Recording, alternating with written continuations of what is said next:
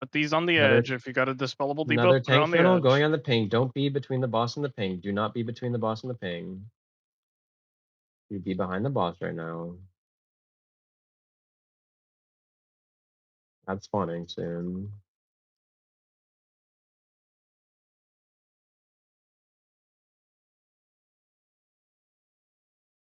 That's spawning soon. Range there'll be ads over on the ping. You'll need to break them. Also phasing soon. Yep. Hit ads, hit ads. We're gonna switch to one of the guys on the wall soon. Make sure you break the ad shields. Very nice. There's an ad over here. We're gonna hit it. Mini boss, hit the mini boss. Yeah, hit Careful the with mini the line boss. going through the center of the room. Careful. Yep, in 3 seconds you need to get Watch the out. giant 3, line on the 2, floor. 1. Beat it out of the big line. Beat it out of the big line. It's gonna blow you up one shot style. Boom. Melee are getting in the soak. Range DPS. You guys see the little skeletons on the floor over here? You guys need to go burn them, okay? You're gonna get a debuff in a second. You want to be on top of those ads. There's ads over here as well. You need to burn them all. Good.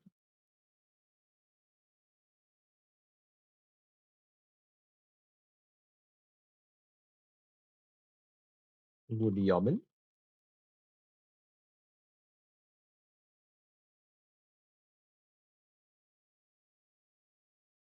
All right, and we are back in sunny Santa Monica, California, where I have turned the Twitch servers back on, and the stream is back in 2K, 4K, 8K resolution, whatever it's in. And we are trying to make sure that the Omnimfolio is not pulling mobs out of combat. It's fixed. It's fixed. I saw it was fixed. Yeah. We're back. We're back. Okay, so the folio's fixed. The So stream back. is fixed. This is exactly what we were They're hoping actually for. interlinked. Interlinked. That was us. Yeah. We fixed it. Okay, perfect. In another great news, we also have to thank a specific user, Alathus, who donated $270. And while every donation matters, that was the one that pushed us over the line and allowed us to activate the Wheel of Chaos, which I'm going to be honest, I'm not so certain how our co-casters, Aya, Atlas, and Jet, spun the Wheel of Chaos, and now, Dratnos, you and I have to pay it off, yet we also did the... I'm here too. Well, I think that you would dress like that normally. I mean, pretty close actually. You know. Anyway. You had a whistle over there? Somewhere. I don't know where it went. I feel like you could do the dad whistle with your fingers. No. Like the one that they do at sporting events? I can't even whistle in the first place. Let me see. A little bit. Okay, there we go. Production. That's quality. That's gonna turn out great on the screen. I can tell you. Well, they wanted me to. What do you mean to do? That's gonna sound great. So this Wheel of Chaos procced new peripherals. Yeah, even though Calvazi has moved it from where it went, it landed on new peripherals. So we've all installed a couple new peripherals. I've got some new gloves. Calvazi, you've got your nice referee outfit. Referee and suit here. Tettles, you've nothing's changed. Yeah. I don't know. I'm still coming up with what the new peripheral is. I see. Also, not quite a peripheral, but another cool thing. The Race to World First T-shirt. The I didn't even see this. The Ula'tek one. Look at where can people get that? Wow. On the shop on the TL.gg/RWF. Yeah, yes. There you go. Perfect. There you go. As I was saying, TL.gg/RWF. Yeah, we've got the production. That's the right URL, right? One could only hope. It is. It is indeed. Okay, good. It is good, indeed. good, Yes, good. it is indeed. Yeah. TL.gg/RWF, where you can also get equally nice shirts, but probably not the one that Dratnos is currently wearing. And the mitts, with the What happened nice to your weathering and you know, years of love on them. That's those are not for sale. They just took this out of the kitchen, by the way. These are priceless. There's something weird going on about this shift. This We've whistle been live for 2 minutes, and I feel like this is incredibly chaotic. Is for sale. Just to clarify, and it just keep the donos flowing. Anyways, Tettles sponsors. Oh yes, of course. Sponsors. While we have great peripherals, you know who also has great peripherals? Who? Alienware, thank you. Alienware, they have great peripherals, and they are our presenting partner, as you can see on this light behind me. Oh, you can't see it anymore. Now you can see it. Yes, this light behind me. But we have equally and other great partners, such as AMD, Blacklight, Monster Energy, Zinni, Hollyland, Vote E, Radar.io, and Warcraft Logs. And Wowhead, too. And Wowhead, yes. Yep. Our teleprompter's not scrolled down that far. Yeah, but I was doing that off the dome. It was good. Impressive. Pretty well. It's impressive that stuff's able to get off the dome, given how much interference there is with those 2 feet of hair now. I told them in the middle of our break here that he looks like the singer from Coheed and Cambria. I don't know the guy's name, but if chat knows what I'm talking about, it's the same thing. It's the same thing. I'm going to give you a red card if you're not careful here. I have one for here. I have one right here. Perfect. But I'm the referee, actually. Yeah. What? Never Well, mind. this is where you take notes about what actually occurred. I don't watch soccer. I watch the real American football. Oh, Yeah, the fake one I don't watch. I see. That's gonna rile up chat. I'm sorry. I'm kidding. I'm kidding. I'm kidding. Well, no, this is an American production, It is right. naturally. Yeah. I'll leave it there for you. So what's going on today? What's I feel like the content's been a bit split heavy, yeah? Yeah, there's our reference image. The production showed up on the. It is the same thing. It uncanny. literally is the same thing. Put the mic down. He's got it down, doesn't he? No, that's Oh. beard, bro. Oh, well, that's the same thing. Other way. There you go. Anyhow. Actually amazing. So yeah, the content's been a little bit split heavy, yeah? Yeah, we've lost some time to the login servers being down today. This Omnium Folio thing actually didn't cause too many problems, and that was while they were on lunch anyways for them. But if you were in a key while that was going on, which many of us were in the caster room, that led to a couple of instances. I depleted a Ruby Life pool. Zyro and I both depleted different murder rows. That's awesome. It was not great. That's great. Turns out I didn't need the extra crest, otherwise I would have been mad. I was, it was close. Yeah. Wait, do you get less crest for Yeah, you only Yeah, got you got 8 7 or from something like that, a, from a deplete or 12 from a time. Yeah.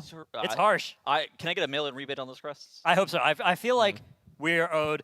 Oh my goodness! Do you guys play back when the servers would go down for longer than they put in the maintenance Yes. times? Back in the day, there would always immediately be forum threads about like, this is a slap in the face, Blizzard. You need to give us a free day of game time right now. And then like sometimes it went like past 6 p.m. They would actually do it, but it would have to be like way over time. They've learned in the past couple of years to make it like 6 p.m. estimated like time to be They back just online. moved the estimate. They moved Yeah, the goalpost. and they hit it early. It's like, oh yeah, we're happy, which is a good idea to be fair, but like it WAD took too long to realize that. WAD launch, my the game was goodness. unplayable for 3 days. No, it was They gave not. Everybody It was a not. month of game I just time. transferred off a popular server to a dead server and played with no problems. I was going the whole time. The issue wasn't like a server lag. It was like your garrison. The garrison bug, yeah. Yeah, but no one's on the server. I got on right through it, no problem. All right, never mind. You're. It was fun for some people, but many people were completely brick-walled. Yeah. I was You smart should get back those 3 then. days back to them then. Yeah. You should pay them an additional. You know what? Sure, I will actually. If you build my account right now, Blizz, I'll give it back to you. Sure. Yeah, this has been a generationally tough start of a Race to World First. I mean, last year's was a little bit more tough. I gotta admit. It was Thursday and the entire Okay. Void Spire was done. That was after. that was different though, right? I mean, Yeah. That was like not the start of the race. That was like the middle pause. Okay. Right, the halftime break. and I mean to be fair, both like regions are having these issues, right? EU had lag issues as well. THQ Yeah. was telling me last night. They actually went to bed early yesterday because of some of the issues we assume. Echo normally hits the 17-hour raid day. Yeah, that's I what I'm think they were saying. also trying to do 3 splits at some. Echo was trying to do Yeah, 3 splits. at running some 3 point. simultaneous And heroics. instead, they were like, okay, no, this is not doable. We're going to do 2. Because Heroic, not only are there server issues, but Normal and Heroic are both quite hard. Right. And so I think that's also something that these guilds have had to adapt. Liquid showed up today, and they were only running 2 simultaneous splits, 15 helpers, 15 mains. Yeah, I wonder. It'd be an analyst question, but I wonder how much of a difference that makes as far as like eye level is concerned. 'Cause they have what 16 characters prep for splits this tier? Well, he's a math guy. So like how many characters per player? I think it's 14 for Liquid. Was it 14? Okay. Yeah. How much of an item level difference do you think that would make? Like doing it in Like 15, 2 instead 15? of 3. I guess I can't really show on my fingers easily the numbers here, but doing it on 2 instead of Use your foot. Sorry. Give him a hand. Give him a 3. hand. I don't know. I mean, the item level disparity isn't going to be that huge.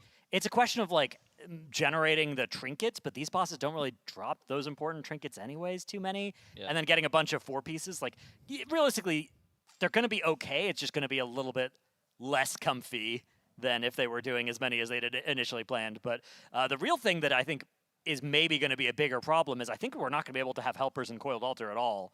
So the total amount of guillotine techniques and Hexlord idols as well. Hexlord Idol and Maze Roa, the axe that the warriors want, the total amount of those generated, especially because that one's a very rare, off of just 14 total runs that they might be able to do with that on Heroic, that is where we're introducing a lot of variance, right? They could get Yes. 4, they could get 0. Yeah, and I think that the variance is kind of the key element there. Is like, I think that the reason that these guilds do so many splits is because they're trying to cut down on the amount of Yeah, variance ever that since they have. Sanctum of Domination, where the variance in like who would get their shard set bonuses What was shards? decisive, would What have been slots? decisive in that race. Neither guild figured it out at the time, and we were just kind of. But if either guild had been planning to minimize that variance, they would have smoked that tier. They would have had 10 more set bonuses on that first week. But ever since then, that's sort of been the mindset that we've been going into this with. Is right. We want to make sure that even if we got kind of unlucky with our splits, we're still generating enough loot that it won't matter. That's going to be a little bit tighter this tier than if it had been more possible to bring more helpers to these bosses, but they're just so hard. How are the vibes in the venue here? I mean, it felt like it was pretty solid. I was talking to THG and Splat. They're like, yeah, it's cool seeing everybody. And we haven't had the EU like part of Liquid, like the guild here in, I think, like 3 races at this point. So vibes seem pretty high. I mean, passions are high too. Obviously, it's a bit frustrating. I mean, Folio breaking things in M+ probably didn't count or matter a whole lot to them, but the lag has been, Login issues as well. Login issues. Like when you have like 29 people there and then the 30th can't log in and then somebody else like gets kicked offline and can't relog. Yeah. That was I mean, pretty frustrating. Last night, Max said in the Blacklight Spotlight that one of the splits they were doing had to like reset Core Altar like 5 times. Oh. They Yeah. kept getting frozen in the RP and lost like an hour and a half. Like, what do you? They were really worried that they were 30 minutes away from hitting the 4-hour loot is bound to our character window whenever the service went down earlier. I mean, he said yesterday they probably got like 5.5 hours worth of relevant splits done in like a 12-hour day or whatever we do usually, right? That's, I mean, it's impactful, but like, I'm wondering if there's a point where they just say like analytically, okay, we have, let's say 12 runs done out of 14 possible. Do we just go? Like, when do you start hitting diminishing returns on like, we have like 0.3% more high level possible here? Do we just go? Because like, I mean, it's tough finding the balancing act, right? I mean, there's a certain amount of bosses on Mythic that you want to have killed at least on week 1 as well. That's also something that you have to really consider. Yeah, I think the important thing is like, if you end up weaker than your competition, even if you get into Mythic like a day earlier, the tuning on hard bosses, on especially end bosses, is such that like you really don't want to be an item level down. Look at Dementius, for example. Echo had 2.3% wipes on Dementius. It is pretty feasible to be able to, if you cut your splits a little bit early, you are a 0.5% damage behind, right? Yeah. I think that's like a reasonable number that you can be if you cut your splits early, where nobody has ever geared too much and then been punished for it. Sure. Yeah, exactly. It's all very rare. Very rarely do you regret doing too many splits. Very often you regret doing too few. And in that example, Echo didn't do too many splits. That's just kind of the point. It's like, okay, that's the number. It can be that close. Exactly. Yeah. The thinnest of margins. And sometimes there are kills where it's like, oh, we smoked this boss, right? We Yep. were owning, right? Like, Galliwix, by the time you get there, it's like, oh, okay, we didn't need all this gear to do this boss. But yeah, it helped on Muggsy, it helped on One Arm Bandit, so it's always good, and it's not like everybody is at 98% power. There's like there are still people that don't have a main assigned yet, right? That need to get a infusion from one of these, or maybe they have a potential main, but it's got like half of what it wants, and they're really high priority to try and actually become a main in one of these other runs. Yeah, that makes sense. Blizzard also has tuned around like guilds gearing in like high level in the past too, right? Yeah. But there's more of a disparity. The question is like, well, I mean, do you tune around both like one guild having half high level less, or? I have a question to pose to you guys.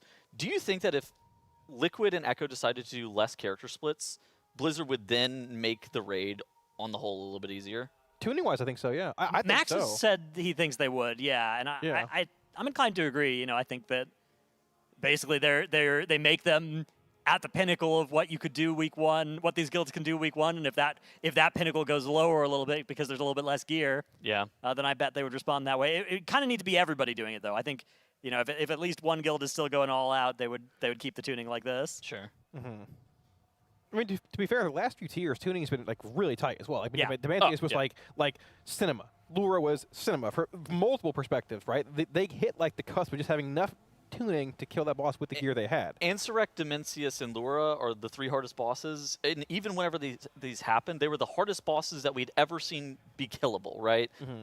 Not requiring extensive nurse in any capacity. And it's like the fact that we've had all 3 of them back, 3 out of the 4 tiers. Obviously there's Galliwix in between, but like ignore that guy. It's been really impressive. Yeah, Galliwix was sweet because it was unknown dungeon journal, like that was cool, but it ended up being, I think, underestimated how quickly Liquid were going to be able to figure it out and optimize it all, Sure.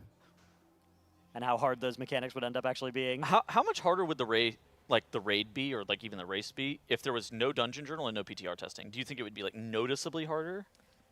Yeah, I think one of the hardest parts would be that you don't have as strong of an idea of what will be good on the later bosses, so you'll have to probably prepare more options. Yeah. That's a good point, actually. To make sure you have coverage for if it's unknown damage profiles on the later fights, right? That's definitely something you would want to know a little bit more about. Something that's a little bit weird though is like you can data mine most stuff too. Yeah, that's the problem. Is most stuff does get data. Like whenever there's stuff that tries to get hidden, it's almost always been data mined somewhere. Although there's sometimes red herrings in there or unused abilities. Right, not everything that gets data mined actually makes it into the game. A lot of them are things that were being tested and discarded. Yeah, I suppose so. I mean. I'm trying to think, like, so what classes have surprised you guys this tier, looking at, like, Ula'tek compared to what we thought going into it? It's like, my big thing is, like, Warlock. Yeah, like, I'm a little higher on Destro Warlock, because yeah. looking at Warlock tuning coming into this tier, just, like, looking at Sims and everything, it looked like AF sucked, Demo sucked, Well, they do still, but I mean, like. and Destro was, like, mid to bad. Yeah. But right. then it looks like, hey, Destro lines up pretty well against several of the later fights this tier. Yeah. Not to mention, it looks like there's value in 2 potential gateways. For the for left and right toxic pool. for both yeah. sides of the both intermission Right. sides on Ula'tek, which could be a good reason to play a second Warlock Can you as well. gate across the water? Not You sure, can, but yeah. even if you couldn't, you could gate to the like middle bit of those side areas. Which You can place on the platform on the other one. It's long enough. You can Oh, place nice. Okay, yeah. Yeah. So I mean, like Sims are a great tool, but I always try and drive home like there's Sims, there's actuality. Like there's damage profiles that Well, matter a lot more, right? I think Sims are really bad to compare against specializations, mostly because like well, yeah. I mean, there's like, so many bugs in Sims too. well, I mean, I guess to a certain extent, sure. Yeah. But I mean, like, looking at a sim and seeing like Warlock at all 3, like 5 out of 8 worst specs are Warlock specs. Affliction and Demonology. To be fair, they're pretty bad this raid. It's mostly Destro stuff, but like a lot of the fights are spread cleave based. And even when I spoke with THE beforehand, we didn't think Ula'tek would be that good of a Warlock fight. It seemed like there's a lot more mass AoE in the journal, but in actuality, Yeah. it just happens at points you can predetermine we want to AoE here, we want AoE here, and we have like spread cleave. Like you can double cleave the heart and the boss. Your profile is just insane there. I'm higher on Destro. I'm down on DK. yeah, Grip is weird this tier, right? it doesn't. So there's some fights where it's great, right? Vashnik, incredible Death Knight fight, multiple Death Knights, multiple grips. You're having a great time. Makes life a lot easier. Other than that, it doesn't really seem like it does anything on most of these other fights. Yeah. Now, Ula'tek is one of those things Right. where like we're extrapolating based on normal. I'm feeling a little bit weird about Evoker, Dev specifically. They are currently DCing every like 15 minutes in raid, so that's a It's That's not great. interesting because every single tier since Evoker has been released, there's been like multiple ran on world first kills because I feel like sometimes there's always an OP evoker spec and Yes. sometimes multiple. Yeah, exactly. Yeah. And I think Devastation was looking like it could be pretty promising, especially with like pretty strong 2-target cleave. Yeah. Having seen Ula'tek, maybe I'm a little bit lower on Dev specifically. Can they cleave the tail and the boss that spread apart? I don't think they can, right? So. I think Yeah, it's a I'm little pretty out of the range. I mean, it's 25, I think, is the range on the Mass Disintegrate, so it might be Okay. just in range there. I'm not sure. We're speculating them and Ellie Shaman being really good on like the ads in that fight too. I could see the Ellie Shaman working out, especially if the ads are living for like 10 seconds or something. That could be nice to. Ellie is so bad at 2-target. Yeah. But they have a good stack cleave though, right? Yeah. You'd Yeah. be a specialist at the intermissions and the ad spawns, right? Like when you're popping your eggs. Yeah. With those tail slams. I mean, on Again, we're extrapolating based on what it looks like on normal, and these Right. are often the sorts of things that change a lot onto Mythic. Do you think a second Hunter's Mark is needed for Ula'tek? I'm not sure it's needed, but it's probably good. Yeah. Like the 2.5% bonus damage that you could get. What does that amount to in the heart phase though? If there's 2 or 3 heart phases with double Hunter's Mark, like 1 tail, 1 heart, or one Ula'tek, 1 heart, like is that actually relevant? You think, or is that more like a If they're separate targets that you're hitting both of. right? But what if like Hunters are sort of mediocre there, like comparatively to like bringing a third Destro Lock or a You'd have to be doing warrior. like half the Right. damage of them. It's for hard. your To, Hunter's it's hard Mark. to out like DPS. Flicking a single Hunter's Mark is Yeah. probably doing as much damage as maybe 2/3 of a DPS spec or something like 2.5%. Like his. It's huge, yeah. You'll finish a fight and it'll be doing like 7% of the raid's damage just as an individual. Yeah, the Hunter's Mark, the 2 Hunter's Marks would be a little less than that, but still good. Well, I just meant like a person is doing like 7%. Yes, yeah. Yeah. Oh, there's actually a message integrate there coming out of saying. Yeah, you That can see it doesn't was reach the hitting boss. Well, yeah, Deb is good on this fight. I'm saying for range and Ula'tek. The range is pretty far. It is pretty should far. cleave Yeah. both. Okay. Like, I think you can get Lost Explorers even there. 3 potentially. Yeah, I mean, hitting both of those is Those are a definitely- bit more But I think they stacked, were but hitting still. a middle one and one of the bosses. Yeah, as long as you angle properly, look like you're cleaving multiple targets there, which is pretty nice. Let's keep our eye on it and see if we can catch it on the next set of ads. We'll have to go back and look at Ula'tek at some point to see. Yeah, because I mean, I'm sure we will get to see many Ula'teks in the next 48 hours. Yeah, of course. There's going to be as we get later into splits, it's going to be increasingly like, oh, are they about ready to go to Mythic? No, we've got to do all our Mythic layers. No, we've got to do all our heroic Ula'teks. No, we've got to do Coiled altars. all our M+, all our whatever. When are we allowed to start coping? I don't know, About split? Thursday something? Friday, probably. I'm going to be honest. Okay, I did ask THD earlier. Apparently right now we're allowed to start Yeah, coping. Well, you're not going to like this. I'm going to be honest. I did ask THD earlier. I'm just looking for the ads to spawn here as well in a moment. What day do you think splits are going to be done? Right? And he's like, right here, it's going to disintegrate possibly. Yeah, let's look at this descent. Yeah, There it is. Yeah, look at that. Cleave. Oh, it's everything. Bang! Hitting them all. Although you have to be careful because there is currently a graphics bug with Disintegrate where you will draw beams to targets you're not actually disintegrating sometimes, so that's not conclusive, unfortunately. Well, so I asked THD what day. I said, like, Friday THD? He's like, I mean, yeah. And then I heard him go, him like, he went, and I hope he's not implying Saturday, because I heard like a Saturday coming out. I'm like, there's no chance. But the question is how much do we have left of the lag? Like, is the lag going to resolve itself? It's not even just lag, right? It's like the raid's just hard. Third boss of the raid, it takes them a couple wipes to kill with helpers. The fourth boss takes them a couple wipes to kill with helpers, right? Well, they're doing so many less runs, but it's going to ultimately probably equate to the same time because if you're doing it, like even if you compress, the question is how quickly can you do the runs, right? And not how many you can do in parallel. And they're still wiping, like even with 15 helpers in to some of these bosses. So it's a big question for me. Yeah, I think this is maybe a full guild run for what I'm looking at. I did a handful here. of these yesterday as well on Vashnik. It seemed like also being one of the harder bosses on Heroic. But I mean, the longer you go, well, the damage check on this fight is hard. Yeah. I saw you wipe to it last night, like 1 million health in the boss, right? In a full like main run, right? We wiped to the damage check twice, and then we killed it the third time. Okay. Yeah, and this boss seems very real. But once again, like the more time you give helpers to run M++ outside the raid, or just gear alts in general through various splits, whatever, what have you, like it makes bosses a bit easier.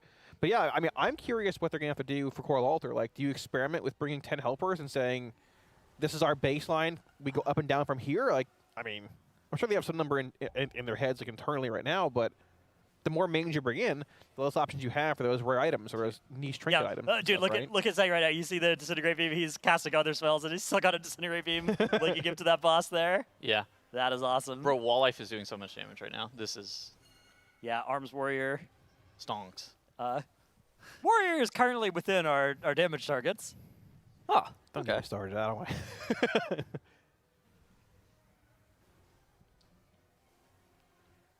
Yeah, I mean, there's a possibility that they could add helpers to this boss even tomorrow, but the question is, what's the point? Like, if you don't actually need any trinkets and stuff on this boss, which I don't think you really do. Are there trinkets on this fight? No, there's tier, but There is tier. Yeah. But tier is not going to be the breaking point Right, for yeah. Liquid. Especially from this boss, it'll be Hero 3 out of 6 tier, so you could get that from M+. I think it's gloves. I think you would want like the super juice helpers to bring to this fight specifically, but not people that are geared on halfway through Wednesday, right? Yeah.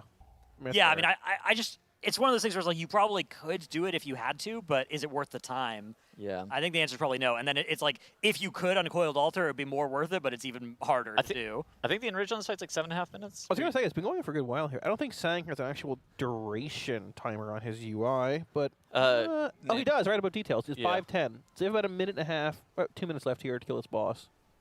Yeah, they're looking well ahead of the damage check at least. Yeah, I think. A decent bit. But that's not surprising, right? If they're playing a So- full. So this is the last move, and then they have two more mechanic rotations, and they're done. Like the Yeah, in the final area, they come back Yeah, one more time. yeah, and do two more to add. then the bosses like come up in the middle, and then they start like spamming the poison. Oh, like they're thrashing around with the yeah, rage? they're thrashing, and they're putting the dot on you over and over again. So whenever you hit 10 stacks, you just die. And so. Is it that's 10 on basically- heroic, or is it? I think it's. It's 11 on normal. I think it's 10 on heroic. Okay. Yeah. I think it might be 7 on mythic, although I might be making that up. 6 or 7, right? Could Ah. be somewhere around there. Okay. Possibly. I feel like you're avoiding it every time. I'm just saying it. Just Avoiding what? nothing. He was just agreeing with what you thought. Yeah. Right. He concurs. So do you think we'll see any like interesting weak auras or weak auras like We saw one earlier. on this fight? No, did you? In Tomb Sentinels, there's like a I range did tracker. see that. That's Yeah. really cool. Nice range actually. tracker for warlocks and shadow priests and moonkins and stuff. Yep. Standing in the middle. Yeah, this fight, a nice list of like who has how many stacks. I think we've also seen mostly a raid leader utility. Yeah, it looks like Mass Disintegrate is hitting everything if you're standing in the middle here. So I think it would work on Ula'tek, given my remembering of how big that room is. I'm pretty sure you could Mass Disintegrate both Ula'tek and the tail. Yeah, I'm mostly curious about this fight as far as like kicks are concerned on Mythic. With there being 16, I think, required kicks, like there's got to be some way to coordinate that. Thinking back to how Lura was with those termination matrices, like there's got to be something they're like trying to coordinate here. But all right, so do we think we see a Cold Altar split here? Are we going back first boss and group 6? I think that every time you do Twin Fangs, you can just do Coiled Altar in the all main run. I can't imagine that you're gonna stroll up to Coiled Altar on like with a helper run. Have we have we seen a Cold Altar on Heroic though? I think they killed it yesterday, but I don't think. I'm not sure. I don't know. Like I legit didn't look this morning. I was fighting my computer momentarily. Fighting my Discord more or less, but Oh, okay. Yeah, Yeah. Kalmaz even trying to log in and stuff on on all your accounts. yeah, THT showed me like, oh, just copy this folder for next time. It copies your whole computer over. Oh, it's phenomenal, but I'm not at home right now, so maybe next time. But Yeah, we'll maybe get a look here at Coiled Altar on Heroic and start getting an idea for that boss. I don't think anybody's killed Ula'tek yet on Heroic, right? It's I'm pulling it up on my phone. right that now. world first still potentially available. Actually, yeah, you should use that Alienware laptop instead of me looking through my phone. let's do that. Let's see. I did see there are a couple more guilds pulling Mythic, the layer boss. I forgot her name. but- Nimrisa. Yeah, but no progress has really been made there on Mythic. That boss seems, unless people are just like going in there for meme polls, it actually seems pretty real on Mythic. So Venomous Abyss raid rankings, Heroic, the #1 guild in the world, Liquid, 7 out of 8 Heroic. So Coil Altar, can't see here, move that. Can't see here, move that. No, it's fine. I So don't need to move Liquid this. killed Okay. Coiled Altar. on So Heroic? yeah, the yes, highest I thought. 74.8 on Heroic Ula'tek, which I did not see, but Coil Altar did indeed fall about some time ago. 15 hours ago, it looks like. Okay, So, so like end of day yesterday, they did a little run of Coiled Altar. yeah. But yeah, we'll get a look at it now in this split. So yeah, we've condensed down to 0 helpers currently. What's the difference between normal and heroic? I feel like it's the exact same fight, isn't it? Yeah, I'm not sure what the heroic mechanics are even on Coiled Altar. The mythic is like a new orb. and Mythic It's a has new a myth- orb. there's a Mythic is like orb, very and different. Phase actually. 2 has yeah. a bunch of Yeah.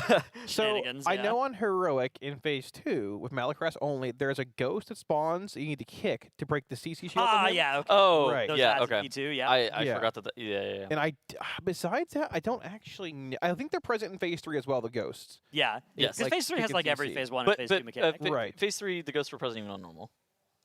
The targetable ones, not ones the you Oh, other you're talking about the kickable. Oh, okay. Yeah, yeah. I don't know if there's much of a difference besides that. I remember during testing on this fight on heroic, the kick ghost spawned so far too, or like it has a shield on it, right? They have to break and then you have to kick Yeah, it. and whenever you kick Yeah. it, it jumps somewhere else. Yeah. I think it's like in a clockwise motion, but whenever you kick it, it'll jump, and the shield needs to be broken to kill the ad, Yeah. basically. Most of the time, whenever we made it there on raid testing, we would very quickly be wiping after. Yeah, we made it there on Mythic a couple times, and the Mythic version of Phase 2, very crazy Yep. mechanics. We've got these mechanics on there where it's like the ghosts are invisible to people except for the person who is targeting who it is targeting. So, Yeah.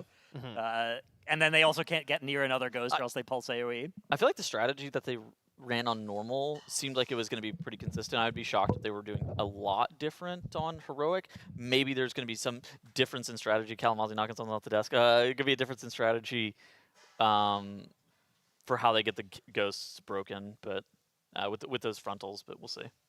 Yeah, I'm curious what it ends up being as well. Something that's interesting as well is, Liquid have ideas for how they want to attack this boss on Mythic, but they're not going to want to show anything too crazy yet on Heroic here. They're going to want to make sure that they keep just kind of a nice default strategy that doesn't reveal any of their thinking for how they're going to do this on Mythic. Let's get a prediction. Who's going to be top damage on this fight? What class will be top damage? I'm going to go with maybe a Arcane Mage. Okay. What do you think, Kalamazoo? I'd be inclined to say Warrior, but I don't think that's going to be the case. So Warrior's great in B3. Right. After the damage amp is over, when you actually can cleave on the two, and especially if you get one into execute range. But I wonder if that damage burn is going to be so much of what spikes somebody to the top of the meters. I feel like you're going to see Destro being pretty high. I feel like it probably is Major Destro. Maybe Demon Hunter possibly? Yeah, Devour was another thing I was considering predicting. So you're saying Demon Hunter then, or? No, I'm going to go with Arcane. You said Arcane, yeah. Okay, what do you think, Diddles? I think I'd pick Destro Warlock, but okay. I feel like a lot of options are fairly valid. I think that you guys discussed What are you putting, Kalamazoo, as your guess? I mean, if you took Mage, it's either DH or Warlock. I probably lean DH, honestly, but Warlock's pretty decent, too. You take DH then, because that'll pick Warlock, then we all have different ones. Sure, there we go, yeah. All right. Predictions lodged. I'm sure it'll be none of those three. Something else entirely. We got a sandbag for him. They told us not to discuss Warrior at all, obviously. I'm looking at some statistics on Warcraft logs for normal. The top spec is Arms Warrior. Ah, yeah, okay. Arms is 1, Fire Mage is 2, I mean, Outlaw Rogue is 3, Subtlety Rogue is 4. Yeah, but factor in not normally. That cleave target makes a big difference for handful classes. You have a second target to hit all phase 2, basically, as Destro, which you don't have on normal. There's no add to cleave, so... But yeah, I don't know if it's enough to prop him up to number 1. Gotta remember, Fired Up is piloting one of the mages in this run, so that could be all we need. Now, phase 1, opening strong is an MM Hunter. We've got a Feral Druid. Hang on. Hold on. The kitten is loose. Second on the meters. Don't tell Hippo. Now we got Ellie Shaman's 3 and 5. Oh, never mind, 3 and 4. But Feral Druid on top. There's our first soak, taken all the way to the corner. Nicely handled. Was that the range soak? That was the guillotine soak. The guillotine, yeah. Yeah. We alternate ranged and melee soak in the guillotine during testing, but maybe. You mean? Or maybe it was mythic testing. Maybe you had alternate mythic testing. I don't remember. It's like a debuff that goes on a player. You drop it and then you gate out of it. Yeah. You want to get. You can't get hit by 2 in a row though. It's a group soak. And you want groups 1 and 2 for it. Yeah, I think that's the heroic. That might be a heroic mechanic to make it so you can't just soak all of them. Yeah, right. Sounds. That's what I was saying. We alternated between ranged and melee, and who was going to be gating. One interesting thing here as well, I noticed on normal, is when the boss phased in the phase 2, in testing, if there were orbs up, he would pop them all and debuff the raid. On normal, it doesn't do that, but I'm curious about heroic if it does. Yeah, we'll see. Okay, well, I think Warrior. So. Well, it's just single target. The boss wasn't even in execute yet. Wow. What? Well, he's in execute now. He's in execute now. Oh, wow. I am shocked. Have we considered that Wall Life is the GOAT? How's the Arms Warrior up there? This isn't even the part that it's supposed to be that good at. Well, when he's gapping. This is This is actually a pretty difficult part of the fight. So you actually want to push this boss into phase 2 prior to getting the next set of orbs spawning. Otherwise, like Kalamazoo mentioned, then you're going to end up having a bunch of orbs that get blown up as you phase into the intermission. On normal, it didn't blow up, but on heroic, it might. On heroic, I think it does. Okay. So we're gonna have to look. Look and see if they get a debuff. Yep, they have 10 stacks of the debuff. Okay. They're going to be dropping AMZ, the Spirit the big link. AMZ, down here, double Darkness. AMZ. Yep. You'll make it through. Honestly, people, but that didn't seem that bad. A little 10 stack. Okay, Fine. so there's your heroic difference too. Now we are indeed into phase 2 here. So Hexlord spawns in. We're going to see these ghosts spawning around the room every so often once this mind control comes out. Stacking under the boss for those. Breaking those quickly here as well. We're going to have apparitions spawning also. So look at them staying in one spot and running to the other part of the room. Just funneling them into like that cone in a sense, right? Keeping them CC'd. Facing your ghost stops from chasing you. And in the back of the room, you see that spectral, spiteful soul coiler back there. That's the kick and kill ad, basically. He'll kick it, and it's going to jump in about 5 seconds here, which you'll see. Fired up grabbing his ghost here as well, making sure to get that taken care of quickly. Here comes that cone. Be clearing out those ghosts right there. Once you kick that ad, it's going to jump momentarily again. There you go. Can you curse the tongues that? You can curse the tongues the ad, yeah. You can also blight of tongues it, so it's like a archaic. Of course, yes, because we needed it to be a 35-second long cast. I mean, why not? You know, let's do it.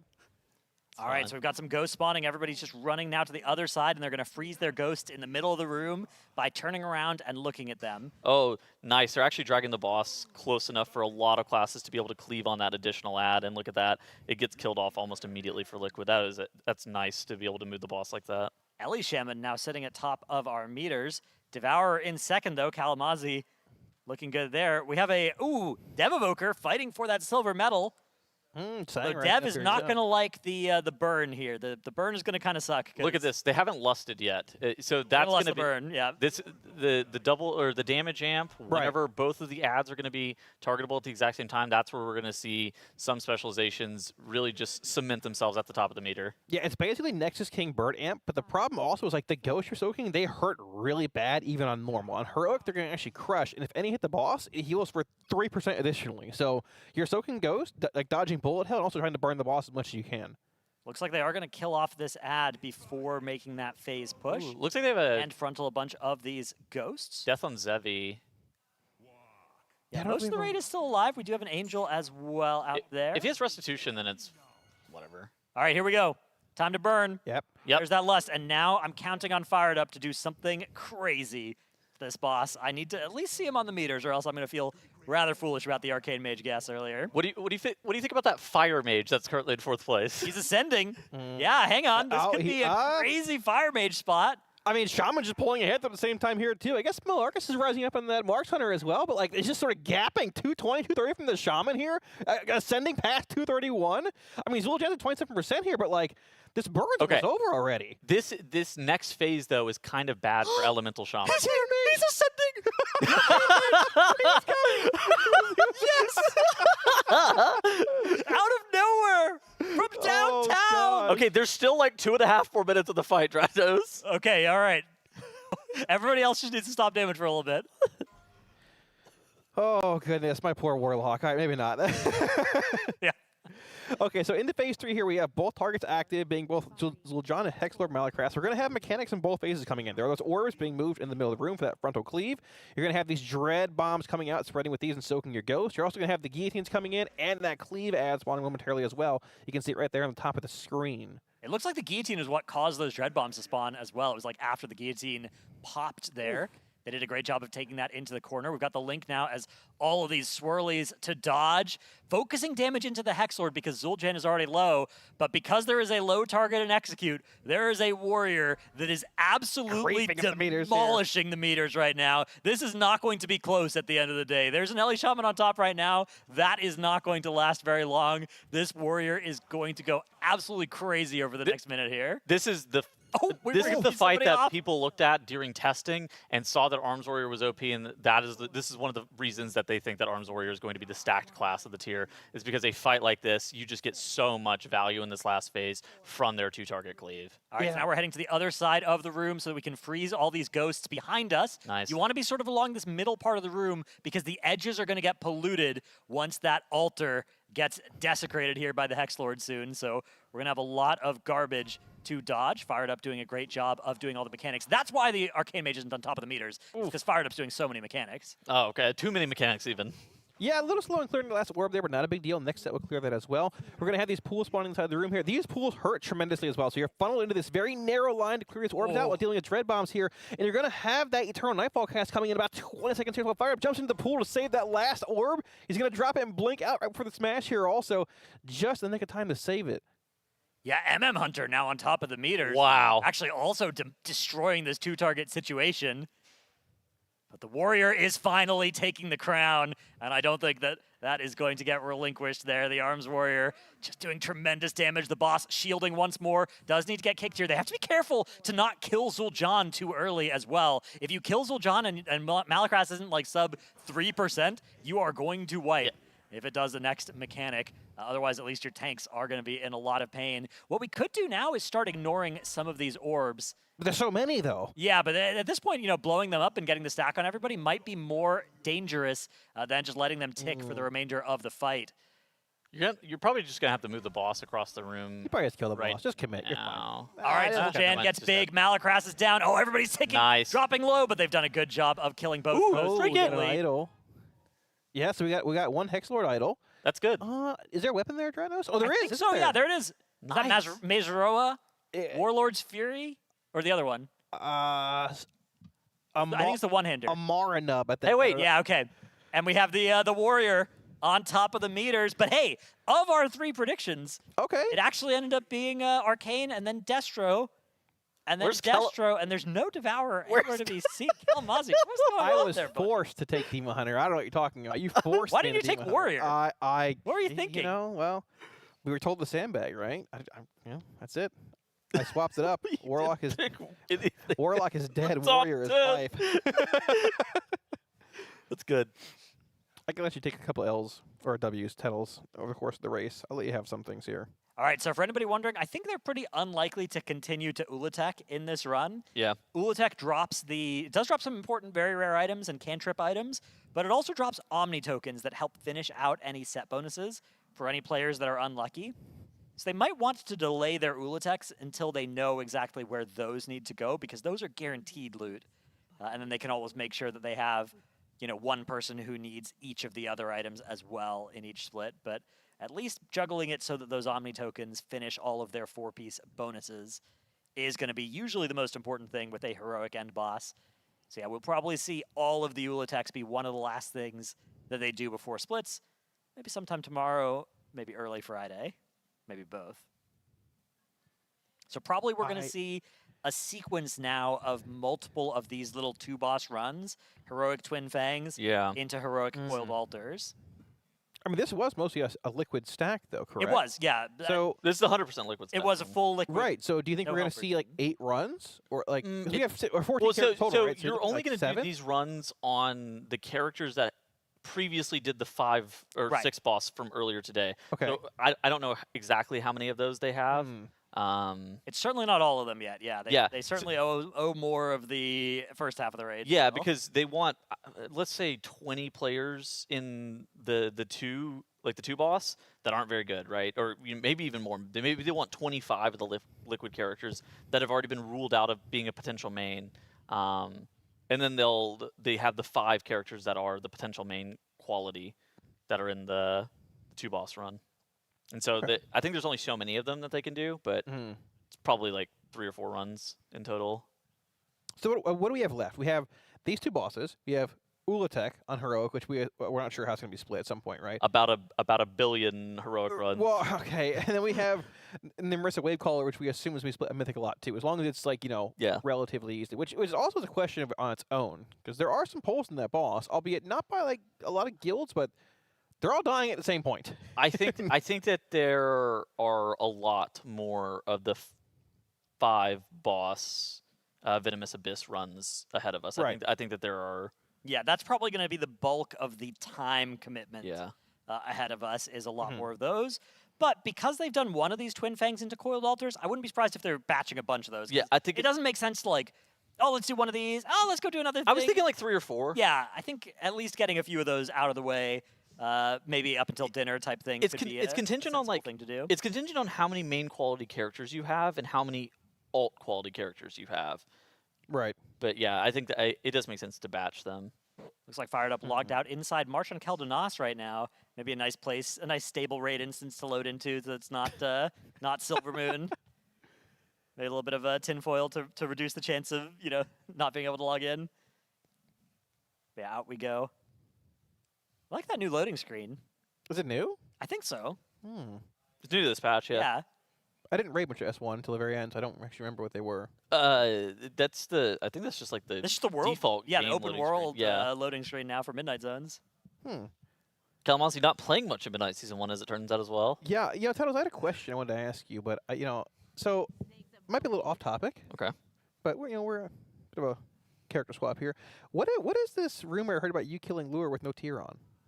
I killed Lure with no tier on twice. What? What happened? Okay, have you ever done this thing where you take an item out of your vault? No, And Yeah, not never done that. Okay, let me finish. You take it. You take a bad. helmet. You take the Sporefall helmet out of your vault. You go, oh, no, that's a nice helmet. Yeah. And you put it on immediately. Yep.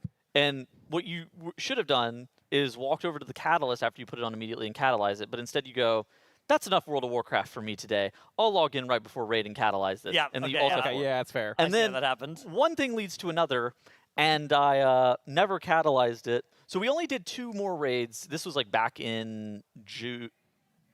Yes, this was like at the end of June. We only did 2 more raids, and I Gandalf the Grade those runs. I think it was like a 24 and a 16 or something, like something bad, right? But I wasn't really. Again, I wasn't really paying attention to like how bad my damage was, so I didn't like click that something was majorly wrong with my gear. And then somebody came in my chat like a week and a half ago, and I was on the PTR, and they go, "Is it true that your character only has 3 set on that you're playing on the PTR right now?" And I go, No, this character. No, it's my live character. No, this character has 4 set. And they were like, I see it on Radar.io that you only have 3 set on. And I was like, what character are you looking at on Radar.io? Because Radar.io doesn't look at the PTR at all. I was like, what character are you looking at of mine that only has 3 set on? Because I immediately realized that they were pulse they were cluing me into the fact that I was not wearing my 4 set on a character. They go, yeah, I was just looking at your druid, and I was like, oh. That's interesting.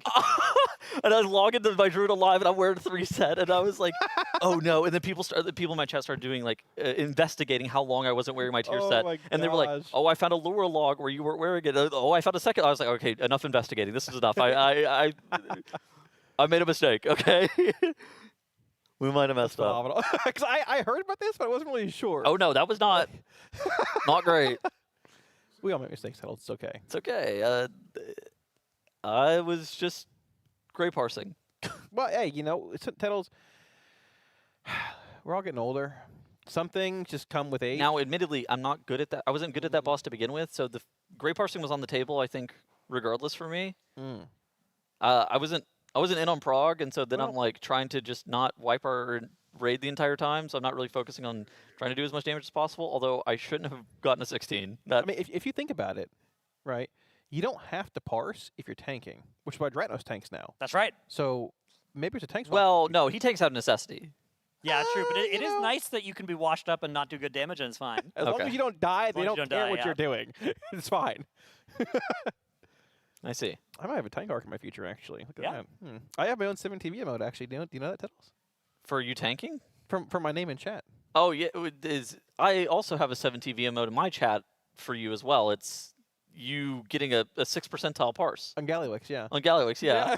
I think you started that. Look. Listen, it happens. Everyone gets older. You don't think it'll happen until it's you. And then you wake up next day and you're 35 and you're like, man, where'd my life go? And you start using the 1-button rotation. Yeah. You realize that the 1-button rotation is for you. Destro basically is a 1-button rotation at this point, so it's fine, sure, yeah. True. Chaos Bolt. You gotta throw a Soulfire in there every so often. You can flag. Yeah, that's one. And flag for the boys. That's a button, yeah. I'm proud you know his words. That's good. I'm proud. Dude, I like Destro. Destro's fun. They got to bring back Inferno. Yeah, they do. I'm thinking of the story of you logging on to my Twitch to play a Warlock on PTR for my sponsor stream. He realizes I haven't leveled my Warlock, and he just totally throws the whole Dude. segment down the toilet. Okay, so I don't know what I'm trying to say about this. Kalamazoo's doing a subathon through the month of July. Yeah, And the last day of the subathon, we were doing this thing where I was going to log onto his Twitch and stream as him. And I was going to like play a Warlock named Tedamazi, and it was going to be this whole thing on the PTR. Apparently on the PTR for this cycle, you had to have that. You had to character copy characters. Okay. There's You never couldn't been a boost create, on that. you couldn't new create template one. yeah. And I was stuck with the level 80. I was like, So he just huh. gets on his boom and runs keys with JB for 3 hours. Well, I wasn't just going to throw away the stream. I was helping Kalamazoo out. I was fundraising for his subathon. It was great. Yeah, we got 400 subs. I fed him like 100 bucks. Speaking of Taco Bell. subs, chat. All right, while we're reminiscing a little bit, I have great news for you guys. First off, it's Wednesday, and this is one of the most valuable days to subscribe to the twitch.tv/Team Liquid channel because we are going to be giving you, the viewer, 16 hours of content. But if you don't subscribe, you're gonna get ads. But if you do subscribe, you will not get ads. So click that subscribe button on the bottom right-hand corner of the screen and check and see if you have a Prime available and throw it our way. This is the best time to subscribe. Dranos, I think, had a philosophical indeed, the saying famous for this. quotation. Yeah, the best day to subscribe to twitch.tv/Team Liquid was yesterday. The second best day is today. We accept tier 1s as well, or We gifted do subs. tier Of course. ones. Yeah, if you don't have a Prime, that's fine. Yeah. Gifters. If any you're gifters in chat? interested in gifting, And I subbed. Let me see. Kalamazoo also said that he'll read off all of the names. Each and every- I'm nice. not subbed. It's nice this tier. Now he's got his zennies. He can actually read the screen. It's great, actually. It's Yeah, so previous good. tiers, you see Kalamazoo just like Squinting. forward, try and read. Dude, I'm so old. I'm so cooked. Yep, it's great. I can see again. Start reading those subscribers. Well, let me see here. First off, I have nothing gifted a sub yet. Somebody please get on that. BlizzCon's coming up. There's a lot of expenses. Yeah. So you're getting gifted a sub? I'm asking for one. Okay. Maybe I won't. Mr. Ivan Ooze, they got a Prime sub. Mr. Minirax gifted or subbing a tier 1 sub. Okay. They've subbed for 7 months now. Thank you, Mr. Minirax. Welcome back. Me Bono. Is that to Kalamazoo? No, it just tier 1. Oh, wait, did I get one? No, it's Psychosa instead. It's okay. Okay. It's fine. It's fine. Me Bono, the Prime sub. Lucifer gifting something like Psychosa. 7 subs in the channel. That's impressive. There we go. ODO with the Prime sub as well. There we go. Look at that. Very nice. FaZe with the Prime sub. Mr. Lop, 3S66. 1 from the 6-7. I can't read anything else. Minirax, I think I got you. There we go. Yuli YV gifting something to Kalamazoo. Wow. Oh thank my you so gosh. much. To That's how you do it. Kalamazoo. Thank you. Now I get no ads. And Lucy Holy- gifting one to very TMM cool. as well. Oh, Mailman got one. Very Yeah. nice. Oh, here come the. How many? Yeah, Jelly Bro, the 5 subs. Mr. The 10? We got a 10-pack, yeah. Ryzen, Alescalus Bald Ginger, Stefan. There you go. Grasping the subs. Thank you for the 5. It's crazy. Whenever he started reading subs, he just like procured a new accent. Yeah, the register has gone up. Yeah, a you know how lot it goes. this year. I got to sit forward a bit. It's so hard for me Yeah. to see the small text, but I'm. You want me to control plus a little bit on this laptop for you, Yeah, buddy? that's great. Do it on all the monitors if we can. There we go. Oh, okay. How are you feeling? Perfect. I can see 3 lines of text now. Great. Kisarius, thank you for the sub for 7 months. Wait, did I get you? I don't know. No. Thank you for 7. Dark Agent giving 2 subs. The 7 months. You know what's interesting? How many Race to World firsts has the guild done under the Liquid banner? Is it 7?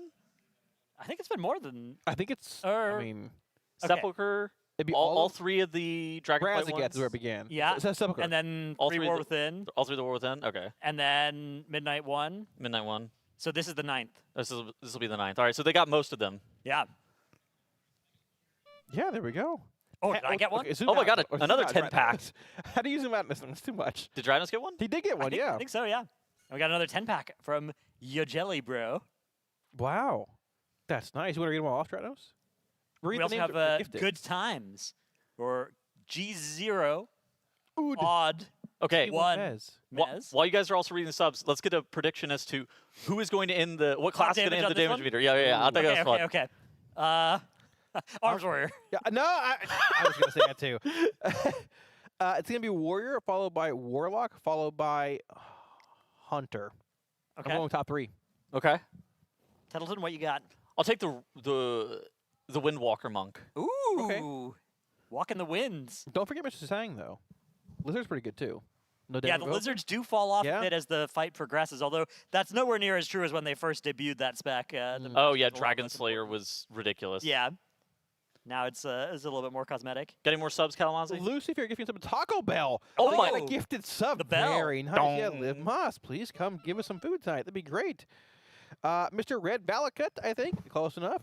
Gifting a sub to someone who's Descendants of a Dinosaur. It's very nice. It's Interesting. Red Valknut, but Oh, Mr. Red Valknut. Unique Valakut. No, Valakut's that's a magic The Molten card. Pinnacle, yeah. Yeah, the Molten Pinnacle. I That's killed many people with that. do a little escape shift. Yeah, yeah. Bang. Primeval Titan on turn 4. Wow, you lost on turn 5. Very nice. Anyways, Darkborn, the 25 subs. Look at that. Wow. Let me see some names here. Chicken Giblets, Mr. Fish Jackson, your boy Chris, Morgan Onion, Choco something, Mr. Marlowe's. Thank you for the 25, Mr. Dark. Wow, I appreciate that. Mapple, the Tell Shack, Thighcraft 2.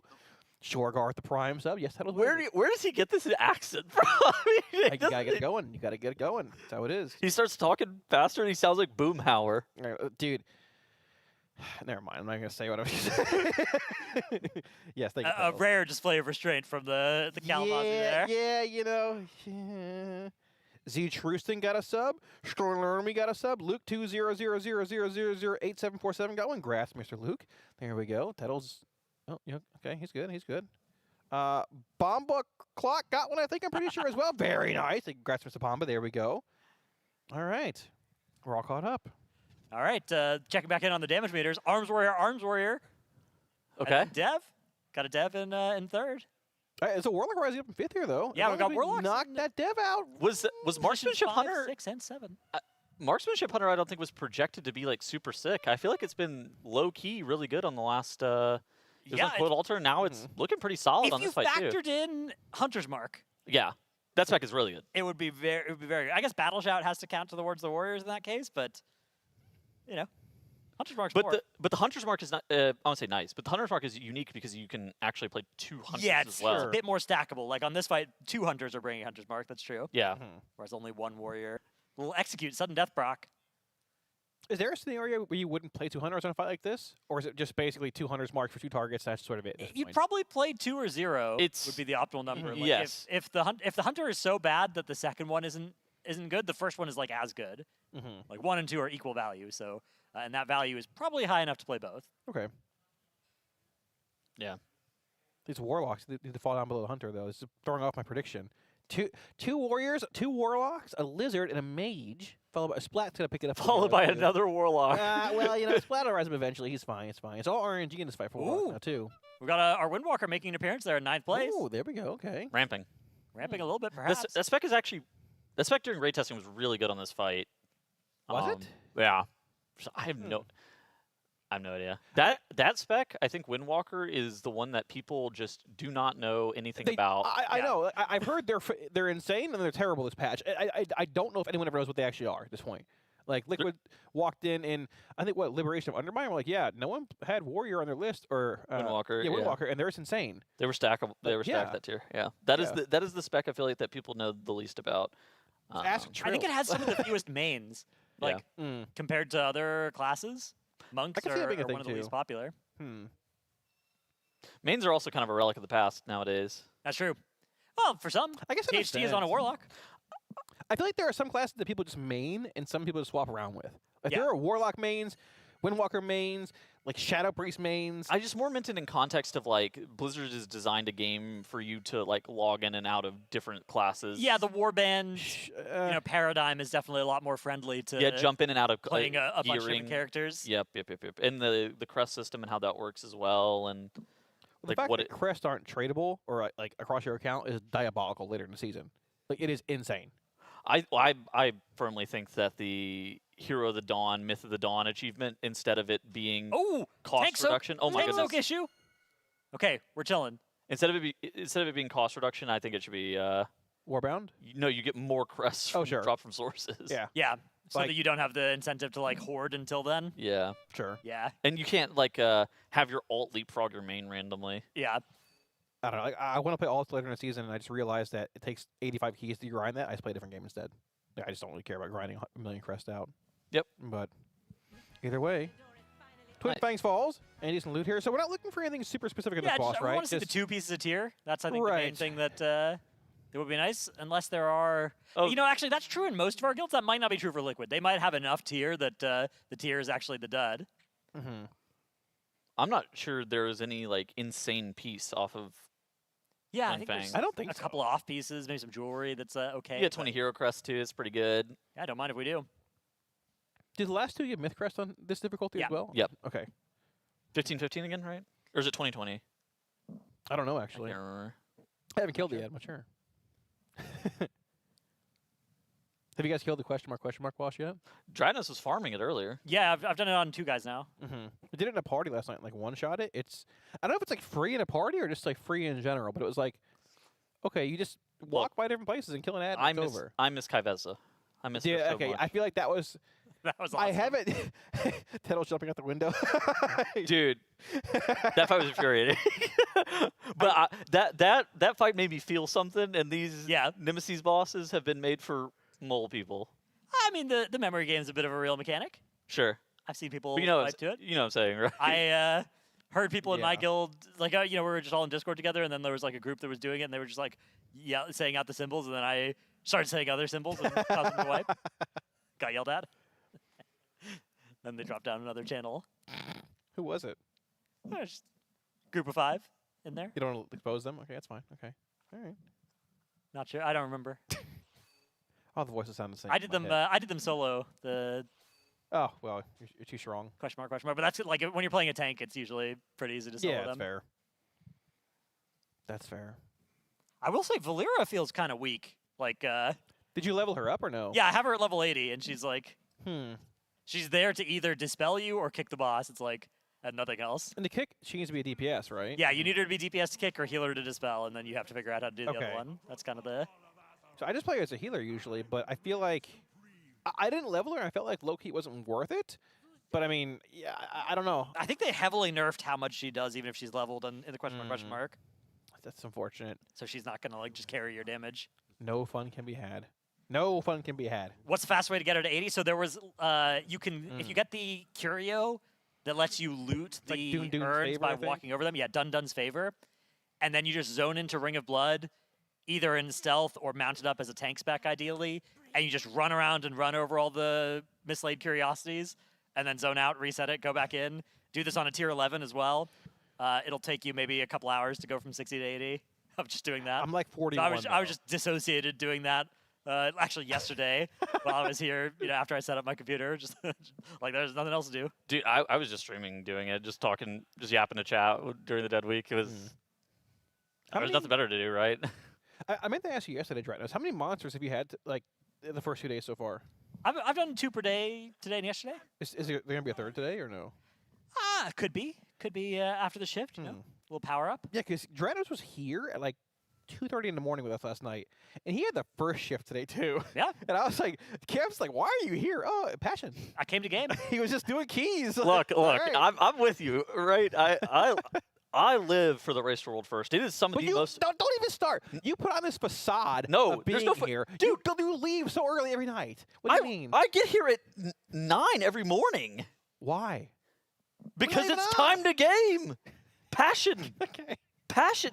So while Dranos is here until 2, I wake up an hour earlier than him and get here at 9. All I'm saying is you're missing out if you're not staying late. Okay. Okay. The true DJs are out. Me, Cam, Zyro, Dratnus is here. Yeah, good time. Procker Random, Aya sometimes. It's great. Sometimes. She's here. I don't sometimes remember she's her late. being here that night. Like, Sometimes she wants Taco Bell. Less your races. That's awesome. Yeah, it's a good time. You're missing out. 3 a.m. walk back, looking for the Santa Monica Lion. Yep. The Santa Monica Lion. Yeah, the one of the ladies that cleans at night, she said she saw a lion outside a few races ago. Mm. The Santa Monica Lion lives on in spirit. Okay, well, I don't know anything about lions, but I do know things about snakes. And if you want some apparel with snakes on it, tl.gg/RWF is Well. the spot for all of your Team Liquid apparel needs. Hoodies, t-shirts, custom jerseys, and more. And maybe you could even get that shirt that Dratnos has. Right. Gamer worn. That actually is pretty sick. I Yeah. like the purple and green. It is pretty cool. That's pretty cool. I have a Mirror one throwback. Yeah, it's on, that but top middle one is the one that Yeah, I got I'm the currently Cauldron over. of Carnage one on right now. Dude, that mat, that desk mat, I is- haven't seen that actually. Oh That's my pretty god. cool. I like that one, thing yeah. is heat. What? That's pretty sick actually. I like that. I think that they had a pretty easy time in terms of like the theming of the apparel for this Yeah. tier. Yeah, no trolls with 3 fingers either. Interesting. Oh, I have a great Dude, present for you, my young friend Tettles. that might get abducted into my luggage. Here it is. The desk mat. Mm. Okay, Some might say that was not the I was smoothest trying to help, unfurling. but I mean, It's also Yeah, upside haters down. will say it's upside down as well. But that's the versatility of it. It could be good. You could have it like this, right? Or you could. It works in any of them. But this is probably the way you'd prefer to use Well, it. speaking of versatility, could you use it as a towel, perhaps? You once. yeah, probably one time. Yeah, you can do basically anything once. Tonight. all right. Not more than once. Again, but, you know. TL.gg/RWF is the spot for all of your Team Liquid apparel needs, from hoodies, shirts, custom jerseys, and one-time One-time use towels. Towels, yeah. Spare no expense. Yeah. Or Exactly. you could use it as the like the mat. It's got a sticky side, so you could put this as your bath mat. I can need it for a hotel. Take this. Yeah. I might take this for the hotel. Wow. I mean, it's not mine. Maybe we could sell it afterwards too. Might bring more money actually if we did that. You know, a used desk mat. That'd be sick. Check it out. market for it. Get I have a Go buy 'em. question. Sick. What's your question? Is your shirt on backwards? I'm displaying the more, I'm displaying the more colorful backside of it. Yeah. I actually just like can't. There's so many subtle things he does you don't pick up on. They're just phenomenal. And eventually someone's like, "Wait, are you doing that?" Yeah, of course I'm doing it because of this. Like, it's just like what? I'm gonna be honest, I did not know this is backside, but yeah, I did the little feel of the necktie. It's like, yeah, that's thicker here. Hang on. Hang on. You didn't feel it walking Okay, down so here? again, Oh my the shirts are God. versatile. Here's the thing. TL.gg/RWF. It's reversible. That's true. That's what reversible means. Well, it's also reversible. If you want a plain black T-shirt with the label sticking out, you know, as some do. I can't breathe. Fashion is it's a tough beast to track down. It's It's ever shifting. It's a subjective art. Much like the snake. You know, it's always slithering around, hard I to don't pin know down. what we're I'm losing it. You know, the race is truly a unique experience. It is. It is a unique experience. I learn more and more things every time I'm here, thanks to Dratnos. I've learned some ways to optimize my life. Yep, banking showers is one well, of them. that's THD, but I mean, you know. No, that's AOE cleaning. Yeah, he does the AoE clean. Oh, Yeah. you see on Twitter someone built a whole shrine to THD in their house based around the painting I did? Yeah, they They drew- constructed that painting with like the in-game different colored wall panels. And then they bought a bunch of clothes that had them like AOE washing on the floor.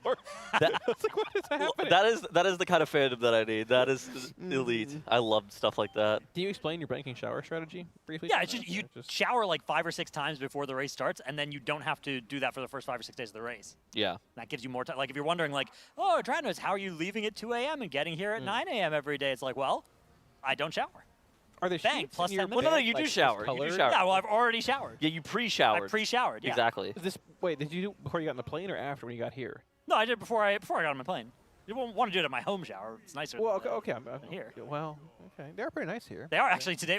This time we procced some really nice hotel room showers. It's great. Usually the door would hit me when I was in the bathroom, but now I have the space to walk. Yes. Okay, I have a question. So about 2 years ago, you gave me tax advice. Yep. You told me that self-employed people don't have to pay taxes, that's a billionaire-only kind of thing, right? Well, billionaires certainly don't have to pay taxes. Well, a corporation, that's a corporate thing. People Also don't have to pay taxes. People working corporate jobs have to pay taxes, is what you told me. Yeah. Yeah. I've since been audited. That's not surprising me. Many who follow my tax advice do, but remember, you have the Fifth Amendment right. I You don't told have to them talk to I told them that as somebody who's self-employed, Yeah. I don't have to pay taxes. Yeah. That's one of the advantages that you get of being self-employed is that it's not a company. You're just working. And then they It was working. they said that that's not how that works. And then I said, but my friend Say told me agree to so. disagree. Yeah. Say difference of opinion, and then move on. Differing takes, sure. Yeah. None taken. To each their own. None taken. Yeah. Oh. Okay. Thank God I didn't hear this advice, man. Oh my. Well, I now am on a payment plan. Well, I am too. Don't worry, but I mean, it's fine. We're all streamers, you know. It's okay. We don't We're- pay taxes in the first place, so it's Exactly. Exactly. fine. Yeah. I don't know why they expect me to pay Did you proc anything. the payment plan if I told you about it last year? Huh? Did you proc the payment plan if I told you about it last year? No, it was because I got audited. Did you actually? Yeah. Oh, okay. I wasn't paying my taxes. Dratus told me I didn't have Oh, to. okay. Well, We've got our burn here for the heroic coiled altar. Once again. a warrior on top of red though for this burn going in. Yeah, so this 2 is gonna warriors be here. Quite Second and Ellie third Shaman right ascending, now. Though. Elijah Okay. Burst is pretty formidable. There's a rogue up here. A lot of melee as well. I'm counting Marks as a melee class, but it's worth it too. But being top by the Ellie Shaman, Oh. We do think that Warlock will rise slowly but surely here, but honestly, I'm going to bet on Warrior being top in this fight again, Dranos. I'm calling it right now. Yeah, the Warriors currently dropping to 6 and 8. Back up to 4. Ooh, 3. 3 charging to the top here. Okay, the burn is over. Boss is slightly out of execute range, but oh no, it's in. Okay. Hexlord's sort of high here, actually, feels like. 70%. Yeah, 30 and 66. So everybody needs to be hitting Hexlord, except the Warriors are allowed to cleave off of Zul'Jin. Now, this is the moment in time where most classes' damage goes down a little bit. But this is the point in time where the Warriors should be going up. They should be going up. Even though they're already almost at the top of the meters, they're going to continue to go further up. It's the perfect situation, right? You are leaving 2 targets, and one of them is in execute range. You are having the absolute time of your life on the Warrior class right now, currently in 2nd and 4th. I have something to point out. This is the amount of health that they were pushing this phase on normal yesterday. Yeah. This is the same number of health that they have currently. So this is going to be a pretty long phase 3 here. You mentioned Warrior, it's executing a lot here also. So it's like a backwards execute in a sense. It's like Zul'Jon's at, what, 2% going into this phase, and he heals. So you can execute, but then at a certain point, it stops being executable, right? Is it 35 for Warrior, or is it, what's their execute? Depends on their talent. I think 35 is currently where they start. Right. So Warlock is 20, so I'd assume like Warlock and Warrior can cleave off of Zul'Jon here, but yeah, it's a weird like reverse damage profile in a sense, and it picks up again later on in the fight, right? I think they are allowed to target Zul'Jon. I mean, Zul'Jon is quite a bit lower than Hexlord now. It's 16 to 46. So actually, at the current pace they're at, Zul'Jon would die a little bit too early. But look at the health thresholds. Had to switch a little bit more on to Malakras here. Had they considered casting Mirrors of Torment on the boss to make it not heal? Good idea. A strong candidate. Oh, it's worth investigating. Yeah. Yeah. Has worked in previous counters, which is twice. Yeah. Yep. Pop-Tart Corn Dog. Well, Mirrors of Torment had been fixed by then, but walking backwards away from the boss hadn't been. Okay, had they tried that? Could be a vibe. And for what it's worth, it does seem like the bosses are pretty far apart here. But look at Zul'Jon's health. He's just at 95 million. Hexlord's at 120. So like the cleave is providing a bit more damage. Okay, all right, yeah, on so it's actually okay. Zul'Jon, I was looking at the percentages and I was a little bit worried, but yeah, the disparity. Looking at the actual raw health number is a little bit less worrying. Yeah. Yeah, Malakras definitely going down quickly here. Oh my gosh. Now the Warrior is finally overtaking the Marksmanship Hunter, but the Marksmanship Hunter battling.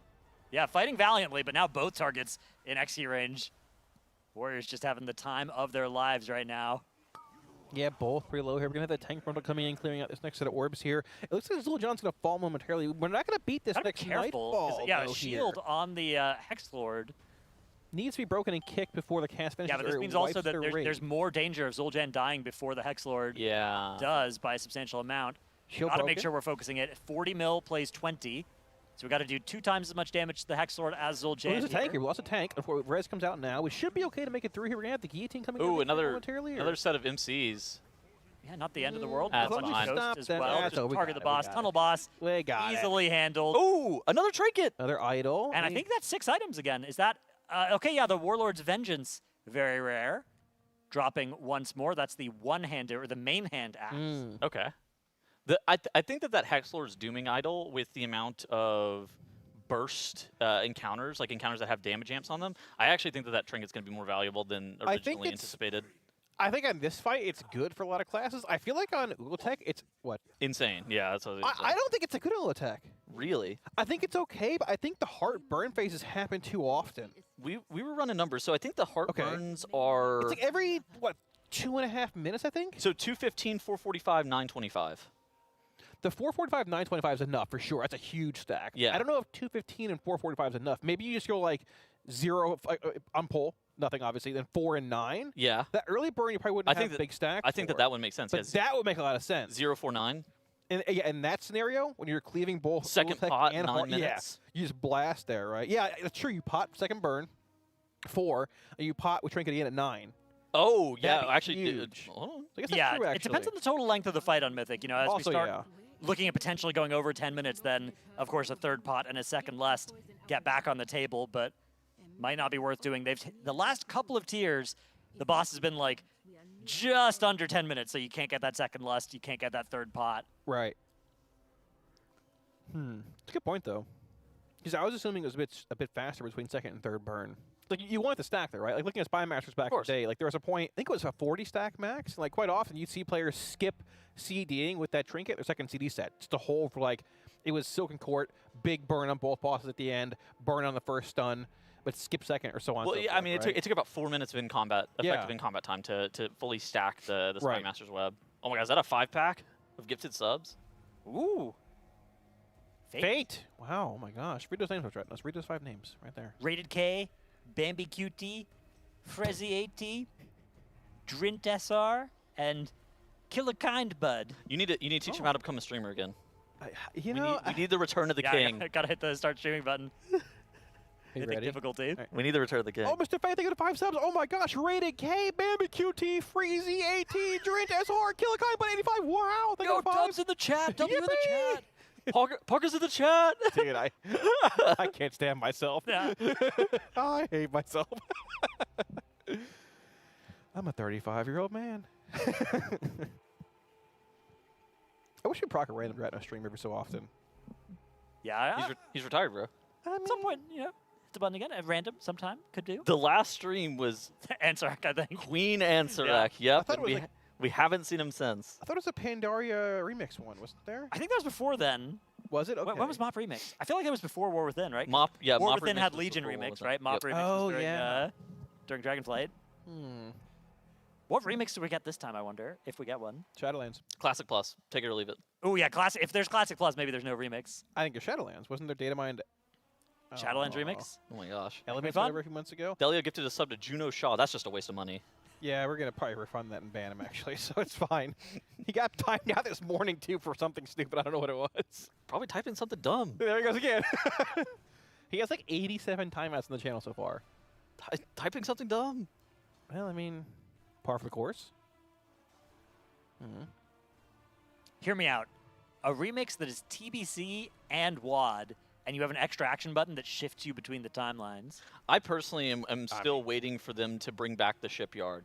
I have my Admiral's Compass in my bag, waiting for the day I never heard that of they it, yeah. bring back the shipyard. I'm banking all of the oil from my garrison missions. One day, I know that Blizzard hasn't sunset them. He's a literal it's up oiler. there with Hear me some out. of the best and brightest content that World of Warcraft has to offer, such as pet battles and arena.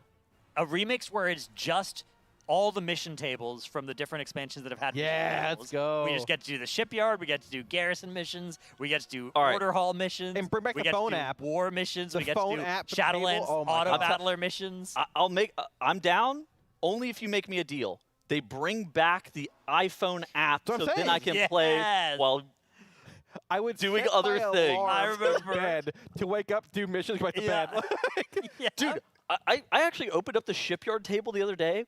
I didn't realize that the shipyard missions gave you mythic gear. Yeah. Yeah, yeah. I forgot it. I had Going back forgotten to, about like that. in Legion, you'd get the like mythic items from the. The BMOT also had mythic yeah. items on it too. Yeah, It would be like I guess it wasn't gear in Legion though. In Legion, it was like you'd get an item that gave you a quest to go kill the boss to then get the item. yeah. Yeah. At WAD, it was like if you killed enough items on mythic, Yeah, it would then just you give got you mythic items yeah, for your th- table. Then the table would proc the. It was like any boss, I think, too, right? Wasn't it? Yes, Yeah. exactly. You could get an item from any boss after having killed only like 3 bosses in the raid or something ridiculous. That is insane. crazy. And I remember the black market auction house like containing mythic gear and thinking that was the craziest thing. Yeah, didn't like Chinese guilds find it was selling like Blackheart Foundry gear and like Heimwall, and they were hopping servers to buy it, like Goran's old repositories and stuff? I don't think. Oh no. I don't think it was like. I don't think you get trinkets. I think it was like bracers and it was like I random. thought it was trinkets. You could be right though. But it was like the next raid's gear in a sense. It was like it was a weird staggered patch in week or season 1 of. Well, no. Tier WoD, 17 was right? tier 17. It was different. Like you Didn't know. they like share eye levels though, or no? No, but they were all classified as tier 17 according to Okay. Blizzard. But that's Well, okay. it was like not true. Mm-hmm. Still very cool though. But yes, that. I wouldn't. I don't remember that you could buy Blackrock Foundry gear in Heimwall, but that might have been the case. You I might know you be definitely right. could. Maybe it Yeah. was trinkets though.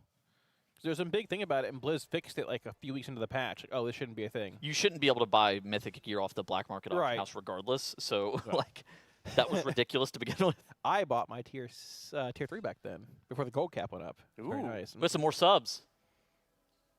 Vex Do we? Looms and Lizeb 8. Victor Loomis and Lizzie B8. The rest of the prime. Thank you for the prime. 3 months. Welcome back. Welcome. I can't read. I think I just had a stroke if that's how those names are actually pronounced. Well, that's the point. You have to butcher all the names. Like a Oh. you know. Okay, as long as we're intentionally doing it. Like, But I'll be honest. I still don't know how to say Thalia's name. I actually don't know how it's said properly. I call him Thalia. It could be Thalia, the liar, Thalia. I Who's call to it say? Belia. like Thalia, the Garden of the Thalia. Raven. That's Yeah, what another magic card, That's yeah. what yep. I had a foil Japanese one that got stolen. That was bad. Oh, yeah. I actually recently acquired a foil Japanese one from. They were sitting on a table near me. Oh, really? Yeah, it was nice. I lost 4 of those. My 4 foil Bane Slayers back in the day. That was a solid $300 loss. Dradnus just Yeah. recently made $300. Wow, you know. Cha-ching! It's okay. You win some, you lose some. Now there's our bulk quarter cards. The game has progressed. Please ban Juno for that. Right now. Somebody in chat's asking, have they talked about when they might do transmog viewings? I think anytime. Yeah, we were asking for pet pictures and things earlier as well. Yeah, so I think the way that transmog works is it's a donation incentive, right? It's Sure. Yeah, I don't remember the exact number. I think the caster that you want to have on the couch by far, whenever want we're Jet. doing transmog rating, is Jet, because Jet has the most appreciation for not only good transmog but Yeah, old transmog. I He think- knows like all of the pieces. That is the guy that you want rating your mog. That guy is the most passionate about mog. All right, it is $30. Yeah, we've $30 for either a pet or a transmog showcase. And we right now, go. those donations are also being matched by raid bots up to the first $7,500 towards our charity, UNICEF, Oh, very cool. at tl.gg/donate. Very cool. Very cool Just indeed. include in your message, and I think we can pull up any of those transmogs at any time. Splits are a great time to do it as well, because it's They actually are. I think we should wait for Atlas to be on the couch for the transmog ratings. yeah. I think there Let might be him an Atlas experience- Jet shift soon. Yeah, let him experience that. Yeah, they called that Unk main team. Yeah. Do they know that they're both younger than me still, or no? That's not relevant. What if they put all the- three of us the- up here, like the archaics? What do you call us? And they call any setup with The the ancient 3 ones. former Raiders. There's 4 former. Well, yeah, with 3 of the former 3 of the Raiders, they 4, call that the Unk Squad.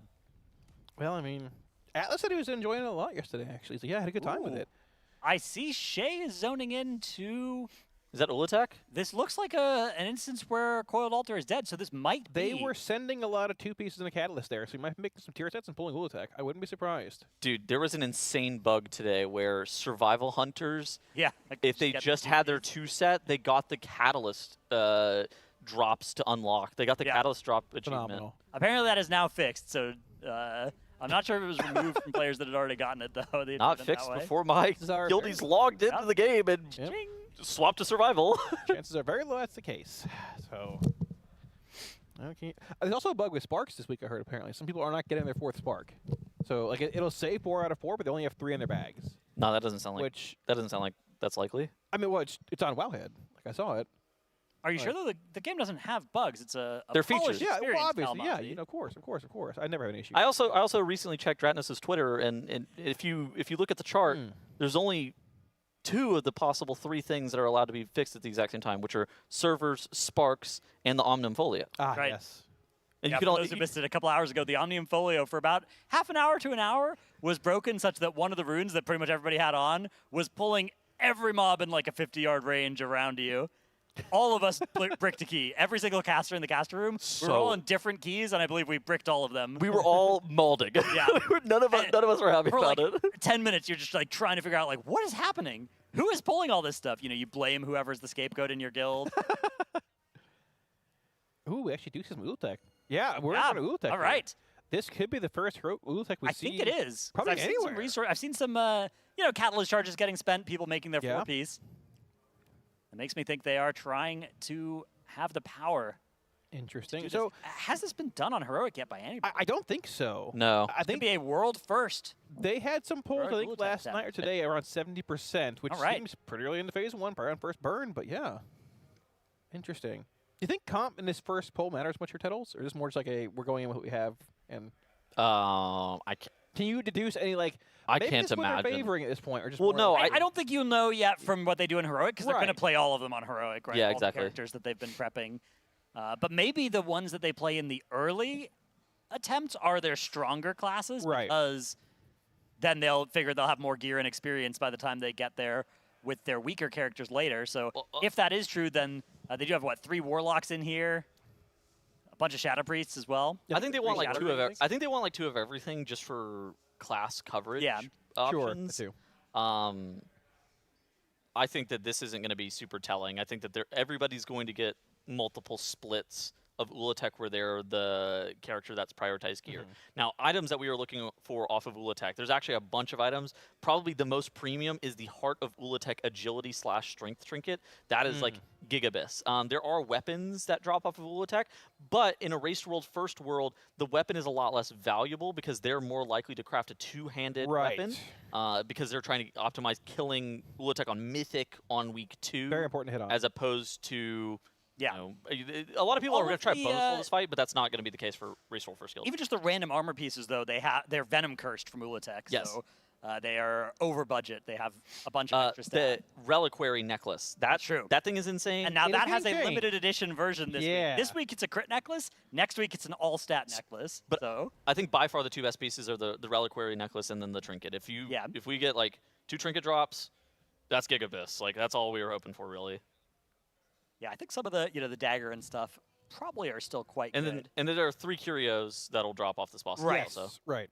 There's no RNG, of course, associated with that. It is pre-planned already who's going to be getting each of those. So this boss on Heroic, what changes do we know of? Do you guys know of any? I know of one, and it's that you can't soak the smash twice. Okay. Ah, okay. So we're it's a splitting group 1, groups group 2. there. So you might split the eggs among different groups as well. Yeah, or maybe do them all in the first. Yeah, well, yeah, right, possibly based on damage profiles and things too, maybe. But I'm wondering if there's more soaks and or if there's more waves coming in, which often isn't put in the journal, it just sort of happens, right? Yeah. But that's all I actually know of this fight. I don't really know much else. I'm just going to go on a limb and say I am horrible at reading the dungeon journal and being able to extrapolate. But you can't read, right? Exactly. You're a druid. The American education system has failed me once again. I think I invented it. He gave me a look like, oh gosh. No, you just like you unlocked me for a second. That's why you couldn't read the subs, right? Can't read. Wait, is there how many warriors are in here? Is it below his? There's one warrior. It's Wolf yeah, it's Disco below right his now. frames. Yeah, Yeah, Oh, currently interesting. Shay is hiding the last row is behind his Now his camera. this is heroic, right? This isn't normal. Yeah, this is heroic. I believe. I guess the thing in the top left says automatic heroic, but Yep. It's like that weird skull in Heroic. Yeah, it's skull 30. Yeah. So this is Heroic. it's a skull with fangs, and it's a skull with fangs. Also, with they a red wouldn't be outline. waiting this long to pull on normal. Right. The normal. We wouldn't. I on doubt we'd full farm. stack a liquid group either at this point. So this is a full liquid stack, just to clarify. Yeah. Correct? Yeah. So it does pay me to see Wolf Disco on that warrior, though. I know he's a warlock at heart, but That guy's guy's been wielding the axe for a hot minute now. he has been. Cryptix is back on warlock this tier. Interesting. Nice little helper right there. Nice Well, about being not a a helper, but I mean, you know. a warlock / warrior main is in either case you are happy to farm those like 2-handed axes, right? And you just give it That's to your true. Felguard, right? Yeah, very So- true. Mm-hmm. What a random hodgepodge of classes. Yeah. What do you mean? Let's start with war. Yeah, exactly. War. Lots war. of synergies. Probably change those names if the game was reinvented, though. Wouldn't have war in their name, but, you know, regardless. That's true. Yeah, turn it into World of Peacecraft these days. Tell's okay. Yeah. If I speak, I will get in big trouble. I thought it was good. I liked it.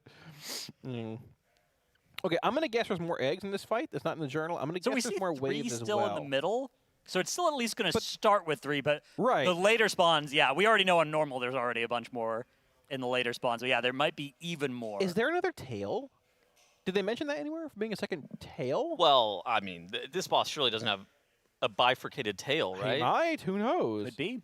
He has like 5 heads. So, I mean, you know, 5 heads, 5 tails. That's true. Could be. Huh. Have you seen Voracious? He has... Never mind. Anyways, yeah, he's a strong He man, does. too. He makes a weird gesture whenever he like grabs onto the rock. Dude, he's gripping the rock. I know. He's like, let's go. I like Voracious. He's my kind of boss. I can't imagine that this boss has multiple tails. I don't know. I mean, you can see he has 5 heads.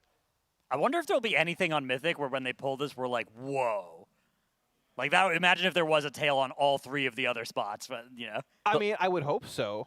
Like in the Fallen Avatar phase, something changes there. It'd be pretty What was the sick. last fight that got pulled the first time I was like, wow, that is a very You know, different. you know when Razageth, you pull it and then you the don't get a winds, puddle? yeah, the winds There's just just go. winds and there's no puddle. Yeah, you're like, The clip whoa. of Nexus King, all the beams came out in PTR testing. Oh, that was yeah? pretty cool. Yeah, that too. was Like, crazy. Cut everything on far. That was Yeah, really yeah. Sick. Raz was definitely like that. Yeah, like a whoa moment. Maybe Tindral, yeah, possibly a good one too. Tindral, yeah, there The wasn't seeds, there yeah. weren't any specific mechanics that you didn't know about from the dungeon journal. It was just the cadence of cadence them of it, and right. the tuning of them. Yeah, the 3 seconds. Red Argus is obviously. Oh yeah, the red sides. The Chinese guild would be like, just like freaking out in voice whenever they first saw it. That was amazing. Yeah. I mean, wait, it was Lure, Hidden Phase. Yeah, the hidden phase. Yeah, but that's Lure like, hidden that's not phase. like on pull, right? Like Oh, sure. Okay. Yeah. that's what I was thinking about, like with the Razageth, right? Razageth, you got that like, whoa, this is mythic feeling in Immediately. the first 20 seconds, Yeah. like, on your first pull, right? Lure was the bait, the bait and switch. Kinda. Yeah, I mean, the Lura did have the rite of passage of all the interrupt ads spawning and wiping to those for your first 10 pulls. Oh, yeah. I don't know. It's like a whoa is more like, oh, Yeah, it's like, oh. goodness gracious. Ew. And then they spent 40 pulls of wiping determination matrix. That's right. The rite of passage. And then we saw add-ons, mini add-ons. Yeah, some did make it through the first day, but yeah, it's okay. It's okay. It's all right, you know. Then Ellesmere arrived and saved the game for all of us, so it's okay. Albeit not the same add-ons they were using, but still. Wait, did you swap the Ellesmere UI? Tettles? I was one of the earliest adopters. One of y'all hadn't swapped, I right? swapped a couple weeks ago, yeah. Who's back? Oh, it was Atlas trying to do it a couple of days ago. He was building his UI, right? Oh, Was it yeah, Atlas? yeah, yeah. Yeah, dude, it's behind the top. I picked up Ellesmere UI like the week after the expansion came out, like the same week that he launched it, because I was having insane Lua errors. Yeah. like Yeah, that's fair. Arc UI was, I think it was like Arc UI and halted unit frames were throwing just insane Lua errors for me, and I could not get it fixed. And so I just like canned my entire UI and swapped. I think Trill's only Raider not using it, actually. I think they said. It's like Yeah, on default UI. Somehow Yips got converted. That's in... Okay, Yips and THD being converted is insane. Yeah, THD to is me. the most like stubborn, Yeah. Person Yeah. I stuck in asked his him, ways. Like, THD, you swapped an Ellesmere UI? He's like, no, I'm an elf, no big deal. Like, 2 days later, he's like, I swapped Ellesmere UI? Ooh. Oh my gosh. We have recent news from Wowhead. Ula'tek nerfed On Heroic? Oh. in the Venomous Abyss. It is for the damage scaling of spectral coils on normal and heroic. Oh. And that was part of the reason why they weren't doing this on heroic, I think, yet. Because it was... Max was saying something about it doing like double the damage on heroic 30 as it does on mythic. Which now should no longer be true. Coils is the smash. from the Yes, tail, it's right? the- it's Okay. the- Yeah, it was the doing group set. 200% bonus damage at 30 players from its intended number, which would make sense if it was a normal split damage ability, but it doesn't split damage.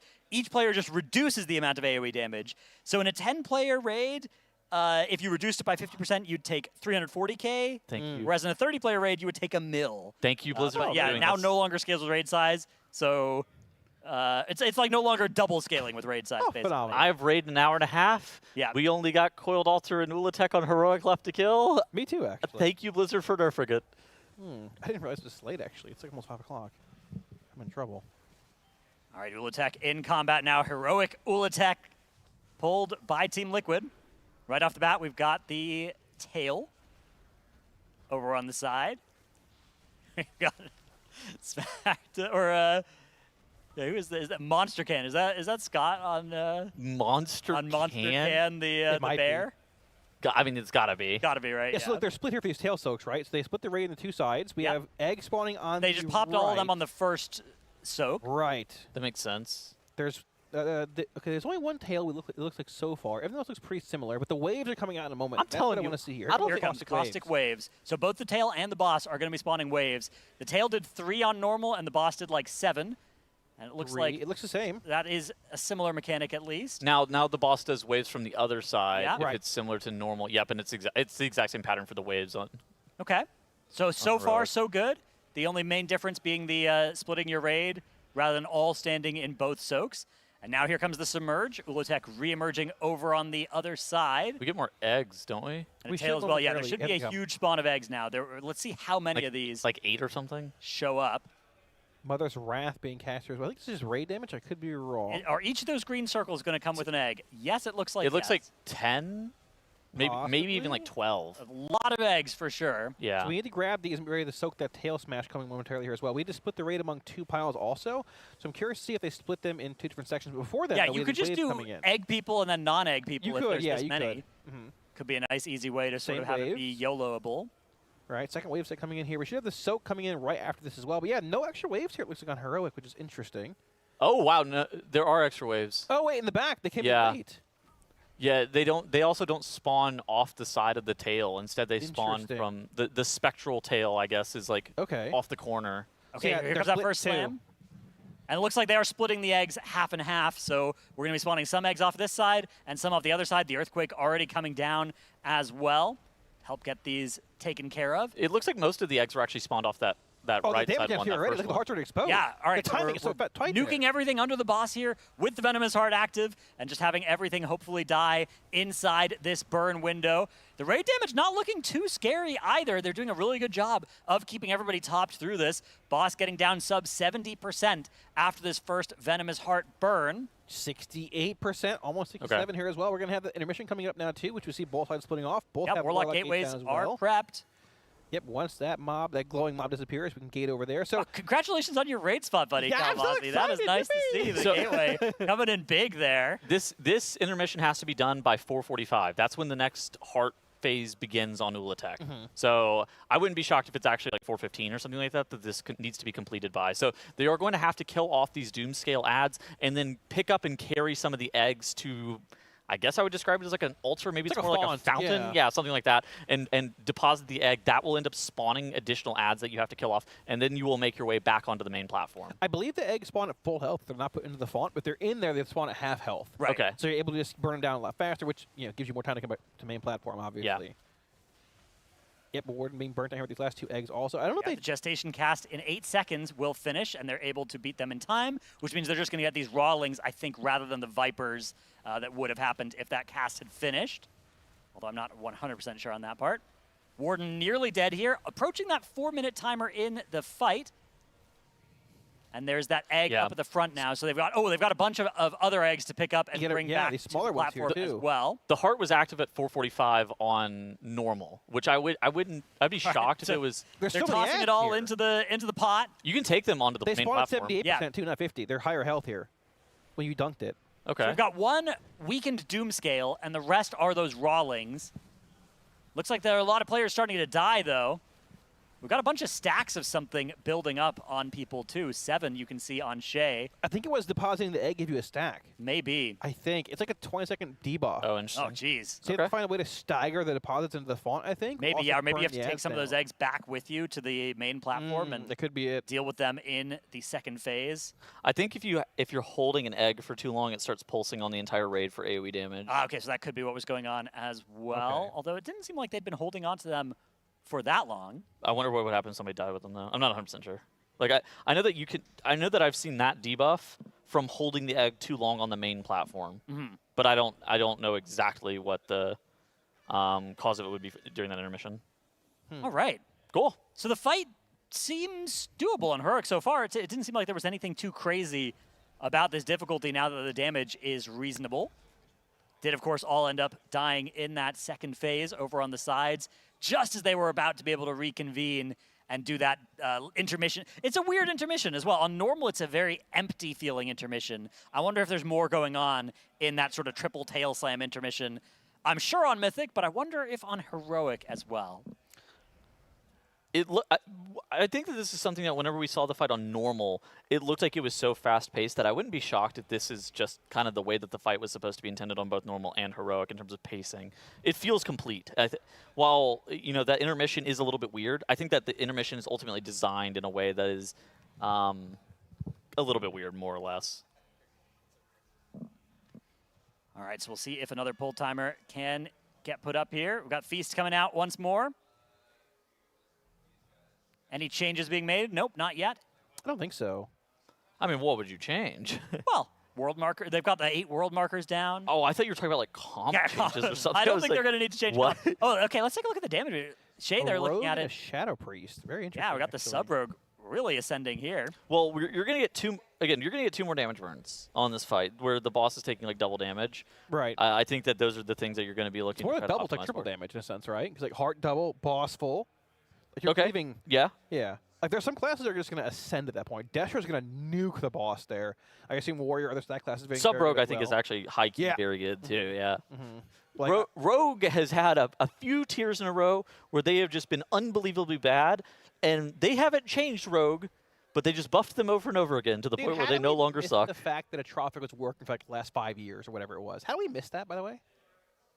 How do we miss the fact that Trophic Poison was working for like 2 years now? Well, it's How is that missed? How would you check that when you need a rogue in the raid to get the log? If it's to my be able class, to I'd see? figure it out. What's going on? Like, well, there might have been the issue is like environmental damage and how it shows up in logs is difficult to check. There might have been a point in time where Blizzard it originally wasn't working against environmental and they damage. enabled it later on. And they fixed part of it. It's hard to know if/when that ever happened.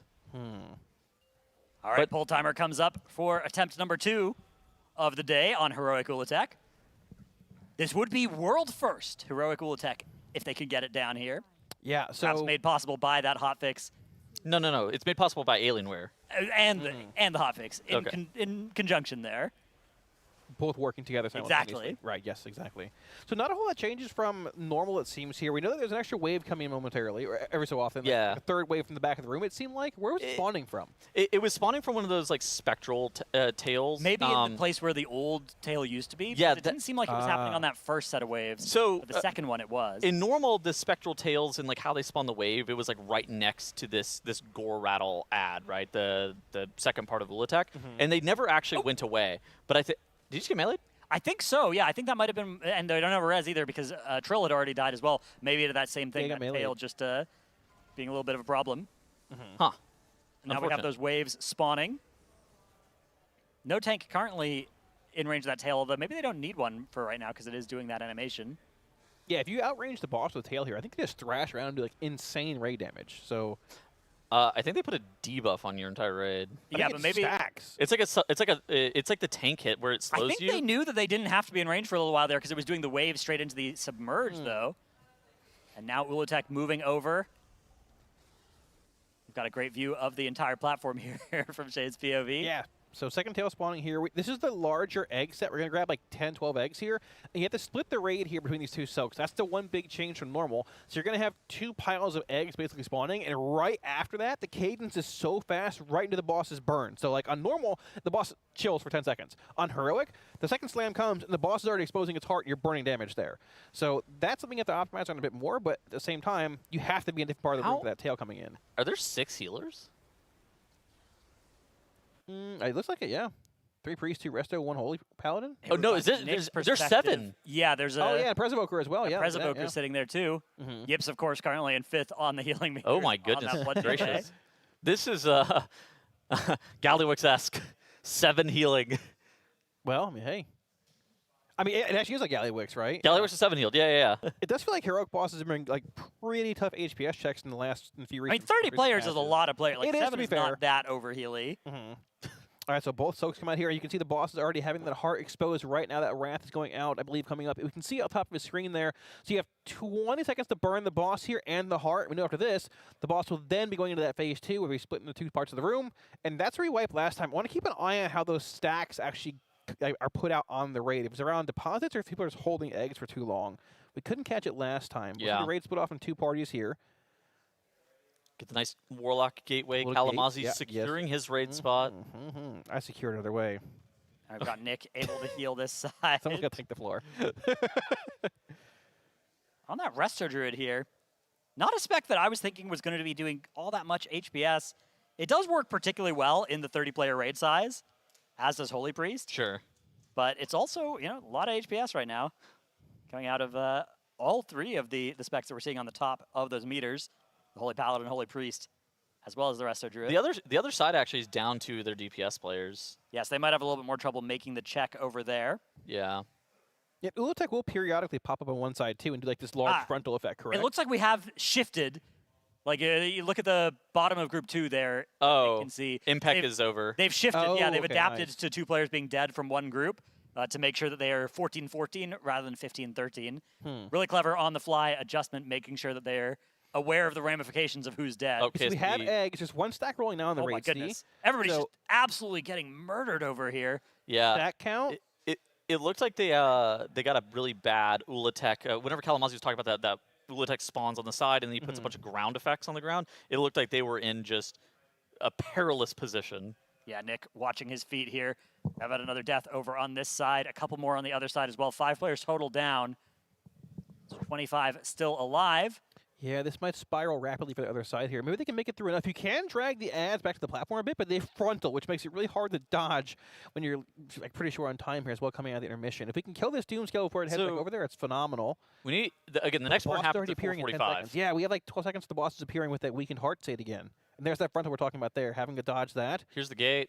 Gate back over. Should die just in time the other group gets there. Hopefully, do we have dual ads in the main platform, though? These should be dead before we get over here. The boss is going to spawn now with that heart being exposed. Oh, here's the lust. Here's the burn, here's the lust. The boss at 69% going into this. See how low we can get it, though. Yeah, we've seen this boss take a huge amount of damage inside these venomous heart phases. This is going to be an important benchmark. I suspect that once we're watching this boss on Mythic, we're going to spend a lot of time thinking about the numbers that the boss can get to after each of these burns. Right now, though, starting from 69, they've already done more than 10% of the boss's health bar in that burn, taking it down to 55%. So they were able to do 14% of the boss's HP in a single burn phase, and now we are entering the intermission. On normal, not too much happens here besides some tentacle slams. That's a lot of eggs. Looks like we're going to see some eggs joining the fray here on Heroic. Is this the optimal lust? Later on with a double heart exposure and execute probably is better, but it's hard to say. Oh, so look at the split soaks here. There's 2 far across the room and 2 more. Oh, and more eggs are spawning my as well. Holy cow. Yeah, look at We've that. got Group 1, Group 2 that have to do... Oh my goodness, there's another set of tails as well. So probably Oh my 6 total soaks.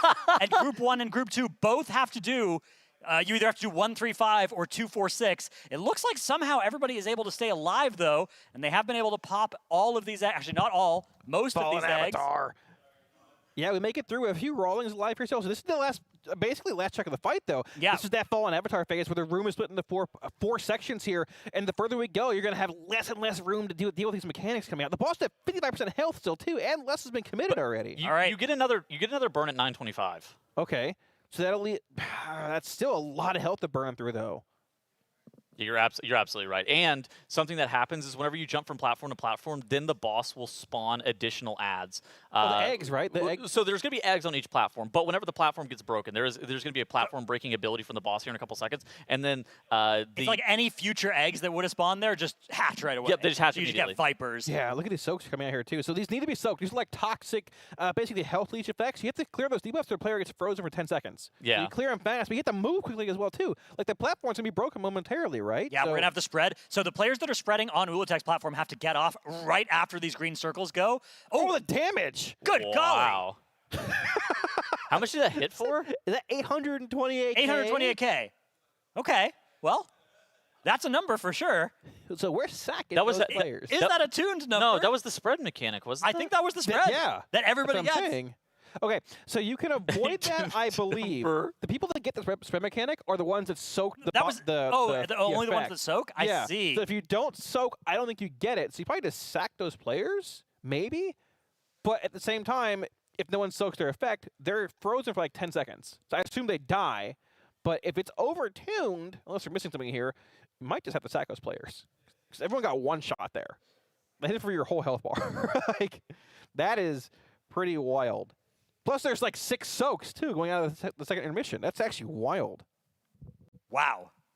Yeah, I wonder if that damage is also scaling with raid size incorrectly, because that did seem like about 3 times more damage than it maybe should have done, which is as much as the coils were bugged to do earlier. Yeah. I mean, I don't want to speculate too early, right? You don't want to just see the first time somebody wipes and be like, oh, nerf that. But it did look like a lot of damage. It's more just like the fact that the number was 850,000 damage. Yeah, that's a large amount. On a heroic mechanic, you're... So maybe look at this you health could pool. minimize the amount of people It's that do get it, 60K. though.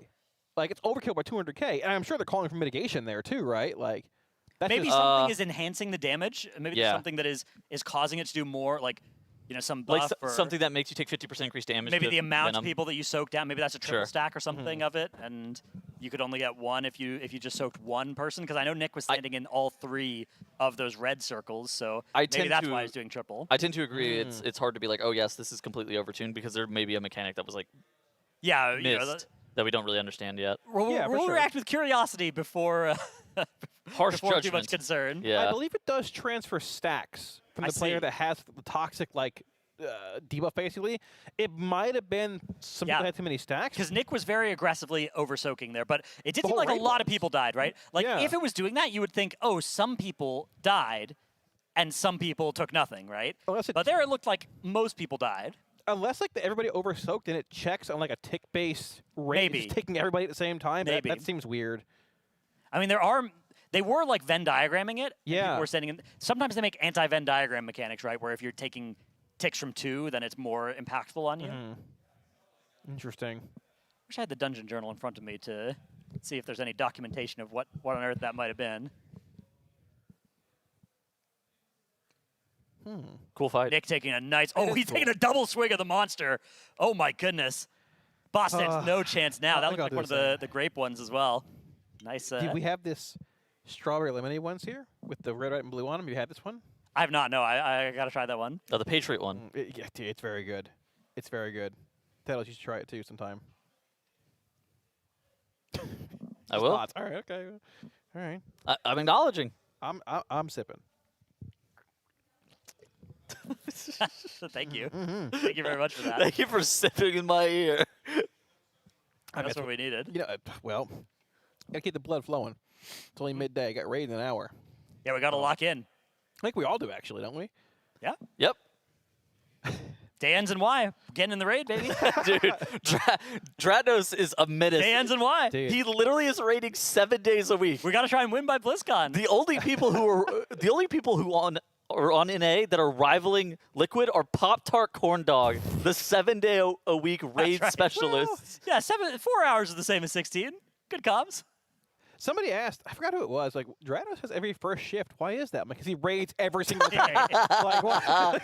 He raids every Dude, day. I Fans looked, and why? I looked at the Pop Tart Corn Dog raid schedule on Raider.io the other day, and it was like, we raid Saturday to Thursday or something. I read that. I was like, what does that mean? That's like a midnight And then schedule. and I was talking to Trados. He goes, oh, no, we amended that. Now it says Saturday to Friday. Well, just for this tier until BlizzCon. We're trying to win by BlizzCon. I'm not sure. Look, if it ends up being this hard, we can give up soon. As soon as we can give up, we're going to give up. We're at first sign of difficulty. Don't worry. Need to change it just to say, we raid and we want to. Apply if you're good. Yeah, exactly. That's the That was the limit. That was the WoW all- progress yeah. for the Yeah. longest time. Yeah. Yeah. the all-time best WoW progress. Respect note. it, man. Yeah. Mhm. Back in BFA. That was I think that was their Legion WoW prog too. Yeah. It was a good time. All right. Back in. Pulling once again. So I think the important thing to check here is what's it going to look like if we can have all 30 alive into that last phase? Does that reduce the damage? Well, you Bad jinxed news, it. we have had our first death. But good news, we have a battle res. I wonder what's happening there. Is someone getting meleeed every time that second smash goes out? I could be, yeah. I'm not sure. It's happened both times, though, which is interesting. It was, I think, a melee. It's been a melee DPS Yeah. all 3 of the early deaths. So Mhm. the hypothesis definitely seems solid. Well, it's also more that it doesn't look like there's a bunch of mechanics going on at the exact same time Yeah, right so there. what else could it be if you're not getting hit by like a well, you wave? can And they're double not even soak waves there, yet. but Yeah. so I believe the way that the soak works is that it doesn't give you a damage increase taken. I believe it just doesn't mitigate with additional. You just can't players. reduce the damage Yeah, by standing in basically. it So if you you've done it already. can double soak like you're seeing in the intermission. doesn't it just help. hurts more, right? Okay. Yeah. Yeah. But that I don't think that would one shot there because nobody died in the intermission later on with 6 soaks, so it could be a little bit of a bug there. But either way, back up, moving on here. So we're gonna have a lot more eggs spawning in here. We're gonna have this basically large sweep coming out from this tail, followed by these waves. Now, Teddles mentioned earlier, we believe there's a third wave of toxic pools that spawn from the apparition tail that we killed, or I guess we were fighting already. That for those split soaks. So we're gonna have 3 waves coming in, but no additional area of denial for the most part. They're staggered in a way where it's pretty easy to dodge. Yeah, but the third one comes out here in just a couple of Right, yeah, seconds. right yeah, there, you see yeah, it right yeah. there. It's coming across the screen. Right. So as long as you dodge here, right there, see, right, getting hit by any toxic effect spawns the Viper if you have an egg, and it hurts tremendously. Yeah. So the Viper is different than the other ones that you'll spawn if you spawn them properly, and those are a lot more lethal and have a lot more health as well. You can see the other ones being spawned here Burn. are the rawlings. They're a lot less dangerous, but here's one the Viper, burn. not the end of the world. Here's the burn at 2:15. They're going to be having to take all of these ads straight into that heart phase. Yeah, it's the first burn coming up here. We had about 68% in the boss coming out of first burn, I believe, roughly last time. Yeah. Maybe that was planned for funnel damage in the boss. Look at that. See? Look, we were that's not. we were Do we have any 1% off reptiles of that are getting 2. wings here? Yeah, Lipson. I mean, Could be for Lip's wings. 67%. It's a Oh, better. there it is. bird. There's his wings. 6-7. See, 6-7, 6-7. We're through. I don't want to say that again, but we are through the intermission here. So we 35-year-old man, by the way. Well, you know, I somehow I get paid to do this. I don't know why, but we do unfortunately lose. I believe we lost Malarcus there before the intermission begins. But so we talked about it last time. Ula'tek, I believe, picks a random side to throw Air of Denial at, and it makes it way more difficult than it does. Do you think it like on the other alternates side. casts? I know there have been bosses that have done that, right? Where it's like they kind of show up on like a Razageth, right? Where it's like With the wind. breeds on one side, breeds on the other, but it's sort of random which one is 1st. Actually, it might not have been random on that one. You think it was set? I think it was set on here. So Razageth. this side, for example, look at all the air denial here. You've got the this is collapsing crazy. ceiling and toxic pools as well. Nick hanging back, not willing to run through just yet, but still being in the range of healing everybody. That Warden's at about half health here, but now the eggs are spawning in as well. We have to grab these eggs and carry them to the font and deposit them. Very claustrophobic in here. It is. I don't like the space. Well, that's why I think it's hard whenever Ula'tek comes out and it does all that area denial, is because there's just not a ton of space, especially on 30-player. I wouldn't be shocked if this is something that's a lot easier on like 15 or 10 to just make sure that you're always safe. But with the amount of area denial that is present on 30, it's looking a little bit tough. But Liquid, they're making it through this intermission. They are still down 1 DPS, but we saw them complete this intermission pretty easily, being down multiple players earlier. The next burn is going to be that 445 marker, where that Heart of Ula'tek is going to become damageable again on top of the boss. Yeah, so this Doomscale's proud target here, cleaving off of that. We have half a minute until the weekend state's up. So this is actually They're way far ahead faster. of last Yeah, burn, yeah.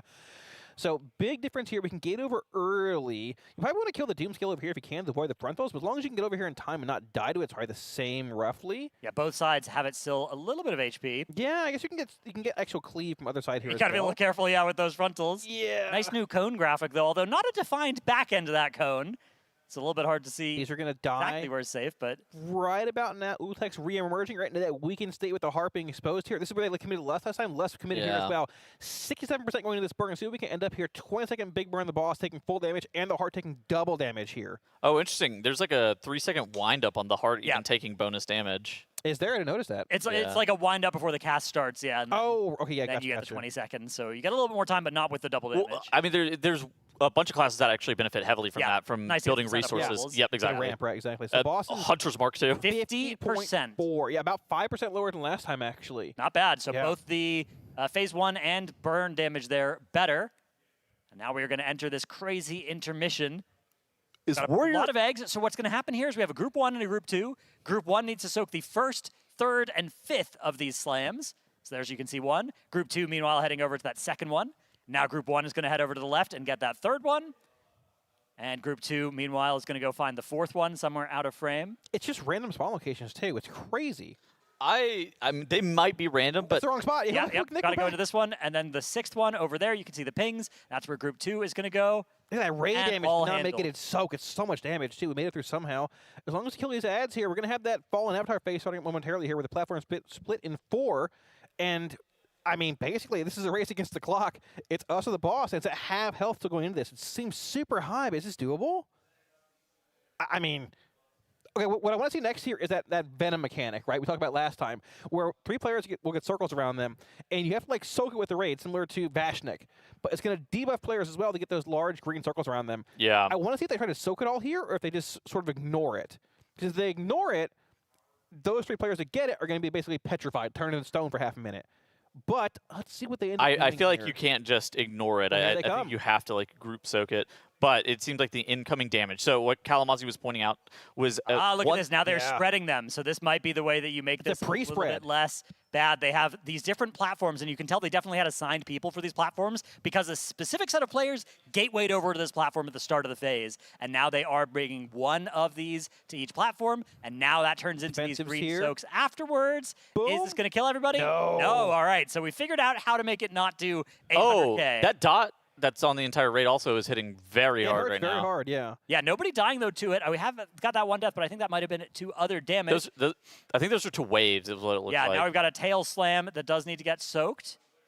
Bang! Oh, not a soak. Nope, that's the the one that you platform want to break, very right, much not soak. That blows up the platform there. Okay. So, but we basically have 3 platforms left here. So think of that Venom Soak coming in with 2 platforms and 1 platform. Yeah. This boss goes So it should long be enough, fine right? with 3, but once we do get down to 2, it's going to be a little bit more tricky. But yeah, we have eggs on 2 of these. The third platform, though, where an egg would be, is just going to be straight into a Viper. And yeah, actually a Shrieker even. 920. Casting in the middle, that acidic It's casting right now. Yeah, look at the oh, on the hitting raid the whole here. raid. Unfortunate. We have the soaks coming in here as well. Grinding sort of on its own island here, but we have 3 split on each platform. We do lose Yagi here, unfortunately. But see if we can make it through here. We're gonna have raid damage coming after this. We have waves here as well. This is unfortunate. Oh my gosh. Dodge here. We need to finish this soak though quickly. Unfortunately, we make it in time. Spread here. Raid's pretty top. The question is, can we take? Oh, the other platform's gone. There's only 2 platforms left. Wait, did it despawn? It blew up. It blew up mid-soak? They had to do it so fast, yeah, in order to be able to get to the next platform insane. before that spread. And you can see a lot of the players who were on that first platform did end up dying. And now, no respite for Liquid, straight into the next set of these soaks. What? So 20 players still alive, and it looks like they're calling to sacrifice these rather than deal with those spreads. We've so got a these minute. players are going to be in a lot of trouble. We're going to have 2 of the Shriekers as well as this egg to contend with. So the entire raid going to be getting hit with a double dose of this acidic expulsion at the same time as the spread from the little soaking that they did do. Bear form for Nick as he tries to survive this, and they're just trying now to get to the end of this fight. We are getting maybe another set of... Oh my goodness! I bet the platform is going to be gone. It's going to soon. slam again, right? I mean, we're about 30. Yeah, there it is. There's that tail. So the double damage amp is going to be coming out here in a couple seconds. I think it's at 9 minutes and 25 seconds is the next We're heart 24 phase. off of right and then now. after that heart goes off, I think that's the wipe on the phase. But 6 players still there's alive. A Venom soak coming in here, though, correct? On this platform? How do you do this here? You have 1 platform left. Good luck. I don't see one coming out yet, but maybe the players that were still alive we're all dead. I don't know if or there is. in immunes. Okay. All right. Well, Oh my gosh. Okay. that was something. So like Tettles mentioned, there is that damage amp coming up there, that last heart exposure, and that's probably the end of the fight. Yeah. All right. So that was an absolutely fantastic pull by Liquid. We're going to throw it on over to a Monster Energy listen-in where Dratnos, Kalamazzi, and myself are going to be getting off the couch, being replaced by different casters. You guys are going to be able to get some insights as to what is happening at the end of Heroic Ula'tek. We'll be right back right after this Monster Energy listen-in.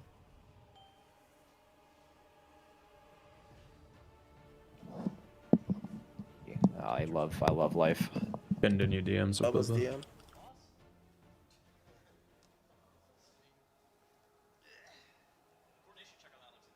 Yeah.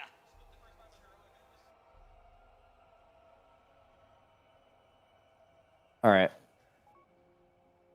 I'm gonna watch Fired Up's POV last phase because I'm pretty sure you guys were like in those perma, and the right one got healed off like really fast. Wait, what? It's not. Okay, lips works. I need a POV of a range though. Fired Up's YouTube thing isn't working. Neither is THD's. Maybe Tobo's. Nope. Is there a working VOD for any ranged? Hopeful? Yes, Hopeful works. Okay. Watch from the beginning of P3.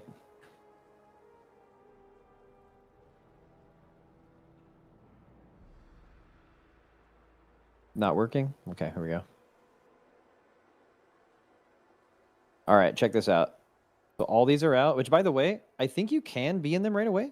Yeah, I'm reading that. I don't think you need to be out of them ever. Like right now, you can't soak them, but I don't think you take like extra damage by being. It doesn't do like initial hit or something, but. So maybe it would have been more consistent if like, I don't know. But like, look, I believe. So look, this gets healed off. 4, 5, 6 gets healed off, but melee doesn't. How long do they have until it falls off here? So that was right at the end.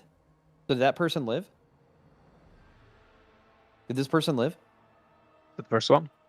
Yeah, dude, Yeah, it healed off of you in like. It and was I missed like 2 ticks because I was like about to go to the other side and then I got right back. So yeah, but you would have. Yeah, I mean maybe. But the melee one, how many people are in the melee one?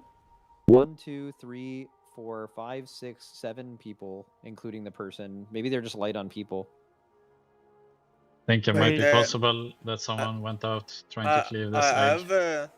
I have a question. Like, the reason it was not possible to Venn diagram is because we got multiple stacks of this thing, right? Correct. But can't you Venn diagram and split before it expires? I The think debuff only applies at the end. Uh, So you like Venn diagram everything and then you split. But also, Venn diagram is like so much harder than just having enough people in the soak. Can't you? Well, what stops you from like straight up stacking all of them? Why do you have to Venn diagram? Why Yeah, not but just like it's also stack and just spread? yeah, but it's way easier to beat where we're like what we just did was like insanely easy if we just have enough people in each one. I mean, yeah, by the time inside, right? I'm saying if you can get triple the value of the sock, and then you just split so at you're the saying end. you get it most of the way off by stacking the entire raid, and then you spread, and then you take them to your sides, and then you end up with only the one stack? Yeah, I mean that is That how I timing envision feels. That timing feels like you'd have to figure out exactly Well, how like much. you don't have to necessarily go to different platform. You can all be in the melee platform, spread left, right, mid at the end, and that's it. And then because like if you're gonna be done with the mech early, you have plenty of time to go back to the platform for the spread, right? Like the spread is not related to the mech of the We circles need to ending. know how much is left of the soak, though, right? Yeah, I mean that is the hard part, but Yeah, but I mean maybe it's an overcook. But if you look at our side, like we just stood in it and it just went away perfectly. And there was like I don't think it's. basically it was I mean, basically it's no not lag. happening at the I bottom. think Went away never. I think that would be Yeah, good. we but just. I think we I need mean, I a just way like we're a to bad see. balance of people is the problem, right? Are we should also like on balance it. track to kill this? I don't think so. I actually think don't. so. think There's there is a damage in the I know. was There's a called damage evidence, amp Yeah, at right? the even with end. that. I don't think we need 7 healers. But you also get pot there, right? And then That's like Oh, using the most shit. perfect. I'll just go damn. Yeah, but I don't Okay. know if that's Gonna gonna be- be the diff. Big pot. So what are we gonna try to do? We're gonna try to soak the red things on the main platform, just literally everyone pixel stack, and then like after like 5 seconds, spread them out to their spots. if we all Sounds so weird. if we all stack sounds like if it's we all getting stack in the harder. middle, you only need 3 seconds, right? Like it takes every second. It's like basically 3 or 4 seconds, but that is more stacks than you would want, maybe. What do you mean stacks? The Unless stacks. everyone stacks. It's 100 stacks, like right, like per, and then like you would all have to pixel stack, like including the people Venn diagram. Then it's 3 seconds, and then like you're done. That's the fastest way to do it. I don't know, Yeah, but so you might get is that good? additional stacks. Yeah, I suggest. I'm just not like if you look here, you can also. I don't use think we it. I have don't know enough if you have an melee. account. I think we need to add someone to the melee soak just from one of the other 2 sides. Pretty sure. I swapped Havoc. So Oh, that shit. poll, there was only 7 people in melee, and that means there should be like an average of 10 in each, right? I'm pretty sure if we just have 10 on each, it will be chill. We just need to add like 1 person on one side. Like 1 person from the right side, I think, should go melee. Like 4, 5, 6 ranged should just be in melee Yeah, permanently. I'd like to. I think All right. if you're doing the back melee. split, anyways, it's No, like I mean- God range. Yeah, just do that. I don't think we do that because it's hard to tell the actual timing. Like we could just wipe to getting a 3 stack, you know. Also, we don't even know if that doesn't like maybe if you touch all 3 at some point, it gives you a 3 stack as well, right? We don't even know. We should try it, like test it at some point, but I don't think that's actually the best way to do this. If it works, it is a lot better than What- what we're trying to do. Because if it works and we know the timing to split, you're done with the make before any waves or anything happen. Like now we have to dodge the waves together as a group, and sometimes the soak is barely done by the time we have to spread. But if Okay, you're we done can with try the it, we can circles try it, we can try instantly, it, we I can feel try like it's worth a try. If We it can doesn't try work, it it. doesn't work. So what we're gonna do is we're going to here. If you guys are still watching the stream,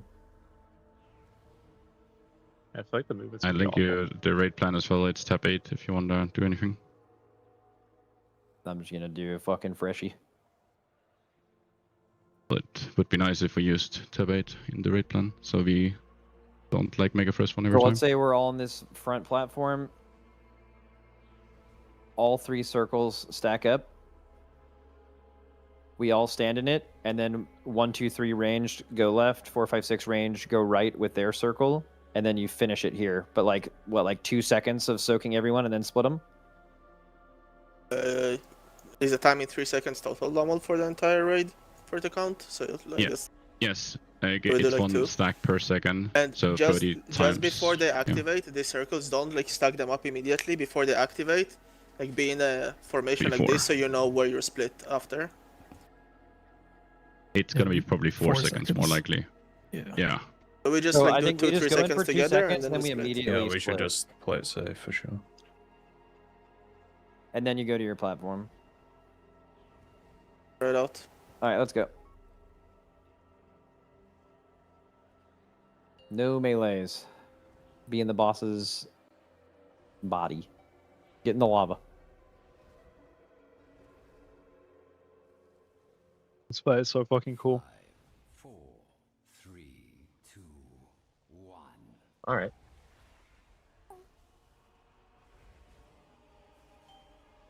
The tail is out. It's a tail. Still an egg. I got it. Soaks are spawning in 10. Baldy. Yo, bro. 4, 5, 6 right, 1, 2, 3 left. Be on the inside of your soak so you're in the AMZ. Both groups.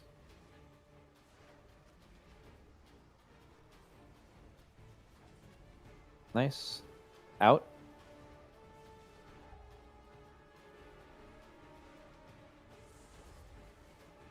Wave spawning. Go left.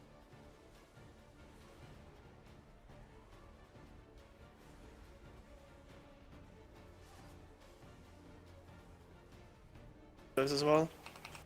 New waves, yeah, close. And from behind. Is that was a melee? melee? Over here? Yeah. That was a melee. That tail I'm is just so I'm messaging them that it's the tail, right? stupid. Yeah. I think both tanks are on the bus. Yeah, I don't think you need to tank the tail thing. Maybe Yeah, at the well, end. it whacked him in the head. Yeah, I can go over Unlucky, at the man. end. Just one kvar.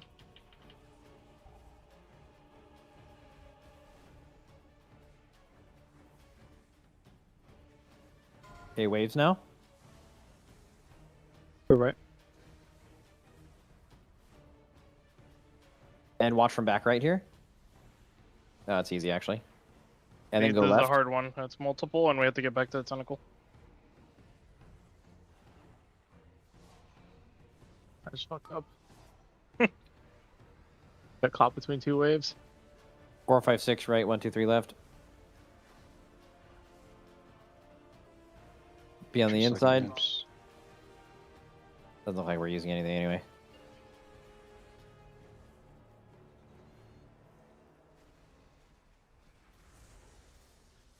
Okay, damage amp. Big boom. We need to send one person from 4, 5, 6 to 1, 2, 3. Let's just do ranged. The healing comfy on your side with Nick down. No. Yeah. It's I fine. can go, I guess. Cryptics.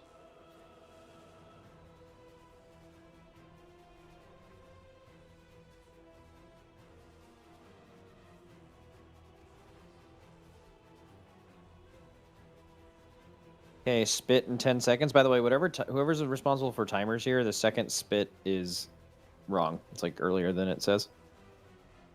Everyone's getting tether soon.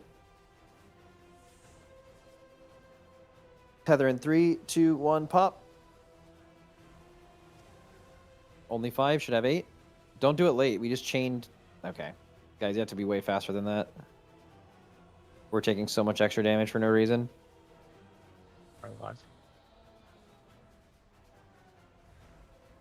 Okay. Kill these eggs and then try to kill your warden. Then wait. Then you can beat the next spit. Be ready for tethers here on this side for the ads The still alive. warden. And pick up eggs. We beat it now. Yeah, pick up eggs. Everyone get an egg. One egg in the back still. I go a bad egg.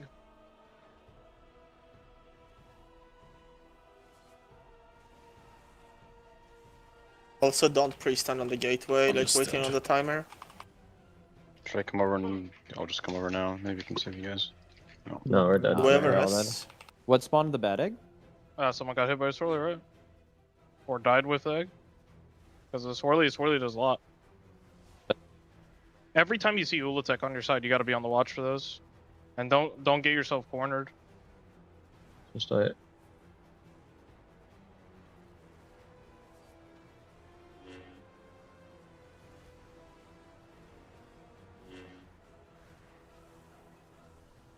Is there some... Keep cutting out. Great. Right. Is there someone who can like knock the ads closer to the boss for that first burn? I can like mass grip on my head, but I can't that's get good. them like on top of the For 'Cause funnel my ES boss? range is like just barely out of range for where they spawn, but it's like close enough to like right here or something. Yeah, it's being close to the heart would be nice for the funnel. They And were if kind of dead people this aren't time before we intentionally even got padding on them, there. that'd be good. Yeah, Yeah, I if they feel don't really so. do Those much, we ads can aren't kill them. dangerous at all, right? They're like No, complete that's dead. just free funnel. Yay. Or just Thank someone like God, full Serby. blasting them? That would be insane. But I respect I mean, it, though. they're spawning and they're getting chunked to like 60% instantly. I think it's because like in our first couple normal runs, we didn't know what the ads did, so we were like AoE stun and kill the ads, and I think people are probably just like still locked in from that. Just until we see otherwise, those ads in P1 are irrelevant. Yeah, all I do is I cataclysm them I mean, for okay. shards, but Can I say something, bro? Lip fucking Divine Storm. All I'll say. Fuck it. Muting. Fuck it. Yeah, I'm fucking hitting those ads. God is looking at you, bro. Care. Putting a ton up. Apologize. Oh. Oh. 5, 4, 3, 2, 1.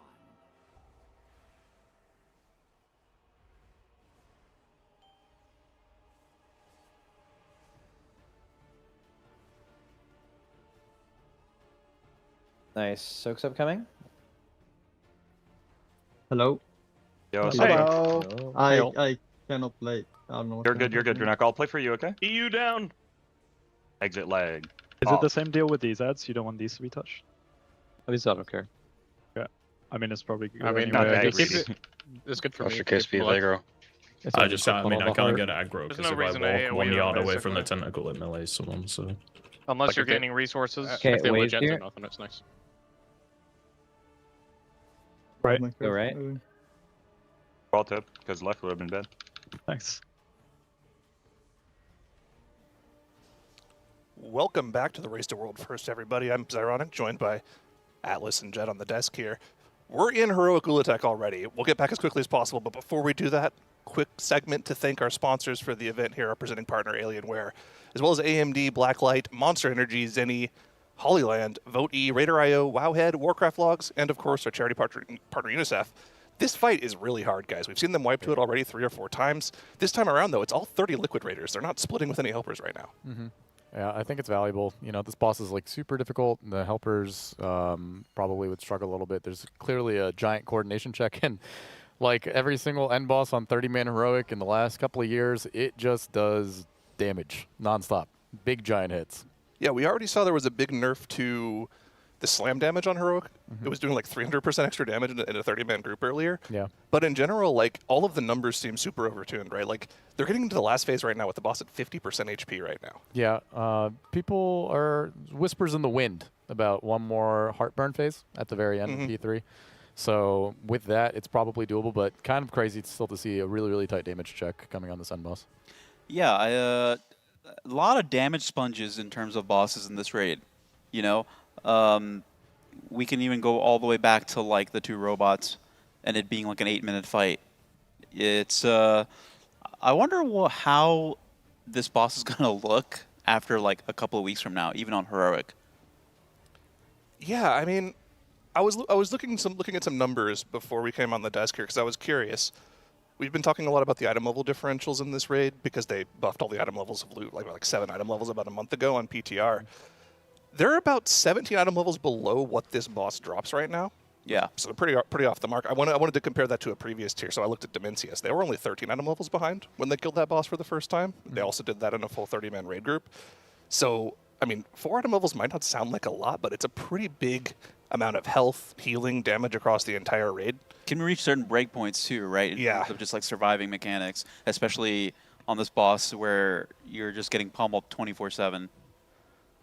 I mean, we already saw the couple of times they've gotten to P3, just the big spread mechanic, if they don't deal with it properly, that can just straight up one-shot you. I think Nick got hit by it for like 830k on one of their pulls, so it just seems like a crazy numbers check right now. Mechanics-wise, it looks like they've got everything down for the most part, though.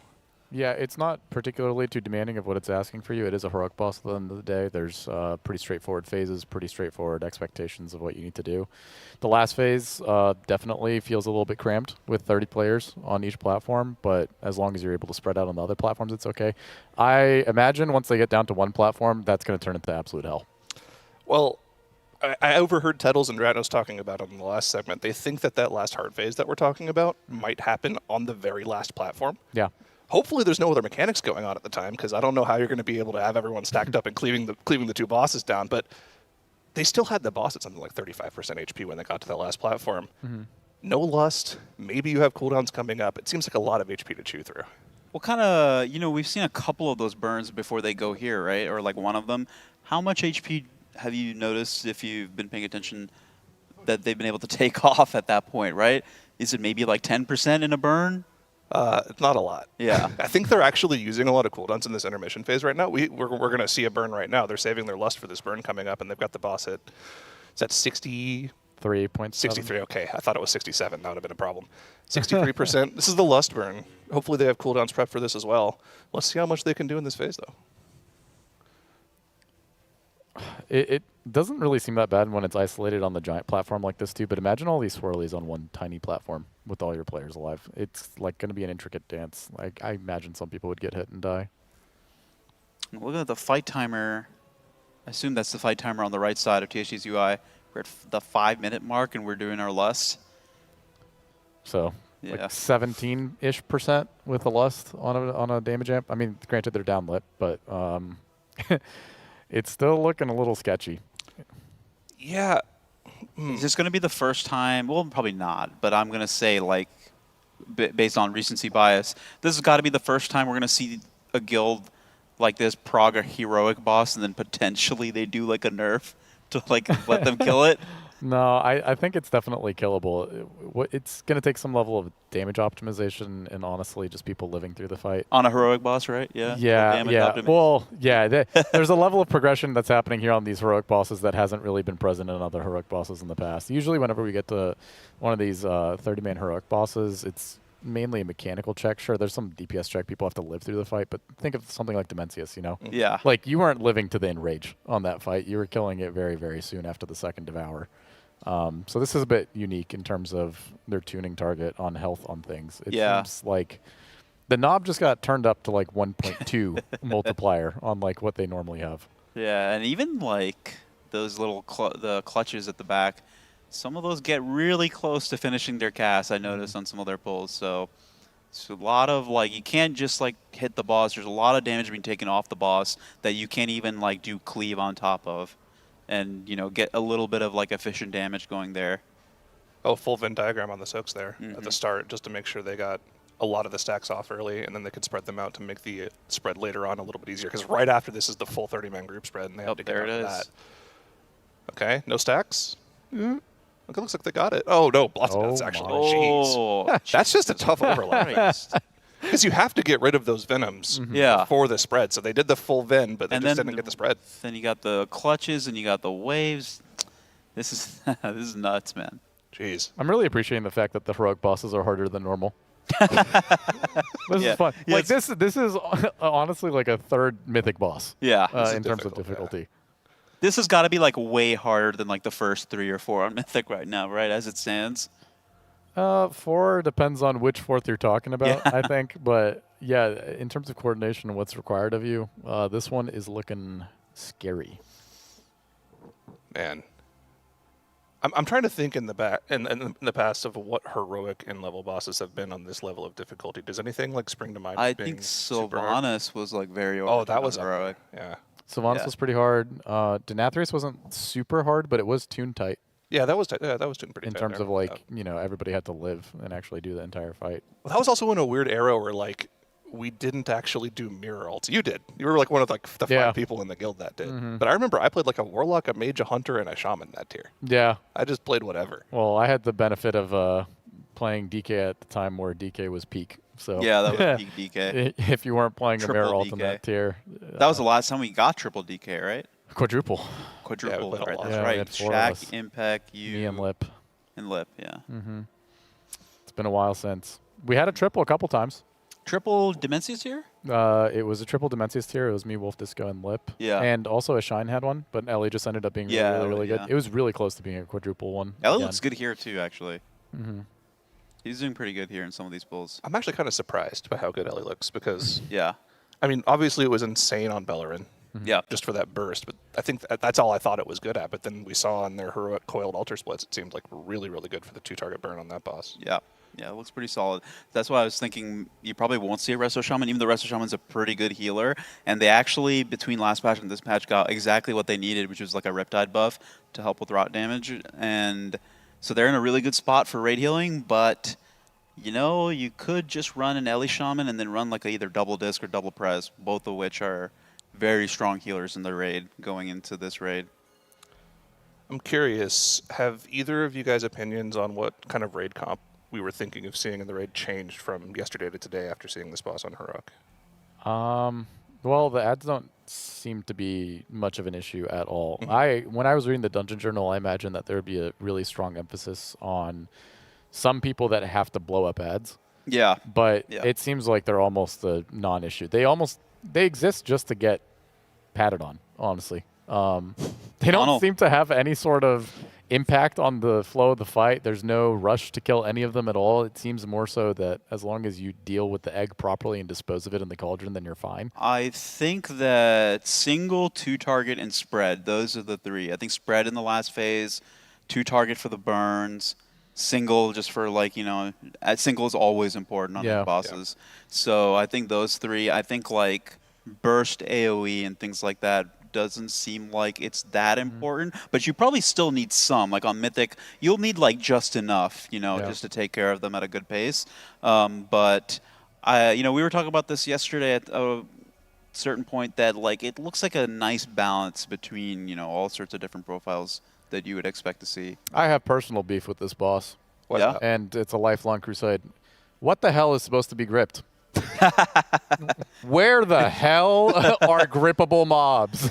Everything's spawning stacked, and none of it's imported in any capacity whatsoever. What's going on here, Blizzard? Dude, you should be able to yank the tail onto the boss. Yeah, you should. Yeah. You should be able to yank another tail up for 3 target. Yeah, yeah. Or like, you know, the boss has like, what, 7 head? How many? They could angle the camera a little bit better. You should be able to yank each chamber of her heart out. We got 1, 2, 3, 4, 5 heads? I think it's 5. Yeah. Also 4 fingers. 4 fingers. Wait, where are the fingers? Making a joke. Oh, no, okay. Yeah, I get you. No, well, this could be a robot-generated boss. I'm sitting here seething with rage right now. I'm getting Gallywix flashbacks where it's like, oh, dude. Nice, man. Where are the ads? Oh, exactly where you need them to be. Where do they spawn? Directly on top stack. Like they repeatedly say that their design philosophy is for DK to have a raid buff which is exclusively grip, and grip is so impactful that you're going to want one in all the time. Dude, I cannot justify a single reason. There's not even like forced movement that you would benefit from either. No, there's no knockbacks or anything. Yeah, so like this is probably a 0 DPS DK boss. Yeah, you're sitting there in the cuck chair watching everyone else have fun. Yeah, right exactly. Yeah, crazy. I think it's going to be a brutal. If you're Lip, maybe you're okay with sitting the boss. I don't know. I don't know. I'm officially starting my petition to get DK a raid buff yet again, and I'm adding another boss onto the list. Another bullet point in my list of vendettas against Blizzard for not giving my class a raid buff. How long has this been going on for? Forever. Ever since they nerfed AMZ? Well, no, just ever since they decided to do raid buffs again. Dude, they gotta give DK Horn of Winter back. It's the only one in the game without one. It's the only one. You got a lot of options, man. Icy Talons as a buff, Horn of Winter, Leech Aura, Vampiric Aura. You know. Oh yeah, dude, that would be so nice. Actually, that'd be kind of cool. Yeah, Leech Aura would be really cool. Yeah, or just give me Mass Grip, and then I can also look at this boss and, and be like, where are the grips? Yeah. You can move the stack of ads somewhere else. Yeah. There you go. I mean, you know, Blood DK has at least got something going for them that they are like basically unkillable. So there's that. Yeah. So is DPS DK. Yeah, that's true. That's all it's got going for it. Yeah. Sad state of affairs, but what can you do?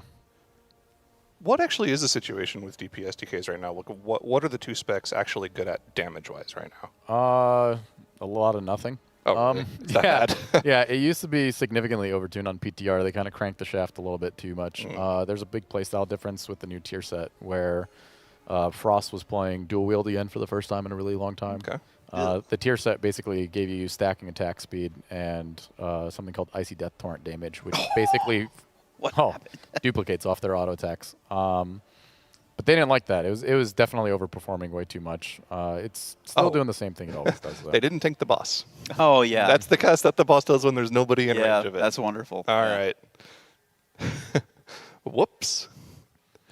Yeah, it's underrated, but the tanks do get crippled by the tank mechanic itself. Oh, what is the tank mechanic on Yeah, this? so she does a sequential hit on the tank from each of the heads. They all come and chomp down. Oh, yeah, And it does a okay. bunch of magic damage and leaves a really nasty dot on you for a while.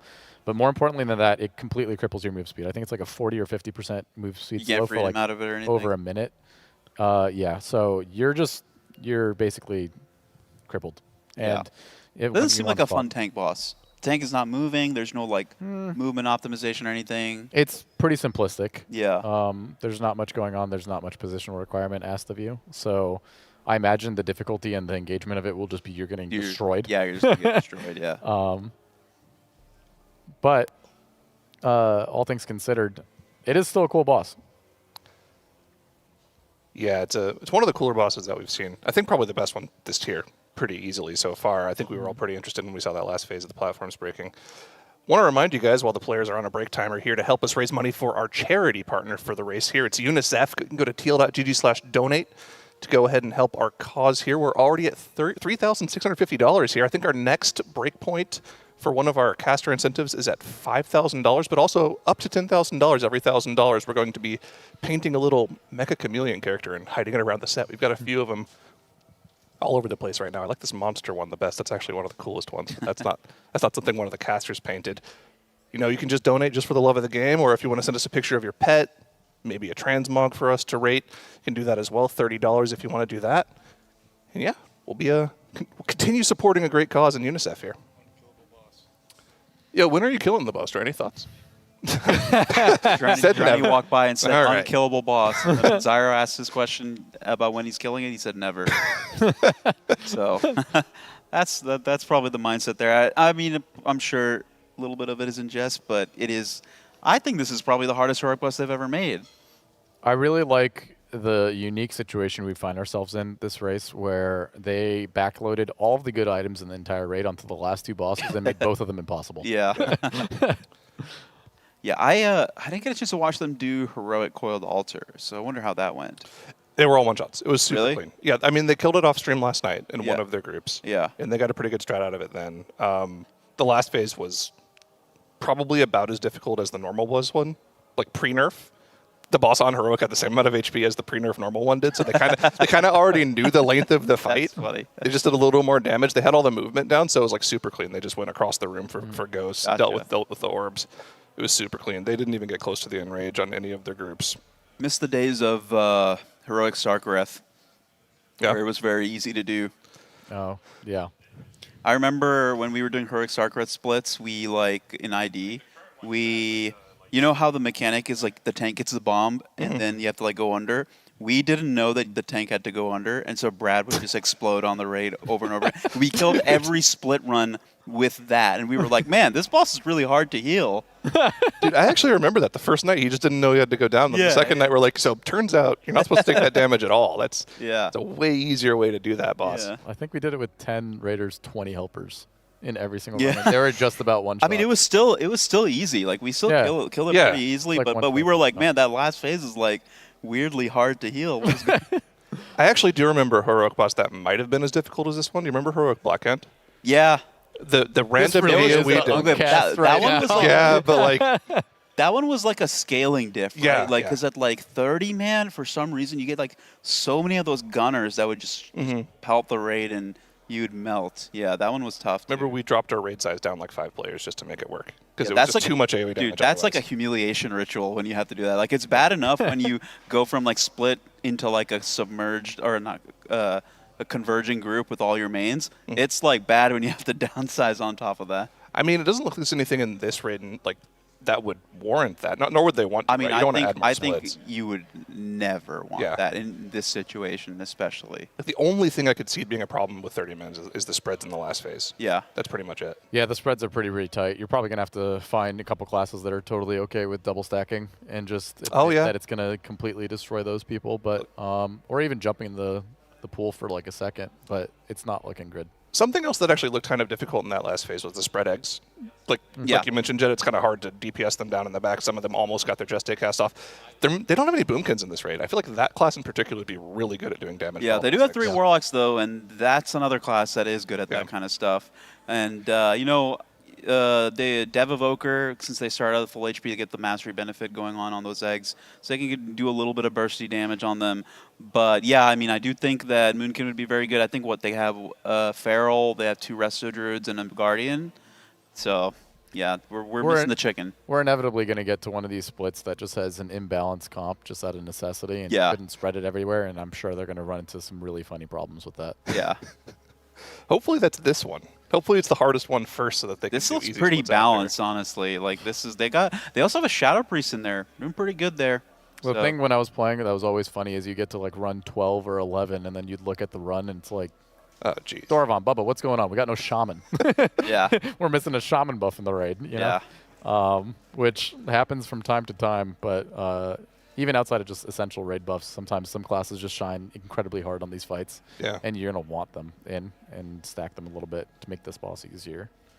And I mean, I think the item level that we have in the group right now also is like with them having sent things on characters that are like guaranteed not mains yet. That's typically what they do for these heroic splits. Yeah. So weapons are crafted, crests are sent on characters that are like guaranteed to not be main characters. So they should be at the highest power level this split would see at this point, right? Yeah. The problem with this, though, is they're going into heroic Ula'tek relatively early compared to usually when they would like pull the end boss on heroic. Ideally, you'd want a little bit more of the runs to be fully done with all their heroic things for the characters to actually be balanced in their groups to send. So I doubt that the entire raid has actually sent everything on their dead characters on this one. They might not even be deemed like quite dead yet. Do you think there's any reason for them to have gone into heroic Ula'tek so early compared to other raids? Probably trying to coordinate what the rest of the week is going to look like and get a realistic expectation of how long Ula'tek is going to take in these different groups. I think there's also some merit to like getting it down and seeing if any of these characters can just be deemed as mains. You know, I don't know what their plan is, but let's say this run finds 3 people, specifically the only items they needed to get their main determined. You can effectively eliminate some of the runs later in the week, which they might need for time, or maybe they want to consolidate down from a certain number of runs if they can get everybody their pieces early. Okay. And like, what kind of items are we looking for from this boss in particular? So there's a cantrip. There's multiple different pieces on the helm. Yeah. Strength and agi. Yep. You know. Plate legs, big crit proc. Yeah. Big crit stat. Oh, right. There's a lot of cantrips on this boss, right? Yeah, and the new catalyst system, the way it works now is that you convert that to a tier piece. It keeps all the stats. It keeps all the cantrip effects also. Ooh, that's huge. So, yeah, that's a big deal. All right, little show from Obes and Pup there. All right, thanks, guys. Yeah. Break timer's under a minute now, so they're getting back from that. Probably maybe spending time doing logistic stuff on the back end, figuring out, okay, do we have time to do however many Ula'teks we wanted to do before dinner break? Because that's coming up here in about a little over an hour or so. Yeah. It's all time constraints, right? They really want to get into Mythic as quickly as possible, but like these splits have not gone the They're greatest not. in the first couple Blizzard's of not days. letting them. No. Yeah. But both with the servers and the bugs, and then now the crazy bosses. Honestly, though, if heroic is tuned this tight, Mythic is probably going to be pretty rough too. So I imagine that no matter how early they want to get into Mythic, if they're not sitting there with all the gear that they want acquired from these bosses, Mythic seems a little bit doomed if they're trying to get in early. What? Okay, so I'm curious. I'm gonna ask. I want both of you to answer this question. I'll start with you, Alice. Looking at a Mythic raid tier, what do you prefer from a difficulty standpoint? Do you prefer a tier like, let's say, what was the Ansarek tier called? Erebar Palace. Do you prefer a tier like that where it's like half easy bosses than half nuclear bosses, or do you prefer something like the raid we just had, where it's all the bosses are super easy and the last 2 are nuclear difficulty? Can I get a third option? Okay, if there is a third option and you don't agree with either of those two, Yeah. Tell me what that is. Third option is linear difficulty curve, but the end boss is not 500 pulls. What's your ideal pull count? For an end boss, I think 200 is great. 200? Yeah, honestly, I'm not. Maybe I'm in the minority for this. I don't necessarily think that an end boss or a raid tier should specifically be just on the cusp of what's doable with perfect play. Okay. I think it's totally fine for things to have a little wiggle room for mistake, and the skill expression of the guilds playing consistently good and problem solving quickly is what determines who wins. I think that we exist in this world where it's kind of a little bit strange. The Race the World First Skills experience a raiding experience that literally no one else experiences. Like, you are fighting a completely separate boss, not even just like months separated in time, but like weeks separated in time. Like, first kill goes down, you go to the next week, it's not even the same boss anymore. Like, they've had to change so many things to the point where people don't get to experience the same thing. And I think that having the difficulty maybe just a little bit more accessible for the general population, but having Race the World First Guilds thrive in doing it quicker is more fun from like a feeling of fulfillment, at least in my mind. I know I'm like in a minority in terms of what I believe in this. I think of most of the people in Liquid, they just like really, really, really hard bosses. But think of like Sarkareth, think of Sire Denathrius. Yeah. Those kinds of bosses, those are my personal favorites. Like, it has a level of difficulty in your execution and what is expected of you, but it's not so difficult to the point where you're like sitting there for hundreds of pulls trying to optimize like 1% more damage on a specific thing. I think damage checks are great, you know, but not a necessity to the utmost degree on every single fight that you end up pulling up to. Okay. That's pretty reasonable. What about you, Joe? What do you think? I am of the opinion that the floor needs to be raised and the ceiling needs to be lowered. Mhm. I don't like the whole heroic end boss is way harder than like the first 3 or 4 mythic. I think it's okay for it to be harder, but it's usually so much harder that to me it's a little odd for you as like a average mythic raiding guild to, you know, maybe you do the end boss in like 10 to 20 pulls and then you go in and one shot like the first 3, or like maybe not one shot because those guilds typically don't do that, maybe like, you know, 5, 6, 7, 8 pulls. I would like to see early bosses actually take some, you know, some amount of like effort to kill, because some early bosses are interesting. Yeah. Just because they have some, like the first boss in this raid is pretty cool, you know, but like I fully expect it to just be one shot right out of the gate. Or maybe 2. Sometimes you have, you know, errant wipe here and there. But I think it does a lot of disservice to the effort that's being put into making those bosses to just like be like, okay, you know, this is just going to be like, they're basically just rewards for you being good enough to clear heroic, you know? And yeah, and I don't like the idea of having these like 500 pull, 600 pull bosses at the very end of the raid where they're so hard that they need to just get absolutely sledgehammered, right? And then like you have gear not effectively like bridging the gap for the lower ranked guilds. You have this damage buff that comes in like every 4 weeks, right? That doesn't do enough. The Blizzard has to just like straight up nuke the mechanics and make them like a shell of what they used to be, just so average mythic guilds, average cutting edge guilds, which are still like far beyond like the average player in WoW, has even a chance of killing them. So I think for the overall health of raiding, it would be nice if we made mythic difficulty something that you can chew through in its entirety, but not like put you in a situation where we have to wait for nerfs, or like there's no point. Owie, what happened there? There's no point in you know, doing anything. You got to go farm Mythic Plus while we wait for a nerf or things like that. I think that's very unhealthy. Yeah, I think raising the floor and also lowering the ceiling would be great. I yearn for a raid where the first boss takes 20 pulls. Yeah. For like a race Okay. first guild. Huh. You know? I think that the little gimmies at the beginning of the raid don't necessarily feel great. It feels like you're like going through the motions at the start of the mythic raid, right? Yeah. Like you just fully expect to just like walk all over these bosses. Some of the bosses are like very cool designed and have some cool mechanics, and it would be cool to like actually face a boss that takes some effort, and then you get to experience all the mechanics in its entirety.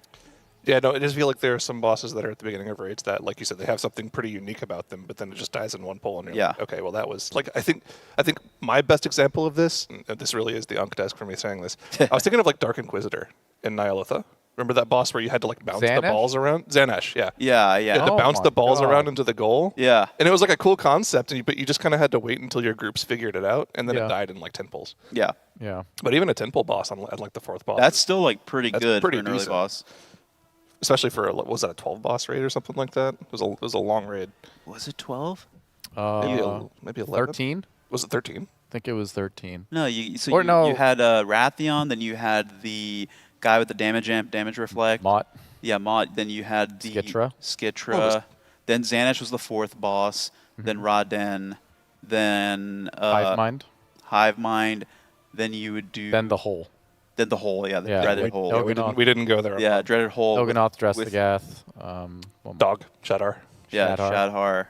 Yep. It was 11 bosses then, right? Because then you had. Vexiana. Oh no, okay. Yeah, it was 12. Yeah, it's 12. Yeah. 12. And Azoth was 2 bosses. Yeah, I was thinking about Siege of Orgrimmar, for example.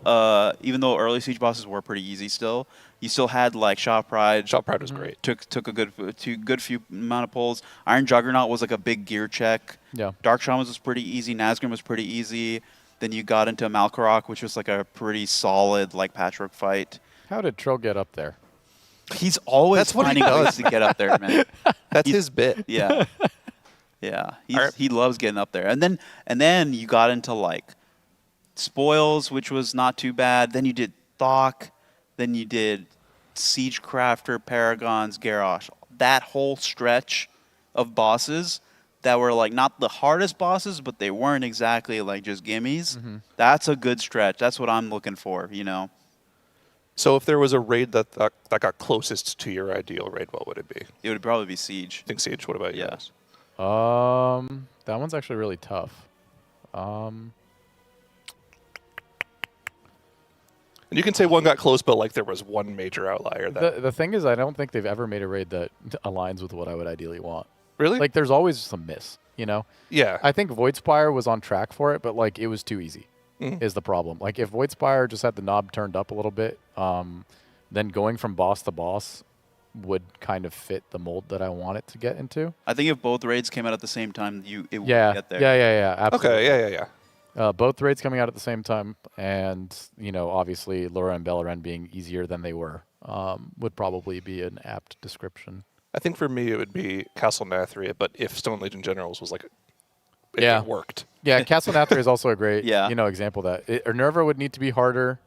Zymox would probably need to be a little bit harder, and then Generals working properly, and then that one's actually pretty. Yeah, that one is good. I really loved Nathrius' tuning as like a that was a great boss. End boss, specifically because there was a damage check, but you weren't completely sweating for it. But you had to work for it like a little bit, and there's a lot of rotating parts to it that you know you had to think about rather than just slam your head into. So there was a problem on Sired and Atherius. I don't know if it's ever been investigated at all. But we had 2 Warlocks on the fight that were both playing Absolute Corruption instead of Siphon Life, and it was like a 10% damage loss. On the it was rough. Yeah, Siphon Life. Ugh. Sludge Fist was a great DPS check, like probably one of the best of all time. Fantastic. I made the argument that part of the reason why Sludge Fist was a great DPS check was because you were always in danger of just dying. Yeah. And that like when you're in danger of dying, you think twice about like risky plays that get you more damage. Yeah. There were a lot of errant snaps on that fight where 2 players just died and somebody went, well, whoops. Yeah. That was a banger, though. I really wish we had everyone in person for that raid. That would have been a sick one. But unfortunately, that was peak COVID when that happened. I remember we won World First, and I screamed so loud, and my parents came running up thinking that I was injured because I was just banging the door and screaming and making honestly concerning noises. This is interesting, though. So in the meantime, after the break, while we've been talking about raids, they've decided to abandon ship on the Ula'tek splits for now. Which is Coiled Altar? Yeah, just do some Coiled Altars. This is probably full 30 man, if I had to guess. Do we think that they had a little chat with Blizzard? Looking like normal. Is it normals? Okay, sure. You think they had a little chat Well, I don't know necessarily if it's a chat, but more so like a reasonable set of expectations. They could sit there and kill the boss. It might take them a couple hours. So, Yeah, but you don't want to take a couple hours to do that. And given the fact that we've already had server issues, login issues, RP issues, the raid not working, a whole bunch of different things that have already set them back time-wise, they're probably just making the call to be a little bit more efficient with their time, get back in normal. Seeing Heroic was definitely important. Like, they have a pretty good understanding of what the fight is expecting of them, and they've seen probably 80% of the fight all the way through.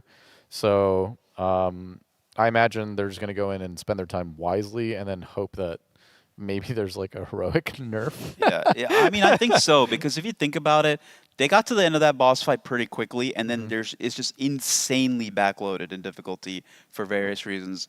That is usually like, I feel like that's not common with heroic bosses. I feel like they tuned everything around the fact that 15% buff was still in from farm.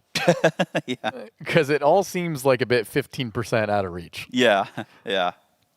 I don't know if it's just like the classes that I've been seeing at the top, but it also seems like the new tier bonuses are extremely strong this tier. Yeah. Like 10% seems like the baseline, and there are even some classes like rogues I think still have a 20% 4-piece. Warrior 4-piece is really Warrior's good. also insane. Yeah. So maybe the boss is tuned around expecting most of the raid to have those, which they haven't really done in the past. It'd be a little weird if they did it, but it does seem like it's a little overtuned health-wise. I'm trying to think, maybe Sepulchre, the set bonuses when they returned, they were like really OP for everybody. So that's probably the last time we've seen set bonuses like that.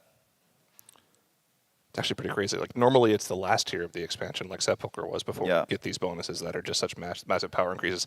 I mean, in terms, like you've seen the sim sheets, right? Like characters coming out of last tier are simming for like maybe 120 to 130k. In full bis gear, the top end classes are simming for like 260. Yeah, like you're literally going to be doubling your damage once you get towards those higher mythic levels of gear. Yeah. It's an insane power boost. This Well, we're also just in a world where gear scaling and power scaling is just out of control. I've never experienced expansions where you go into the first tier and you're looking at your character sheet and you have 34% crit. Yeah. And like that's not even just fully stacking crit. Like you just have 34% crit, like trying to make it a slight priority. It's usually we'd start expansions, you know, and you'd be playing your character and it's super slow and janky and it feels weird because you don't have many stats. But now we just have the availability of a lot of stats and they just keep compounding tier to tier. Yeah, it's a product also of like Blizzard is just showering people with gear after like the first 4 weeks of the season, you know, and then because everybody's showered in gear, they got to drip feed new little systems like the upgrading your weapons and trinkets and, you know, the Rotmeyer gear in the mid patch. So they gotta, I don't know. I am a little torn on how last season went because the content was like outside of obviously like racing. Like once you got past all that and you were like mid-season, content was pretty easy, and then also the gearing was really easy. And I feel like you can have one or the other, but you can't have both. Otherwise, I think the season is not that interesting to play through. And then Blizzard has to like come up with random, you know, treadmill carrot on the stick thing for you to do to like make your character better. Because character progression, I think, is like, I think that's a core part of playing any RPG and especially in MMORPGs. And eliminating that because, you know, everybody just wants to get fully bissed out and then push keys is not necessarily, I think, healthy for the game. So, and I think this season's going to end up being like that again. So I don't know. I mean, the result of that now is that every tier you're just doubling in damage, and what's season 3 going to look like, right? Like back to doing millions of damage again, maybe. And the nice thing about playing like the last season of expansion is that your character feels great to play because you have all these stats, but you're already there. So it's kind of, you know, it's kind of weird. Ooh, the double gateway from Splat, the movement on the Warlock. Oh, man. Okay. He took a circle port, brought one orb in, gated out, grabbed an orb, gated back, and brought a second orb. Yeah, I love the double gate. I PvP'd on my lock last season, and the double gate is so sick. It's so strong. Especially when you do like the Mugambala arena, where it's like you throw the gate from like that, you know, that middle like pillar area up to like the second level, and then you gate up. If you play like any kind of melee that like can leap up there or something, they'll leap up there. Then you just gate back, and then they just gotta like waddle back towards you. When did they give Warlock the ability to do that? I think last expansion they had the double gate talent, right? Yeah, they added the talent to the baseline tree whenever they updated all the talent trees. Yeah, yeah. I think that might have been the first time I've seen that. Yeah. But that also goes to show I don't really pay much attention to Warlock players. No, double gate is so sick. No, I guarantee you there is a large amount of Warlock players who don't know it exists as well. While players not known for being able to read very well. This is looking like a sketchy phase. It's a lot of yeah. orbs popping. A lot of damage. Yeah, but on the topic about reading, though, let me tell you, man, this new talent system. Oh, here we go. If you here we go. If you put a deadly weapon to my head and said, "Hey, I need you to put your main's like raid talents in by heart," like you might as well just, you know, I just can't do it, man. Like every time I'm like playing a new character, I'm like, okay, google.com wowhead space like my spec, and then I just like hit the copy talents button and then just import it into the game. Old man can't make decisions for himself or remember. Dude, I can't. Dude, there's too many talents, man. I can't remember. If there's any gripe I have with the talent system is that they keep doing this thing where they're like, we want you to have different builds. We want you to play the game in unique ways and adapt yourself to the situation. We're going to take 36 talents and put them all in this tree on the right. And you get to pick between 50 of them. And then every class you log into has the same exact cookie cutter build for almost every single thing that you do. You have your single target build, and then you swap 2 talents for your AoE build. It's like, here we go. We made this complicated system for you to pick different ways. But if you look at it, left is AoE, right single target. Take your pick. Oh, okay. A lot of specs aren't like that anymore unless you play Affliction Lock. Then it is like left AoE, right single target. Yeah. And then which is like the Stone Age at this point, because then you play like something like Demo, which is just runs the same stuff essentially for every single bit of content. Or like now Arms Warrior is like that too, where it's like only like 2 different talent swaps and that's it. You're like chill.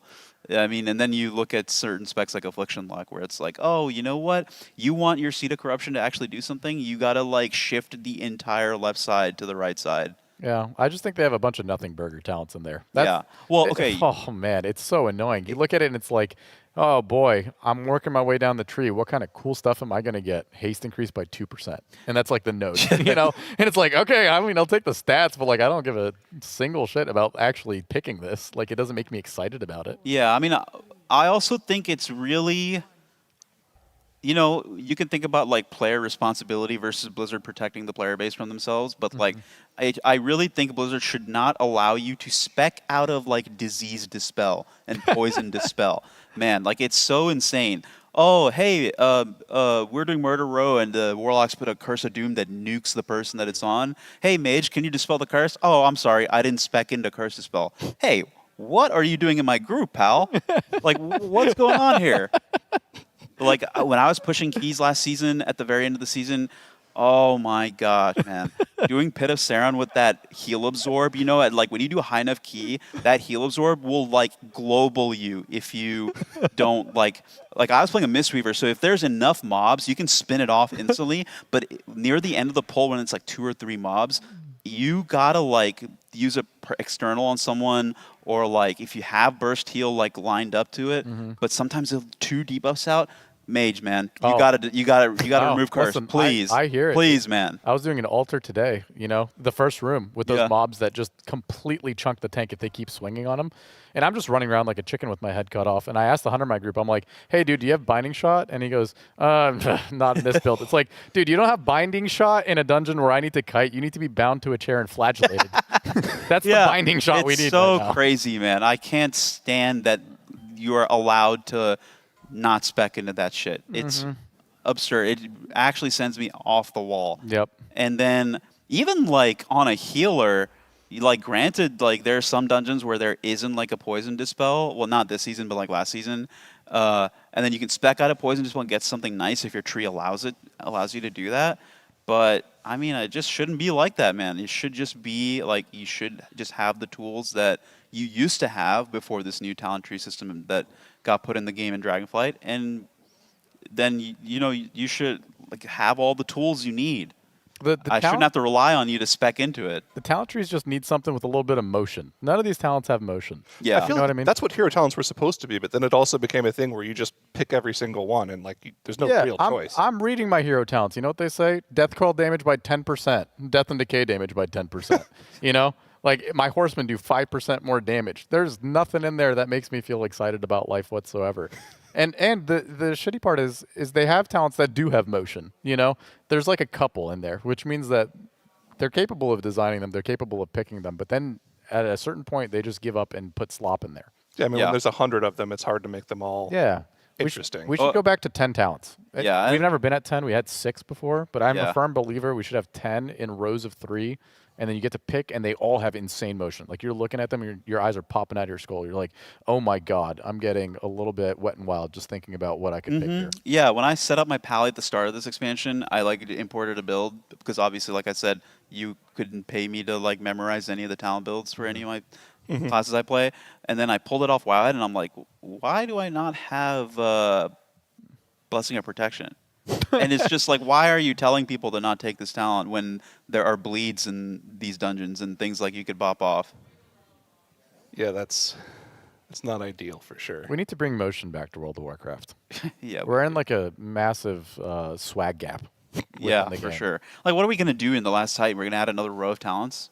Yeah. That's a good question. Hopefully we find out at BlizzCon. That's not I too hope far we away. get a third hero tree, because I actually am really positive on the hero talents.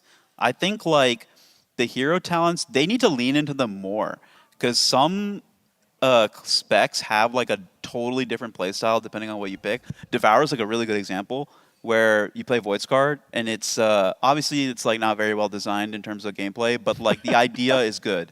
The idea being that like you play a melee build, it's like shorter metas but very bursty, and you know the whole point is like you're utilizing a completely different skill set of the spec versus playing Annihilator, where you are a caster, you're caster focused, you're not going to the melee, longer metas, more like sustained damage versus Void Scar. I think that's a really cool idea. Same thing with Arms Warrior, where Slayer is more like execute based, you know, bursty AoE with Blade Storm focus versus Colossus, which kind of at this point I feel like it doesn't really have that much an identity. And I was saying to a friend of mine in that like Colossus should be a Mortal Strike focused spec. And your Mortal Strike should just blow your enemy's head smooth off. Like, that's what it should do. You know? Like, that. Like, it should be, like, heavy, like, big hits, not that execute focused. Like, that kind of, like, leaning into the different playstyles within the specs is possible. They kind of already do that with, like, just builds, you know? Within the spec tree. But they could lean into it more, you know? And that's what I want to see in The Last Titan.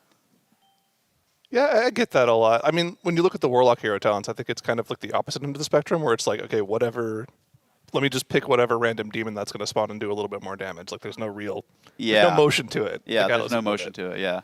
So, yeah, it doesn't really feel like there's anything that's really in between that you're kind of just like okay with. It's either really cool or it's just kind of nothing. I would say, like, I'm trying to think for Warlock, like, for Destro, your damage goes from, like, Spender Focus to, which is in Diabolist, to like, I don't know, what would you say like Hellcaller is way more about like spread damage from like your regular spells?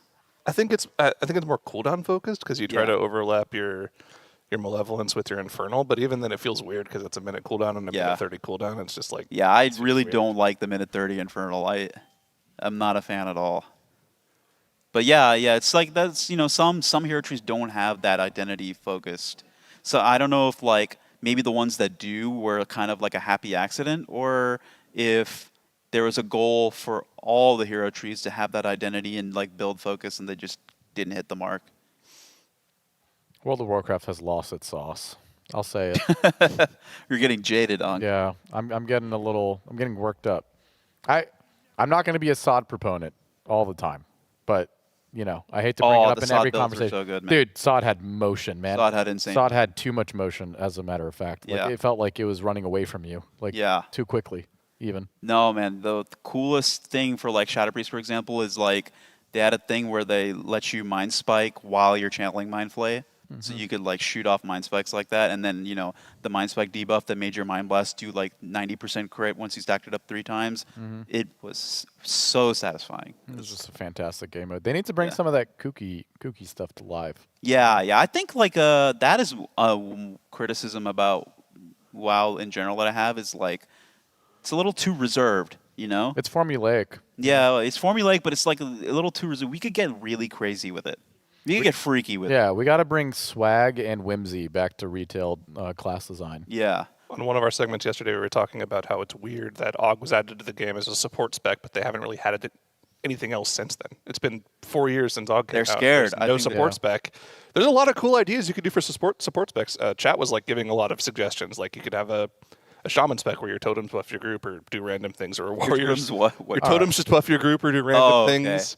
Yeah, or like, can I keep it real though? Yeah, what's up? Let's keep that shit out of the game. It's already in the game. Yeah, but like it's already there. Let's even retroactively delete it. Like let's get that lizard out of here. You know what I mean?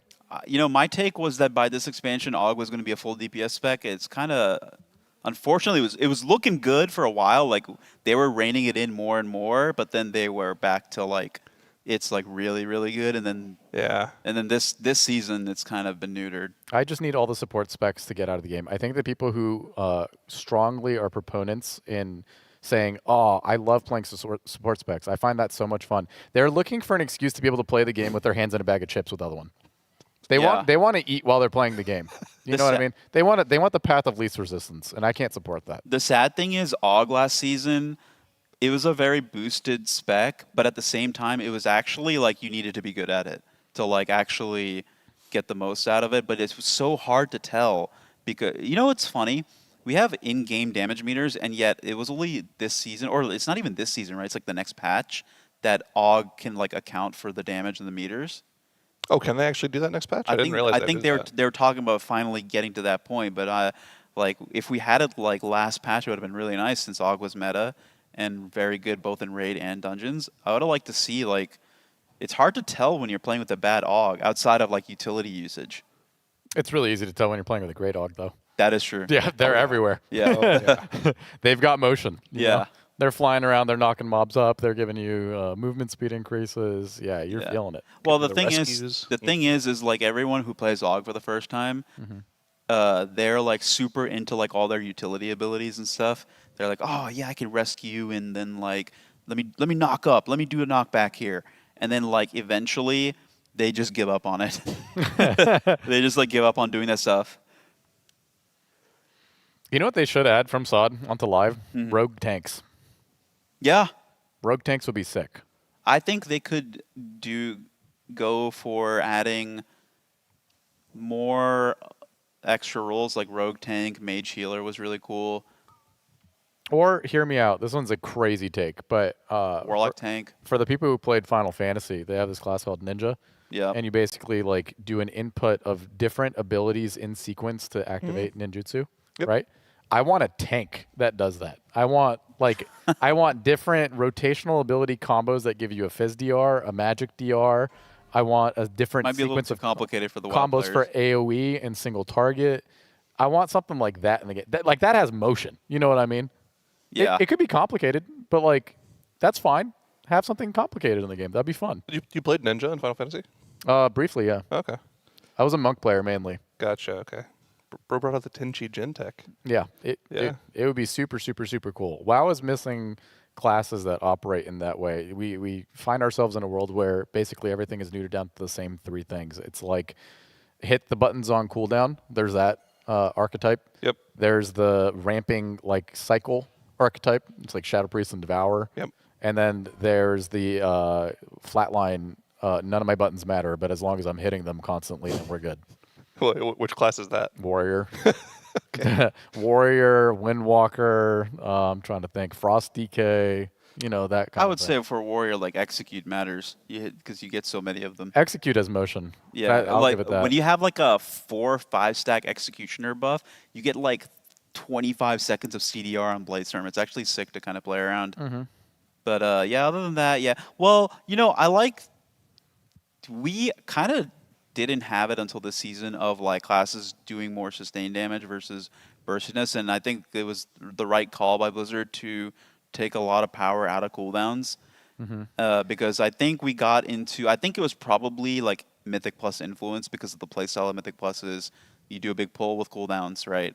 Then you play around like whatever people's cooldown timings are for the next pull, et cetera, and that led to like many specs just being like all the powers and cooldowns. Shadow Priest, when I was leveling it at the start of this expansion, was like really notorious for this, where you destroyed mobs while questing or doing dungeons with cooldowns, and then outside of cooldowns, it was like actual torture.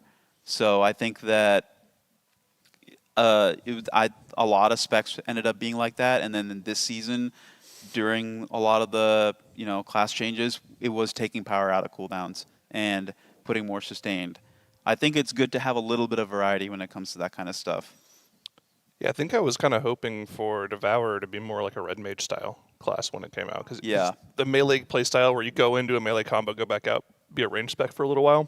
That is, in my opinion, my ideal version of Devour DH, because the caster version of the spec, it's good. I was very negative about it. I used to argue with Alice about it until I played a decent bit, and I had a lot of fun playing it. But I still don't think it feels like a Demon Hunter spec.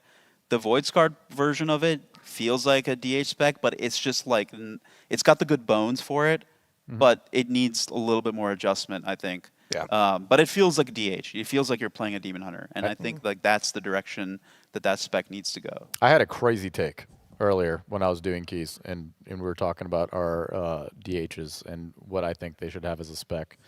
But I would love and find it hilarious if DHs specifically had a button that during their meta, they could collapse their meta, right? And you basically fly in kamikaze style. It does, hear me out, it does like 5 million damage. Okay. Okay. You don't get to use it super often. It's like a 2-minute cooldown. But it does 75% of your health the second it lands. So you have to have the tact and control to know when you can do this and when it's smart, which is just hilarious because the people who don't know it are going to go flying in and die. It's the just die button. That's what it is. I call it Oblivion. Go and die I call it Oblivion. It's kind of like the Hunt, except you go up in the air and then crash down at the mob, and it does a gigantic nuke, and it's AoE, and it's uncapped, and it's not split. But it almost kills you every time you press it. I think that'd be so sick. That would be so much motion. Havoc or Devourer? Devourer. Yeah, Okay. no, Havoc can't have that. No, Havoc has already got motion. No, yeah, Havoc's good on what they've got. Yeah, but just Devourer. My actual Devourer take though is that I don't like the idea of Collapsing Star not being in the roto for Void Scar. Yeah, it's really weird. And I think what should happen is each spell in your melee combo, which is like the Void Blade, the Hunt, Hungering Slash, and Vengeful Retreat, should give you like a stacking cast time reduction and damage buff to your next Collapsing Star, so that at the end of your Vengeful Retreat, you can rip a Collapsing Star. After that, you build a little bit so you can use it again, and once you have enough to do another Collapsing Star, you do your melee combo, and then at the end of the melee combo, again, another buff Collapsing Star. I think that would be very fun. I think that's a good way to incorporate it into Void Scarred without it being like, oh, we want you to cast Collapsing Star, which means like it incentivizes you to stay meta as long as possible. But I think that doesn't fit Void Scarred's gameplay. Void Scarred's gameplay is in and out as much as possible very quickly, right? And being very bursty. Does Void Scarred still not spec the bottom talents, like the Collapsing Star talents? They don't. That's so weird, man. Yeah, that actually sounds like a pretty good idea. I like that. Yeah. I'm actually okay with like certain specs not speccing to bottom talents. Like Mistweaver doesn't do that in keys. A lot of healers didn't, right, for a while. Yeah, and it's not. I don't think it's the worst thing because you can put those points in your main spec tree, and you can get a couple of talents that are pretty cool. But it is weird. It does feel weird that like your Apex talent is not being used. Imagine a world where Oblivion's in the game and you do that in PvP. No, my PvP take was like the Hunt should have a 100-yard range, and it should do more damage the further you travel. So like you start the game, if you really wanted to, like at the very beginning, the arena gates open, you just queue up a Hunt on your enemy team to shoot across the map and just one-shot your enemy team. Or you get one shot because they see it coming, and then they just CC you and blow you up. It would be cool. What happens if you get your Oblivion spell reflected? You just full die? It can't be reflected. Oh, okay. It pierces everything. Okay. It goes through immunity. It's called Oblivion. You know, it's doing All right, 75% of your health. It's got to have a payoff for that.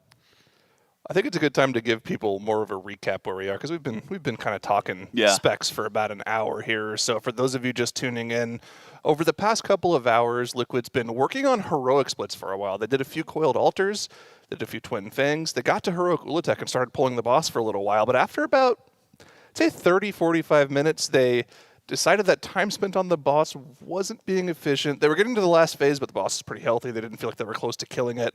So we're back into normal splits now, trying to be as efficient with our time as possible. Yeah, thanks to good old Ellesmere UI, you can kind of tell what difficulty everyone's in because they've replaced the skull and then the skull with fangs and the skull with fangs and glowing red eyes with like a N, H, and M for normal, heroic, mythic. And unfortunately, I don't think Splat has that going for him in the map. But in like other UIs, you'll notice that. It's like a nice way to tell what's going on. You can kind of tell by looking at the damage meters by how many liquid DPS are at the top. Yeah. If it's not all liquid players, that means they're in heroic because they're in normal rather. They've got a lot of helpers in the group. Yeah. Also, the boss is very low, so yeah, that's the other thing too. And we're also on Ula'tek, which you would not dare pull on heroic, even with 30 liquid raiders at this point. Which is just a hilarious state of affairs to find ourselves in. Second day of this raid being out, and we cannot kill the last heroic boss. For people who might be seeing this encounter for the first time, do you guys want to do a quick rundown of what we're seeing them deal with here? Sure. Take it away. You said sure, and then you... I don't think I will. No, I'm just kidding. Yeah, I was going for an awkward pause.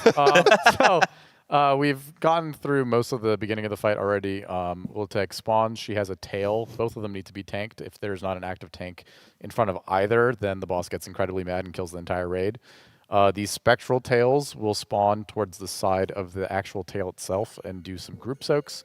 And then the main fight mechanic is these eggs that players have to carry. While carrying an egg, you have a giant dot on you, and getting hit by acid abilities will prematurely hatch the egg. If you do not prematurely hatch the egg appropriately with the given mechanics on the fight, then it spawns into a fully mature Viper, which just messes your entire world up. So basically, it's an ad control fight and making sure that these eggs are managed, making sure that they don't hatch at times where they need to be hatched. There's a small ad phase in phase 2 where you go outside the main platform and deal with a warden along with some extra eggs that you toss into a crucible. And then we eventually find ourselves back into the third phase where she splits up these platforms and has spreads and group soaks. Okay, and we're in that phase right now, and you can see they already have the boss like sub 5% here. On heroic, when they got to this last phase, they had the boss, I think on their best pull, 43%? Oh, even on normal, looks like half the raid got nuked from those spreads. Yeah. Fortunately, the boss is low enough to where they should be able to kill it off and collect their loot, but we're losing more and more players to the just rot damage on the boss at this point. Yeah, the group soaks specifically just have to be fully soaked, otherwise it has a scaling explosion effect afterwards when the spreads hit you. So if you don't have people quickly in those group soaks and have them appropriately soaked, then you just die. It's happened a few times on normal. It's a big barrier of entry for them on heroic right now, because even as they're being soaked, it still hits ungodly hard. It's just a scary fight. Okay, boss does go down even with 2/3 of the raid dead here. What kind of loot are we looking for from this boss, Jet? We're looking for trinkets, daggers. We're looking for... It's the one-handed drop of this boss or the previous one? Are they hovering over a dagger potentially? Previous one, but there is a neck. Yeah. Oh, a neck. Oh, yeah, Okay, the neck is That's a big huge. one, too. And I believe they got a one-hander as well. 2 sockets and 7% reduced damage inside the raid from poison abilities, which is, you know, we're living in poison here, so it's really good. 7% is a lot. Yeah. That is like a really strong effect. Yeah, they're also looking for the Strength and Agi trinket. I think it's called the Heart of Ula'tek. Yeah. Most of the Strength and Agi classes want it. It's an on-use 1.5 minute cooldown. Gives you a bunch of stats and has a little bit of a damage component to it as well. Okay, well, this was a pretty good kill. I think that's the first neck I've seen them get. Yeah. So that's pretty massive for whoever gets it. Who do we think is going to be getting that in this? Well, I guess that would kind of depend on what the other pieces were. Yeah. In this group. Yeah. The first. There's no way to really know. Every single character is going to want that neck. I think it's best for just about everybody in the game. So Omni tokens too. That's the other special thing about this boss's loot. Oh, yeah. Omni tier tokens you can assign to whoever, gives you a lot of freedom as to like how to dole that out. Although I suspect that everyone's main is more than likely going to have all heroic tier because they can just dole those out when they get to their heroic splits. Assuming they can kill as many Ula'teks on heroic as they want. Not a given based off how difficult that boss has been so far. Not a given indeed. It's another normal group now in their second damage amp phase right before P3. Boss not as low as it was for the other group here. Yeah, it's one of those bosses where if you get a really, really strong group where all the helpers live and you utilize these damage amps on the heart, which takes 100% damage, you can get it really, really, really low, but it's not needed to kill it at all. It does have a nice little added buffer for you just in case something does go wrong in the last phase where you can limp through if it's low enough. But the phase itself is not necessarily mechanically demanding enough to the point where it seems like something they would consistently wipe to. Yeah, so one of the big differences I'm noticing between normal and heroic is on normal that we're seeing right here. Everybody can soak every single one of these spectral coil slams. On heroic, you have to break up into 2 groups to do it because you have like a 8-second debuff on you that doesn't reduce the amount of damage the slam does. So they're forced to split into 2 groups of 15 to soak them all. And they also happen in quick succession. Yeah, they're a lot faster. Yeah, you won't be able to make it from one into the other, and even if you did, you have a debuff that makes you not reduce the damage that it would do. Yeah. Right. A bit more of a coordination check. You'd expect that, though, on a heroic boss compared to normal. They usually like splitting you up on heroic to do different things, and especially since we're on an end boss, too. They typically make the heroic end boss harder than the first couple early mythic bosses, so not anything uncommon to see. Have you guys taken a peek at the mythic dungeon journal yet for this boss? Have you noticed any ideas on what they would do on this fight? This is like the most difficult to decode a dungeon journal for a boss I've ever seen. They just like vomit the mechanics out under each phase, and it's really hard to tell. Like when I was reading the journal for this boss, even for heroic, I was like, how exactly does this work? You know, like I didn't even think about that. You had to jump to the back of the room to go into the separate hallways. Like I didn't even know that that was going to be a thing. Like I thought the crucible was just going to like appear, you know, to dunk the things in like the back of the room or something. I imagined that the outside of the room was going to be used. I didn't know it was going to be a hallway. Yeah. Because when you look at the room itself, it's very clearly this giant pool in the middle, but they explicitly put these platforms off to the side that look like playable areas. And there's no asset on it whatsoever. Usually if they have some sort of restriction on the play space, it makes it pretty well known that it looks like it's not going to be accessible. Yeah. And that one did. But even then, you know, you can only imagine so much, and then it ends up being completely different. Yeah, but I mean, so okay, quick question. So the guild's a little different than when Jet and I were in the guild, right? Yeah. Back then we had meetings, but we weren't like super in depth with them. You were there last year. What's the prep like for a raid like this, especially for a boss where you can really only kind of just guess what the boss is going to do? How many meetings do you guys have about stuff like that? When it specifically comes to the untested bosses, which are exclusively almost always just the end boss, it's usually one meeting. It's usually at a time that's relatively close to the tier coming out. Okay. There's usually a heavily amount of data mine things that you can see, like anything varying from like you know, specific spell data, like who it targets, how many it targets, etc., whatever. It's hard to see how it would play out. You don't know any of the timings. You don't know how they work with each other. You don't know what the expected outcome of these things are. But usually they'll have some sort of sit down. They'll go over all the main mechanics. There'll usually be some sort of video that one of the analysts has provided that gives you a pseudo boss guide. Like, this is what you need to look out for. This is what you need to specifically do with this specific mechanic that is like integral to the fight happening. But a lot of it is speculation. For example, I think one of the most crazy ones of all time that was Demencius, which, you know, you're reading the Phase 2 journal where you're flying through space and you're dealing with these ads on these different platforms, and you have no idea what the expectation of that is whatsoever. But I think it was either Dorvan or Lummel, one of the two, read the ability's name and it said Conqueror's Cross. And that's like a specific reference to a formation of like chess pieces or something along those lines. Or I forget exactly where the actual source of it was, but it makes a T. Yeah. And he speculated that the ads that are in the Dungeon Journal, which say explicitly you have to kill them, but they make the surrounding ones immune to damage. And then at a certain point, you know, you're going to have this meteor like flying through the platform. We completely didn't understand what that meant for the scope of the fight. But he was like, oh no, I'm pretty sure like those ads spawn in a cross formation across the room. And the intended thing is that you kill one to make a gap, and you have to run from left to right across the platform. And we get to the fight, and it's exactly that. And it's like, what the hell? They Like, just nailed it. how did you figure that out? Like, what is going on there? That is crazy intuition to come up with something like that. So, you know, whenever they get to these fights, they have something like that to build a framework off of. But it is also going to be some level of adaptability where you don't know exactly what's going to happen. You just have an educated guess on what you can expect. Okay, and I'm assuming there's times where they'll come up with something and it's just completely wrong. Completely cooked, yeah. But you figured it I was usually the guy throwing that up. I would cook, but sometimes my kitchen would burn down. There's been a lot of that throughout the years for sure. Yeah.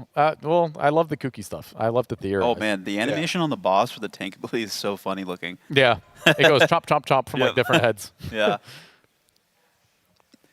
How crazy would it be if each head had a health bar? The boss was just constant 5-target cleave. I personally, maybe again, this is maybe my kitchen cooking a little too much and burning it down, but I think it would have been cool if, like, as the fight goes on, you're severing the heads and they're regrowing. Yeah, But- like the Hercules Hydra. And every time that you killed one of the heads, it put a damage amp on the boss that had a duration. So you had to, then you had to like kill them all at once to stack them all up. you could either do that or like extended, bring one down, keep it going. But hear me out. Every time you kill a head, it makes the mechanics easier. So like you have to pick between how many heads you want to sever at a time. Okay. And every time they regrow, they get more health.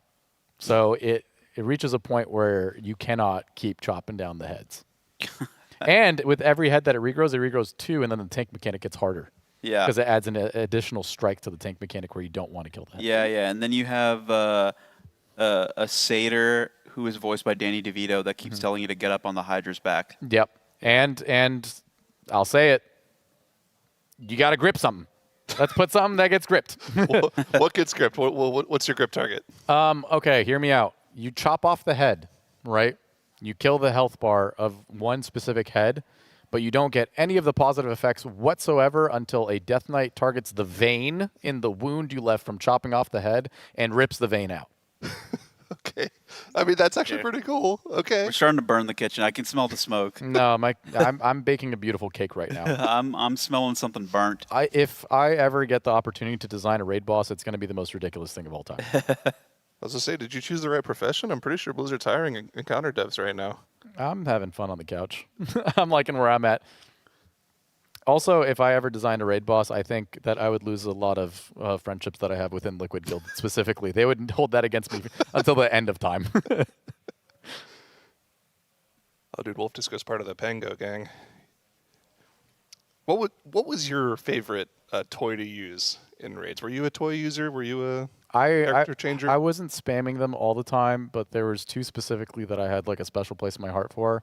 It was the Lich King toy that turns into a little naked blue dwarf.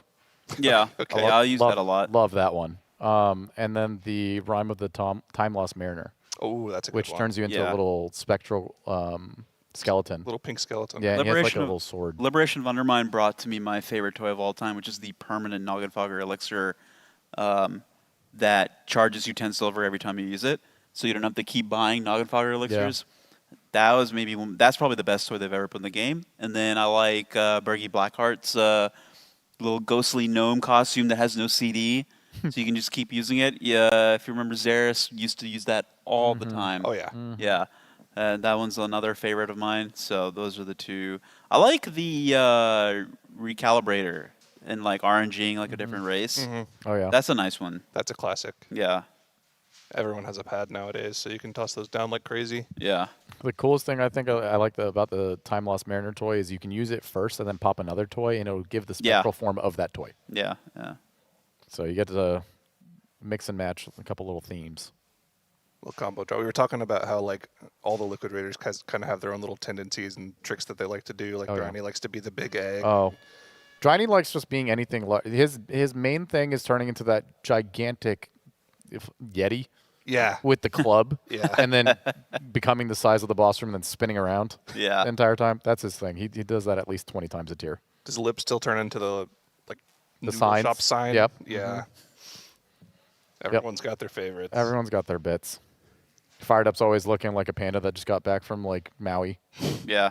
Yep, got his pineapple hat on sometimes. I used to use the Lunar Festival dragon costume where like you could be like the dragon head with the 2 little feet. You know? Yeah, yeah. That one was nice. It had like its own. I don't know if it's its own animations, but it had certain animations where you'd like twirl around a little bit. They looked ridiculous, but that one was good too. Yeah, some people liked the head. Some people just did like the tail. Yeah. It looked even more ridiculous sometimes. That was good. Good times. Okay, I thought the tail always spawned on the right side, but it's actually on the left on the pole here. Yeah, it could be on. It's either or. I think Either it's a little random. They were Okay. talking about like even where the boss pops up in like the last phase. You can. They were talking about like bubbling poison, and you can kind of see where it spawns before it actually comes up, something like that. But yeah, as far as I can tell, it is like pretty random, like where they appear. It also might be one of those things that, you know, early on they're not necessarily paying attention to things like player positioning. But think of something like Illyria even. A lot of people, especially when we killed it, we didn't know where things could bait. The secondary simulacrums in phase 3. We just assumed it was a 50-50, but then people learned later that it spawns always on the opposite platform of which you are closest to. So there's a deterministic way of spawning it. There might be something similar here where it's taking the largest clump of people and spawning on a certain side. You know what's funny is I was thinking of that as an example, and I was thinking that it just made sense that we figured that out, and it seemed to work, but I never actually knew if it was really true or not. So who really knows? It seemed like it worked out that way. If you just everyone baited on the right side, it spawned on the left. But I only learned that deep afterwards when I was raiding outside of Liquid, when I was going into it telling people that it's just a 50-50, you have to react. And someone said, well, are you crazy? No, you stand on the right, it spawns on the left. You go left, man. What are you talking about? I was like, oh, I didn't even know that. That's pretty easy. I was there for the first kill that I didn't figure that out at all. Yeah, so it might be a similar thing on this boss. Who's to really say? It's hard to really tell those kind of things in splits, though. Yeah. You can't really control the position of a lot of people like that. But that might be something that might come into play on Mythic. Yeah, good. I was also a little disappointed looking at like the wave mechanic on this boss. That didn't seem to really change much from normal to heroic. No, but it is the same on heroic. It doesn't seem like the kind of mechanic that they would make much different on heroic compared to normal, maybe more punishing or something like that. I can't imagine that looks anything like that on Mythic. I bet the wave patterns are crazy. I bet that he does them in like quick succession. Yeah, like there's combos of them. They come from all sorts of different angles from all over the room, and there's a bunch of different tails tossing them. Ooh, yeah. Ooh, Yeah, I that'd like be interesting. You can see Disco POV. He is forced to tank this run, and that's why he looks like he's about to fall asleep. He's also playing Prot Warrior, which you could probably put a paperweight on your shield slam button, and then Yeah. you can't die no matter what you do anyways. Yeah. So. This is why I just play pure DPS classes. You're never forced to off roll.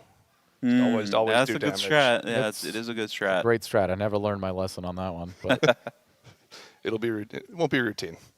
well, I'm tanking in my guild now, so I've willfully subjected myself to it. Is that Dranako just crushing everyone on the meters again? Mm-hmm. Is he? Is he Jesus again? He's never not been. Okay. Dranako's been Jesus since the day he came out of the womb. He's the second coming of Christ himself. People just are slow to recognize it. That is how Jesus started too. Man.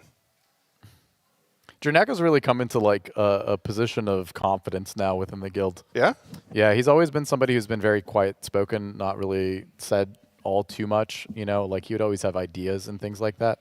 And I think over the last like 2-3 tiers, whenever he speaks up and says that he has an idea for something or how he thinks something should be done, it's just de facto correct and the most optimal way of anything being done. So I think at a point we started to recognize, oh, this guy actually is Jesus. And if he's going to say something, it's important and he's thought through it. And we kind of just run with it now. Yeah, that makes sense to me. If a guy's always right and he's doing that every single time he's on a boss, you definitely want to listen to that guy. Yeah, he's doing a bunch of damage. I remember doing keys with him, when was it? In Vault of the Incarnates, and he was playing a Resto Druid, and he was topping the damage in the dungeon as a healer every single time. And then I think this is maybe the only time he missed. He was looking at them pulling Razageth, and he was like, we should really consider Resto Druid DPS like on that boss. It would be pretty good. Resto Druid DPS. Yeah, it was when you were just sitting in cat form, basically putting up dots and spamming swipe. JB back in the day would love that. Dude, yeah, Legion JB is. Yeah, Legion JB would love that. Yearning for those days. I like the camera angle that Disco does on this, where he just gets flashbanged by the beams, then he has to like shift around. It is a very cool and obnoxiously angled visual. Yeah. That could be coming out of the boss. You want to like go top down to see all the rubble falling from the sky, but if you do that, then the beam's just blocking your vision to begin with. All right, here we go. Phase 3. Soon. Little intermission first. Yeah. Gotta soak the slams. It feels out of place on normal a bit. Yeah, it's a little weird. happen. A little weird. It gives me KJ vibes though.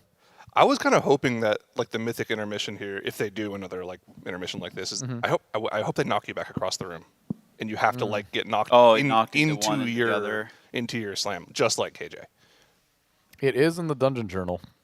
Is it? So this phase does still exist. Okay. What's to happen during it? Who knows? Do we think there's a secret phase? Do you think they on this boss run it back to back? No. Back to back would be crazy. I don't think they do that. I don't think so. I think this fight already just has so much going on that like. That's what people said about Lura. Yeah, but there's like lore implications maybe for Lura to be a thing with like a secret phase. This guy's just a snake. Well, he's not just a snake. He's just a snake. He's a snake with 5 heads and wings. Yeah, but he's like just a snake. What if he turns into a bigger snake? And then you have to fight all 5 heads. Like he's slithering around the room. He gets bigger, and then you have to like actually fight all 5 heads. Actually, maybe that's where the grips are. It's the secret mythic phase. Imagine doing all that work to get into the secret mythic phase, and then the game tells you need to have Death Knights. That would be the dream. That would be so ideal, even. Oh, we got the cantrip legs, the plate legs with the single stat crit and the crit proc. And we also got a trinket. This is a juicer run for plate. Oh, man. He is licking his chops. Oh, did you see him sit up a little bit? Yeah, a little bit. Yeah, Disco's suddenly engaged. Perk up a little bit there. He's come to life based off of the loot in this one. Like, ooh, this could be my guy. That is actually a straight up starter pack in terms of items that you'd want. Yeah. Not bad. What do we got going on in our other monitor here? Is it another normal run? A full one this time? Full normal? Oh, man. Yeah, just trying to get him going here. Because, I mean, I feel like in amount of runs that we've seen them do, they're still pretty low in the grand scheme of things, right? 14 characters this tier? Yep. Yeah. And yesterday they were able to do 4 normal runs. Like, probably one of the worst first days of splits that they've ever had. Not necessarily their fault the servers were bad. This might be one of the worst second days of splits this might be we've ever had. Yeah. Usually by this point you're staring down the barrel of like we finished 9 runs. Yeah. You know, like by the end of the day. But you see the light. Yeah. Yeah. Yeah. The next day is a full day of splits, but you know it's going to come to an end. And right now they're looking like they're not even breaching the halfway mark. Yeah. Oh yeah. So, we're strapping in for a very long split process. Yeah. I like that Scott has 1.1 million health. It's nice, very low number. Yeah, I don't know about that. That's a very large number for an expansion where they just stat squished us. Yeah, already. I mean, it's good to mention, like, we do have a lot of splits left, right? And if you are looking to help Liquid with splits, they need all of the helpers they can possibly get. If you head over to the guild Discord, that's discord.gg/liquidguild, sign up for the helper role. They are going to be looking for helpers for the rest of the day today, probably all day tomorrow, and probably some part of Friday. Hopefully not all day Friday. Hopefully we get into Mythic by Friday. But they need geared players that are willing to sacrifice their lockout so they can get their characters geared for Mythic and to go for a 5th race win in a row, and you're also going to get some gold for it too. It's 12K per normal boss, 50K per heroic boss, I believe. So yeah, I'm not unsure on the number, but lots of gold to be made. Lots of especially gold. If you have multiple characters that you want to come to this run. Speaking of helpers too, we've got 2 Liquid Splits celebrities in this run. Who we got? Oh yeah, we've got Lucy Priest and Spooky Death. Oh, okay, I didn't know about Spooky. Well, Lucy Priest is an honorary VIP celebrity. He's been there for all the splits, and especially specifically on the end bosses, which have been historically like 7 healed. He's come in and helped us with the heroic bosses. I think notoriously on Gallywix, he came in and had 12 characters or something like that. Yeah. And logged on every single one and came in and healed 12 separate splits of heroic Gallywix. But Spooky Death is my goat. He shows up every single tier. He never misses. And every single time he comes in, he's near the top 5 of the meters. Okay. And he's just the GOAT. Yeah, I remember one tier, he came in and beat Fired Up on a boss. Ooh. Yeah. Okay. Just cranker. And he comes in consistently. Does he just play the mage, or does he have other characters? I think he has like a couple other characters that he comes on, but the mage is always the most recognizable whenever you see him in the split. He's almost always in my group every single tier. Hell yeah. All right, well, if you want to be one of those split goat helpers too, start your legacy. Make a name for yourself. Yeah. Get in the guild Discord. Discord.gg/liquid guild. Get the helper role. Sign up. They need all the helpers they can get right now. Tell is tearing his hair out. He's trying to find all the helpers they need for these splits.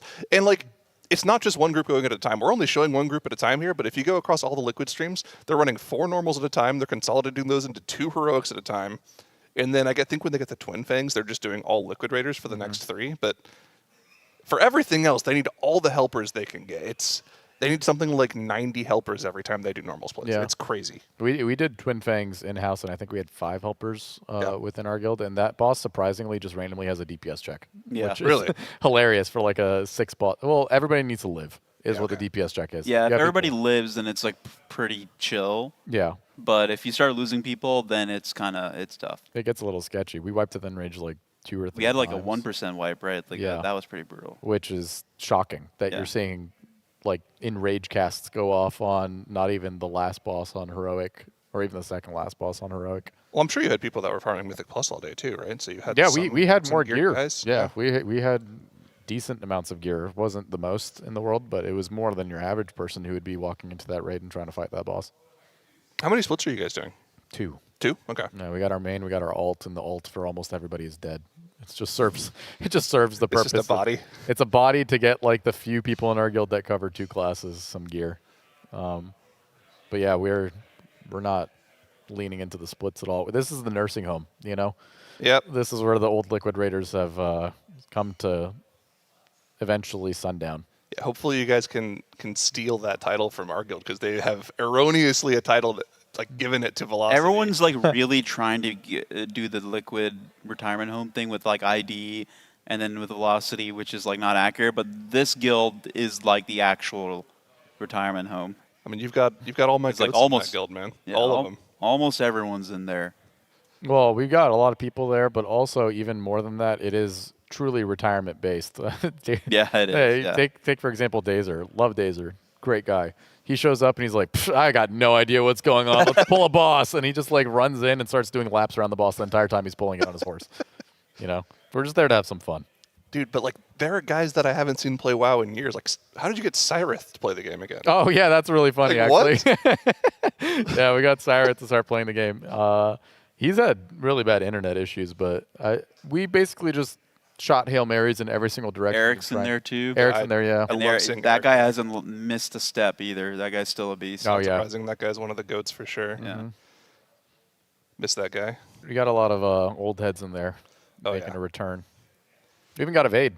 Yep. Evade's tanking. Evade finally joined a raiding guild for the first time in like 5 or 6 years. He's tanking? Yeah, he's tanking. With you? You yeah. throw the tanks? Spontaneously, yeah. I mean, he just basically was like, I'm not finding DH fun at all. And then we asked him like, oh, what do you find fun? We got options. We got Boomkin, we got Mage, we got Warlock openings. He's like, nah. I like Blood DKs and Keys one time though. So we're like, all right, let's get you tanking, buddy. Let's get in there. I mean, you know the quirks with Evade is like if he plays a DPS spec, he wants to play a particular spec. Like Mage, he wants to play Arcane. Warlock, he wants to play Affliction. He wants to play the underdog. Is like a well-known reputation. Yes. Yeah, no, Yes. it's just it's a fact of who he is. He plays the underdog spec every single time. So him being on tank is cool. I mean, obviously he's going to be really good at it. He's good at everything he does. No, he's been killing it. He's doing good. Before that, we had a guy named DT tanking. Oh, yeah, DT. Yeah. DT from Midwinter, yeah. Yep. And, you know, he's like historically a DPS player, but he's finally been freed from his shackles of tanking. And now he gets to do the disgusting things that Arms Warriors just do. Yeah, he's full Crankington now. Just absolutely destroying. It's been really long since we've found a tier where Warriors are so prevalently seen just Not topping since the meters. Sylvanas. Sylvanas, yeah. I mean, they had like a little run in Erebar Palace for a little bit, but Yeah, but that was like, okay. yeah, niche. I don't give any respect to that. 'Cause Yeah. it's like burst AoE Fury slop. Yeah. You know? Yeah. That's true. This is the manly spec. This is Yeah. the hard-earned, you know. Yeah. When was the proletariat. last like big warrior tier? Sylvanas, I would say. Sylvanas, yeah. Was that it? Yeah. But you even- had three arms warriors on Sylvanas. Yeah. And that boss didn't even have an execute. Yeah, that's true. That's how good they were. Yeah, it's crazy to think. Yeah. You were gonna play Fury that tier though, but then they like absolutely nuked the Covenant, the Venthyr Covenant legendary, which like if I remember correctly, it like really juiced your recklessness. I forgot exactly what it did. It's but been like just a few tiers, Yeah. really. It's like that, Nyalotha briefly, arms like shined in the beginning of the raid and then fell off. yeah, like crazy at unfortunately, the end. like they had the living problem on N'Zoth, so you ended up not playing arms, and you only ran one of them. You had them play Fury. Eternal Palace, they were pretty good, but again, it was just Fury slop, so not respectable by your standards. Yeah, though arms was good in farm for EP because once you actually got in Bisque gear, Testamite was really good. Testamite scaled extremely well with Idol, which is why they were so good in Nyalotha. I remember on the first Carapace guild, Kevin had like the most disgusting RNG set. Yeah. It was like 3 back-to-back-to-back Colossus resets. Yeah. Just like climbed the meters in the last. Yeah, it was really insane. Yeah, it was kind of a shame they weren't able to live on N'Zoth because otherwise you'd have run more. And you know, Fire Mage kind of filled that same niche of like all the cleave and stuff. Outside of that, though, it's hard to really even think of when warriors were stackable. Yeah. They were really good on Uncle Dan, but that's 10 years ago. Unk hitting another Unk ref. Okay, but we said Nyalotha, that's not much BFA better. is basically Unk status now. Back in my day, warriors Like were if your raid tier happened where like the third digit of the year is a 1, then that's Unk status. Yeah. I mean, that's just kind of it goes to show how far back you have to go where Warrior was like really good past Sylvanas. So it's good to see them have another time to shine here. Yep, let's get them out of there right after that. Come on. You got your time in the sun, buddy. Get out. Okay, let's talk about DK. They've been meta for like No raid buff. 3 or 4 tiers in a row. No raid buff. Okay, well, you know, It's that my part's- birthright to be tuned higher than everybody else when I don't give anybody else anything. Oh, shut up. Yeah. Did you see the like? Where are they now? dude? Shut up, man. Yeah. Did you see the copy pasta about DK's on Dimensius from that tier? It's like join a pug, do top damage, don't worry about the knockback. Heal myself when I take damage. Don't worry about the next knockback. Razageth was disgusting, man. That was like you did no mechanics as a DK. Yeah. Well, again, my birthright. It's absolutely. I've got nuts, 2 bro. gimmicks, and it's ignoring debuffs and ignoring knockbacks, and they made a boss that gives debuffs and knockbacks. It was insane, man. And you had grip on that fight. You could grip mobs on that fight too in the intermission. It was nuts. What the hell are you talking about? You grip mobs in the intermission. The right? casters? Yeah. Yeah. So you had grip. You got immune. Yeah, but that That's wasn't also like his a birthright. Yeah, but like the grip wasn't a necessary thing on that fight. It It's was still just- nice. It was just nice. You know what's nicer? A raid buff. Shut up, man. All right, I would sacrifice would you every give up grip. grip? Yes. You give up all your grips Yes. for a raid buff. Yes, Okay. it's the bane of my existence. And I think if you asked any single DK player if they were willing to get rid of grip, they would immediately be like, "Oh my god, thank you. I don't even want it right now if I didn't get a raid buff back." No way, bro. Death grip is cool. Death grip is cool as a concept. It's not cool when it's your crutch. Yeah. It's not cool when it's your identity, you know? If it's like the equivalent of being the guy in the office that's like, check out John, dude. He's got such a crazy quirk. We all love him for it, but like he uncontrollably farts every single time of day. You know? He's just one of a kind. That's what he does. That's his whole bit. And it's like you're just the fart guy. Yeah. You don't want to be the fart guy. Yeah, You no, want to be the cool jacked guy who's making like hundreds of thousands of dollars and gets all the babes. And You go to like the nicest restaurants and yeah, hang yeah. out with the chillest dudes. Mm-hmm. Yeah, you want respect. You don't want quirk. Although being quirky is great. Just not when it comes to death grip. It's a bad quirk. What's the quirkiest spec? What's the most quirk chungus spec right now? It's got to be survival, right? I don't even know what the hell they do. No, they gave him Elmer Fudd's moveset. They have a shotgun. Yeah, Apparently. they decided to give him Elmer Fudd's moveset. Dude, I looked at a damage breakdown from a survival hunter the other day. They got something called boomstick. What the hell is a boomstick, dude? It's literally just like they pull out a shotgun and start channeling. It's the most absurd ability I've ever seen a class get. Dude, they're throwing bombs and they've got a boomstick. Like, I don't know if there's anything that can compete with that. Devour, Yeah. maybe if they had Oblivion.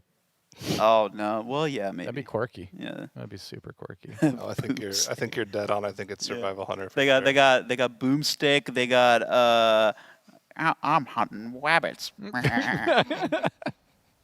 They got damage breakdown sources that I don't even know what it means. What is it, like Stand United or something with their pet? Like Fight as One? I don't know. They've got crazy spell names. Yeah, I know. But that one is just like it's basically like their cooldown that they used to have before. It's essentially the same thing. Yeah, but, same use case. But like, yeah. I think there's two standout quirk specs, and it's survival by virtue of everything. Yeah. Really. The whole thing's just like a quirk chunga spec.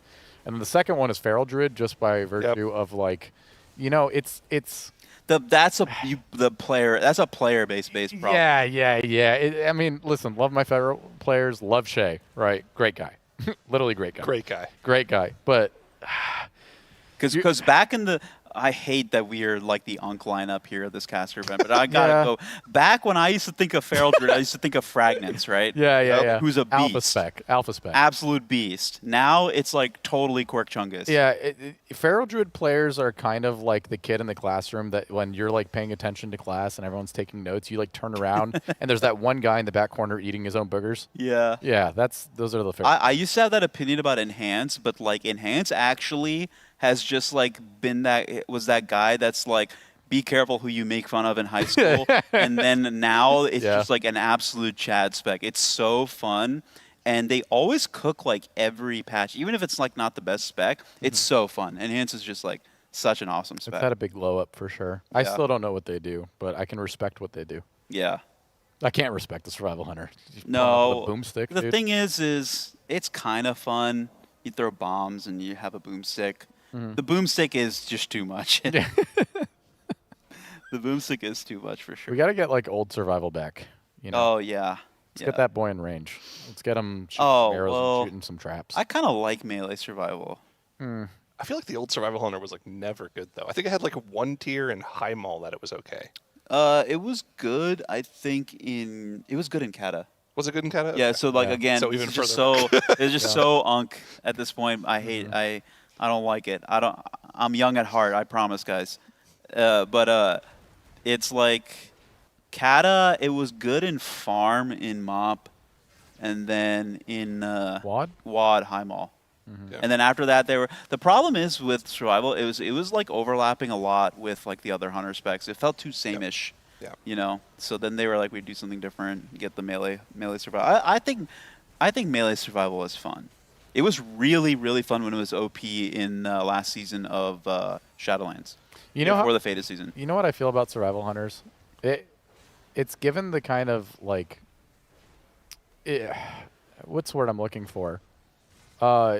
It's like a kid who transferred to your school. If like Feral Druid players are the guy who's eating their boogers in the back of the classroom, Survival Hunter players are like the random kid who just transferred to your school and tries to sit with you at lunch when you have an established friend group. And they're like they're not quite deserving of sitting at your table. Maybe a little bit too niche for me to. Yeah, they're not quite deserving of sitting at your table. You know what I mean? Like you're doing a raid fight.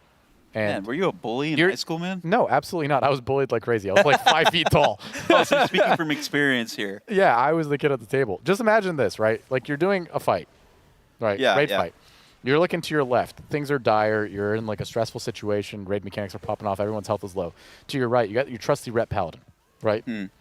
Recognizable face. You've seen battle through and through with that guy time and time again. You look to your left. You got your arms warrior, right? Just like a fantastic guy. You know exactly what to expect of him. You know how he's going to move. You know what he's going to heroic leap somewhere. He's going to charge somewhere. You got that. You got a DK up front, right? Looking for something to grip. Blizzard didn't put a grip on the fight, so he just has no purpose. He's just looking around. You know, looking for purpose, but he can't find any. You got like the Feral Druid player who you're not necessarily happy that they're there, but like they've been there since the rip. Like they've been there from the jump. Like you're like, He may be a loser, but he's our loser. Yeah, exactly. He's our loser, right? And then you look to the shaman, respectable, dignified guy, a little bit dorky, like he keeps to himself, but like you're glad that he's there. You know that he's going to take care of you, and you can trust him to be there. And then you got the Survival Hunter. You know what I mean? You look at this guy and you're like, dude, what are you doing? Like, you don't belong here. You know, I've got another one of you in the back, and he's shooting. They're bows just and not arrows. around enough. Yeah, there's like always a ranged hunter at the same time there's a Survival Hunter, and one of them's back there doing great great things. Yeah. You know what I mean? Yeah. There's like seeds. He's picking those up. He's dodging. He's putting mechanics in the right place. He's putting soaks in the right place. He's dropping off puddles in the right place. And then you look up front, and there's this little dipshit with a boomstick. Yeah, this guy, he harpoons into the boss and falls off the platform. Yeah, yeah, you know? yeah. Like, what is he doing? That's just crazy. Get Exactly. back out there. Exactly. Or Like- and then he goes back out there, but then he like pops his cooldown, lets him use his abilities at range for a little bit, so Oh, it makes yeah. you think like, Yeah. oh, okay, now he's buddy. going back to his place. And then Oh, he's like, yeah. oh, guess what? I'm coming back. Yeah. Look back in, fall off the platform again. Yep, exactly. It's like, come on, man, get an identity. You know what I Yeah. mean? And you know what? When your identity shouldn't be being in with the cool kids up front. Mm-hmm. The rest of us melee. Yeah, I'm on board with making Hunter never again be a melee spec. Yeah, survival really is pretty. It's Quirk Chungus for sure. To be fair, though, like I think all the hunter specs are pretty bad about falling off platforms. But that's another discussion, though. Yeah, that's legacy though. That's Padra's lifelong legacy coming back to fill the minds of everybody he loves. I don't think there was a single raid tier I ever did with Padre where he did not fall off a boss platform. No, there wasn't. If it was possible to fall off, he did. And you just hear him too, just be like, ah, man, Not again.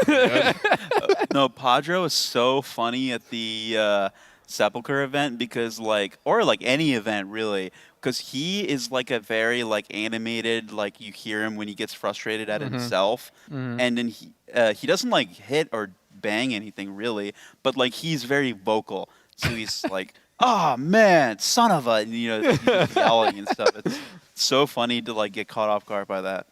I remember he came and helped us. I don't remember what tier it was. I think it was the Demi tier. Okay. And he got real close to falling off the edge. And you hear him cue his mic. He's just like, oh, no, not again, not again, not again. Funny guy.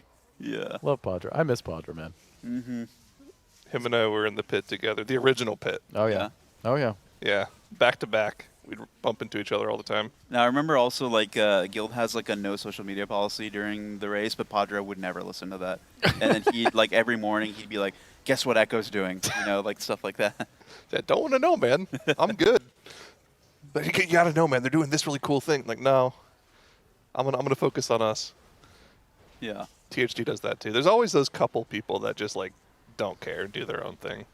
Yeah, THD's in, every Twitch chat. He has, the Overwatch, every single channel and it pings him when he's mentioned, so he pops in. THD actually got fined. Really? And yes, they said they're going to give a massive fine, and he said, I don't care, took the fine, and then kept doing it. They gave up on him specifically. It's actually the most aura-filled move of all time. I'm just here so that I do get fined. Yeah, basically. yeah, setting a rule literally for every single person in the raid and then reprimanding anybody who goes against it. And then he just does it, and the response to that is making them go, all right, well, I guess we can't stop you. That's actually so much aura, it's crazy. Dude.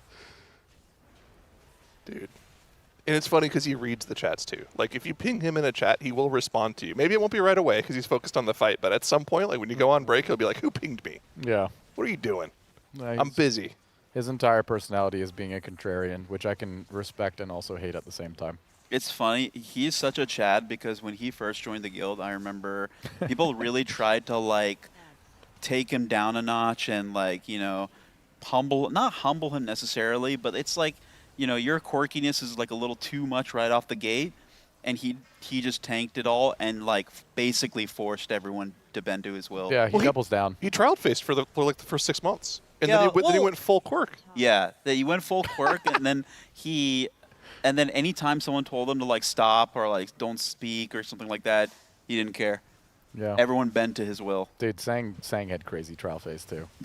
That guy came in and was just speaking so respectfully and didn't make any noises, and he wanted to come off so normal, and then now he just shrieks and makes noises 24/7. We wanted to recruit Sang all the way back in Hellfire Citadel. That he was him and Trill both were because they were in the same guild at the time, and they were both on the list of high, big prospects, big draft prospect right there.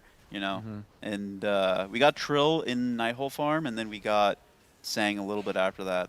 I remember when I got invited to Limit, they didn't even want me. Yeah. Yeah, that was a package deal. You were a package deal. And then, lo and behold, you became the DNA of the guild at a certain point. DNA? Yeah. You're in the DNA. Dude, your face is everywhere with liquid stuff. Yeah. Dude, I opened up the iPad that's like over there because I thought it was the thermostat, and apparently it was just an iPad. And your face was on it.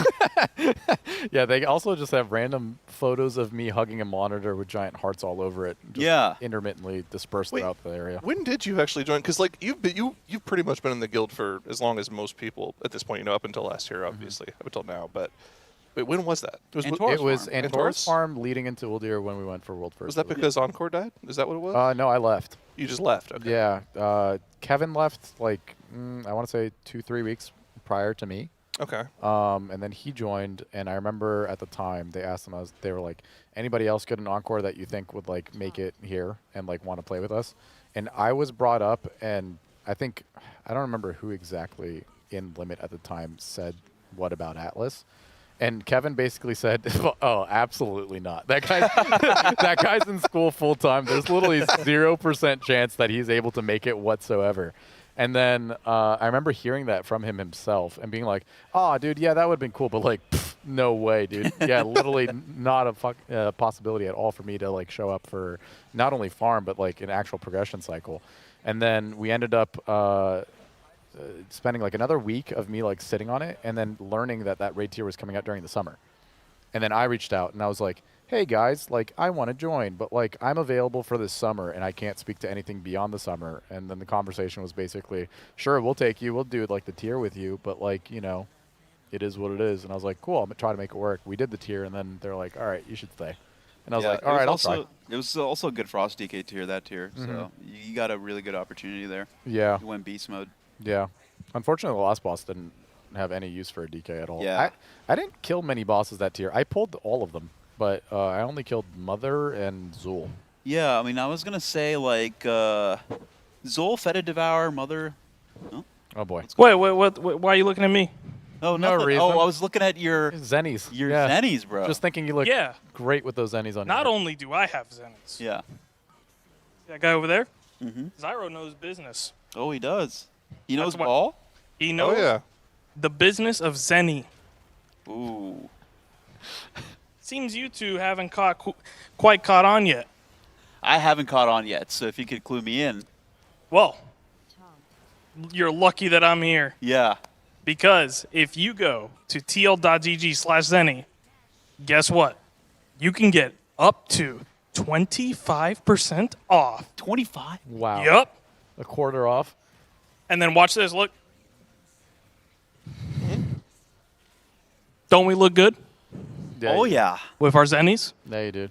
What about them? What do you think? Compare? I mean, it's like a huge aura loss. THG, you know what they say about Zenny? What do they say? That there's no better use of your penny. Oh, man. It's true. That's a true hit. Make sure you get your Zennies. tl.gg/Zenny. We'll use code RWF for up to 25% off. Now I'm going to go get some dinner. What is for dinner today? Do you know? I don't know, but I'll find out. Okay. You'll be able to tell. I can tell with the Zennies from a mile away. Wait, we He's got it in got the the eyes chat. of a Hold on. hawk.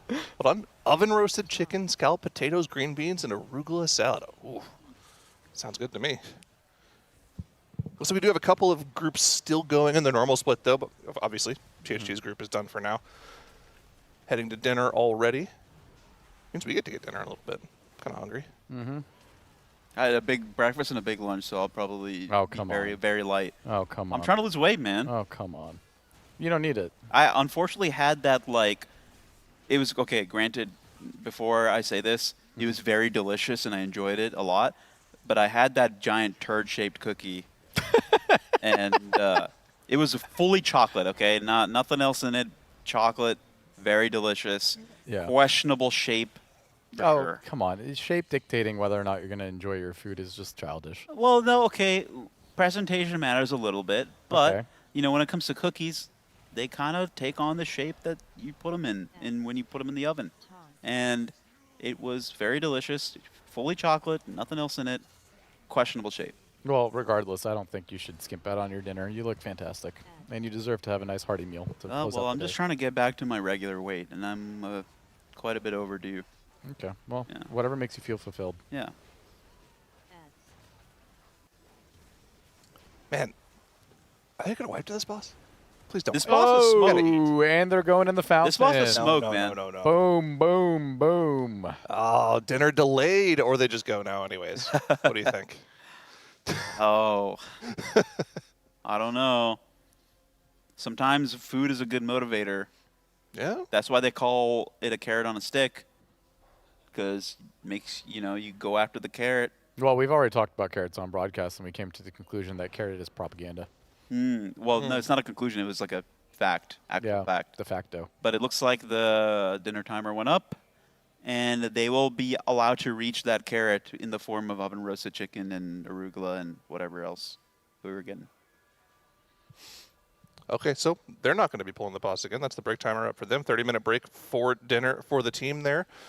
It's been an interesting shift here. I mean, we started off with Heroic Ula'tek. Cool boss, but no kills yet. So the question that I have is, when do we go back there? Do you think they go back there today, or is that just down the line? Are we I expecting think it's either shelved for the entire day, or it's going to be something very late in the day. Okay. Like, they might want to specifically test some things when there's no pressure for time constraints, when helpers are a little bit few and far between, when it's hard to fill up these groups. But I think during a time where they want as many helpers as possible and they're kind of struggling to fill up the groups to begin with, they want to capitalize on that before too many people get saved throughout the week. Yeah, that makes sense. We were talking about it yesterday. Like, hopefully the eye level of the helpers goes up over the course of the week. Hopefully today is when they're expecting some of them to get their Mythic Plus done and get some more gear on the characters. But maybe that's just not the case right now because there still seem to be issues even in the normal splits.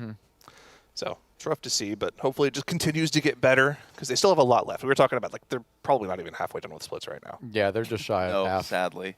So I think best case scenario is by the end of the day, if they can look to get like 8 out of their 14 in a tenable situation where they're, for the most part, done with normal and all the heroics that they want to do, and that would put them in a good spot to finish at their normal trajectory of like midday Friday is when they enter Mythic.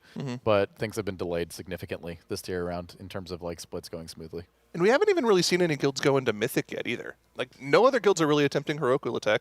I mean, guilds are kind of meme pulling the first boss of Mythic, hoping that they can like eke out a kill, but we're not really seeing any major progression on the first couple of days on that front either. No. Yeah, I mean, do we have any other guild besides Liquid that has killed Heroic Coiled Altar on Raider.io? Do we know about that? You can check on the laptop there. I mean, let's take a look. Maybe European guilds would have pulled it.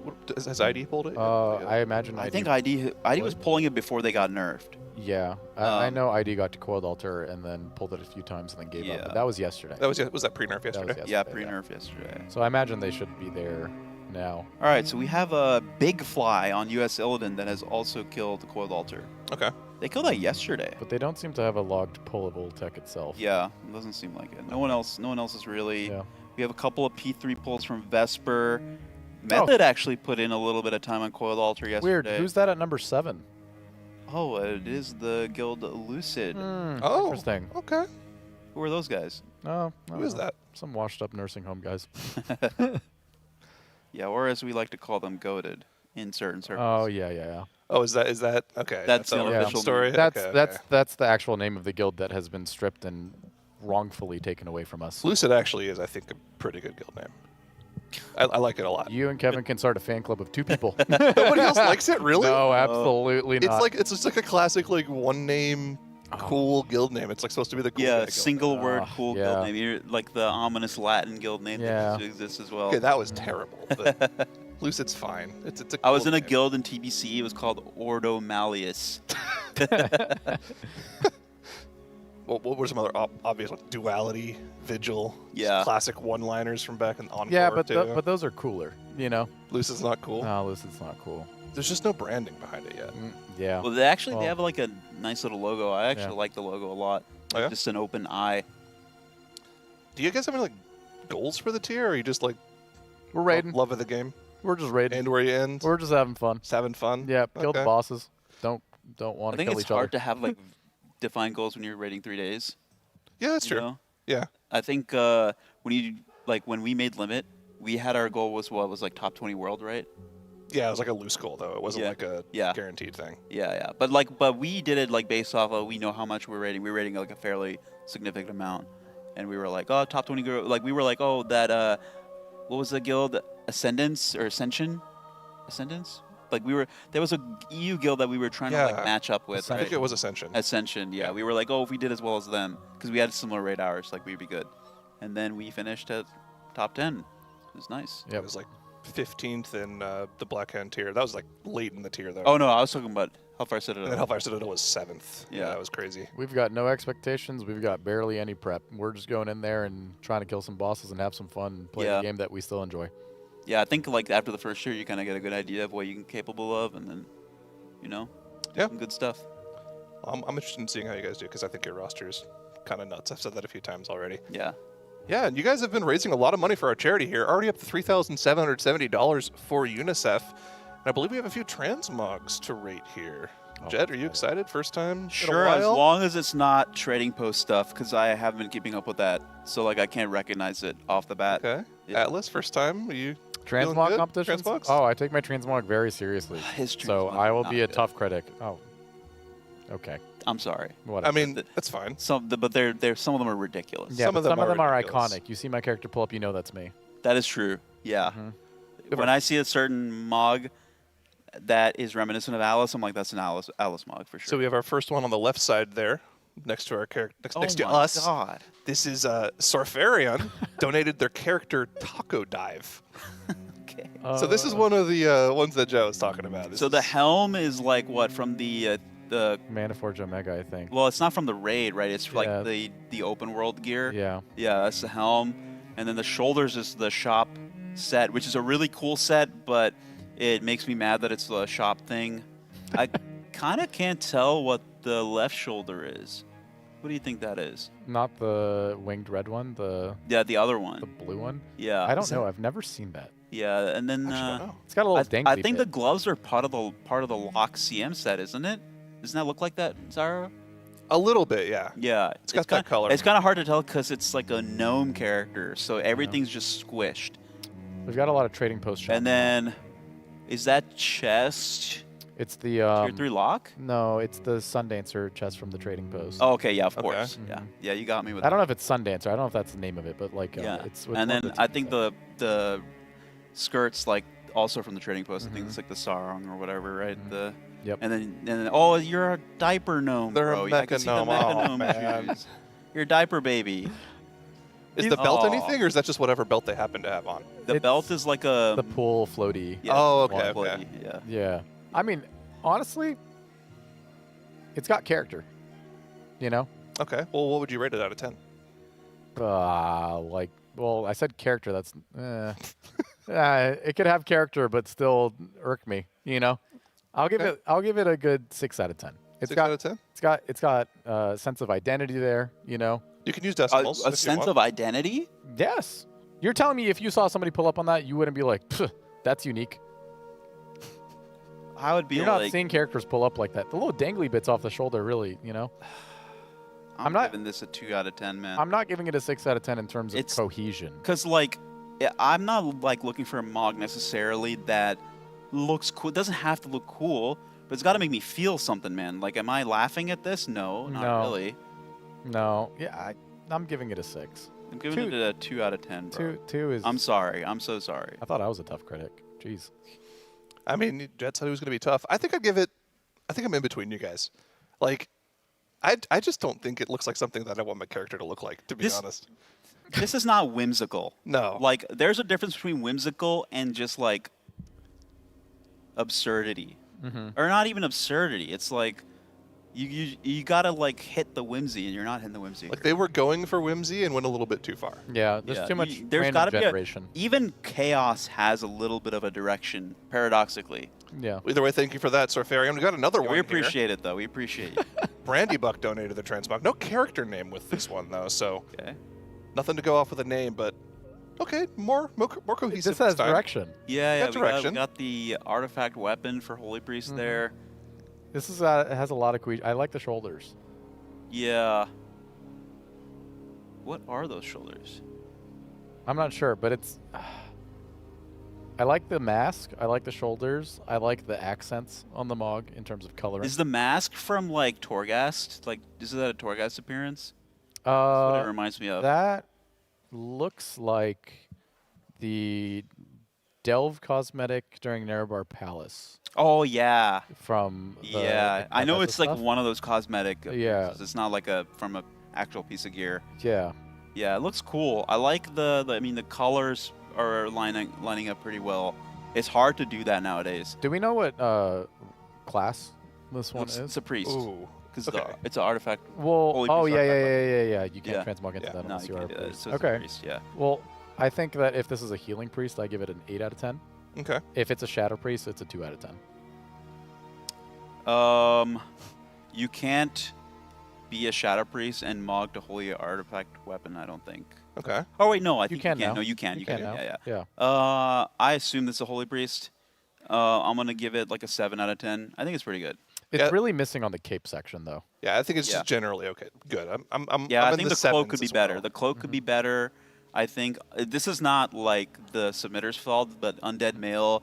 Like I hate that the bones like cut off parts of the armor. I Yeah. wish there was a way to not do that. Like why is it like every undead character puts on their clothes, they like rip the sleeves out a little bit, but they keep the cuffs. Like, bro, I hate these sleeves, but I love these cuffs. Yeah. I gotta keep them on. And then they do the same thing. Like I love shorts, but I also want to keep the part that covers up like my ankles.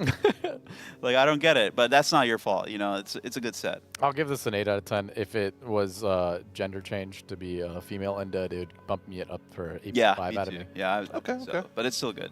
Well, thanks for the transmog, Brandy Buck. We've got one more to look at here. Last one is Kissable Kyle. Ooh, It's the character name as well. that's a great name. Let's see what this Yeah, mod I looks love like. that Kissable it name. is. I love that name. Is Kyle actually kissable? Oh, dude. Oh, Yes. now this is what I'm Yes. talking about. This is bro. work. This is This full makes work. me feel Yeah. something, bro. Speaking We of got motion, we got the Kissable Kyle's mage got it. weave. We got the like trading post, like little, you know, the mask. You colored the facial hair perfect. Yep. Yeah, and then you got the cloak from the Legion remix. He's even Where- got his little shoulders out. You know, he's yeah, showing a little bit of the, skin. You got the showing a little bit of skin. You look like a superhero, but with the shovel, you might be up to something not quite heroic, if I were to take a guess. Well, maybe that's just his weapon of choice, you know? Well, I don't think it's a weapon. I think it's he's digging something up or he's burying something. I'm loving the This is- Legion remix cape. Yeah, too, the you know, it yeah, adds a it's serious good. flair to his Yeah, otherwise yeah. This is whimsical great. This costume. is awesome. This is fantastic. I'm giving this a 9 out of 10. Kissable Kyle is Yeah, Kissable- catching all sorts of tongue. Yeah, this is great. Yeah, he's looking kissable here. That's Okay, but what's the rating though? That's 9 all out I of got the 10. number. Dude, 9 out of 10? 9.5 out of 10. I'm Yeah. thinking like a 9.2. This guy's great. Yeah, 9.5 This is out of 10. perfect. This is Yeah. fantastic. I love that his facial hair matches the color theme. yeah, It's great. good. It's Kissable good. Kyle, you nailed it. This is insane. Yeah. All right, not only transmogs, but we also have a couple pets as well. Oh. Put those up in a little bit here. We will be rating your pets. No. We don't rate the pets. We don't rate the pets. We've got Kahlua Oh, from Kerbals here. What a little cutie. looking On a all car ride comfy in here. the car. Yeah, I know. All the way to the park, hopefully, not the vet. She looks Yeah. she looks comfortable in the back seat. She looks like she's excited to drive somewhere fun. Yeah, that's great. What breed of dog is that? Chat, do you know? Anyone know what breed this is? Because I have no idea either. I'm not a dog guy. The furry kind, I believe. It looks almost like It's a dog? looks like It's a brown dog. All right, Brown thank dog? you, chat. Yeah, ambiguous. nailed it. Brown dog. Brown cute dog. We're not really sure on the breed, but it's a cute one. I mean, all of them are. I think ratings for dogs start at 12 out of 10, so I'm gonna go 14 out of 10 here for Kahlua. Cute Well, guy. I'm not gonna draw a point of comparison between one pet and another. Yeah, I mean, all of them over 11, so it's chill there. Well, thank you for that donation as well. Yeah, and if you guys want to donate your pets or your transmogs or maybe a dad joke or maybe a riddle, we have a lot of things that we like to read out on their. It doesn't on have our to be a social dog. media. It can be a Oh. cat, a Yeah. bird, a Let's snake, get cats on a broadcast. We love lizard. cats. Let's see some kitties. Yeah, that's TL.gg/donate. We're raising money to support UNICEF there as well. Of course, we're going to be doing a bunch of different things to make ourselves really uncomfortable on broadcast. If you guys hit the donation goals for that as well. Earlier today, we did the Wheel of Chaos when we hit $2,500. Yeah, we were up there for that. You spun the wheel, Yeah. but somebody else had to pay it off. Really? How does that make sense? They I got don't new know. peripherals, and Tettles, Dratnos, and Kalamazoo had to wear something new. It's a pass it on situation. Yeah. Oh, okay. I think that makes it more fun. Are they going to pass The it on? karma to is you? being loaded off somewhere Yeah. else. Makes Yeah. it more interesting. Oh, we have another pet. Oh Here. my We got God. Jellybean. Ooh, oh. Oh, jelly Jellybean's having a nice little bean. snooze. Nice little snooze. I might know jelly bean. Tongue out. That might be perhaps the dog of my supervisor. Oh, really? Oh. Perhaps, yeah. She's got a dog named Jellybean. Interesting. Mm-hmm. Tongue out is super cute. Does that username seem familiar to you? It might. Smaffles. Okay. Jellybean's the cutest. Oh Snapple yeah, in 95? chat, Atlas knows Jellybean. Mm-hmm. Oh, there it is. Jellybean's the cutest. Yeah. That's pretty. Wait, so the people from where you work know that you came to do this event, I guess? The last event when I was there, they had the broadcast on the entire time. Oh, that's actually sick. Yeah, my supervisor plays WoW. Damn, She's been that's playing cool. since she was a kid. So, yeah, they're initiated. Let's put it that way. One of my coworkers is deeply invested in the lore after the last raid. They're more invested in the lore than I am. They're sweethearts. They're do the we most know- supportive people. Do we know the lore behind this raid at all? Are either of you lore guys? Yeah. Fair. Little controversial topic. Yeah. Is it? Yeah. People aren't rocking with it. Yeah, I would say like the basis of it is good, but I think certain directions that the characters were taken where it's not really well received. Yeah, there's a background to why things are happening, but the payoff is polarizing. Yeah, it's definitely polarizing to say the least. Yeah. Yeah. But that might be a topic for another day. As far as the lore goes, I think, I love the horror aspect of this whole patch. Like the snake guys are not like regular guys. They're kind of like malformed eldritch abomination sort of, that got unearthed, ancient evil. It's very like Indiana Jones-esque in a sense. We should have had. I'm actually officially petitioning for this. I want an Indiana Jones boss. Yeah. Okay. Yeah. I want. You want a boulder to chase you down? I want a giant ramp with a boulder chasing you. Yeah. Yeah. Yeah, that would be funny. Here I go with my boss design abilities. Atlas, we have a request from Yeah. production for you. Can you recreate that pose? Which one? The one on the break timer underneath the oh, leaderboard. Oh boy. Where was the? For a donation goal, I might. Oh. Ooh. Oh. Okay. It's been flipped back around. How much? How much? about that, huh? How much? Oh, it'll be, I don't know, $5. I'll give you my PayPal. Oh, donation to you. Donation okay. to you, not to yourself. Well, I'll match whatever somebody matches to me in my PayPal. Okay. That donation goal All right. in particular. But I guess I could. I don't see. Here's the thing, right? If I start doing things on command like this, I'm gonna start making requests. When does it end? That's true. I actually learned something about myself the day I came over here. Mhm. 'Cause I saw it on Twitter. Let me see if I can find the link. Because I've always had an issue with like when I want to do something. Yeah. And then someone tells me to do it, I no longer want to do it. Mm-hmm. And I learned that has a name. And it's like a very ADHD thing to do. Oh, really? Yeah, it's called pathological demand avoidance. It's like a medical thing. Oh man. It's like I was gonna go make myself some tea, but then you suggested I should get tea. Now I don't want it. They have a different word for that. That's way less letters. What is that? Difficult. You're not wrong. Yeah. You're not wrong at all. Yeah, so maybe I need to go get diagnosed or something. No. When I get Oh, back. no, not everything needs. No. You should go get diagnosed. Yeah. It's not like a disorder, right? It doesn't interfere with your life. No, not maybe it interferes with other people's lives when they try to ask you to do stuff for them, but well, it's their fault for asking me to do it when I was already going to do it. Yeah, Like, yeah. why didn't they know? Yeah. True. It's their fault. This has been an interesting first couple of days, though. I mean, I feel like we haven't had a normal tier in a while now.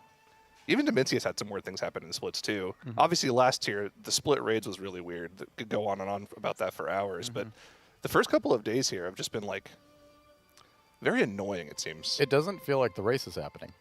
That's true, yeah. It almost feels like we're in a random patch where there happen to be some raid bosses around, and we're pulling them, we're going through them, but it doesn't feel like we're approaching Mythic at any time coming soon.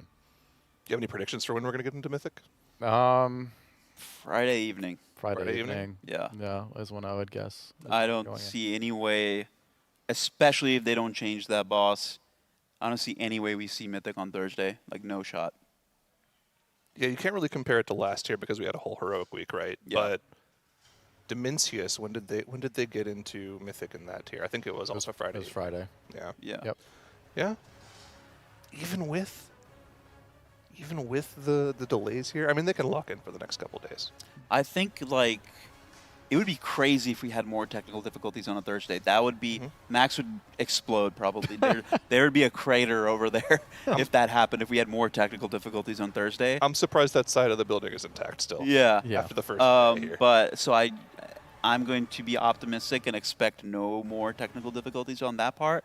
As far as like getting the splits done, I think they can lock in. They're doing less splits, this time around than last time, so it's not going to be quite as bad. I think Thursday could be a good day for them. If they don't change this boss, I think it'll take quite a bit to like get all of those down. Historically speaking, the quality of the runs goes down significantly on Thursday. Yeah. And is that more of like a Raiders kind of getting bored of it at that point, or is that quality of helpers, a little bit of this and that? It's a mixture of both. I think when you subject them, specifically the Raiders, to show up for 16 hours of splits day in, day out, by day 3 they have lost interest and hope. And they get into a position where it's hard to really stay engaged as much as the prior days. And also secondly, the expectation of having helpers be unsaved to a lot of these runs for an extended period of time, that goes down as the week goes on. You have the highest availability of helpers because no one's doing their own raids or feeling like compelled to do their own raids in the beginning of the week. But as the week goes on and they are like, well, I'm not sure if I'm going to get into one of these runs. Maybe I just go like pug it myself and like, end up just doing the raid and getting safe to it. There's just less helpers around by Thursday to fill these groups. And it's a real problem for them, right? Because the splits have to be done first. Everything else that happens after splits needs to happen after, because you need to know who your main is. To farm Mythic Plus, you need to know who your main is. Yeah, exactly. To do everything else, know what to do with your crest, you have to know who your main is. So, like, this is just a necessary evil. They have to get it done first. But it's just going slow for them. Right? It's a necessary time crunch. It comes with its own set of difficulties. All you can do is hope to be as efficient as possible. Yeah. Yeah, a lot of hurdles this time around.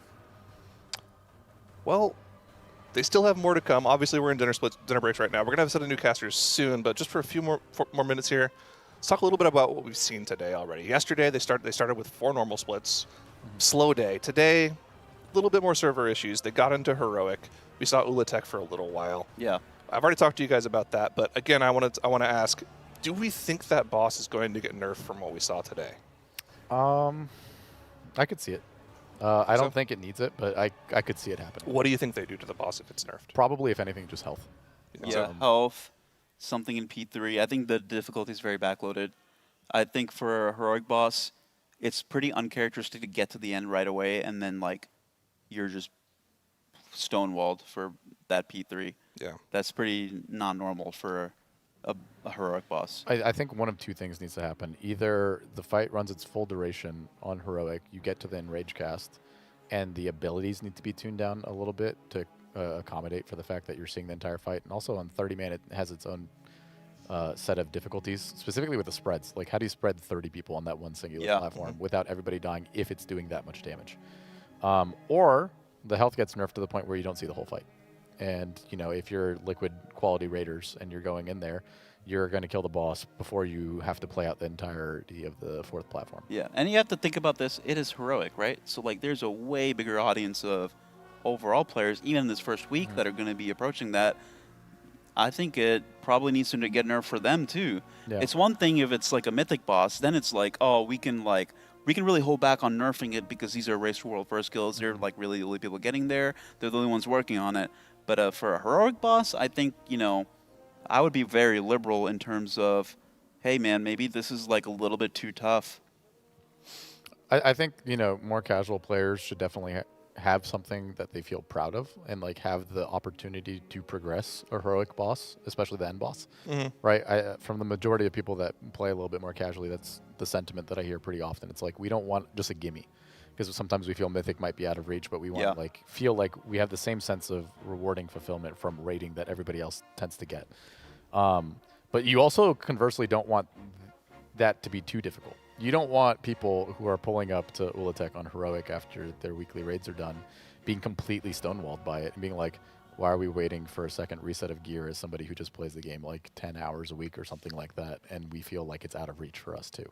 Yeah, I mean, we keep talking about the tuning on the boss being more a health check right now than it is a mechanics check until you get to P3. That seems to be a little difficult right now. Yeah. And they only saw it a couple of times, so maybe it's something they could optimize, but obviously they made the choice to go back and do some normals before before dinner just to like get something on the board. Yeah. Get some normal runs in the back pocket so they know they have less to do after dinner. It's really kind of like an open book as to what they do for the rest of the day here, right? They could just start banging out more normals and heroics and save the Ula'teks for a later date when maybe they have more gear. They can maybe get better helpers, although they're probably just going to do 30-man liquid splits at that point. Remains to be seen. Not really sure how I feel about it so far. This is just, again, I feel like we haven't had a normal tier in a while. This just feels really weird to me right now. Yeah, there's always something weird going on, you know. Yeah. That's the state of the game that we find ourselves in, and right now we find that normal and heroic are just a little bit harder than we expected. Yeah, which is kind of fun. Yeah, I think normally you would optimize in a heroic boss because you have like helpers you have to account for, so you're like actively nerfing yourself. When you're liquid, world first guild, you have a raid full of your own raiders, and you have to like optimize the last boss on heroic difficulty. Something like weird is happening, right? Yeah. Well, either way, that's going to do it for us, guys. It's been a fun 2.5 hours reminiscing with some old guildmates from Limit/Liquid here, but we're going to head off to a dinner break of our own. The Raiders will be back in just a few moments here. We'll be back with a new set of casters in just a few minutes. Don't go anywhere. This is Alienware's most powerful desktop yet. Because inside, it's powered by AMD's most advanced gaming processors, AMD Ryzen 9000X 3D series. Through raw will, a bit of luck, and a little something special called AMD 3D V-Cache, bringing order to the chaos, keeping things smooth when everything else is falling apart, so you can play at your absolute best. Best in slot gear, trusted by Team Liquid. The Alienware Area 51 featuring the AMD Ryzen 9000X 3D series, now 10% off at teal.gg/Alienware.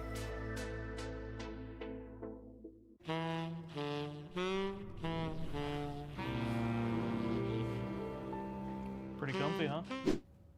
Isn't it funny that people wonder if THD is awake or not during raids? Obviously not. He's actually microdosing naps in his chair.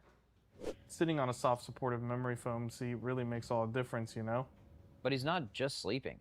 He's somehow optimized recovery for the race.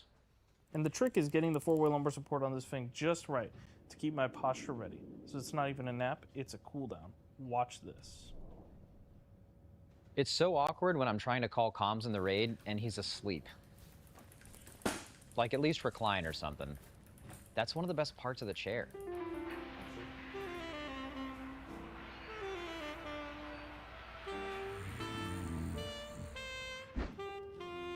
I need me one of them chairs.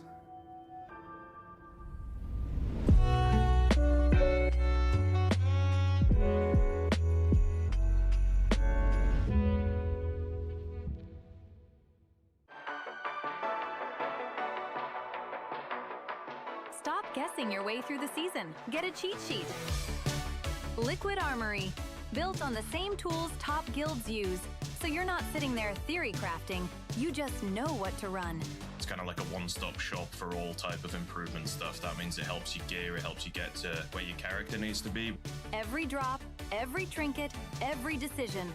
Filtered, ranked, optimized. The trinket tracker is a very useful tool to look at all of the different trinkets that are available. It can take time for players, and so we've done that all in advance with template characters where you can see how every trinket performs for every single specialization.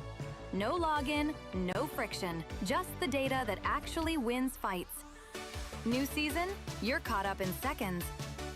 And on top of that, we also have a new VOD feature called the Watchtower. The addition of the Watchtower actually helps you improve as a player, giving you access to VODs from the Liquid Guild members throughout the rest of World First. See how the best in the world actually do it. Pull by pull. Unlock Watchtower for just $4.99. Not guesses, not opinions. Guild-validated data built to get the kill. Liquid Armory. Get the pass. Enjoy the access. I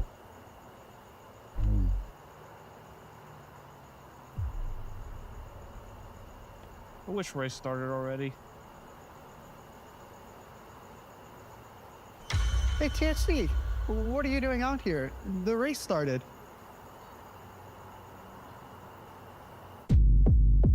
I love race so much.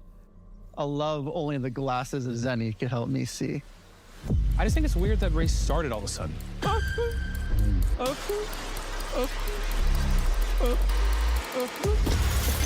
I was thinking, what if we killed the boss and ended the race tonight? No, no, no, no, no, no, no. Don't do that.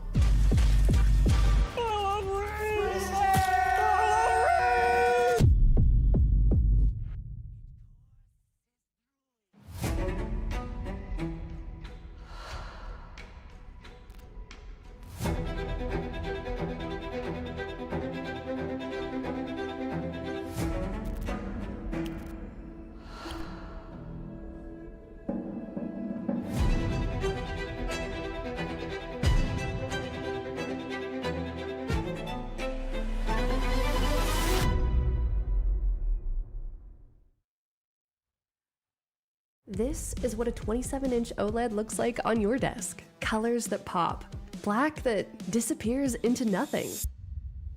And at 240 Hz, every fight stays smooth. No blurring, no ghosting. This kind of performance used to come at a premium, but not anymore. Alienware brings QD OLED to its lowest price yet, with the AW262060M, $350. And from now until the race is over, Alienware is offering 10% discount codes on this 27-inch monitor and other products, exclusively for our audience. Get your code while they last at teal.gg/Alienware.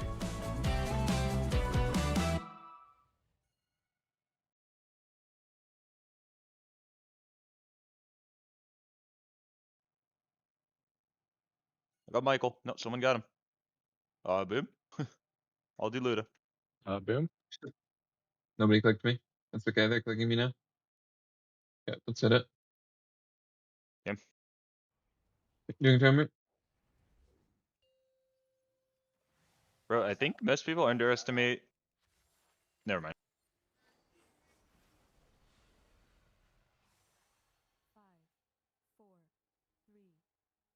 Y'all wouldn't get it. You wouldn't get it. Sorry. Go Nick, you'd probably get it, but still. Yeah. Let's hit a little pre-spread here. Waves coming out I've soon. seen a couple Make sure the things boss is safe. Yeah. Sure the boss is safe.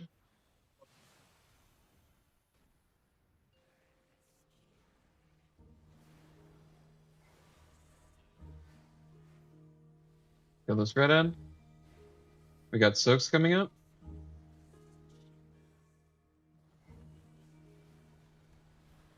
Soak. And everyone under the boss. Good personal moment. In like man arc. Everyone under the boss here. And spread out, spread out, spread out. Yeah. Go to the boss if you didn't get it.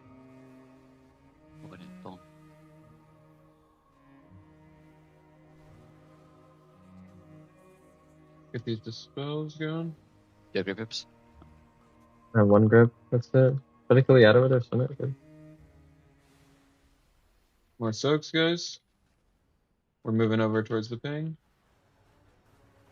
Mm-hmm. Get in there with one.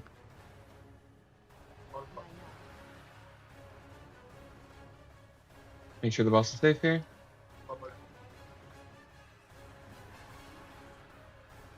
Everyone under. Good personal moment again. Nice link. Yeah, and then we got Imbibe. This is a big hit.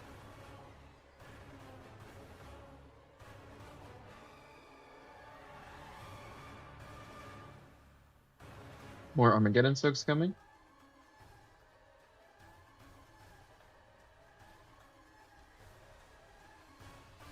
Everyone soak.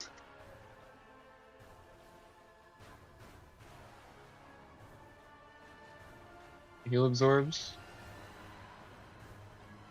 Could be pretty safe once the absorbs are gone. Res Cryptics.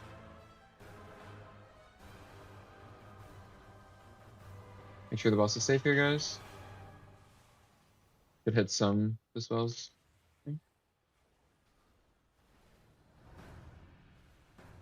Just naked grinding. Okay, more soaks coming out.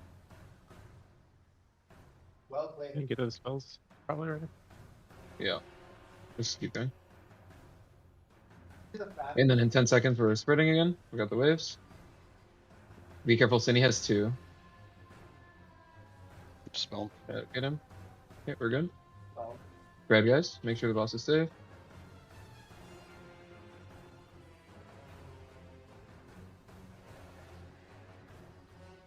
Swirlies. Watch the swirlies. Imbibe, big hit here. Go hit the red arm. Yep, make sure range is over by the pings hitting the red. Armageddon soaks. Can you intervene me, Tula? Johnny.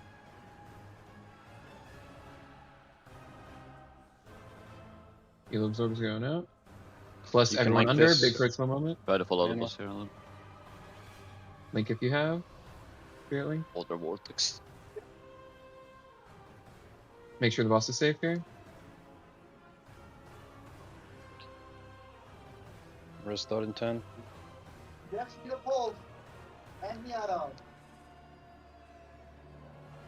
More soaks coming up. Rest HD.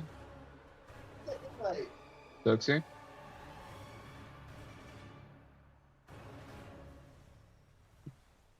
Okay, everyone get close to the boss, and then we're free spreading actually. Free spreading for those waves. Make sure the boss is safe here.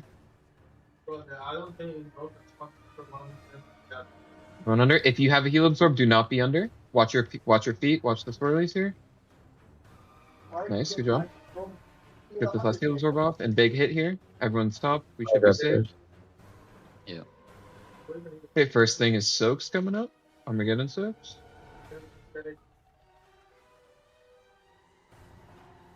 Armageddon soaks coming up now. Someone get a sun on the canvas, we're good. Mate, Maybe goddamn. Why leave- would you blink? Yeah, I like because that. because it's in range of boss. Why would you go out of Yes, range? Watch your of health boss here when if you you're can see low. the rate? Watch your health if you're low. Okay, we got That's waves like- coming. Fuck, Waves crazy coming play. now. Make sure the boss is safe. Once these go off, we'll have a little period to dispel. Okay, more Armageddon soaks. What's going on? Okay, good. Soaks. Everyone soak. Couple really far. Waves coming up. Everyone knows what to do with waves. Make sure the boss is safe.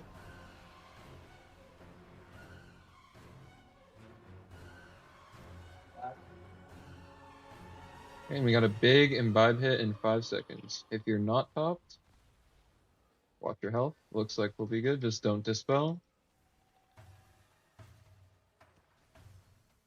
Nice. This is the red ad. Everyone kill the red ad. Armageddon soaks are spawning. Pretty far, yep. Can someone go slow? Yeah, I'll go get bonus. Rough. Boss. I got have And then everyone under. They just got rooted. Yeah. I can get everyone under with the link. I have to go over Right. these. I have one. Spread group in out, 6 spread out, seconds. spread out. They still Spread out. vortex. They are. Yeah, I'm knocking. I have grips now. Don't do anything with them. Watch your health here. Probably gonna In get pain, double you can stack here rally. though. Guys. Rally in pain. Okay, new Armageddon soaks are spawning. Watch your health. Watch your health, Heavy watch your style. health, soak Heavy, is watch your spawning. health. Do not dispel.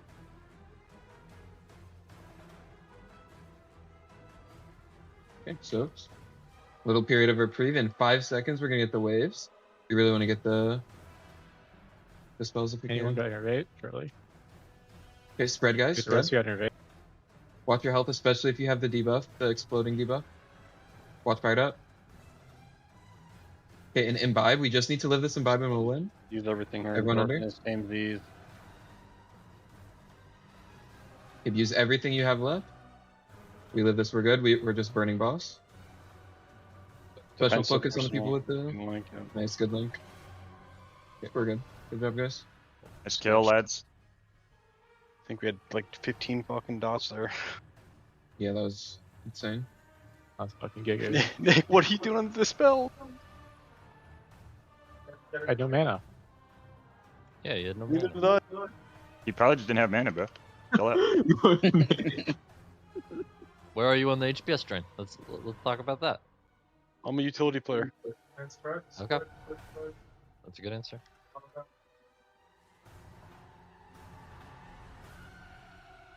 That's on the band.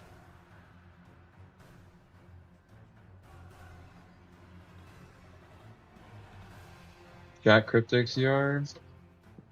I'm currently dead. I'm too strong at sucking blood. Yeah. Yeah. I'll res you, I guess. Yeah, sounds good. Sounds good, bro.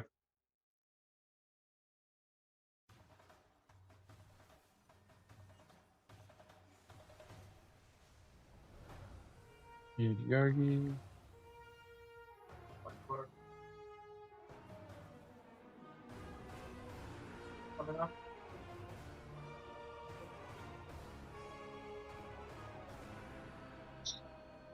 Are we gonna cross the map here to the ping?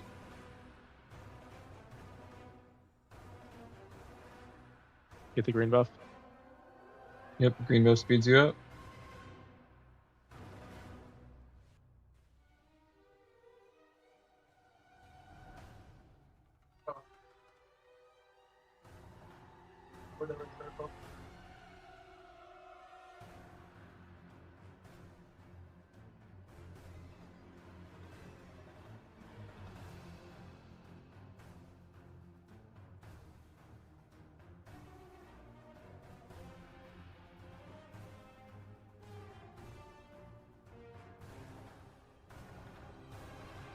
Talk to Iku and then talk to the sarcophagus.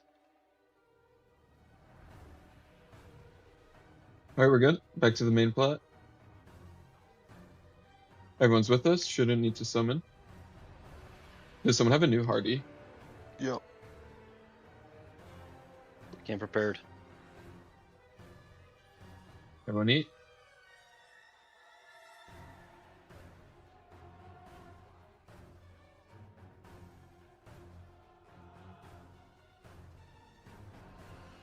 Michael. Alright, this was pretty easy. Tula, Shock, make sure you eat the Hardy. A lot of work. Shock, I've not been seeing any of your Hardys, man. Oh, I have one ready for Heroic. This is Rook. Yeah, but I mean, you know, you can call it. Or is he gonna slam the timer here? You got the next one because Play that it was by mine. ear. Alright. Understood. Who do we hit on Paul? I'll let you hit Gibbo. Okay, hey, Gab on Paul still.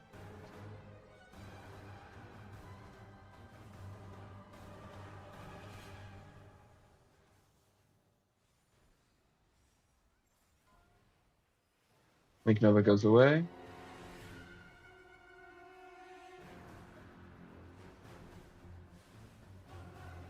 Watch the shell spin. It's like these little shells, they stun you. These junk piles, you don't want to be in them as they land, but after they become boxes, you want to pick them up.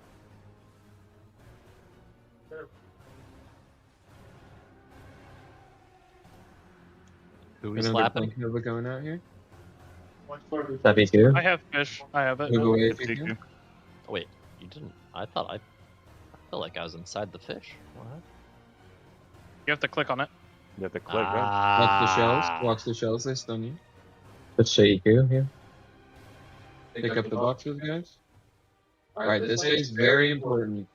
Ranged are going to get targeted by fire, and melee get targeted by ice. You want to drop them away from each other and then move into the opposite one. Hit Iku, by the way, guys. Drop these away from each other and then move into the opposite color. Okay. If you were targeted by fire, move into ice. If you were targeted by ice, move into fire. Watch the shells here and keep picking up boxes, guys. Innervate Tula if you haven't. Looks like we got one more person with ice that needs to clear. Burkus? Thank you. Guys, make sure you're on the Iku, not Gebo. Yep, hit new skull, everyone. Same thing as before, spread out, make sure fire and ice are not touching. After this, move into the opposite color. Resnick. Got a couple more people that need to clear here. 2 people that had fire. Or find a fire puddle back here. And swap. And 1 more person with fire. How's the debuff? Okay. Yeah, it's fine. Yeah, we're good. Okay, Blink Nova, take this I'm away. on EQ and it's up. Garni has it.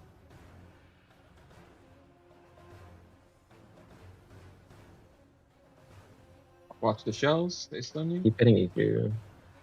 Yep, keep hitting EQ. Watch the swirlies and then soak the boxes.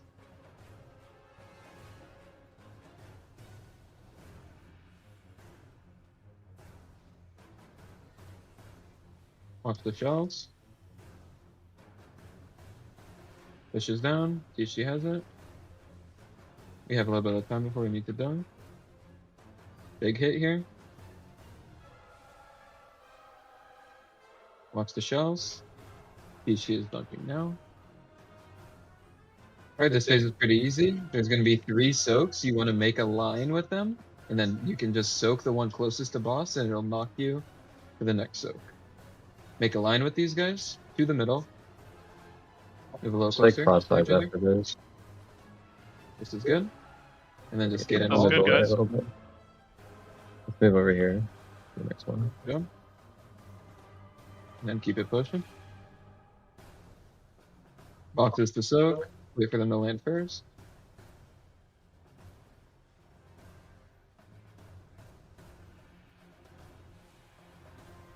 Same thing with the soaks. Make a line to the middle.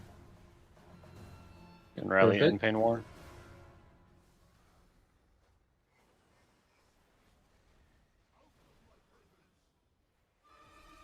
Take Noma over to Gibbo. I think you go. I can't More really hear you. boxes. Oh, it's on EQ. On EQ. Make sure you're targeting Take Gabbo. Gibbo. Take Gibbo. Yeah. Wow, how is Zips like lagging? This is great. Am I lagging? Yeah, you're like insanely delayed, like insane. I don't know how. Okay, It's all Blink good. Nova away. Nick has it. I think THD was lagging too in Discord. Hello. Yeah, maybe it's Discord. Hello. That's Discord. Watch the shells, guys. Shaq's not lagging, I don't think. As bad as I'm THD. telling you. Oh, Shaq's in Canada. He's always late. Keep soaking. Fish is coming out soon. Pichi will go for it.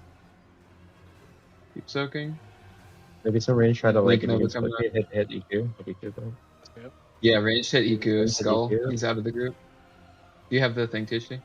Yeah. You do it. Okay. Big hit here. Tishi's gonna deposit soon.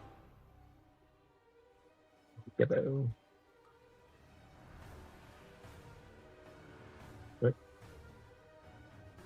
Okay, everyone, there's going to be circles that spawn underneath us. We do not want to pop the circles. They're going to spawn mushrooms. They're going out in 3 seconds. Move away from the swirlies. They're going out now. Everyone move away from the swirlies. Do not be near the swirlies.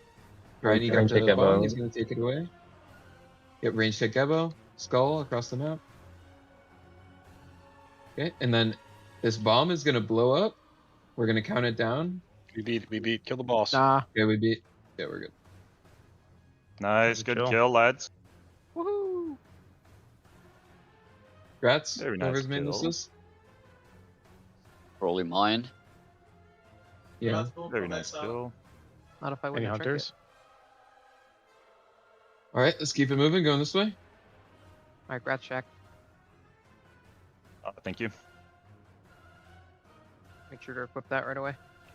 So we passed them up. All that on. Got a gun too.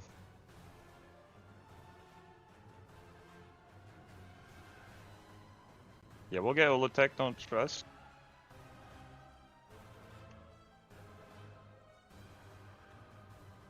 Anyone killed it yet? Yeah. Yeah, all of Europe has. Couple guilds. Nice. Can we steal their strat? No, we're trying to be inventive. We're trying to like create shit. We're inventors at the end of the day.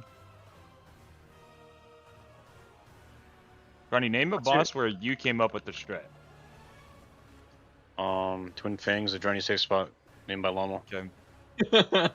It's not bad. And then they patched it the next fucking time we tested it.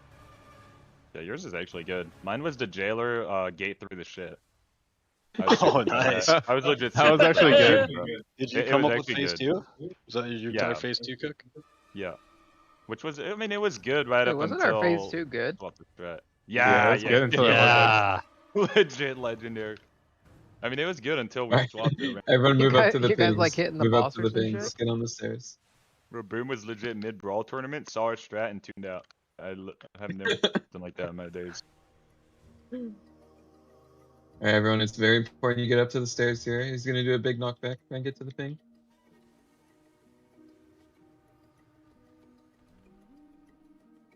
Okay, res me and wall. It's actually double value, right? Res Giant too. Triple value. Also, Shaq, Yeah, close Res Giant, second, probably back in BOD and BFA on King Rastakhan. Me and Bubba picked up that one strat. Okay, yeah. I mean, with the portals and shit. Yeah, against the and we wall, made a shield. kinda? Yeah, that's Yeah. so. We called it the cage. Okay, mate, you were in a full different guild, bro. Yeah, Chill out, yeah. man. I was trying to get in there. Yeah, okay. Just I got mean, mate, you bulldozed by an were animal. there for the Ashbane strat, right? Yeah. Let's just Oh not God! do the I've never fucking seen double. this guy stop twice. What is happening even? Yeah, or can you destroy? Did they got buff blown his up. ramp or Not released, something? we're gonna res. I think he Let's kill this guy. ramps. What the fuck? Bro, we got fucking nuked.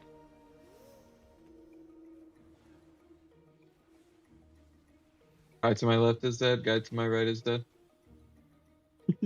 Now he won't Nothing look I at can me. do. Yeah, I'm resing. In a sec. Once we're out of comm. I'm resing faster. Yep, In perfect. combat. I'm so confused right now. I don't know. Who's in Auto combat? combat. Okay, it's working now. We're good. And I think I win. More haste. Good thought. What's up? You think the guy who makes the trash loves his job? Yeah. Why wouldn't I just walked over at like In the every big egg. bucks. Thank you. Yeah, the guy who makes the trash. Yeah, he loves his job. Oh, I'm going flying. Uh-oh. Oh, that is good. Oh, The rest Bruda. of the droid? Couple lust up here. Come on, Bruda. Maybe Try tail not- whip some Lost people. yet? Care with the trash on the right. Try not to pull Are it. we going all the way with Zarak? Fighting it all.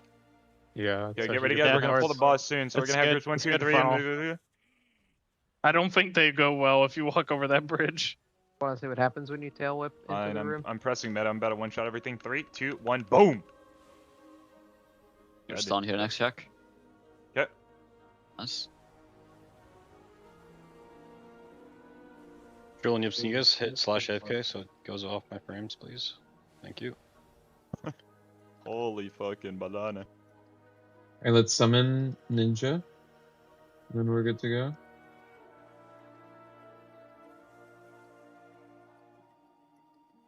Oh yeah, and trade me.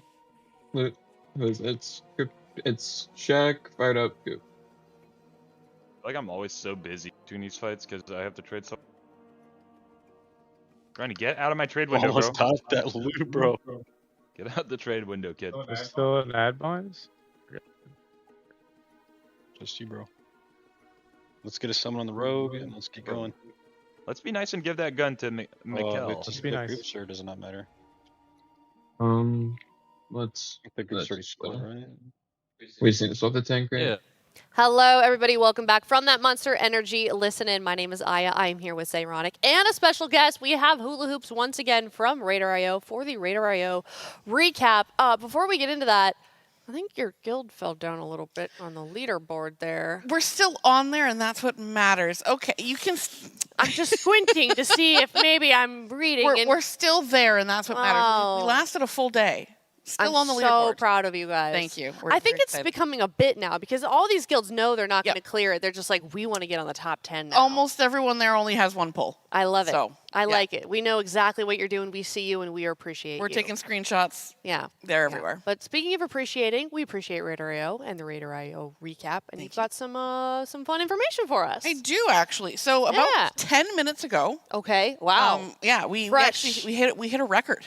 Actually, but before I go into that, I do want to just kind of take a quick snapshot at the leaderboards, the heroic leaderboards, because the mythic ones, as we've seen, not really notable yet. Yeah. And just kind of quick around the world, just so everyone knows what's been going on in the last 24 hours. Obviously, Europe opened up last night, and they've just been doing splits. We have a couple guilds like Synergy, Synergy Advance, and Fat Shark Yes, who did go into heroic as well, and they've been doing splits. Keep in mind, when we say splits for those guilds, we mean they just do multiple runs with their own alts. They're not getting helpers and doing 16 internal runs. splits. Exactly. Yeah, they've maybe got like 5 friends that help. Exactly, just buds coming in to help out. So they'll do a handful of runs, and then they'll probably start working on their progression. And China opened up at 4 p.m. PDT, so a few hours ago. Okay. And Identity, JSUG, and Zhongzhou, the old hot pot, they've also just been doing splits, normal and heroic. They're doing about the same kind of stuff, doing about 6 bosses on heroic, full ones on normal, and then they'll start their progression eventually. So that's kind of what's been going on. Nothing really notable. No Ula'tek kills on heroic even. So as we are aware, I do have one request. Oh, we stop calling it Ula. I'm sitting over there thinking people are talking to me all the time. Oh no, okay. Yeah. I keep hearing my name. Well, it's like our mod, Nerissa. Oh, They're like, oh, I keep hearing Nimrissa, and I'm like, what? Yeah, Exactly. there's a theme going on. It's Yeah. like me every time, but somebody goes, Oh, yep. I can I'm see that like, happening. what? Yeah. For sure. So yeah, 10 minutes ago, we hit a record, a recent memory record, and by that I mean back to Sepulchre, the first ones, is the first boss of a raid is still alive on Mythic. And I've got a little graphic we went back and looked at some of the past ones. So back to Sepulchre, Vigilant Guardian lasted about 27 hours. If you remember that one, it wasn't that people went in and said nope and then left. Guilds actually tried it, were actively pulling, and it took 56 pulls to kill and 2 nerfs before it actually went down. And then the other 2 that took a long time were Aranog and Plexus Sentinel. And those ones both were very similar in the fact that guilds went in, even the ones that do day raid and try to get that first mythic kill, like Melee Mechanics, Imperative, guilds like that. They went in, did a couple pulls, said, you know what, we need some gear. Went out, did their splits, came back. And you can tell by the pull count that it was definitely different than Vigilant Guardian because it died in 2 and 3 pulls respectively. So, but the longest one was Plexus Sentinel, which was 33 hours and 43 minutes, which we just passed a handful of minutes ago. Okay. So, yeah, it's still alive on Exali, and so going to be interesting to see how long it lasts. But yeah, just a little comparative stuff from some of the old raids. I think Vigilant Guardian is actually really notable here because there was a heroic week before that. There was. So everyone had their tier at that point. Well, all the Liquid Raiders did mostly. Yeah, and that's why it required the nerfs, because it was severely overtuned. Yeah. It was not really killable. So, yeah, so it's really interesting to see how long these bosses are lasting. And I think Venomous Abyss is different. I think it's a combination because obviously the guilds have decided we're going to go do splits to get the gear, but the splits are taking so long because they are themselves difficult. Yeah. And so it's taking a little longer to get to that point where even the guilds like Melee Mechanics, Instant Dollars who don't do 16 splits, they're still not heading in there yet. And before I go, I want to introduce you guys to a brand new widget available on Raider.io. It's a very cool one. And you can find this at Raider.io/RWF in the RWF Analyzer, which is at the top of the coverage page. Or you can go to Raider.io/widgets, and there's stream widgets all on that page. Yeah. This is a guild eye level over time widget. So you can add multiple guilds to it. And as you can see, so what this is showing is the little dots kind of in the bottom that are doing that. That's all every heroic and normal kill. So we're actually seeing when they're doing the splits. You can hover over it, get the item level of that split group, and you can see what they're doing with the gear. And you can see, obviously, Liquid is the white line at the top, so they clearly have the top one there. And this view is the race clock view. So what that means is that it's normalizing the time start. So orange is method, echo is red. So it's normalizing it to show there's another view though, which is the calendar view, which actually shows you like in real time. So obviously then the green and the white go to the front, because obviously Instant Dollars and Liquid started earlier. But yeah, so this is showing guild item level over time. And you can see when they're doing their splits, when they're allocating their gear, and what they're actually getting their gear up to.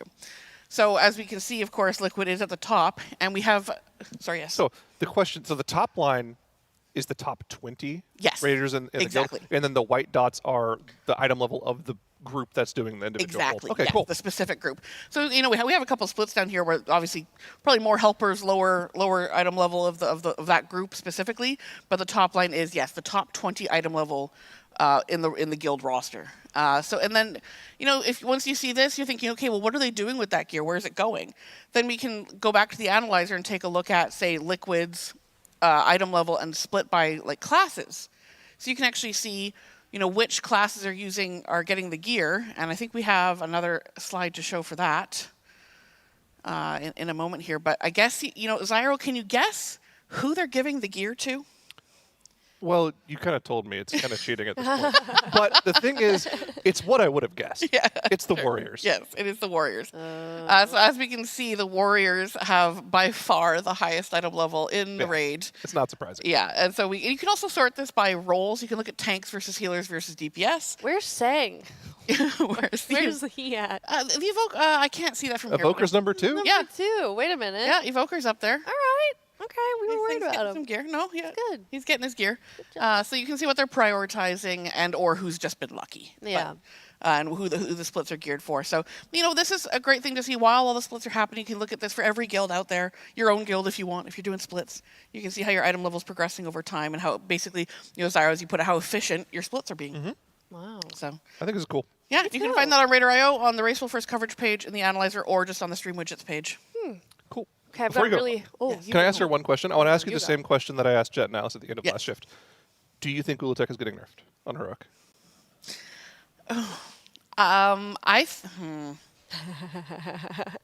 I don't think they'll nerf it until it lasts longer, because I think they're just going to start going into Mythic, and if they struggle in Mythic, then I think they'll probably go back and nerf Ula'tek Heroic. You think they're going to do Mythic before they kill Heroic Ula'tek? I'm saying if they do, then that's a good cue that it's too hard. If they decide, let's just go into Mythic and see what we can get done in there and go back to Ula'tek, then I think they might, nerf it then. Thank you. My question's way more important. Okay, yes. Have you thought about following Adet back on Twitter? Thought on the about it. Radar.io account. I'm still thinking he about it. He really wants it. I'll He's send him been following for like an hour. Like a full hour. Yeah, he's put in his loyalty to Radar.io. Yeah, he's a loyal fan. I will send him my PayPal. Okay. My suggestion was that you follow him on Twitter. Yes. Then instantly unfollow him. So he gets the notification that you followed him, but then when he clicks on it, it doesn't say you're following him. You're just a cruel man. It's ironic. Thank you. It's a Moonkin. I think What do you expect? This is true. Got to do something. They deserve it. Yeah. I'll think about it. I'll give it. I'll sleep on it. Yeah. We'll let him know. Yeah. Or maybe he's watching. All right. Well, thank you so much for the Radar.io recap. We're looking forward to tomorrow. Any sneak peeks? I mean, or do you just kind of can they kill things? Yeah. Can you can you give Hula her content? Come on, guys. I'm struggling out here. I'm drowning. No. Yeah. No. Well, I think we have some more new widgets on the way actually, so I'll hopefully be able to have. fantastic. Yeah. We're working hard on these things. So cool. All the data. That's what we love. Yeah, and you get a tool, and you get a widget. Exactly. You get a widget. All right. Well, thank you so much. You're very welcome. And we will see you later.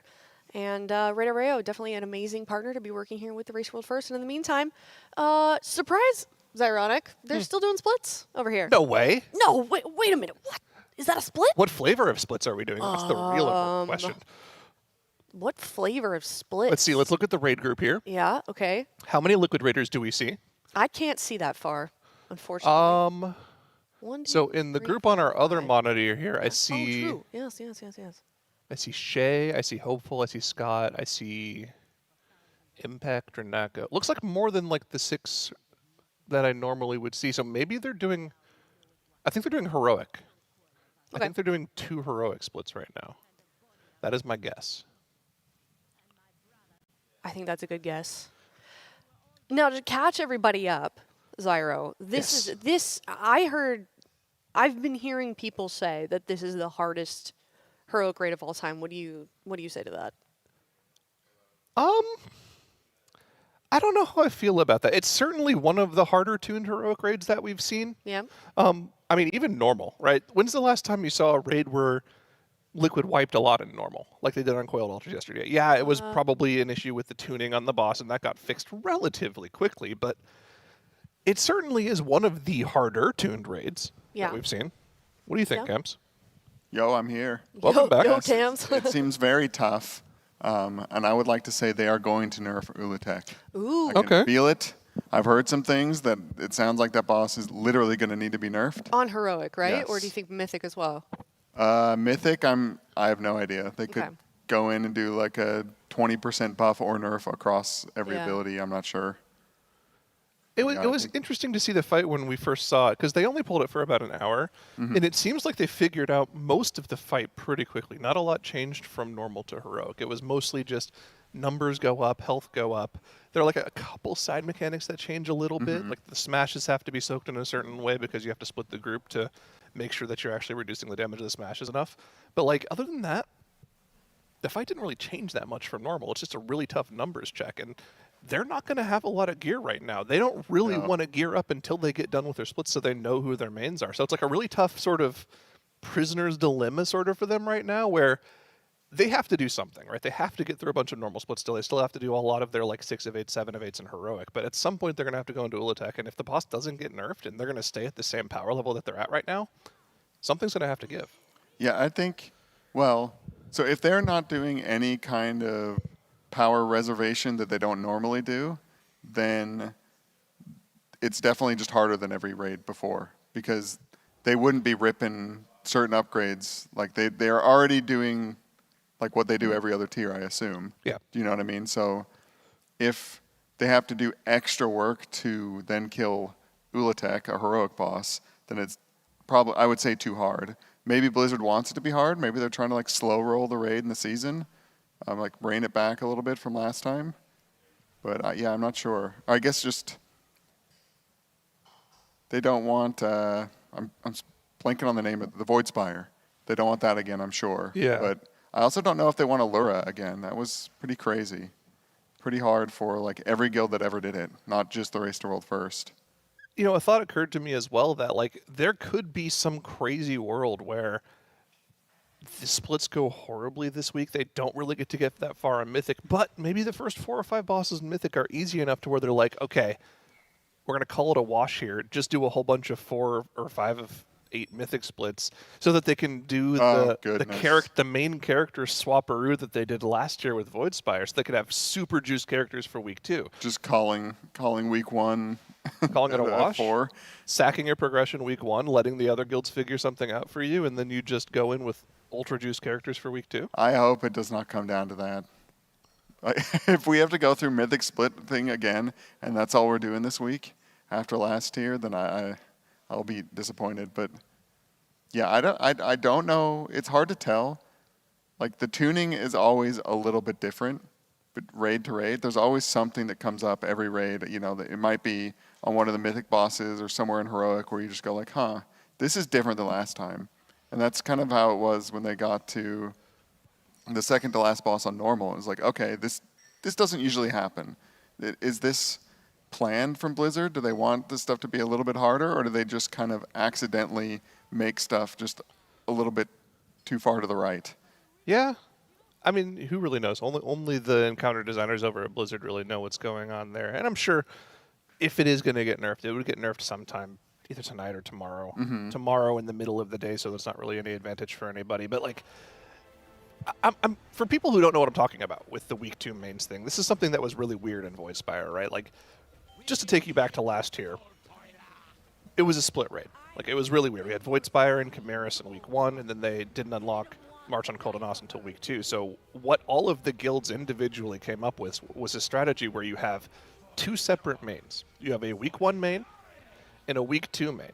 Your week 1 main, the sole purpose of that character was to try to unlock Hero of the Dawn, which meant you had an item level, a 276 item level piece on every single slot of your gear, so that you would unlock this meta achievement for your character, so that your next character could upgrade every single piece of gear to, you know, max heroic for half the cost.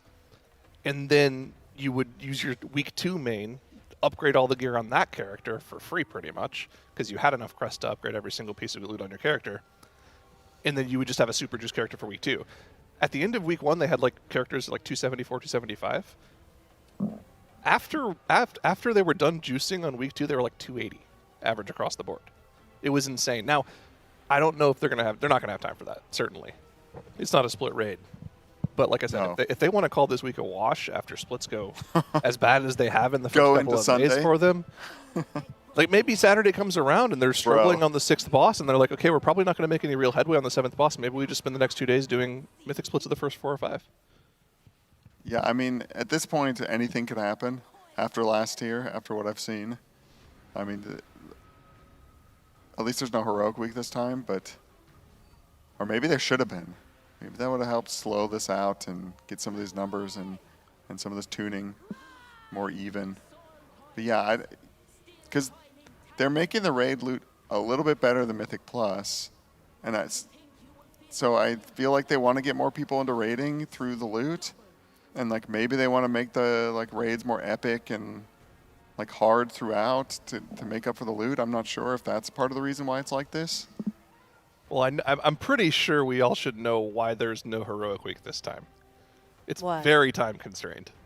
BlizzCon is in like 3 yeah, weeks. no, that's fair. There's That's just fair. no time for a heroic week in the schedule. Yeah, well, they just haven't done a heroic week outside the first tier of an expansion. That as well. Did they start that Dragonflight, or was that War Within that they started doing that? Honestly, I don't. Or maybe even longer. They all kind of blend together to me. Yeah, it most likely was Dragonflight because that's when a ton of big changes came through. But yeah, I mean, this is just, I'm not even attempted to try and pug any heroic. Normally, I'm like halfway through, maybe near the end of a heroic, a few days into this, just through the pugs. But I don't even think they could kill the first boss. Really? Yeah, I haven't tried to look. Also, my guy's like I haven't been slamming Mythic Plus. I didn't go like super gear crazy last week, so I'm kind of just like 290 something. Yeah, and I me feel like too. I'm not going to get invited, and I just don't know if I want to go through that pain. I'll do a queue with you, Cams. You know what you need to do, Cams? You need to get into Mythic Plus. I've done some Mythic Plus. No, but like you need to get into the high-end Mythic Plus scene. Oh. Because, first of all, I mean, you're good enough to do it. It's not even close. But all of the Mythic Plus players, they have realized that they need to raid to get gear. So they've all formed their own, like, there's a bunch of individual discords where all the Mythic Plusers will congregate, and they'll do their own, like, weekend raids to get gear. And it's really easy to get in those. You just sign up for them. As long as they know you're a good player, you get to go to them. You need to get into those. Yeah, I need to get into some discords where I can I kind of want I'm at my computer right now. I will game. Like, invite me. I don't want to like show up. He doesn't want to join a guild. We've talked about Yeah. this. I don't want to schedule it. He doesn't want to have a commitment. I know, yeah, I'm the same way. But then I don't want to be. I also want to play when I'd want to log in and it's like, oh, you guys are raiding on a raid, but you can't have that person. You need to keep bringing the same people because they get the loot. Yeah. They know the fights. Yeah, you can't be like a flake and get in. Maybe on farm or something, but then you're just mooching. You should just become and a farm's streamer. not as much fun. And then use streamer privilege to do that stuff. Oh, I just thought you meant like raid as content. Well, that too. You had a streamer arc earlier in the year, but Yeah. you kind of stopped. Yeah, what happened? You were killing it. I got tired. You got I went tired. on a little fitness arc. detour. Oh. Yeah. Wait, do tell. What happened with that? My friends started going to the gym a lot, and so I was like, oh, I'll do it too. And it was some 5-day-a-week stupid thing, and I was like, go to I the have gym to. 5 days a week? Well, it was like I have to do this now. I mean, it was taking like 2 hours. It was ridiculous. So you were min-maxing gym for a bit there? Oh yeah, and I'm like counting all my calories and my protein. Your macros and your yeah. I micros was or getting it whatever, all in there, macronutrients, yeah. Did you take creatine? Oh, I've been taking that for years. Oh, okay. hmm So wait, my muscles are fully saturated. Oh, let's go. So how did you do? Are you done now? I mean, yeah, Gym arc? yeah, it ended it happened to end like 3 days before coming here. So. What do you mean ended? What was it? Like, it was like there a an end 10-week to it? program. Did a cycle? Oh, it was a Yeah. program. Okay. Did you get swole? You wouldn't believe what's under this sweater. Whoa, Cam's got a sleeper build. Okay. I respect that. Do you think you're going to go back? I mean, we go, we'll say average 3 days a week for a while now. You gotta bulk up again for the next session. I know. Now I've got like insane competition. And you've got great food to do it here too. Yeah. Yeah. true. Yeah, I know. I wish I had this food at home. I'm eating an absurd amount of cottage cheese and lunch meat. I think those scalloped potatoes are like the best potatoes I've had in a long time. Yeah, those are very good. Those were Not on my incredibly diet, good. though. Okay, I thought if they had cheese, they were considered potatoes au gratin. Not. I'm not trying to. Well, actually, I think I'm you're- no, I think don't you're know. right. I don't know if it's. Is it scallop that has the cheese or au gratin? I don't know enough about I don't either. potato names. Either to way, they're say so right or wrong. good. They were just They're really good. so good. I'm sure chat will have an opinion on that in a bit. Someone will correct us. Actually, au gratin have cheese. Oh, there you go. First one. Oh, let's go. Yep, you're right. No, but it was fun. I made good progress. I had been kind of phoning it in the last few years, and it was like, no, let's like see what we got, and that was fun. But it's Phoning also it in. What does that mean? like just going and Oh, like okay. I will do a couple sets of a thing, and Okay. but not like Yeah. progressive overloading and whatnot. I started going to the gym and it's like it's full of like I swear it's near a retirement home or something. Because we're always like the youngest people there by like 50 years. Oh yeah, And there's it's so many people old that are and like good for them. It's people that are only there to like not fall over and break a hip. So they're doing like stabilizing, exercises and stuff. It's it's good vibes. I have a friend. His name is Billy. He's like my grandpa's age. He's a nice guy. We have matching water bottles. Oh. Yep. He's like 90 years old. Shout out Billy. He's my gym friend. I think I'm going to be painting another dude. Okay. Another little mecha community. Yeah, another little dude. Yeah. So, TL.gg/donate. And for every $1,000, we have these little men. I don't know how. They're like little army men. Thank you. They're Mecha Chameleon dudes. They're Mecha If you know Mecha Chameleon, you know Mecha Chameleon. I've never dudes. played it, so Really? No. You haven't played the Sensation Mecha Chameleon? I know. I missed the Twitch meta for it. It's not done. People are still playing it. Oh, okay. Well, I'll have to check it out when we get home. Well, or I could just do it IRL because for every $1,000 donated to our charity partner UNICEF, we will be. Wait, am I doing this or do you guys want to do it? You can do it. Okay. You were super excited to do it, so. Well, they asked me what kind of colors I wanted, and I was looking around to see which one would be best. Have you selected a I think. Well, a should I target? tell you what I'm doing? Well, I mean, we're gonna be here. We're gonna see you That's hide true, it. Yeah, I'm gonna try and blend it into a candle behind me.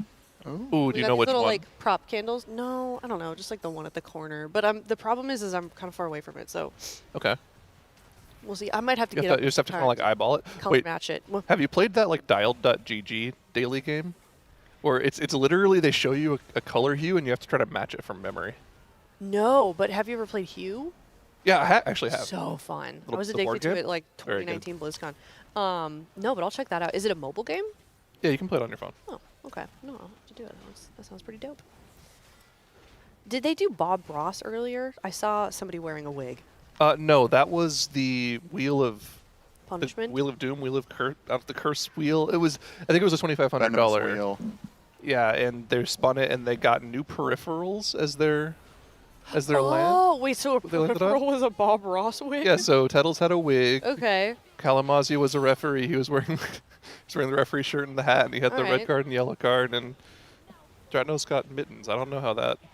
It was my mistake for thinking peripherals meant like some amazing Alienware ProLine products, but okay, so just costumes.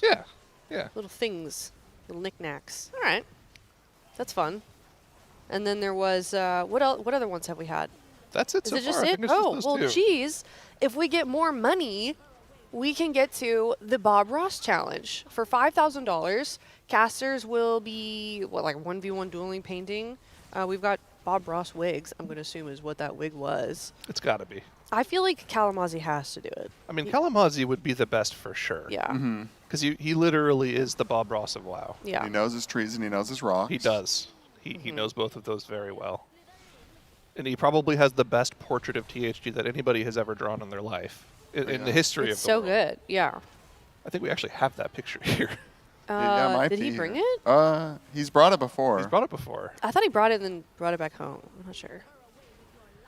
Either way, it's lovely. It's a lovely piece of art. So what are we thinking here? Aya? What colors are we going with? Oh, well, I'm going black on the side because it's the wall. However, I feel like this black might be a little bit too harsh. Are you going to try to like hang it off the side of that candle? Is that what you're going for? I was gonna kind of just place it in front. Okay. You know? Oop, my I could see fingers are that. gonna get like really messed up, but no, it's okay. It is what it is. I'm gonna make just happy little trees. Mm-hmm. Right there. That's nice. What does Bob Ross say? A little bit of titanium white. Yes, a little titanium. With some, I don't know what the other colors are off the top of my head. I'm just gonna Is this acrylic paint? I wonder. I have no idea. Did you guys take art class in school? I think I took it in like 4th grade. 4th grade. Did you take an art class? Yeah. I took a pottery. I mean, I treated art classes, gym classes, all classes with the same amount of not giving an F. Somehow that doesn't surprise me. Just trying to get through it, you know? Yeah, Just okay. trying to get to the end. That was me. I was like, I'm going to take all normal classes, get pretty good grades, and then I'll try in college. Oh, you've got some cadmium yellow there? Yeah. And some Yes, phthalo sure. blue? Yes, exactly. What is Mhm. that? Are you making things up? Those are just the colors he used on his show. Oh, Yeah. so you're like a knower. I mean, there was that meta on Twitch back in like, I want to say 2014, where they just played 24/7 Bob Ross for like a month. Did they not do that anymore? I thought it was forever. There's still a They did that for channel that really does long it. time. It's not as Okay. popular now as it was back Oh, that's then when they did it for the first time. Yeah. Well, I think also when Twitch did like its whole like DMCA nuke and everybody had to delete their clips and stuff. Mhm. Remember that? Yeah.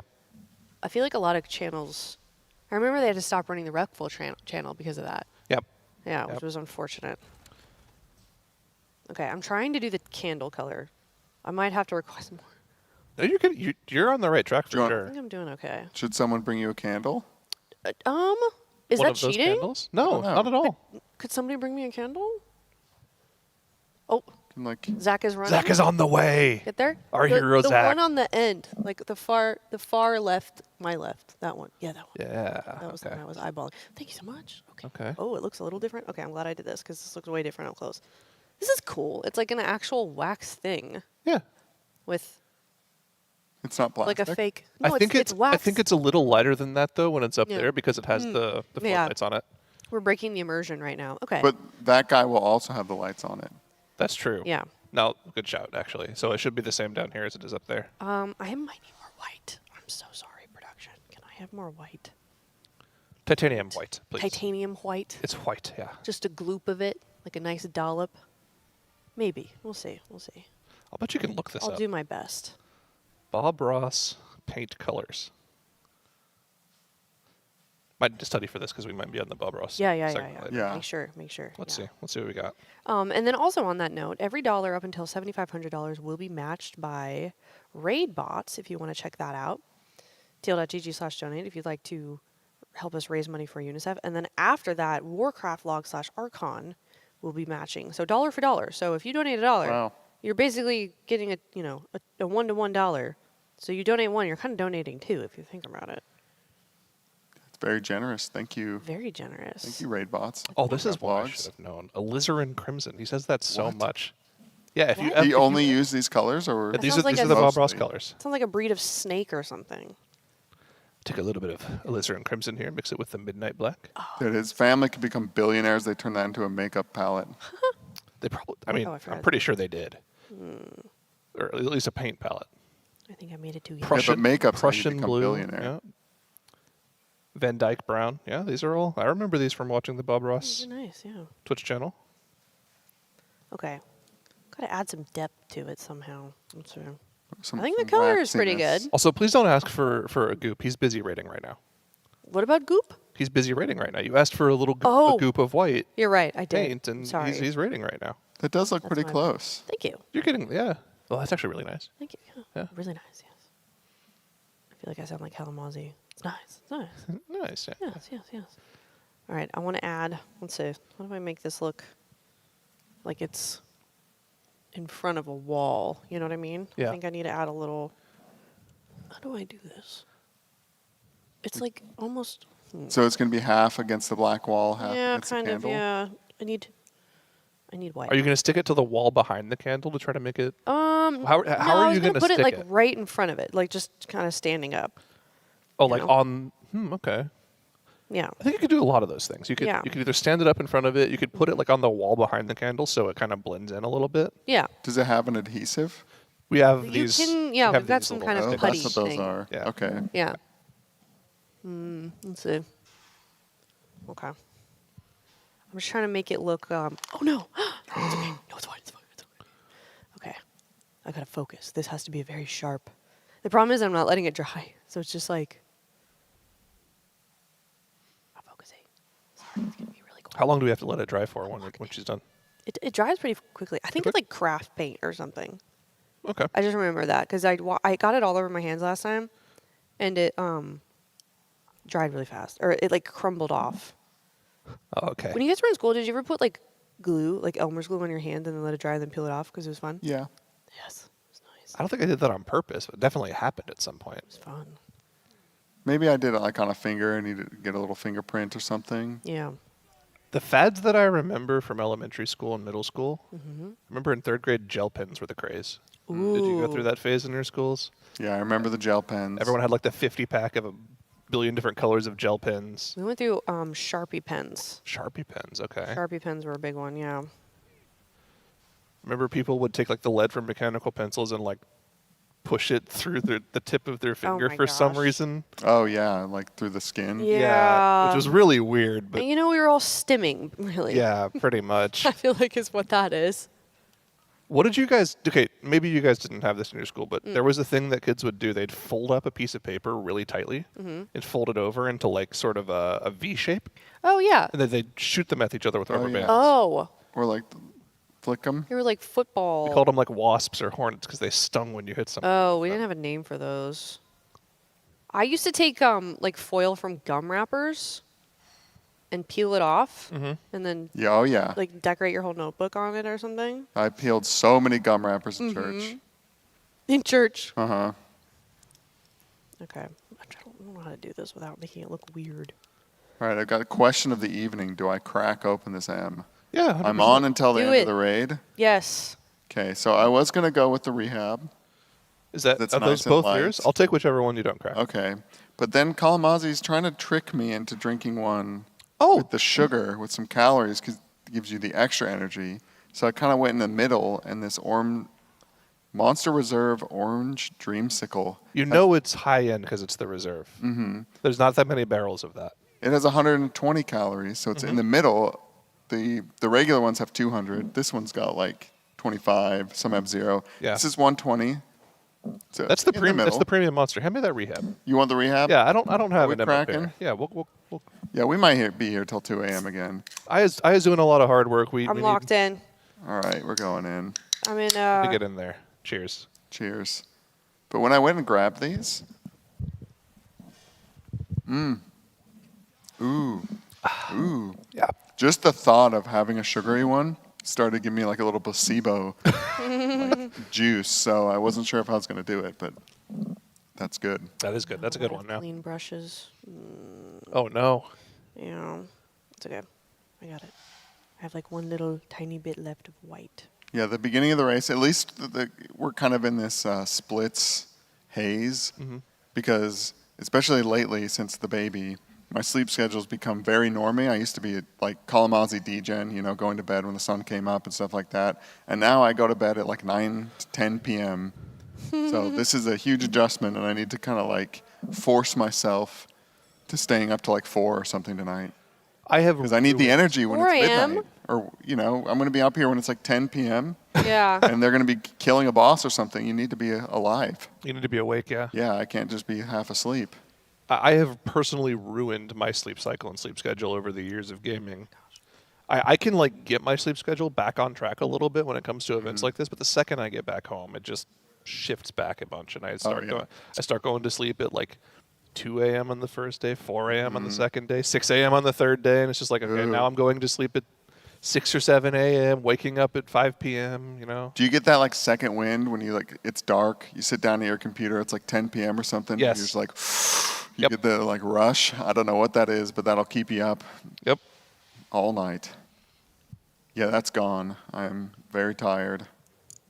Maybe it'll come back here. It'll come back with the help of this reserve.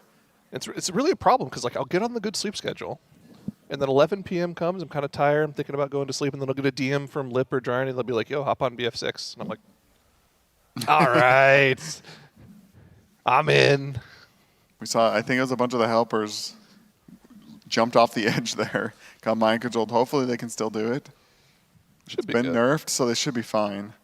Okay, I think I'm done. Jan's health is barely going up. Think you're good? Okay, let's see the so. finished product here. How does it look?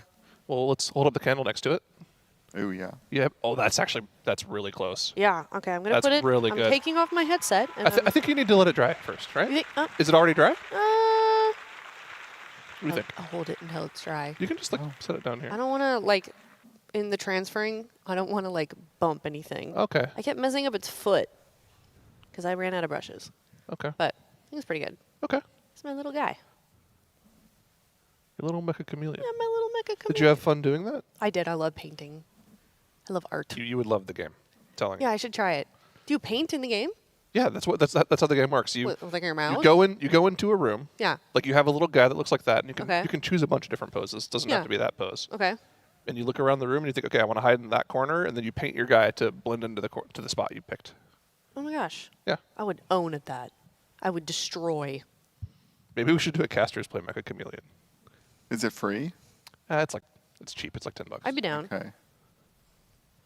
I'm waving it. There's I'd like a never even little bit heard of left. it. Really? Yeah, normally I hear about these kind of things, but like there was that golf game you were playing a lot, Zyro. Yep, Super Battle Golf. Great game. But not here, this chameleon. I said the boss didn't have much health, but it does seem kind of healthy. This is going to be a long P2, or P3, I guess.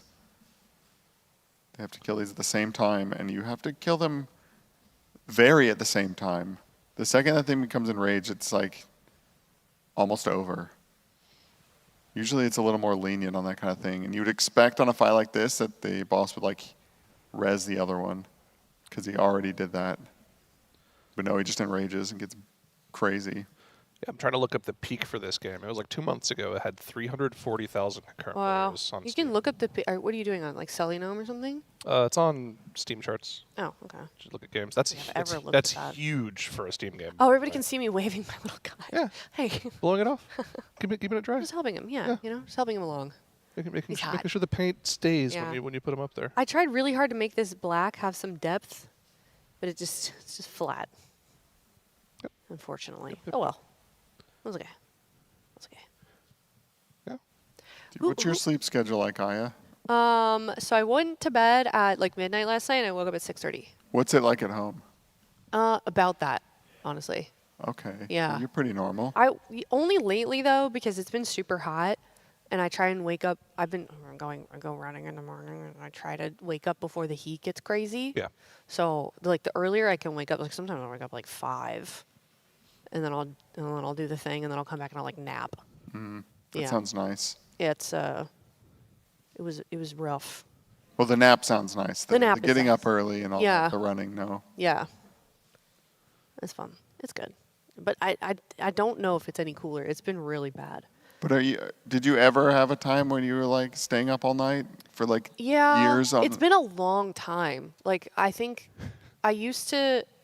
But did you live that life day to day for a long time? Okay. Yeah, I would stay up till 5 or 6 in the morning, and then I got like fired from PacSun because I like showed up late to my shift, like because I had to wake up. I had to be there at 9, but then I stayed up playing World of Warcraft till I think like 5 or 6 in the morning, and I set my alarm, for like something ridiculous, like 8:30 or something before I had to be there, and I set my alarm, and I was like, I'm just gonna close my eyes for a little bit. Slept in. It was like noon, and I was like, oh God. And I get there, I'm like, I'm so sorry. And they're like, oh, it's fine, it's okay. And then they did that thing where they're like, okay, you're gonna be on call now. So you have to, this is how they like soft fire you. So Yeah. you just quit. So I called them, and you have to be like, hey, it's Jillian, like, do you need me today? And they'd be like, no. And I did that for like a week, and then I was like, I'm fired.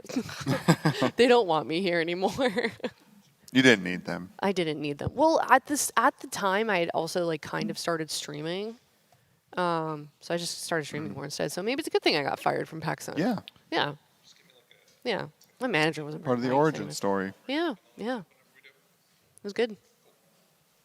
LOL, how lame is this conversation? Oh no, you got fired from PacSun? I mean, that was a very traumatizing experience. We're talking about staying up all night. Yeah, I got fired from PacSun. That's a huge that's a a young woman's dream to work at PacSun.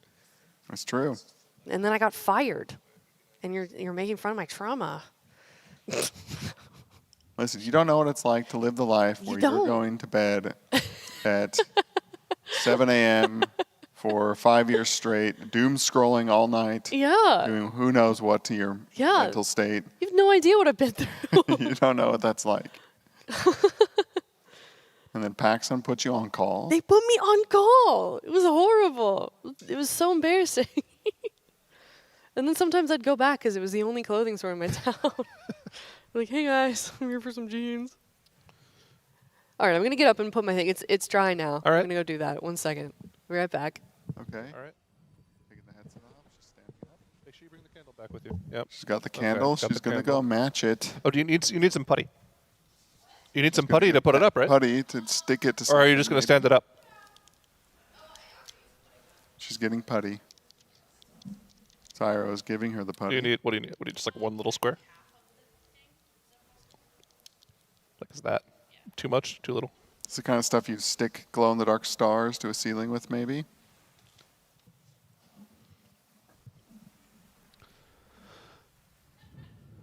Yeah. Good. That's when you put it over there. I could not see it. Sticking the putty. Struggling with the putty. Okay. Oh. Oh, it's at this perfect angle right behind the bush. Ooh, so it's kind of like hidden a little bit. Okay. I think it might be just out of sight of like the hard cam, but maybe we can squeeze it in there.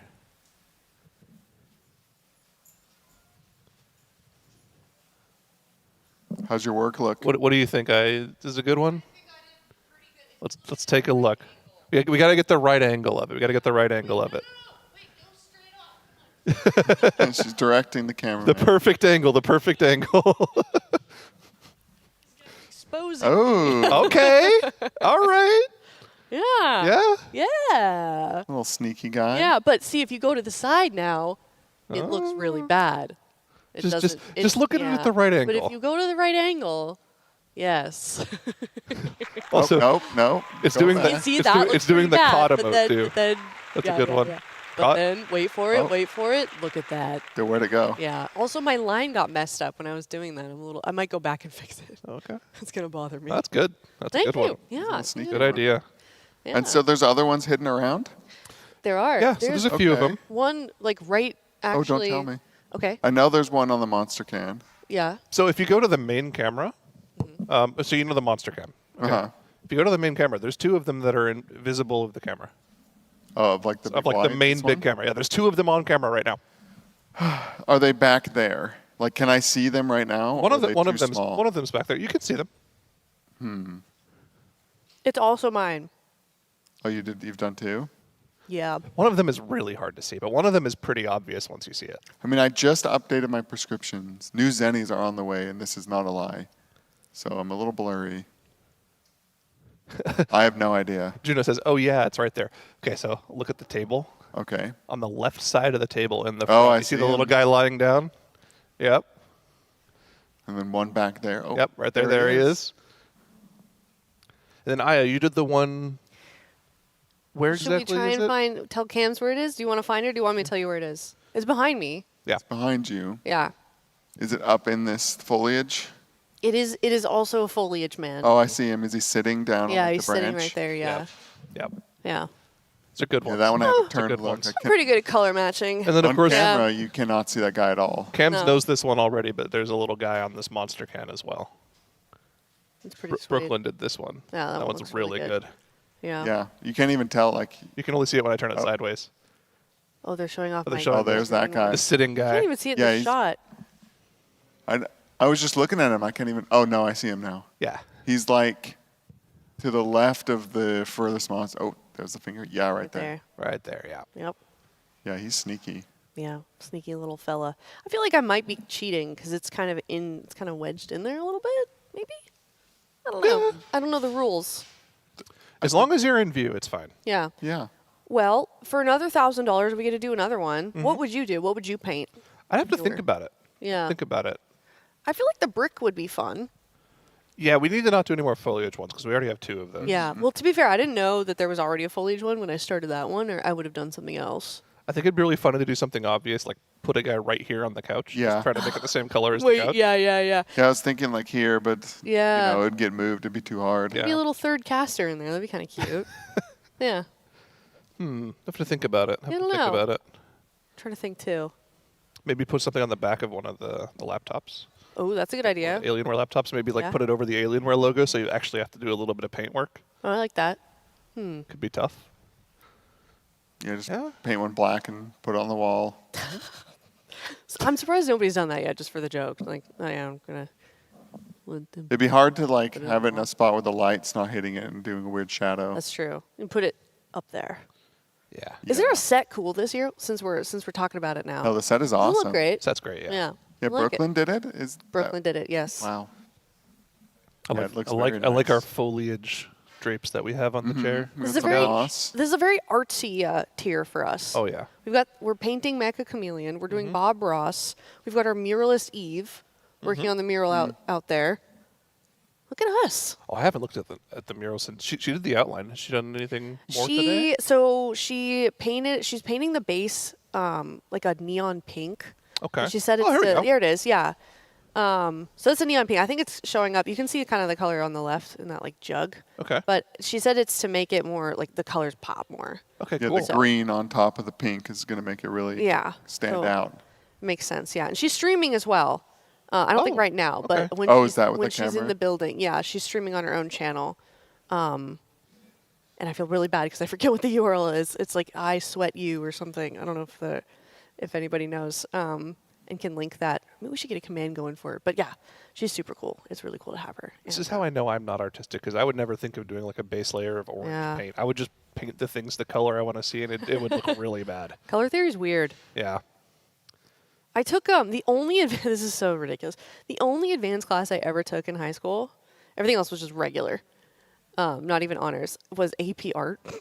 Yeah. Yeah, I loved it. I had so much fun. Oh my gosh, it was like right after lunch too, so it was so chill. I just would like paint for after 45 lunch. minutes to an hour and a half. It was great, and because I was an AP Art, I didn't have to do like the assignments. I got to do whatever I wanted because I was painting like a portfolio, basically. That's pretty cool. It was good. Yeah. It was really nice in this art class. I think my art elective that I took was music history. Ooh, which is less fun than music, because in music history you probably had to like learn about the music, like like Johann Sebastian Bach. And I feel like that's one of the classes though that really depends on your teacher, because I had a teacher who Yeah. was super into music theory and stuff like that, and he made it really fun. yeah, But I feel like if you didn't have as good of a teacher, that class would have sucked. my last class ever, I pretty much I literally like walked in the graduation ceremony, but I had like one credit left, so they let you like pretend to graduate, and then you could just like finish it that summer or whatever. Yeah. And I took an online music theory class, and it was like a music history class. It was horrible. It was so bad. Yeah. It was so bad. It was unnecessarily hard. Like we wouldn't really learn anything about composers, and then we'd have these crazy class test questions where it would play like a specific part of a song, and they'd be like, "Which composer is this?" It's like you didn't teach us this, lady. Like, what do you mean? So I Shazammed it. No, I don't know if this class. Just how else was I possibly supposed to know the answer to that? It was like they were like the most niche like symphonies from 200 years ago. What's the saying? Modern problems require modern solutions. Exactly. There you go. Yeah. You nailed it. Go ahead, Kim. Sorry. Oh, I don't know if all schools have this class. We had one called music listening. Oh. And I took that one, and the teacher just turned music on, and we played Risk and other card games, and didn't show up, and That is so all cool. passed it. This was in high school? Mm-hmm. That is the was most very awesome. Utah sounding. That seems like The teacher just sat there at his desk doing who knows what on that screen. Oh my gosh. And we just listened to music. Was it supposed to be structured like that? I don't have no idea. Huh. But it was just legendary as like, definitely take this class because it's free. I had this really weird schedule. So my freshman year, I went to a different high school than I went for my other 3 years of high school because we got rezoned in the middle. It was really weird. But the first high school I went to as a freshman, we had block scheduling. Uh-huh. Which was you had 2 days. You had an A day Yeah, and we a B did this day, too. and both of them had four classes that were like an hour or 50 minutes long. Mhm. A normal schedule, you only have 7 periods. So the 8th period was just a study hall Mhm. for like an hour and 45 minutes. And all we ever did in study hall was get on the computer and play RuneScape or play cards. They let you do that? They had that stuff blocked at my school. Oh, well, it was blocked too, but we just got around it. Oh, okay. We just used. That's awesome. Back then, all you had to Actually, do was just load up yeah. Firefox, and it was fine. I found a way. I was in theater tech, so I had access to the projector in the theater, and I put World of Warcraft on the projector. it was like on the theater thing. It was fun. That was good. Yeah, played a lot of Flash games. Flash games. Yep. Okay. Addictinggames.com. Oh yeah. Oh my God. Newgrounds. I thought it was ultimatearcade.com. That was another one. There were a lot of them back then. Yeah, that's the one I played. Albino Black Sheep, was that games Oh my or God. Flash videos? That was videos. Okay. Yeah. Hamburgers and whoop. We also had so you had the district drive that you would save all your files to, and there was like a Disk shared drive? a district drive. District drive. No. Like a network drive that you Oh, could save yeah, all your yeah, files okay. to, and you could access it from any computer. Yeah. There was like a communal drive that everyone could save to and everyone could load from. And deep in the district online network files, we would save ports of Halo Combat Evolved. Oh, that and, was the same at my school. Warcraft 3 Frozen Throne, and people would be playing those in the computer lab. Yeah, there was a way to get Halo on the computers at school. Wow. And it was like a cat and mouse game with the district IT, because they would go find it and delete it, then we'd save it somewhere else. Wait, that's hilarious. I don't think my school had one of those. Really? No. What were you supposed to save in it? Like essays and stuff? Oh, like files for your teacher to grade and stuff like that. Really? Yeah. In high school? Yeah. No, we didn't have that. We would just print it out and give it to her. Huh. Yeah. You're missing out on some Halo. I know. Blood Gulch. It was great. Oh yeah, Blood Gulch, Hang 'em High. Oh, that yeah, was my favorite. A great one, yes. I mean, I played a ton of Halo 2 and 3. Lockout's the favorite. Oh yeah. Wait. Halo 2. You know what we would do? We used some website, Canva or something, Canvas. And then Okay. Blackboard, there was two of them. We would submit it online. Yeah, Canvas is like how you submit stuff online. That Yeah. was after my time. Oh, okay. Sorry, I didn't mean to cut off your high school Halo nostalgia. Oh no, you ever play Lockout? Mm-mm. No, I played Unreal Tournament, but I never really got into Halo. I went Don't from know how to BXR? Nope, I don't know what that is. Okay. Oh jeez. Oh. What is that? You hit B, X, and R, and then it melees, cancels the animations, and shoots. And if you do it right, it's just kind of a one-shot. Yeah, you one-tap people. If Okay. you shot 'em. Classic. Yeah, the battle rifle was very strong in Halo 2. That's fun. But it made it fun. Yeah. Did you take a week off school to play Halo 3 beta? I don't know if I took a week off school, but A couple days off school? I definitely was hyped about it. When did that? No, that probably, I would have been still in school. Oh, okay. It was 07. It was my freshman year, so it was 07. The beta came out? That was when the game came out. I think the beta Okay. was 06. Talking about college or high school? High school. Okay. I was Yeah, scared you to had to tell get, people I played video games in high school. I told You had nobody. to get Crackdown. It was May 2007 was the beta. Yeah, you had to buy Crackdown, and then you got access to the Halo 3 beta. How many people do you think actually played Crackdown, or they just all I bought played for it. for the Halo 3 beta? Yeah, it was fun. It was a fun Why- superhero open world. Was Crackdown? That was the game that you bought, and you got access to the Halo 3 beta. So a lot of people bought the game just to Oh. play the Halo 3 beta, but then it actually turned out to be a pretty good game in its own right. That's kind of a smart way to market a game, actually. Yeah. Huh. And this was, the Halo 3 beta was before games were doing betas and, server slams and things like that. It was cutting edge. Yeah. I was watching a Star Citizen beta stream It's still in beta. this morning. Yeah, it's been in beta for... They were crashing out. I have no 10 idea years? what that game even looks like after all this time.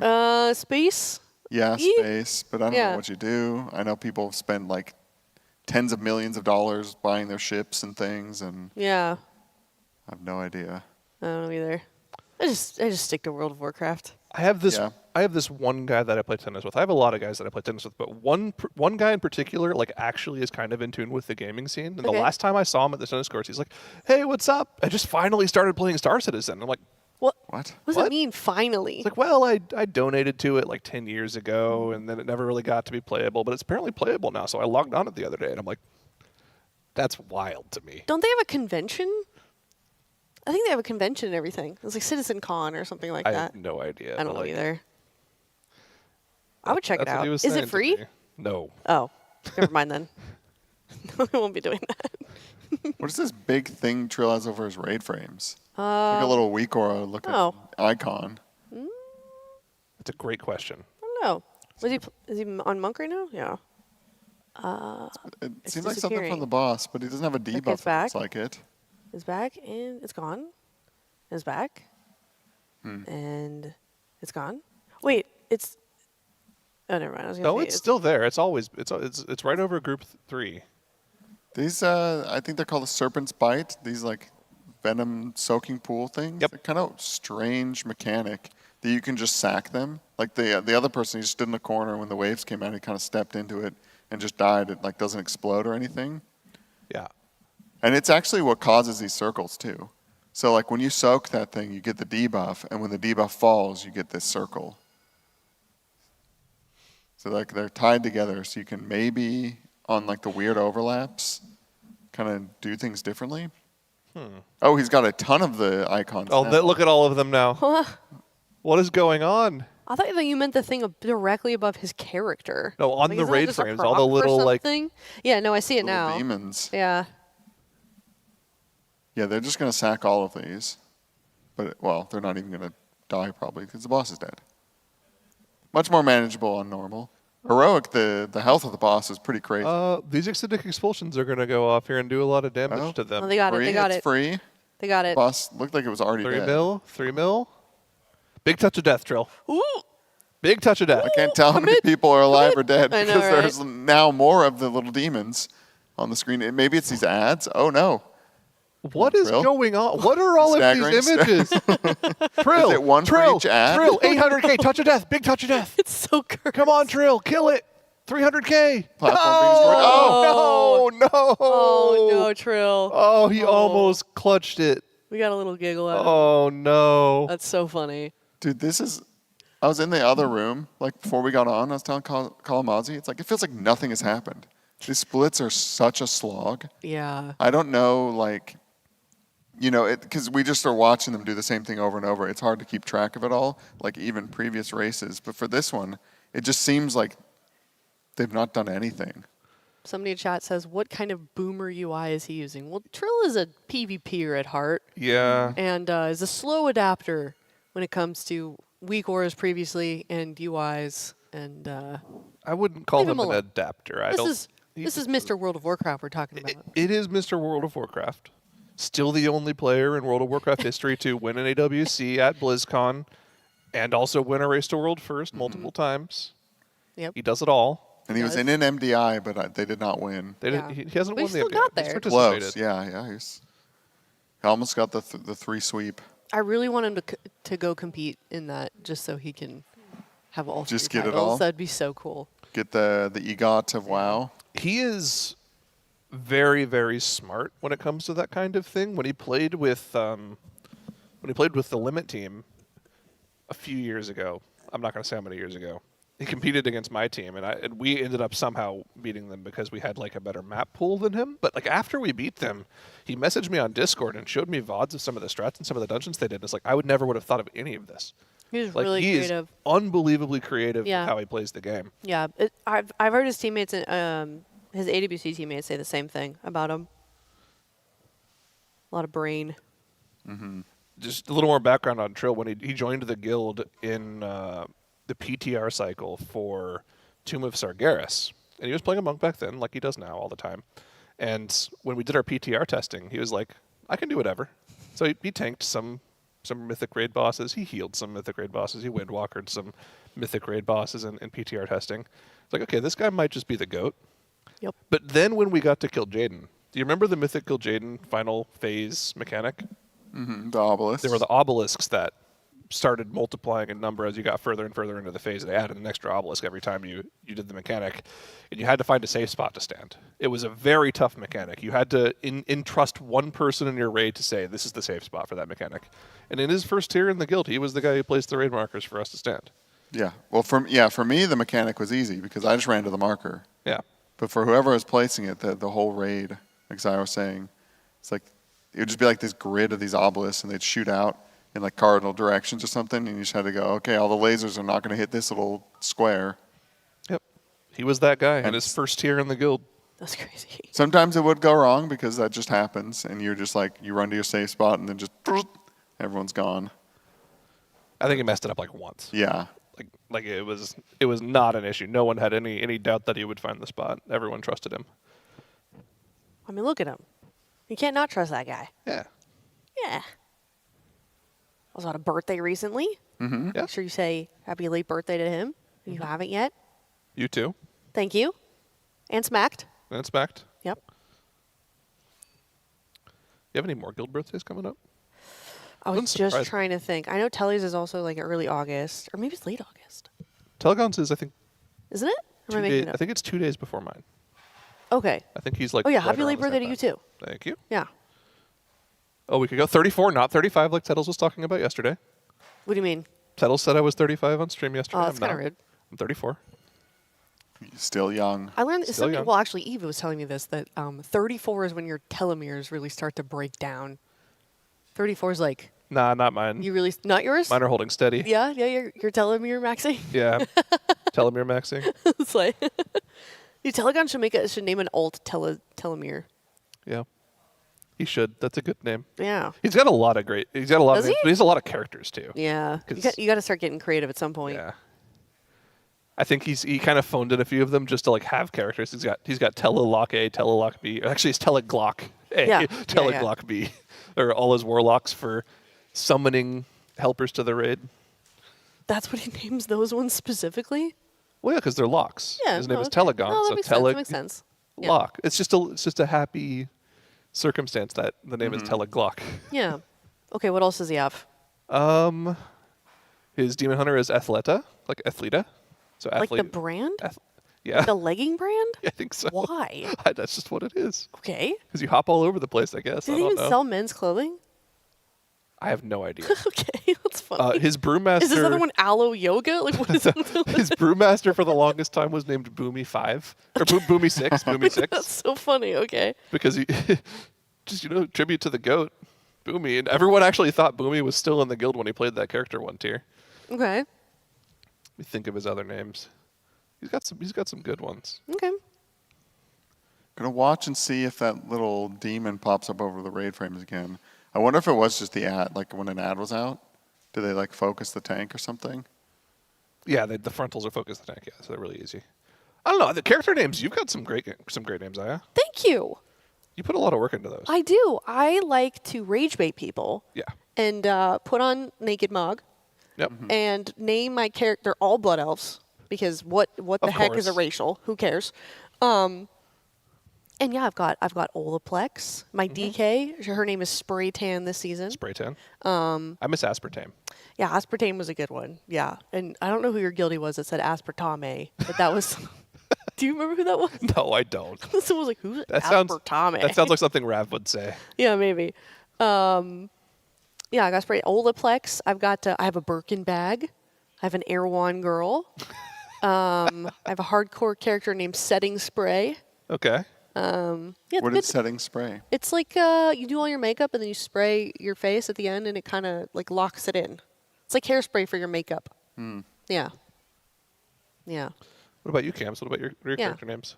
I've got Cam's Mage, Cam's Lock, Cam's Shan. Whoa, Cam's that's crazy. Cam's Shot, Cam's Breeze. No, the shaman is not Cam Shams. It's Cam's Ham. Cam Shams. No, Cam's Ham. S and H make a Yeah, but you gotta. Everyone knows that it's ham. Like it's Yeah, Eric's ham. They were all hams back in the day. Remember?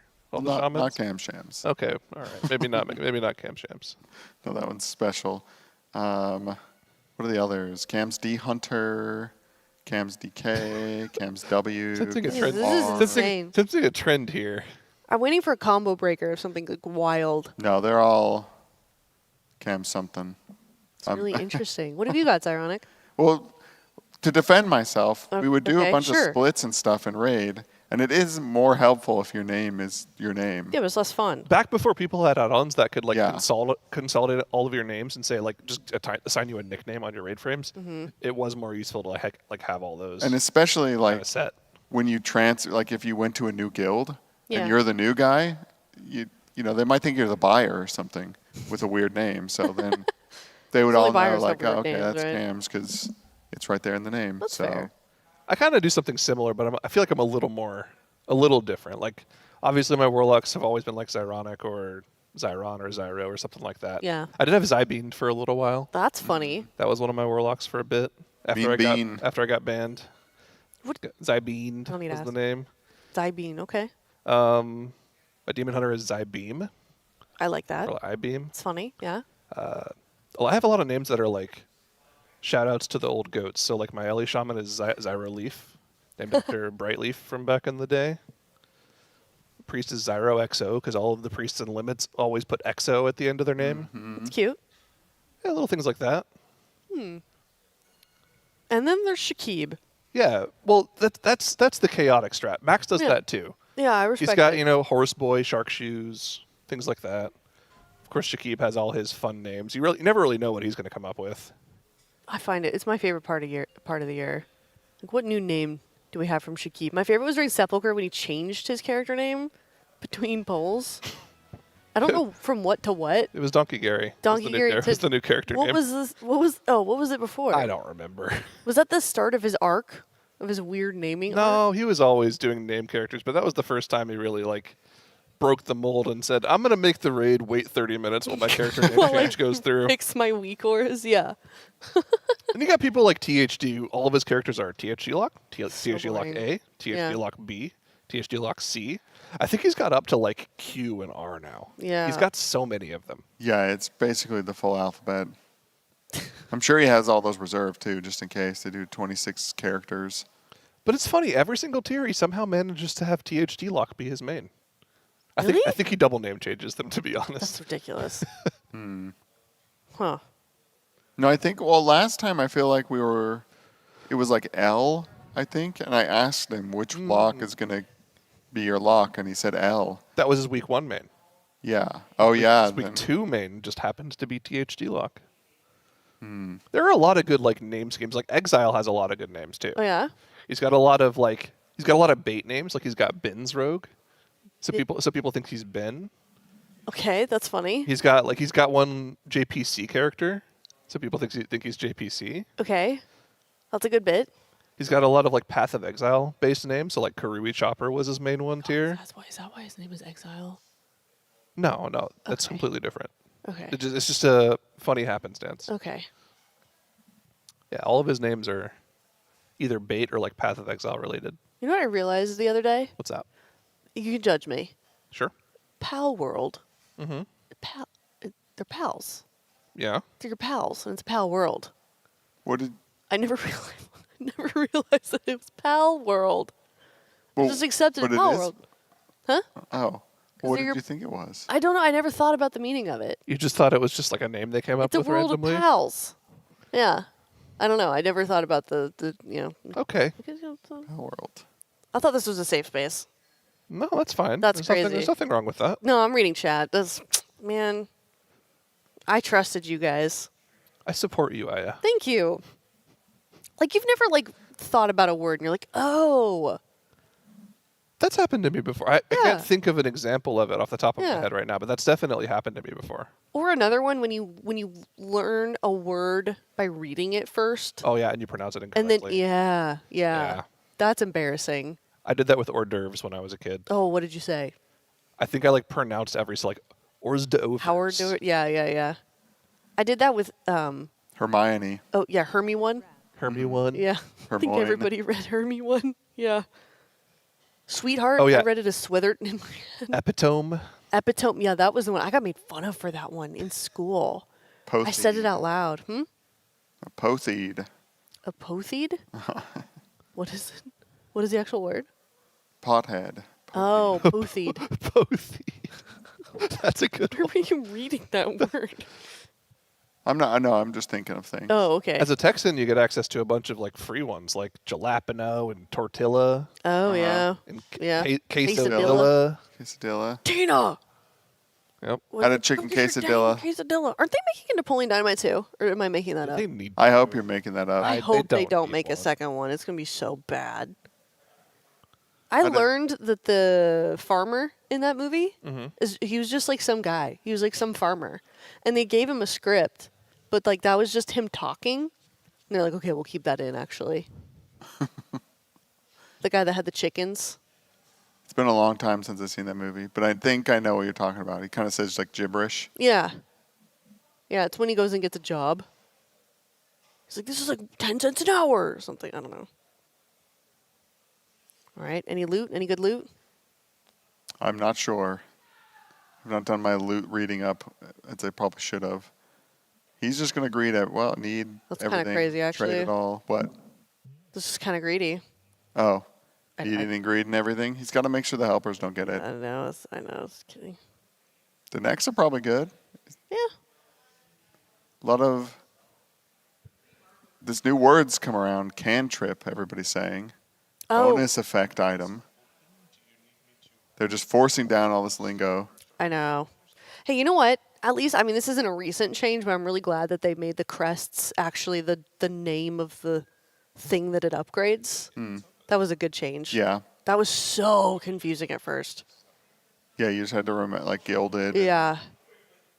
I don't Can't even remember the other ones. Yeah. Worm, I don't either. Drake, Worm, gilded, other stuff. I mean, it's fun flavor. All right, they finally killed Ula'tek. Let's go. Oh. Was Trill smiling at the end there? Oh, okay. We're on to a new one, Wolf Disco. Oh my gosh, Wolf Chain. Disco looks sleepy. Yes, this is why we lose track on how many splits they've done, because we've just switched from Ula'tek to Ula'tek, back to back, going to these different groups. There's always somebody in one of these. Who's next on and they're Shay? probably going to be doing this all night. Yes, it looks like Shay. For some Or reason. no, that's a Shine. Oh, okay. Yeah. Next to Wolf Disco? Yeah, that's Yeah. a Shine. That's a Shine. For some reason, they put all the Europeans together in one room. Oh, Sang's in there. And then Sang is always in resident or the same spot until right now, like this time. Oh, yeah, He's a that's different true. spot. He's always like in the doorway yeah, I wonder why. of. Trill is in there instead now. Oh, he's in there. Well, typically what they do, and they've been doing this for a few tiers now, is they split the rooms up based off of like preference, right? Do you like the room hot or cold? Do you like the lighting bright or dark?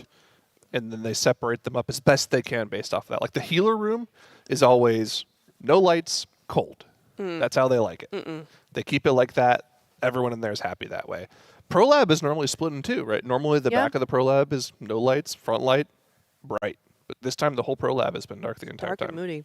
And then there's the talent room where it's very dark and very cold, and I'm the only one that's freezing.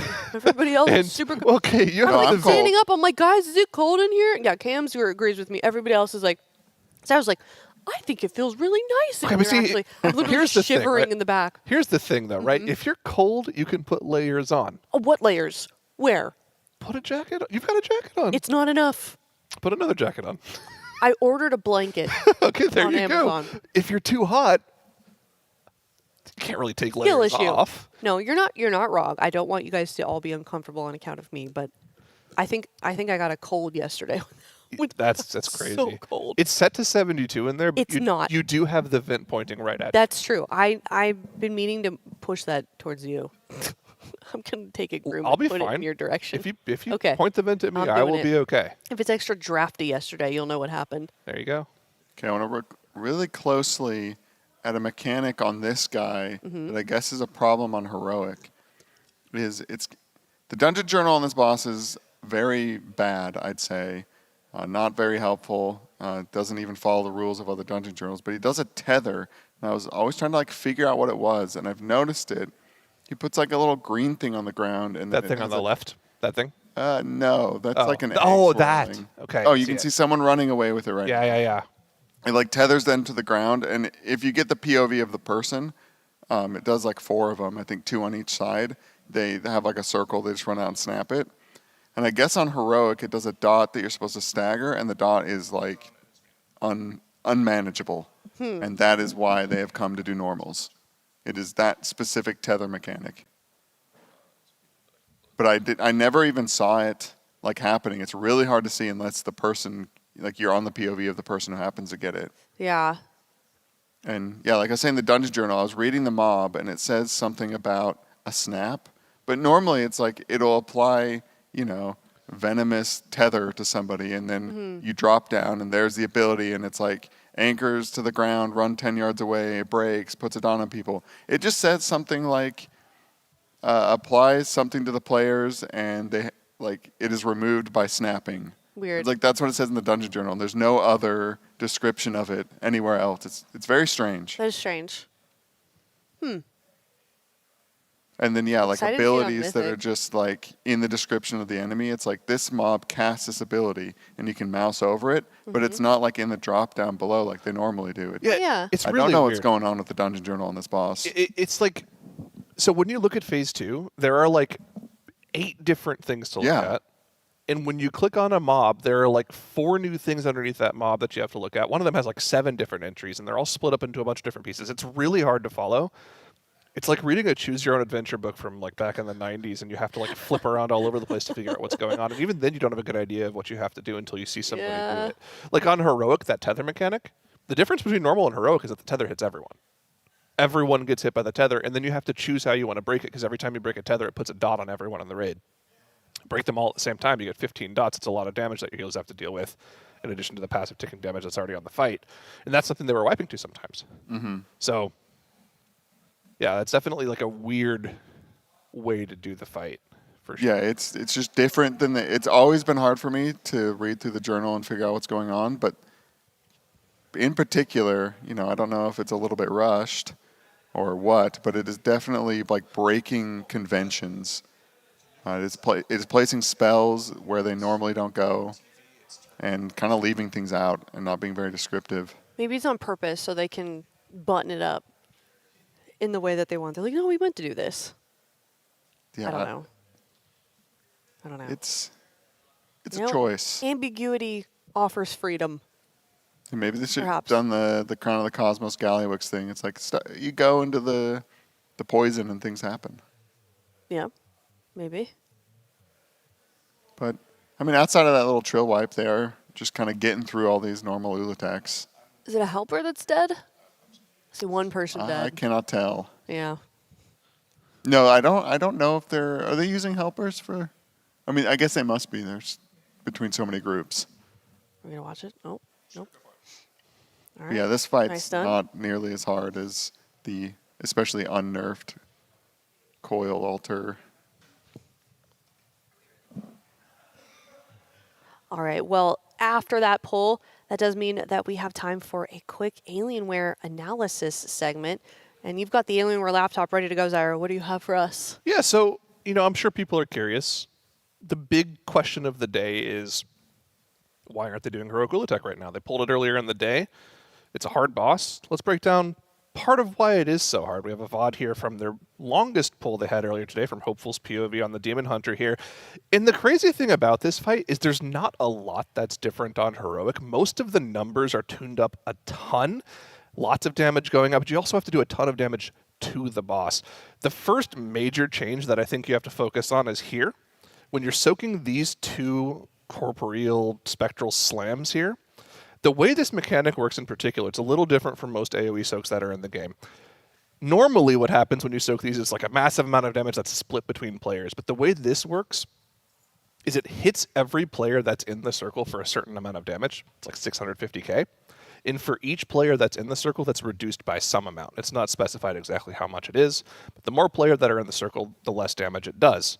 On Heroic, differently from normal, when you get hit by a slam, you get a debuff on your character. That'll show in just a moment here when Hopeful gets hit by this slam. This debuff makes it, up here on the top right, it's about an 8-second debuff. This debuff makes it so that if you're in the circle, you don't reduce the damage of the slam. So it forces you to split up into 2 groups. That's the first real major difference on Heroic from normal. In normal, you can just have all 30 players soak both of the slams. Reduces the damage by a ton. It's not something that's that big of a deal for the healers to deal with. Now, the biggest change, of course, is the numbers, right?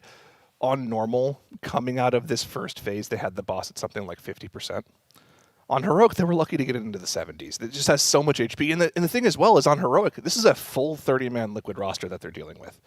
Everyone in the guild is in this fight, and they were having troubles with the DPS check on the boss. They were wiping to other things as well, but in general, it just looked like it's heavily, heavily overtuned in terms of just damage numbers on the boss. Yeah, it was like, I think their best attempt in the last phase was 50% or something. It's a ton of health. Now, of course, this is kind of rinse and repeat phase 1. Most of the mechanics are pretty similar, but if we go ahead and fast forward just a little bit, it's pretty much the same cadence as it is on normal here.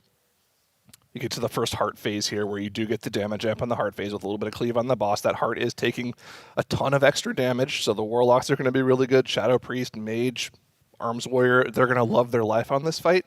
That tether mechanic that we were talking about, that's one of the big problems that they're having in this intermission phase where you go over to the side, just like normal.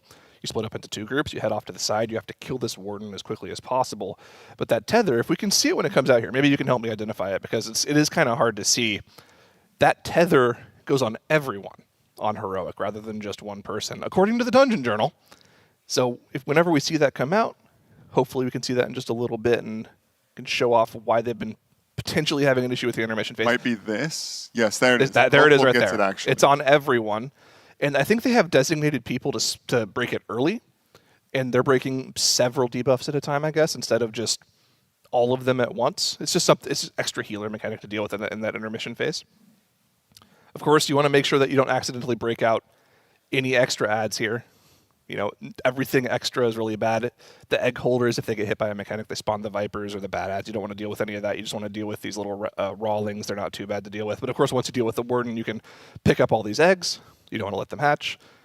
You go back to the cauldron. We can see Hopeful actually taking care of that giant egg that you have to use to spawn this this big ad, the weakened. I don't know what it's called, but the weakened doom scale. That's the tank ad that you have to deal with before going into the intermission phase. But you can see they're actually getting really close up to the timer on finishing the intermission phase. While you're on these side platforms, there's sort of a soft enrage on the boss. The boss starts healing up its energy bar after that first heart phase. When it gets to 100 energy, it'll do another heart phase, so you have to make sure you get back to the center of the room. Hopefully you'll have killed off these weakened tomb skills by the time you get there, but they haven't gotten it here right now. They've got them both at about 15% HP by the time the boss starts its second heart phase. This is what they're saving their lust for. They're going to try to burn the boss as quickly as possible, but you can see the boss is at 67% here, Cams. They're not even trying to do the meme. That's just where it is. Oh, no. So the boss is healthy. Yeah. I want to point out, on normal in some of their splits, with 6 Liquid Raiders and 24 helpers, they would kill the boss in this lust burn. The boss would just die in some of their groups. Yeah, they don't even get like P3 at all. It's kind of like sometimes on Lura, on normal, you could do that. You could just kill her before you got to the last phase. But yeah. They lust here, everything under this heart, and they're so healthy. Like the whole raid's alive. Yeah. Yeah, what is the boss right now? 50%. 50%. Yeah, that's their best one. They're absolutely half the boss's health. Yeah, they have to do half the boss's health in this last phase. Now, we do think that there's an extra heart phase at the end of P3, but they just only did 17% of the boss's HP in a lust burn. They're probably not going to do that much in an extra heart burn at the end of P3. The intermission phase here is a little bit more difficult than the normal one. Just like it was in phase 1, you have to have 2 groups of soaks. So group 1 will soak this first one, group 2 will soak the second one, group 1 will move over to this soak, Group 2 will have their own soak on the other side. Again, you have to keep swapping back and forth on these soaks. It's just a little more of a coordination check. And of course, at the same time, there's also eggs that you have to pick up here as well. You don't want to let those hatch into one of the nasty ads that you have to deal with. You just want to deal with the easy ones. That's one of the big overarching ideas of this fight. Will be really interesting to see how they play on that on Mythic for sure when we get there. But did more the intermission spawn throughout, or was it just all at once? Yeah, they do. They kind of spawn throughout the fight, and then when you get hit by a mechanic, the egg falls off and it hatches into something. If you get hit by something good, it hatches into a Rawling that doesn't really do anything. You can just AoE it down. If you get hit by a wave or some other mechanic, it spawns one of the nasty ads that will probably end up wiping you. So it's not as bad as like the lure mechanic where it will just instantly one-shot you if you do something bad, but it still does something bad if you do something incorrectly. So into the last phase here, it's the same as normal, right? You have these eggs that you have to break. The DPS check on them is a little bit harder. Everything just seems tuned up like crazy on. This is like probably the hardest heroic boss in its current tuning that we've seen in a long time. Same thing as normal. We've got these 3 debuffs that they have to soak. Ideally, you want to get rid of those debuffs before the timer runs out and they have to spread. This spread was causing them a lot of issues. It wiped them pretty much almost all of their attempts in this phase here. The timing is just nasty. Like, look, they're still soaking this Venom stack as the next eggs come out, and then they have to spread while also DPSing these eggs. This just looks like a really toughly tuned fight right now. Mm-hmm. They haven't really gotten that much further past this, is the thing. Did the cord pop out of it? What's that? It seems frozen. Oh, did it? Maybe No. sometimes it can get a little I'm not sure. wiggled. Oh, okay. Oh, I think we're actually just... No, not sure. Not sure what happened. But either way, that's pretty much as far on the fight as I've gotten. So we're not losing it. We're not missing out on anything here. We haven't seen the Lost Heart phase. It's kind of rinse and repeat with a slightly different overlaps of mechanics near the end of that phase. And after about an hour of pulling the boss, they kind of just decided this isn't worth our time right now. We need to go do something else. That makes sense. Yeah. Yeah, maybe they nerf it. You know, maybe it'll become easier once they know, okay, we actually have to do this, lock in. You know, we'll do something tough. We're in unprecedented times. Yeah. Yeah, and it doesn't seem like it's hard from a, like, we can kind of strat our way around this. It's just like a dance in the last phase. And, you know, maybe, you know, they can keep pulling, get more consistent, obviously. Like, I have no doubt that if it is killable, they can kill it. But is it killable, and it might take forever to figure that out. It's a matter of time, right? They probably could have spent an extra 2 hours pulling that boss, and they would have eventually killed it. But, like, their mindset isn't we want to spend 2 hours progressing this heroic boss. It's we want to do as many splits as possible. And at the time, they wanted to do 3 heroic Ula'teks. They wanted to get, like, blast through the heroic groups that had already done and then move on to something else. Mhm. And when it was clear that wasn't going to be something they could easily do before dinner, they decided, okay, we just need to put something on the board, and they went and did normal splits.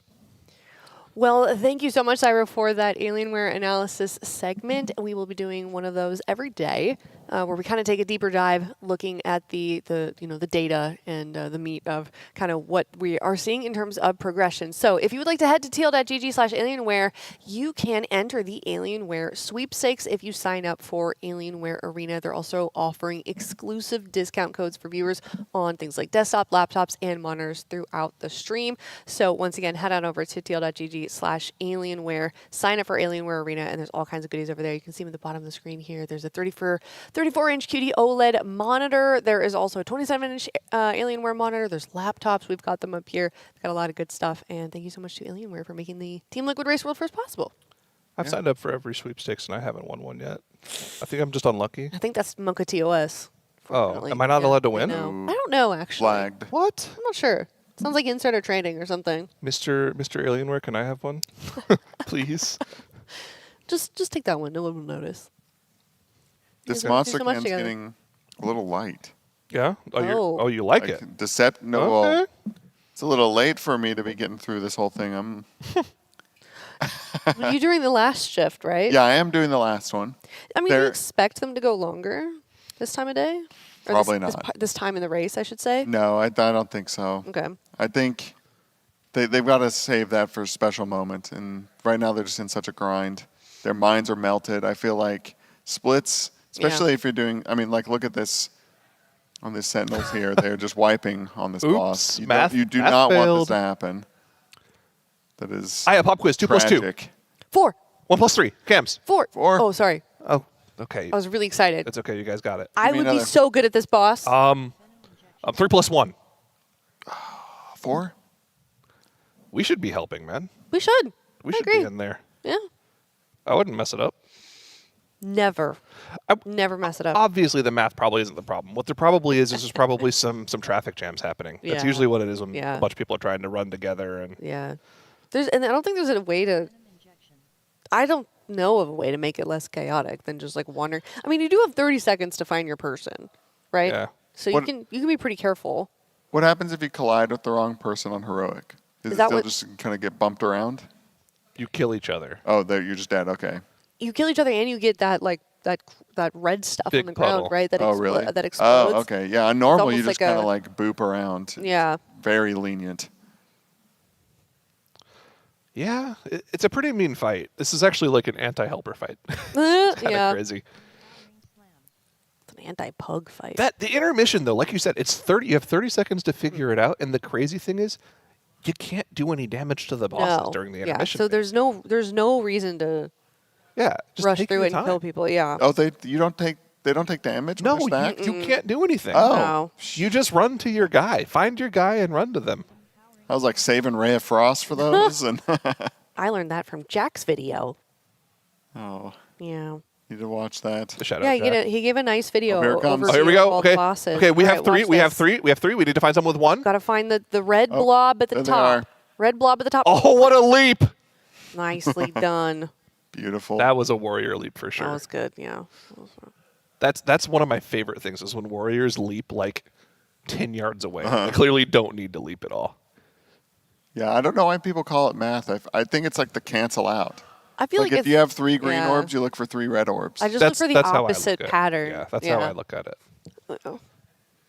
But everybody's calling it the math. They're being mean to the boss.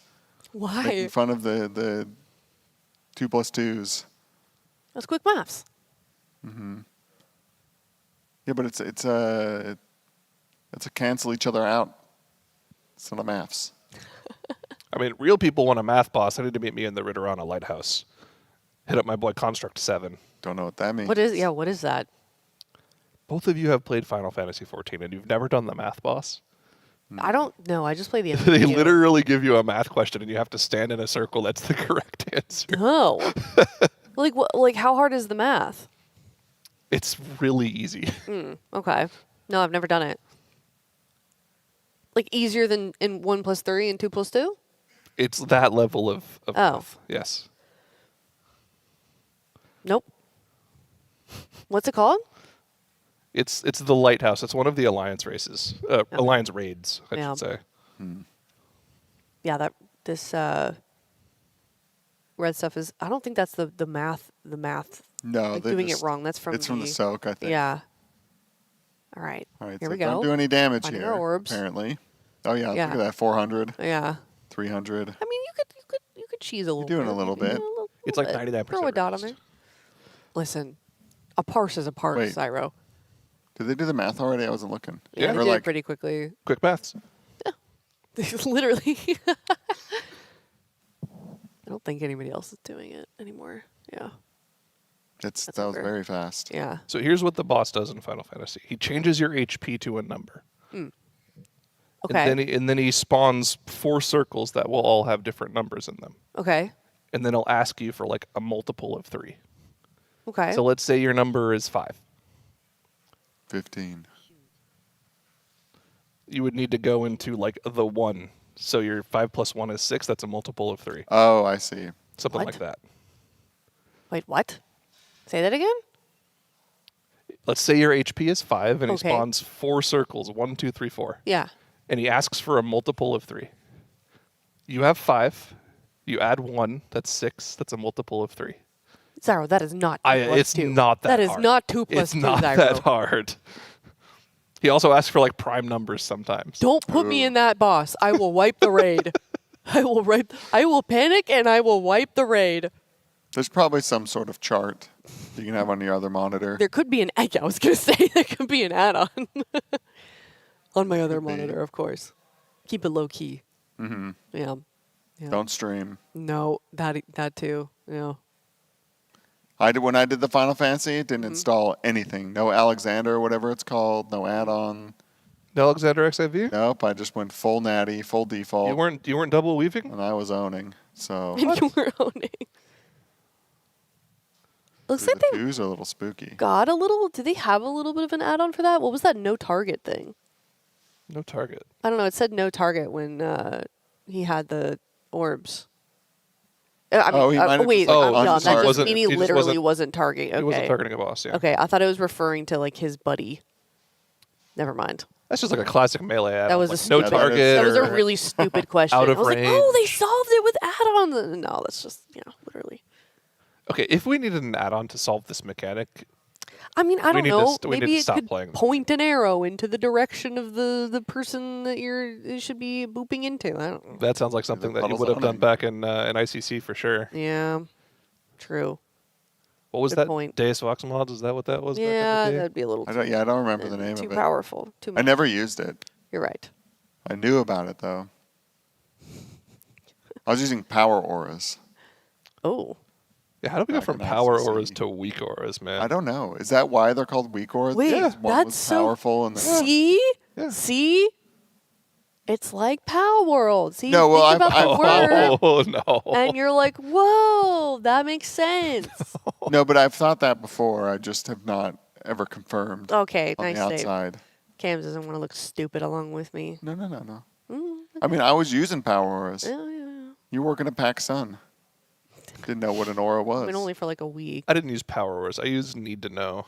Need to know. I didn't use it. I was a dirty RBGer for a long time. I Oh, had one of them's dead. Battleground targets. That's the add-on. That's the only add-on that I had. Oh, AVR was the add-on in ICC. AVR, yeah. Oh no, get through this. Oh wait, he's out. It's fine. A lot of people used Tell Me When as well.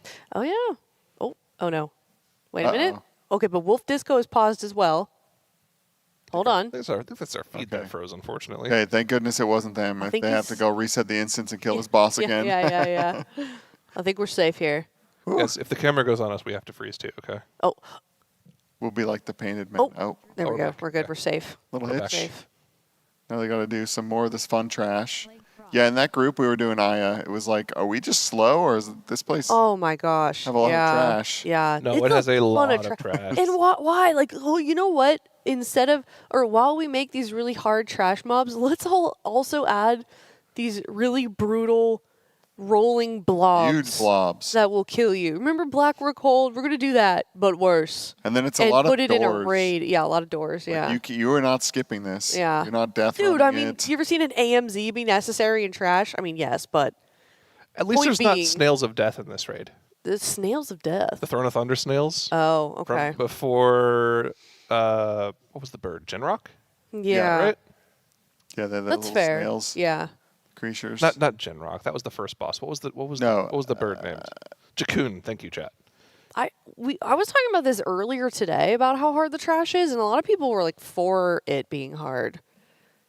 Like a lot of comments like, "Oh no, I have to do RPing in my MMO game" or something like that. I mean, it is silly Yeah. sometimes when they're like running and pulling the whole instance in front Uh-huh. of the boss, or they just die, or all the trash skips they come up with. Yeah. That is silly, but I think part of it's like this place is deceptively huge. Yeah. You're just like, oh, it's 8 bosses, and it's kind of got this like. A lot of the raids have become very compact, and this one It's is like true, kind of yeah. Black Temple, like massive temple underground. And I thought it was going to be a lot smaller. Yeah, me too. A lot of long walkbacks if you die, and then Yes. Yeah. Yeah, or I was doing coiled altar, Mhm. pugging, and Yeah. well, one, it takes forever to get to the raid from Silvermoon. Yeah, that takes too. an insane amount Yeah. of time. Do you we have didn't have the, a warlock. Okay. Did you unlock the prey portal? I was gonna say, do you have the portal from the intro prey quest? No, I don't, but like neither does every pug signing up because we would invite that's somebody true, and just yeah. sit and wait. You'd watch them. Summon? And Summon? they would just, and yeah, if you're at the boss, I don't know how to get out to get to the summon stone. Because if you die, you just Oh. res at the Mhm. the other stone. Normally, I feel like you res at the beginning of a raid, and then they have a portal that takes you to a boss or something. Is there this not one, they something like that? There's no like. No, I was talking to NPCs. I couldn't find it, and when you die, it just there's like the waystone back there. So Yeah. you just res at that thing. Wow, they really wanted to make traveling around kind of difficult. Because then there's also like Nimrissa, which you have to go underwater to get to the entrance to. Yeah. Which I know that's not part of this raid, but still. And there might have been a way to like have gotten back quicker, but Mhm. I didn't want to then become the person who gets just lost inside this thing. I know, and you need a summon from inside the raid. Yeah, That's, but we that's don't have a warlock. humiliation ritual. Yeah, so it is a big raid. It is. It is a raid. Bosses are hard. Trash is hard. What raid has dangerous. the worst trash of all time? Worst of all time? Yeah. I mean, it could be this. It's a little early to say. I think Bastion of Twilight is up there for some of the worst raid trash of all time, for sure. Trying to remember what it was. The stuff. Somebody said Protocol Hajal. was pretty good. The stuff before the second to last boss in Ulduar was pretty bad. Especially that they like was a pre-nerfed version of it, and there was so much, and you just accidentally pull things because there were guys that did like shadow crash stuff, and you're running, and there were like little camps of guys all over the place. That was terrible. So this is ICC was a lot of trash. I don't feel like it. ICC was, I feel like, kind of condensed compared to modern ICC raids. had a ton of bosses. Though. Oh, dude. Yeah, that's probably true. part of it. Old Deer trash was pretty rough. Really? Old Deer. I just remember the gun shooing. Trash was really bad. Yeah, we would just gun shoot and go crazy. Yeah, that's a good sprinting shout. through. I'm trying to think.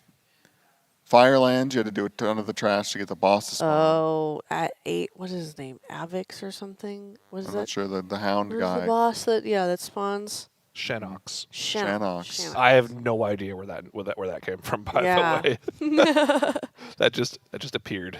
The Hound Man. Other raids. Going back too far. I mean, the vanilla stuff, probably Molten Core, there's a ton of trash, but.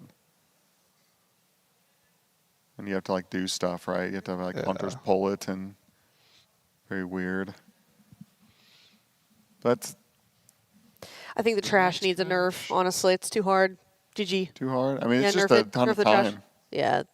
It's funny, I had Echo stream up last night, like, at 1 in the morning or whatever, and I was watching them, and they wiped the trash. I'm like, yes. And then they go back, wipe the trash again. I was like, let's go. You're already hate watching, bro. We're in Yeah. splits. Come on. Yeah. But it's just silly to watch the guilds wipe the trash. Yeah.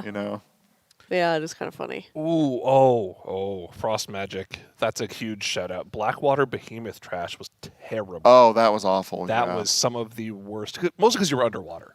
We had like some skip. You could like go to the last fish or something, and then they fixed it in our face. Dude, do you remember the way you had to play the game back then is during Heroic Week you would have saved up coins and you would let people coin the same boss over and over again. And I remember we killed Blackwater Behemoth like 7 times in a row for people that wanted to coin it. Oh, that was terrible. Glad we don't do that anymore. That was when killing it 7 times was like absurd. We had 5 characters or something. But it was all in the same characters. Yeah. So that sounds It didn't feel nice. valued. That sounds relaxing. Yeah, compared to what it is now. Which, at least now, it's come downhill a little bit. We've kind of peaked.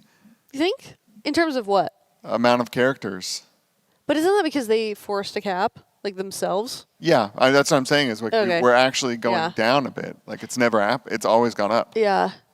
Number always have gone up, and Is Echo doing now we're deflating a little. I think they have less than last year, I'm pretty sure, but I think they might be doing more than Liquid. Because I heard they were going to do a gentleman's agreement, but I don't know. I guess it didn't happen. No, so according to Zerwo, who's someone I trust, he's one of the guys that I actually feel like I have a good relationship with. Well, I don't think I have a bad relationship with anyone at Echo, but I get what you mean. Zerwo, I know decently well. Yeah. He responded to one of the tweets saying they reached out and asked if we wanted to do a gentleman's agreement at 16, but we were just already doing 16, so we didn't say anything. Which is like, okay, why wouldn't you say anything? But I get it, I guess. Also, it's a competition. Yeah. But anyways, Liquid ended up doing 14 instead. Instead of 15? 14. So Liquid's doing 14. I think Echo's doing 16. Okay. That's not too bad. I'll be interested to see the eye level at the end because I don't want that. Kalamazi's putting some gluten-free meal mixture of meat and potatoes in front of my face. He took the potatoes au gratin and mixed the chicken into the bowl, and I'm good, man. I'm very happy. No, What's that? No. No. I don't want any of your. None of you us put want it your all in slop. a bowl and you like mixed it together. No, it didn't. No. Let me see it. Let me see. Oh, it's okay. No, it doesn't. I mean, I don't want it, but It's just the potatoes and chicken, but it was prepared separately for you, right? yeah, with love. Yeah. Your gluten-free meal. Oh, those potatoes were good. Oh, yeah, I want to go get some. Are they still there? Might go get some. I mean, after our shift. they wouldn't be like. It's not the same, It's not I know. fresh. Yeah. Well, hopefully, Josephine makes them again. Super important question in the chat. Ooh, yes. Have hit we us. done our first Live Moss run? Can I answer this question? So this morning, because as we know, historically, I get in the building. I don't participate in live mosses because I don't ever get to be here that late. The only way I know that they've occurred is by the trash that is left behind. I can see I can see the Taco Bell trash. And so this was the first morning that I came in, and there was a Taco Bell sauce packet on my keyboard. Very gingerly placed. Yeah, we wanted to. It was a group effort. We all thought of it as an idea. We didn't want to leave trash because we know the trash is like It's not gentlemanly to leave around, but we thought we should let you know that we had Taco Bell last night. So we took one of the salsa verde packets and placed it front and center on her desk in front of your keyboard. But honestly, had you guys left like a pile of Taco Bell trash on my desk, I would have laughed. I would have thought it was funny. We briefly considered doing that too. I would have. Did you guys do it because you thought I would, or not because you thought I would be Like mad? it's maybe a little rude. We thought maybe it'd be just after a the little rude to boxes. leave trash. Yeah. Okay. Also, I feel like the second you walked into that room, you're like, Taco Bell happened in here. You can just, No. you can just feel it in the air. I actually usually I can, but I've got like a third cent. What is it? No, 6 cents. 6 cents for Taco Bell. Taco Bell. There was Taco Bell. Shenanigans, but this time, yeah, it was unbeknownst to me until I saw my keyboard. I had a rolled quesadilla. You had an actual quesadilla, Ooh. right? I had a chicken quesadilla and a bean and cheese burrito. Nice. That's classic. Nice. There were a lot of quesadillas Ooh, last night. chicken quesadilla was Okay, so good. I have a question. Mhm. Next time you do the Taco Bell, can you get me like some of them cinnamon twists and leave that on my keyboard instead? Sure. Oh, Okay, that's cool, cute. cool. They'll they'll age well. They won't get like stale. They might dry out a little bit, but they're already dry to begin with. So Yeah. chill. Do you guys think I'm like some kind of Karen that's always mad about trash? No. Okay. No. I We're just think it's funny. We're just there having a grand old time. We feel Yeah. kind of bad. It doesn't You have to fit get in the up trash early. can. Like I get it. I don't have to get out. I do that to myself. Yeah, I guess you could live Moss, get a little fourth meal. Oh. I mean, it's crazy because it's actually a fourth meal for me. I had breakfast, I had lunch, I had dinner, and then I had Taco Bell. and Mine a lot doesn't of other exist here. snacks and candies and cookies. It's kind of like an airport, Oh yeah. It is bad. All right. Well, you know what? Speaking of delicious things, we're going to head to a Monster Energy listen in, and we will be right back. Cheers. Players, Shell. mushrooms. Yes, they do. Yes. Don't touch mushrooms. Don't stand in. All right, we're gonna put a bunch of raid markers on a pile of them, and we're all gonna use them together. But we're gonna Back, save that's the other you. Or boom. because it doesn't put new ones down, right? Yeah, Put we're 50 using this. markers on We're it, using the We're pile using the that's ones close by to the us. boss. We're Right just next to the using the boss, yeah. mushrooms by the boss, not the other ones. Get ready to take them. We're taking in 3, 2, 1, go. Get in. Touch a mushroom. Touch a mushroom. Go in the air. Nice. Now don't touch the other mushrooms. That would be bad. We're doing it. Stop doing it. Okay. Stop! What's the shell? What's the shell? Watch the shell. We do have a few more mushrooms. Just don't touch a mushroom right now. Where's the other Yargi bombs? goes Are they out? somewhere across It's on the Yargi. Oh, Yargi's That's putting it fine. in a very interesting spot. We're gonna have no room, but it's gonna be chill. All right. Do He's not take the putting mushroom you. yet. Do not touch a mushroom yet. I'll tell you when. You're gonna touch a Things with mushroom the in shuttle. 5, 4, 3, 2, 1 now. Go in the air. Go in the air. Amen. Amen. Amen. Amen. Oh my God, you guys are sick. Res Taco Cat. Sick name. Blink Nova He's probably hit hitting, Nama and Iku here because okay. the other one's just in shit, right? There's nothing we can do. We'll just swap to him after. He's actually already low and everything. It doesn't even matter. Straight mushroom turtle. Hit these boxes. Touch the boxes. Shell spin coming soon. Melee, by the way, small thing, you can bait it away from the You can range if you're feeling switch a amazing. sign But and you can bring Nama back over to the Gebo. do you have short stun duration or something? Someone Blink picked up Nova. the fish. I have Hit it. Gebo, by I'm the way. orc, yeah. Hit Gebo. Hit Gebo.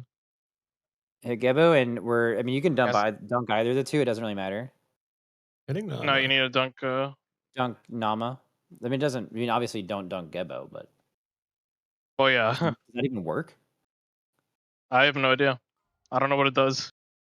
Everyone Make get a in a line. line here towards the Hit. middle. Make a line with it. Make a Make a line. line. Make a line. Make a line. Go into the boss Yep, and just like info. that, that's fine. You're good. Just stay there and get knocked and ride the wave like you're surfing. 1, 2, 3. That was perfect. We're gonna do that again. Except next time, if you want to do it super elite style, make sure the line is in front of where they're going so we can keep cleaving them at the same time. I believe in you guys to be able to do this. It's gonna be fucking epic. Make the line in front of like where they're pathing here.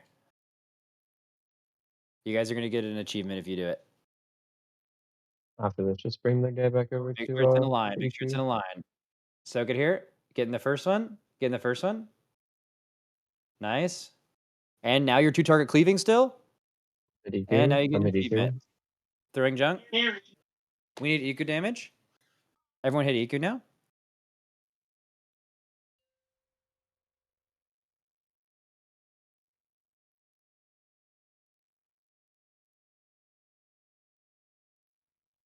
He's hitting EQ. Make sure you're hitting EQ. Actually, very important. Like full single target EQ. Well, I mean like cleave, but you know what I mean. Shell spin coming here from the turtle.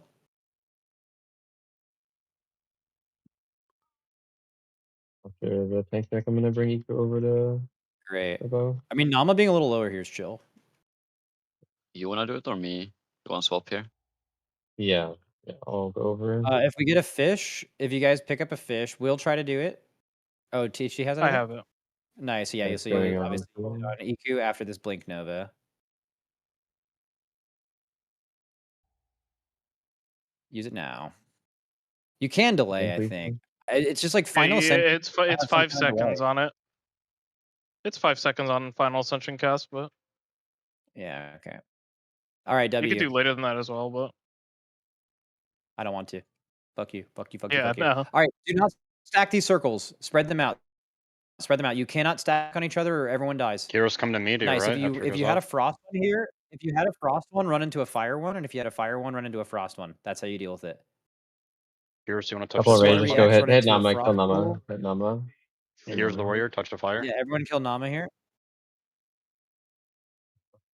And pop all Heroes, cooldowns, keep personals, touching and fire everything. when you can. The boss is Doesn't about matter. to touch us. Good job, y'all. What? I actually don't know what. What does Nama do in the other two decks? He whack hard. This gets a big break.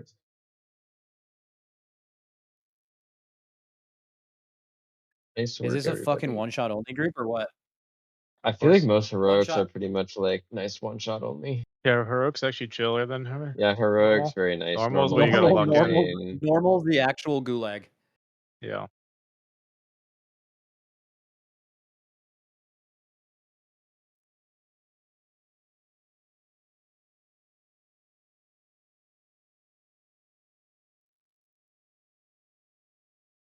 I like the visual for this mob's charge. It's the tiniest little arrow ever. You've turned him to? Oh yeah, sorry.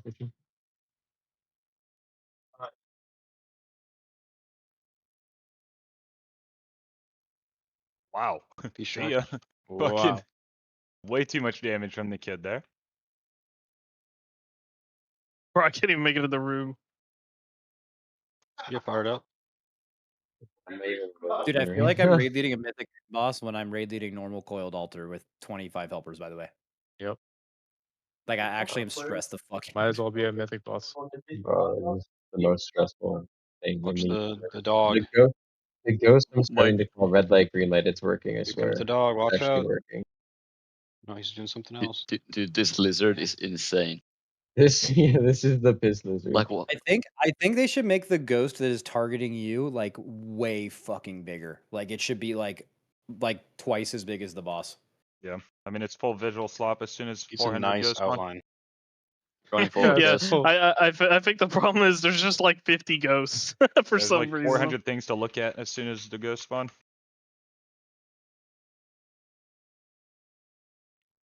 Which is sick as fuck. Yeah, I feel like on This normal it guy's should be stomp. like a quarter as many ghosts.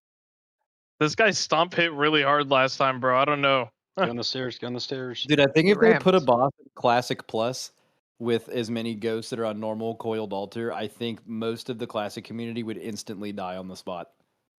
Like in real life, they would just fucking perish. They would just boycott the game. They would boycott the game, actually. Well, they'd boycott anything Classic Plus.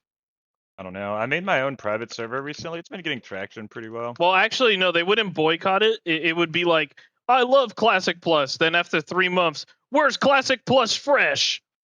And then after Dude, 3 my months, favorite where's is- Classic Plus Fresh? Dude, my favorite is the no changes. Dude, I want Classic Plus, but at the same time, I don't want them to change fucking anything, or I'm gonna freak out. Smart. Okay, well, are you waiting for Classic Fresh? It's coming out soon. Well, no, imagine if they were lagging or DCing during their 1 hour race rule first. Whoa. Yeah. Think about it. No. Dude, no comment from me on that. None of you guys could have done the BGs back in the day and gotten fucking Grand Marshal or whatever. Right. Oh man, I did. I was 3 years old. I AFK world activities. Shit, I'm a fucking pro at Grind Oh, I Motion. used Honor Buddy back in the day. How old were you, Drine? Were you Fucking 3? slap. Yeah, I was 3. I was in the crib playing. Like, dude, fine. AFK AV, like it's kind of like Stamarian Assault. Oh, I literally set up an auto clicker for PvP because you just have click to move. Just fucking queue up. I had to Get some quit in the honor. middle of my honor grind on Classic. Back in, I think it was Nihilitha launch. It was the same week I got rank 13. Had to do islands. Feel sick. I mean, the worst I've done on WoW, it's something light, but I've just DOSed the WoW servers for a week straight back in 2021. Yeah. Back on Galleyworks. Yeah. Were you in Lizard Squad? Dude, what is Lizards? Is that the I one don't that go by dropped that. I don't go everyone? by that anymore, kid. Okay, sorry. Dude, you think that's why the servers are so bad? Because we're fighting snakes, and snakes are lizards? Yo, Slithery X, Vigilance, Najfa, and Dryne. All you shamans, paladins, and priests, be super safe here. You guys do not get knocked off the platform. If you can't find someone to directly oppose your wins, just stand on the edge so you get knocked in the middle. It's a huge vibe. There's going to be a few markers on the ground. We're going to call them, and you need to go to them with a bomb. If you get a bomb, it'll be amazing. In groups 1, 2, 3, you're going to be on this ping at the start. 1, 2, and 3, check your group now. And then groups 4, 5, and 6 are going to be on Dryne over there. Jump Dryne. And that's going to happen a few times. The boss will move. Just always be on like the back left or back right of the boss. 1, 2, 3 back left. 1, 4, 5, 6 back right. Yep. Game. You want to know what I'm surprised about from doing these splits is how much better the pugs are going to their correct bomb spots than we were thinking. Like they nail that shit every time, bro.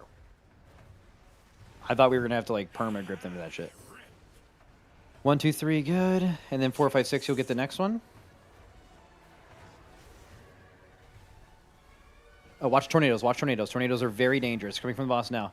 Let's get a poison cleansing totem maybe just for fun. Nice, and we're getting bombs here. So the bombs need to go to Moon, Star, and Orange. We should probably just slam Moon and Star first, right? Moon and Star here. Moon and Star. First one go to Star. And second one go I'll to just Moon. do fucking Or circles, Orange. fine. Orange is fine, yeah. So actually, I actually was backed up. This is the better choice anyway. Okay, watch winds here. Winds are going off soon. Res Cryptics. Going off 3, 2, 1 now. Stay on the platform. Look for rescues. Good. Tank combo now. Everybody goop. Is he on Head Explode? That's my fucking favorite one, bro.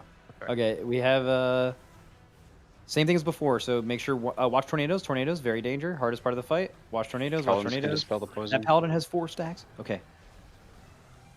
Nice. Nick is also alive. Good. So this next bomb, we just need one person to go Moon, which is to the left, and one person's gonna go to Skull, which is like right on the boss. Bombs are coming out now. Go to Moon. If you get this, go to Moon. And next person goes to Skull. Other person go to Skull. Nick. Also Skull. right on the Nick. Rally here, Kyros. Rally, Kyros.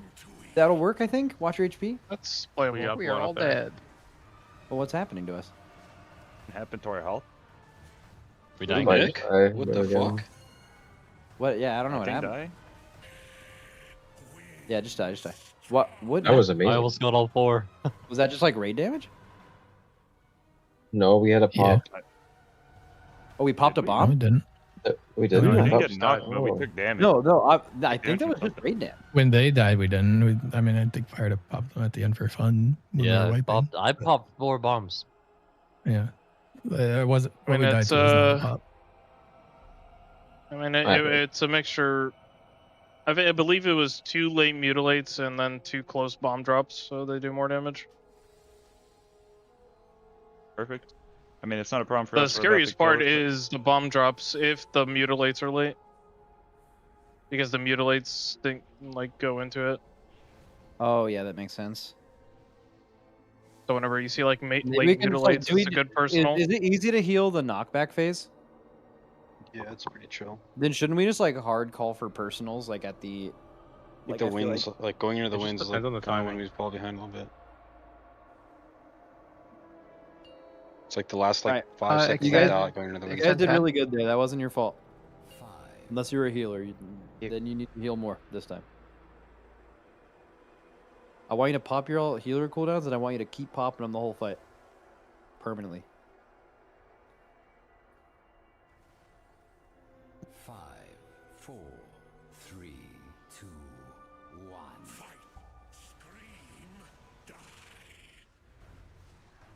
Okay, 1, 2, 3 left, 4, 5, 6 right. We really just have to watch for tornadoes here.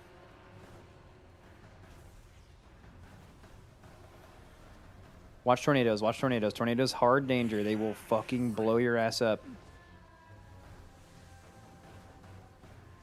Okay, and then we're getting bombs here. These bombs are going to go to Diamond, which is just to our close left. And then Moon and Star are both far right. So let's do Diamond and Star here. So first bomb goes to Diamond. These will both be to our left. First one's Diamond, and then the next one's going to go to Star. It's far. Anarchy has it. You want a little ride over there? Maybe an Evoker's chill? All good. I love a nice Hard run. Cinny running. Spread out, Yeah. Resnick. Why are we dying? Blowing up. All right, tank combo soon. Make sure you guys get in your things. 1, 2, 3 left, 4, 5, 6 right. Any good?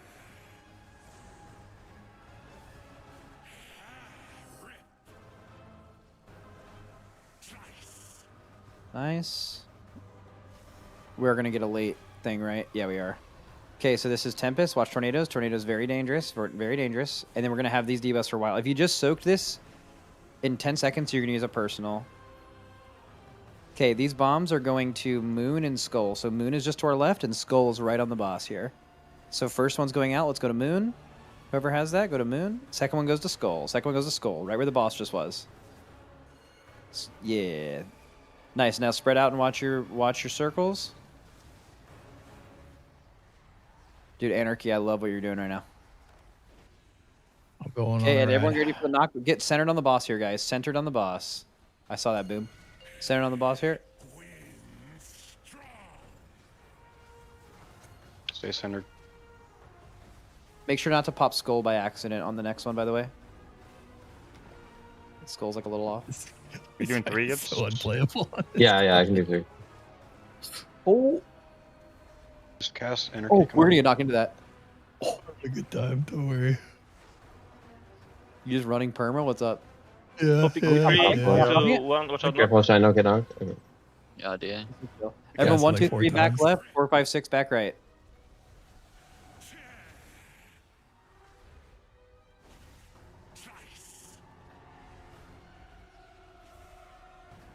What's the tornadoes? Tornadoes. Tornadoes very dangerous. Markers. And markers. Yeah, click markers. Yeah. Okay, so these need to go to Star, X, or Blue. Square. X. Let's go X with the first one. Watch your HP here. Go to X with the first bomb. It's close right. And let's go to Star with the next one, or Square. Square, Mage. Yeah, W. Spread out, guys. Spread out. Dude, those do so much damage. Yeah. Like just getting the wind debuff. Yeah. Does it do damage if you're bombs stacked with dropping? other people with it? I don't think so. Is that why it always hurts before like people spread out? I don't know.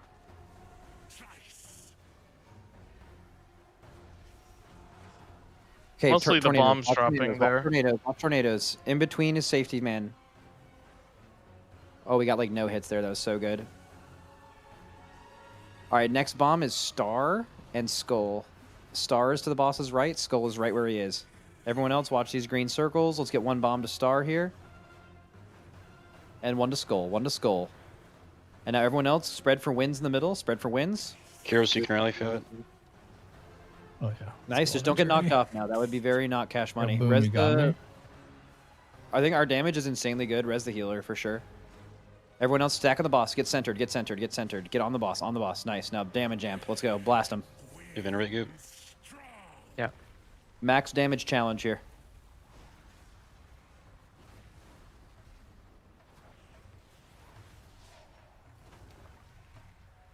Everyone get recentered here. That was a little weird.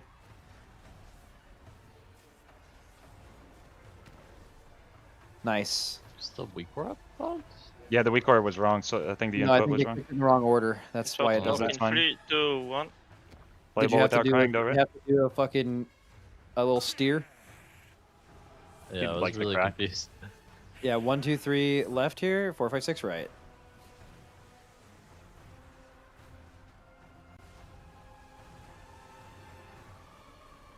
Nice. And watch tornadoes. It's gonna run over at least 3 people here. Nice. Okay, bomb soon. One This of them was is early going mutilate. orange, star, and square. Orange, star, and square are all good spots. You could pick anything from orange, star, or square. Very nice. Spread out. I don't think it does cleave if you're... That rogue just got ran over by tornadoes. I think it's just basically people are just focusing on their circle Oh, and that knocked me tornadoes. back into that, Cindy. Sorry, that's my bad. Yeah, I'll blame you. I didn't want to cancel the cast, so it's fine. So the dot from that soak is split with how many people soak it? Yes. Apparently, yeah. But that was It a doesn't- very early mutilate, Okay, so it it's not doesn't that look bad. Like, raid frames don't look like that whenever like 5 people soak it. Okay, bombs here. One bomb needs to go to star, which is really close, and the other one goes to skull. Watch HP here, a little danger. If you have like 10 seconds on your dot right now, probably pop a Percy right now. Rally's wins wall. Make sure one goes to star here, W, and the other one goes to skull. And everyone else spread out with wins. And as long as you don't get knocked into a bomb on the ground here, we're going to kill it. But if you do that, we'll die.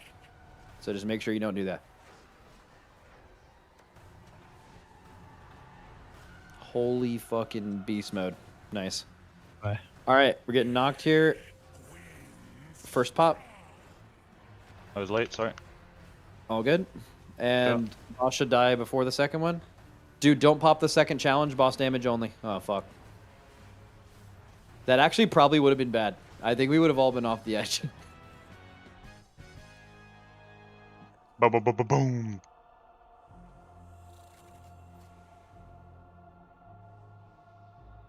Okay, everyone jump off. Okay, Wait for following Luke orders. Okay, not following Anarchy. orders. You fucked me, Boom. What happened? I can't release. You're good. I thought I was gonna win a piece while I was You dead, can't and then I had release. to run back. Resing again if you can't release. Is it THD? What's up? Please, I'm in name. Yeah, you didn't roll in the loot yet, but you did. Yeah. Beating aggression only. Get the speed buff and then do Gonna be a 180 run mythic out of the incense. tonight? No, Yeah, mate, stop zoning crying. into mythic. No mythic for No, now. mate. Okay. You can do LFR if you're in that mood. Yeah, LFR. You can do next Zali, Twin Fangs. Yep. All right.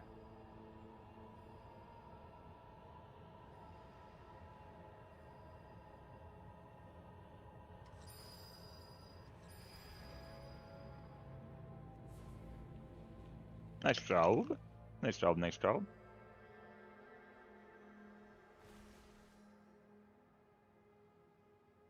Can I zone in? 27 days until help. No, not yet.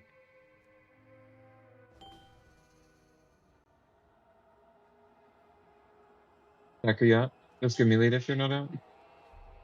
Yeah, I'm giving you lead. Hey, Boom, you got any druids?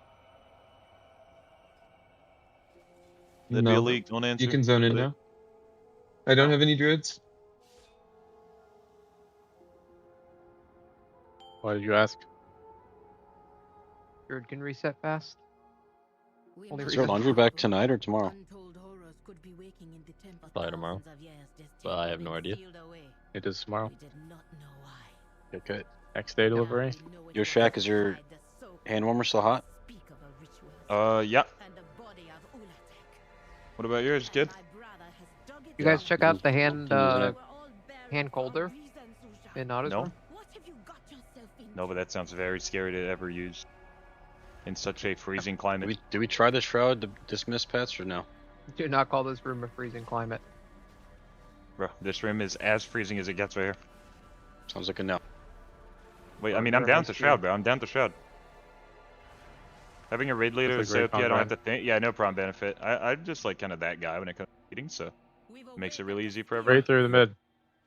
I get what you Dismiss mean. pets. If you have a pet, don't fuck Yeah, us. this Only will thing else. work. Everyone dismiss your pets and jump off the I, edge. I believe. Yeah, I believe. It's gonna be an awesome I group. think if you just go straight mid, it should just work. Comms go a long way. Just dismiss We just pets. gotta make sure we don't pull the Comms shit go when we along. fucking reset. If you're like, So far, so good.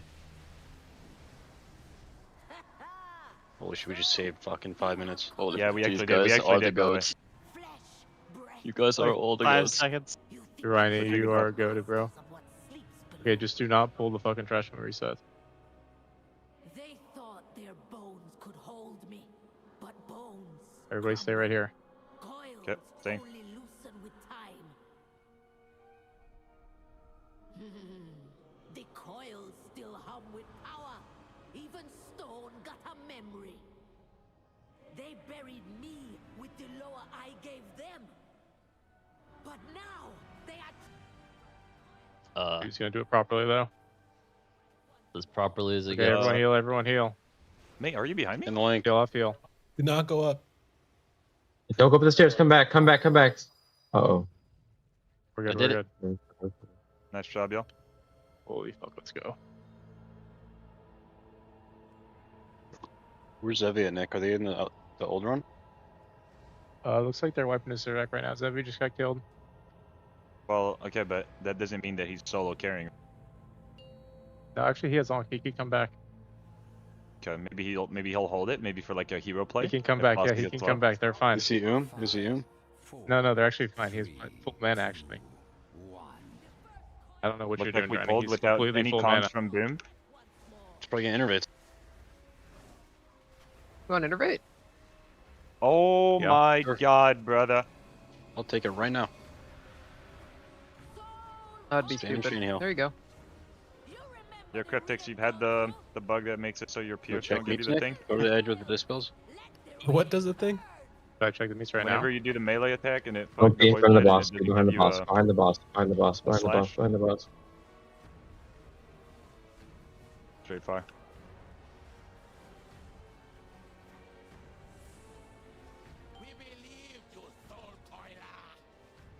Crazy style tip for shine. If you run into that mech, we take the damage faster. Think about it. Could be good for Boom. You could link one if you want to do it. Oh. Oh, I love heroic first blood. Hey, be nice. Okay, I'll be nice to you, Jack. You can be nice to me. Thank you, brother. With I the shall be debuffs. nice. Thank you I very am much, full Jack. frozen again. That is. And show us well, friend. Don't be in front of the boss right now. Don't be in front of the boss. Is your graphics card crashing? Yeah. Well, we love that. I mean, no. You're so right. I didn't notice, Jack.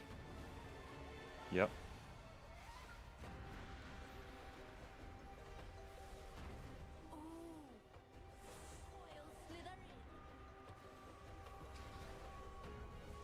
Edge with the debuffs. Oh, don't be in front of Getting the boss wall. in the sector. Don't be in front of the boss. Yeah, why am I getting dispelled first when there's other people that want to get dispelled and get back in damage? That sounds so annoying for them. I don't know. Sounds Ryan annoying. fucked it up, bro. Yeah. I'm just asking. I don't know if it was like a systematic thing or if it's gonna happen every time. This boss is so cool. Yo, Boom, do you It's the consider most yourself epic boss in the zookeeper? whole raid. No. Okay. Respect, bro, for answering. Thank you. Yeah, some damn. What do you consider yourself? You're like a 5 I don't second know. delay boom. Like Boom. What's A up, Brim? Brim? Okay. Yeah, You he's a talk Brim. like you talk like 5 seconds after I hear you. Bro, Discord is like full chud fuck. Oh, really? I hear it instantly. Oh. Yo, is that word on the Kill the ad PowerPoint? on the right. Let's go kill the ad on the right. Let's go kill Yeah, the ad on Yif the right. just came in so delayed. Let them talk some more. Careful with the frontal from the middle, guys. No, bro, it's. No, Hello? I feel like it, no. Don't be in the Okay, mid. Don't it's be like mid, half don't a be mid. second. I feel like Nick's It's really just high. a full full second. This subject melee range to Give me a like full blow up the white ads on the ground. The white blowing. I just ads. listened to him Some natty over instead of here, on some voice, over though. there. Range, go on the go burn the ads. Go burn. There's one in here. Is probably gonna respawn. That's fine. No problem if it respawns. Dude, Kone just fucking. No, we just have to kill it when it respawns. We'll be here to blow it up when it comes back to life. Oh, no sub boom is actually so doomed. But Yeah, I mean, look, the meter. I'm Presence, feeling- man. No essence. You feeling it too, Dren? What? Oh no my set of god, the Boston Like we've got no essence with no set. Yeah, I feel bad. Do you feel bad? You feel bad? Hello? Is that a call? I mean, bro, we have no essence. I'm just sitting here AFK. I don't even know what essence is. Good for my mana regen. The resource, man. It's like Really cheap. soaked this? Like, Good evening, everybody, and welcome back to the Liquid Race to World First, powered by Alienware. I'm here with Kalamazi and Atlas. I think, is this our first time together? I have forgotten. Oh, wow. Yeah, or it could be second. I feel like I've been here for a month. The three old men. I think this officiates my I have casted with everybody at this point. Okay, awesome. Well, it's good to have you here, you and Jet. It's been fun. Yeah, it's glad to be here. Yeah? It's been a blast. You enjoying this side of it? Oh, it's so much fun. Instead of seeing what's going on in these splits, I don't have to do any of them. It's so nice. But how's your ego? You don't get to be the big blaster in there, the winner. Oh, my ego is totally satisfied. It's my ego, if anything, is enjoying not having to do any of these ridiculously hard splits. Oh, yeah. Well, that's fantastic. Mhm. Kalamazi, you ever want to be on the inside? You know, there was a point in life when I was like 22, 23. I was like, yeah, I want to do that. I want to be a. And now I'm like, yeah, I'm gonna sit here and do this instead. This is more than fun, man. The older you get, the less you care. Yeah. But it's all good and fun. Yeah, I love being on the side. I love everybody here, and it would only be possible with our sponsors. Again, Alienware, who power this event, AMD, Blacklight, Monster Energy, Zenny, which I'm wearing, Hollyland, Boat E, Raider.io, Wowhead, and Warcraft Logs, and our charity partner, UNICEF, tl.gg/donate. If you want to give there. We're doing stretch goals. We've been painting little men. They're hidden around. I can't remember the name of the game. Some sort of painting Chameleon. game. Yeah, Mecha Chameleon. Yeah. Interesting. Paint a guy. I like it. But yeah, Kalamazi, I think you want to. You know what time it is, Cams? What time is it? It's time for our daily poll, brought to you by Boat E and Next Gen America. We're putting it up in chat right now. Do you know what it is? Do you know what the poll is? Let me guess. Guess. What is the coolest looking raid? Wow, you got it. Well, 4 options. Mana Forge Omega, Next Ramus, Ice Crown Citadel, or Vault the Incarnates. Chat. Vote right now. It is a command. It is required for you to vote. I'm commanding you to vote right now. You've got about a minute to vote, so hurry up and do it to it. These are a funky 4 options for coolest looking Yeah, raid. to be honest, not really what I was thinking. Mana Forge Omega had some really awesome looking parts. Yeah. Dimensius that is true. was cool. Yeah, I mean, Mana Forge Omega looked cool, but it's stacked up against 2 Death Knight Citadels and randomly Vault of the Incarnates. Well, Snarf map. You know, Cam's telling me the Snarf map's hidden in the player room, in the roof. Wait, what? Cam's telling me. Don't dox the Senate map location right now. There's a Snarf map hidden somewhere in here. Really? Yes. And someone at Liquid may have taken it away. One of the hidden pieces of Exodia. I told him if you give it to Max, he'll like go crazy. He wants a copy of it. I told him I have it at home. He's like, you need to bring it. I mean, like, we'll talk to production after this. Maybe we can fish it out of somewhere. Yeah, that'd be cool. If it hasn't been found. Yeah, I guess Vault of the Incarnates did have Senarth's room, which had the map, which is pretty cool. Yeah, that's unique aura for sure. I mean, Razageth's room was cool, but it's nowhere in comparison to Senarth's room. I mean, iconic location. Well, I'm gonna be honest. I would have voted Next Ramus. I would have. The winner. Can you see it, Camps? I can't. It's Ice Crown Citadel. Ice Crown, yeah, Ice that's Cream a pretty Citadel. good one. Yeah, very cool. That is a great looking raid. Tried and true classic. Very thematic. Had the different wings, kind of a different shade. Future Side, very cool. Insane aura at the top. It was back in my young days. Well, chat, thank you for voting in that and casting your vote for the winner. Speaking of voting, type !vote in chat to learn more. Register for vote if you haven't already using the Vote E tool powered by Next Gen America. You can also get all kinds of questions answered about voting you may have. Make sure your voice is heard. Just a reminder, Team Liquid and Next Gen America don't endorse any specific candidates or political parties. But we do support Ice Cream Citadel. Yeah. For the Ice Cream Citadel. I'm for it. As a DK player, I'm happy. Let's go. That Big dub. first boss looked awesome. Cool looking Big weapon. dub. Yeah, thank you, Kalamazi. Great segment. Oh, it was great. Good shout out. All right, so if you weren't watching last segment, we are doing splits still. Surprise. There's some normal. Now they've weaved back into heroic, I believe. We're trying to look up at Impact's map. There's a skull and may or may not have fangs, which will tell us if it is heroic or normal. I have told like the that. raiders to please go open your Ellesmere. Go to Minimap. Did you actually? Yes, I put it in the channel. And some people have it. I don't know if it was my instructions that led them to do it, but some people have changed it. You can just have it say like 30H or whatever, That's cool, player yeah. or N. I'm pretty sure it But- is heroic. We Yeah, saw, who was it, THD? He had the little heroic icon on his map, so they're probably all doing simultaneous I mean, heroic. what is the difference on Sazoric for heroic? I just killed it. I forgot what it is though. Is there much of a difference? It hurts. Yeah, it hurts worse. real Yeah, bad. I don't remember. Is there puddles or is that on Oh, the Mythic? frontal. You can't take two frontals. You have to split them. Oh, and they're doing it. Yeah, yeah. so You there can't put go. everybody in the same frontal. Yeah. Yeah. This is heroic. That's all the difference is? Yeah. I think so. It just hurts worse. Yeah. Pretty sure. It's a The non-negligible winds are amount of faster a damage. little bit. Yeah, but Yeah. I mean, we had to do a quick little geometry lesson of hitting it in the center will knock you forward, but the sides will knock you sideways. Yeah. So we had a couple diabolical pops, Oh, which led to man. 3 or 4 at once. That's okay. It worked out. Yeah, I'm assuming the popping is not as lenient as normal. And normal, I feel like you can just hit any of them anywhere, and as long as it doesn't actually knock you off the platform, it like then puts the slow on you, and you're fine. Yeah, I mean, you can also not just done like, it on heroic. if you get bumped from the side, you often get bumped to a different one too, right? Mhm. So it's like, you know, like if you put them back further on the platform, like it gives you more leeway to like get knocked at a weird angle. But if you put them closer, like at the front of like each section, sort of, you're basically you have like the wind negation on you longer for more damage, but it's more punishing if you get knocked at a weird angle. If that makes sense, right? So like, I don't know, optimize, I guess, in a sense. Yeah, it seems like the difficulty of that phase is actually just placing them around the room so you can use all of them, especially with some of the helpers. Got to make sure they get in the right spot. Even within our guild, you know, it's like you call out where they need to go ahead of time. It's like, all right, we're dropping on skull, blue, and green, and you watch the guy with the bomb just like frantically spin his camera around in the middle of the room. He's like, where the hell are those markers? So easy to get lost in a room like this, but. I feel like the green marker's banned in this fight, but maybe Oh. it's not. I don't know. Yeah. Everything else is green Yeah, too. you can't be dropping green markers anywhere in this raid. No one's gonna see it. Mm-hmm. They are faced with doing more trash, and they're deciding we're going to jump off the edge. No more trash. Maybe a switch run. Actually, it's kind of smart because the only reason to follow up the bridge after this is to activate the little font to turn on Twin Fangs, but they're not doing Twin Fangs with helpers. Oh, that's what they were saying. Oh, We're they're doing the not. first boss last in here, I guess, right? Yeah, so I think they're just finishing off the wing Something like bosses that. and then they're consolidating and doing Twin Fangs in guild. Yeah, there's something Oh. weird earlier like that. That makes sense. Okay. Have they tried it with helpers? I'm not sure if they have throughout the day or not, but the boss surprisingly doesn't have a free damage check. It was So- very real. yeah. We wiped to it once earlier. Yeah.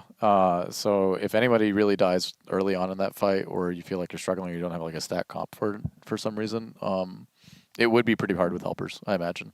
Yeah. So they're just choosing to opt in to doing it as like a full guild group. That and Cold Altar both on heroic. Dang, yeah, that's probably the earliest boss they've ever consolidated on. Is sometimes it's a penultimate, it's rare. Almost always the last boss. Yeah. They don't use any helpers. Mhm. But the third to last, I don't think that's happened. No, the entire raid just seems pretty difficultly tuned. Like health wise, damage wise, it feels like the difficulty of everything has just been bumped up a little notch. Yeah. There was some speculation that we had yesterday. I'm leaning forward. Got the laptop here. Check Raider.io about I keep forgetting her name, but the layer boss, the water. Nimrisa Tide Caller? Yeah, something like Wave that. Caller? Nimrisa, I think. Right. Yeah.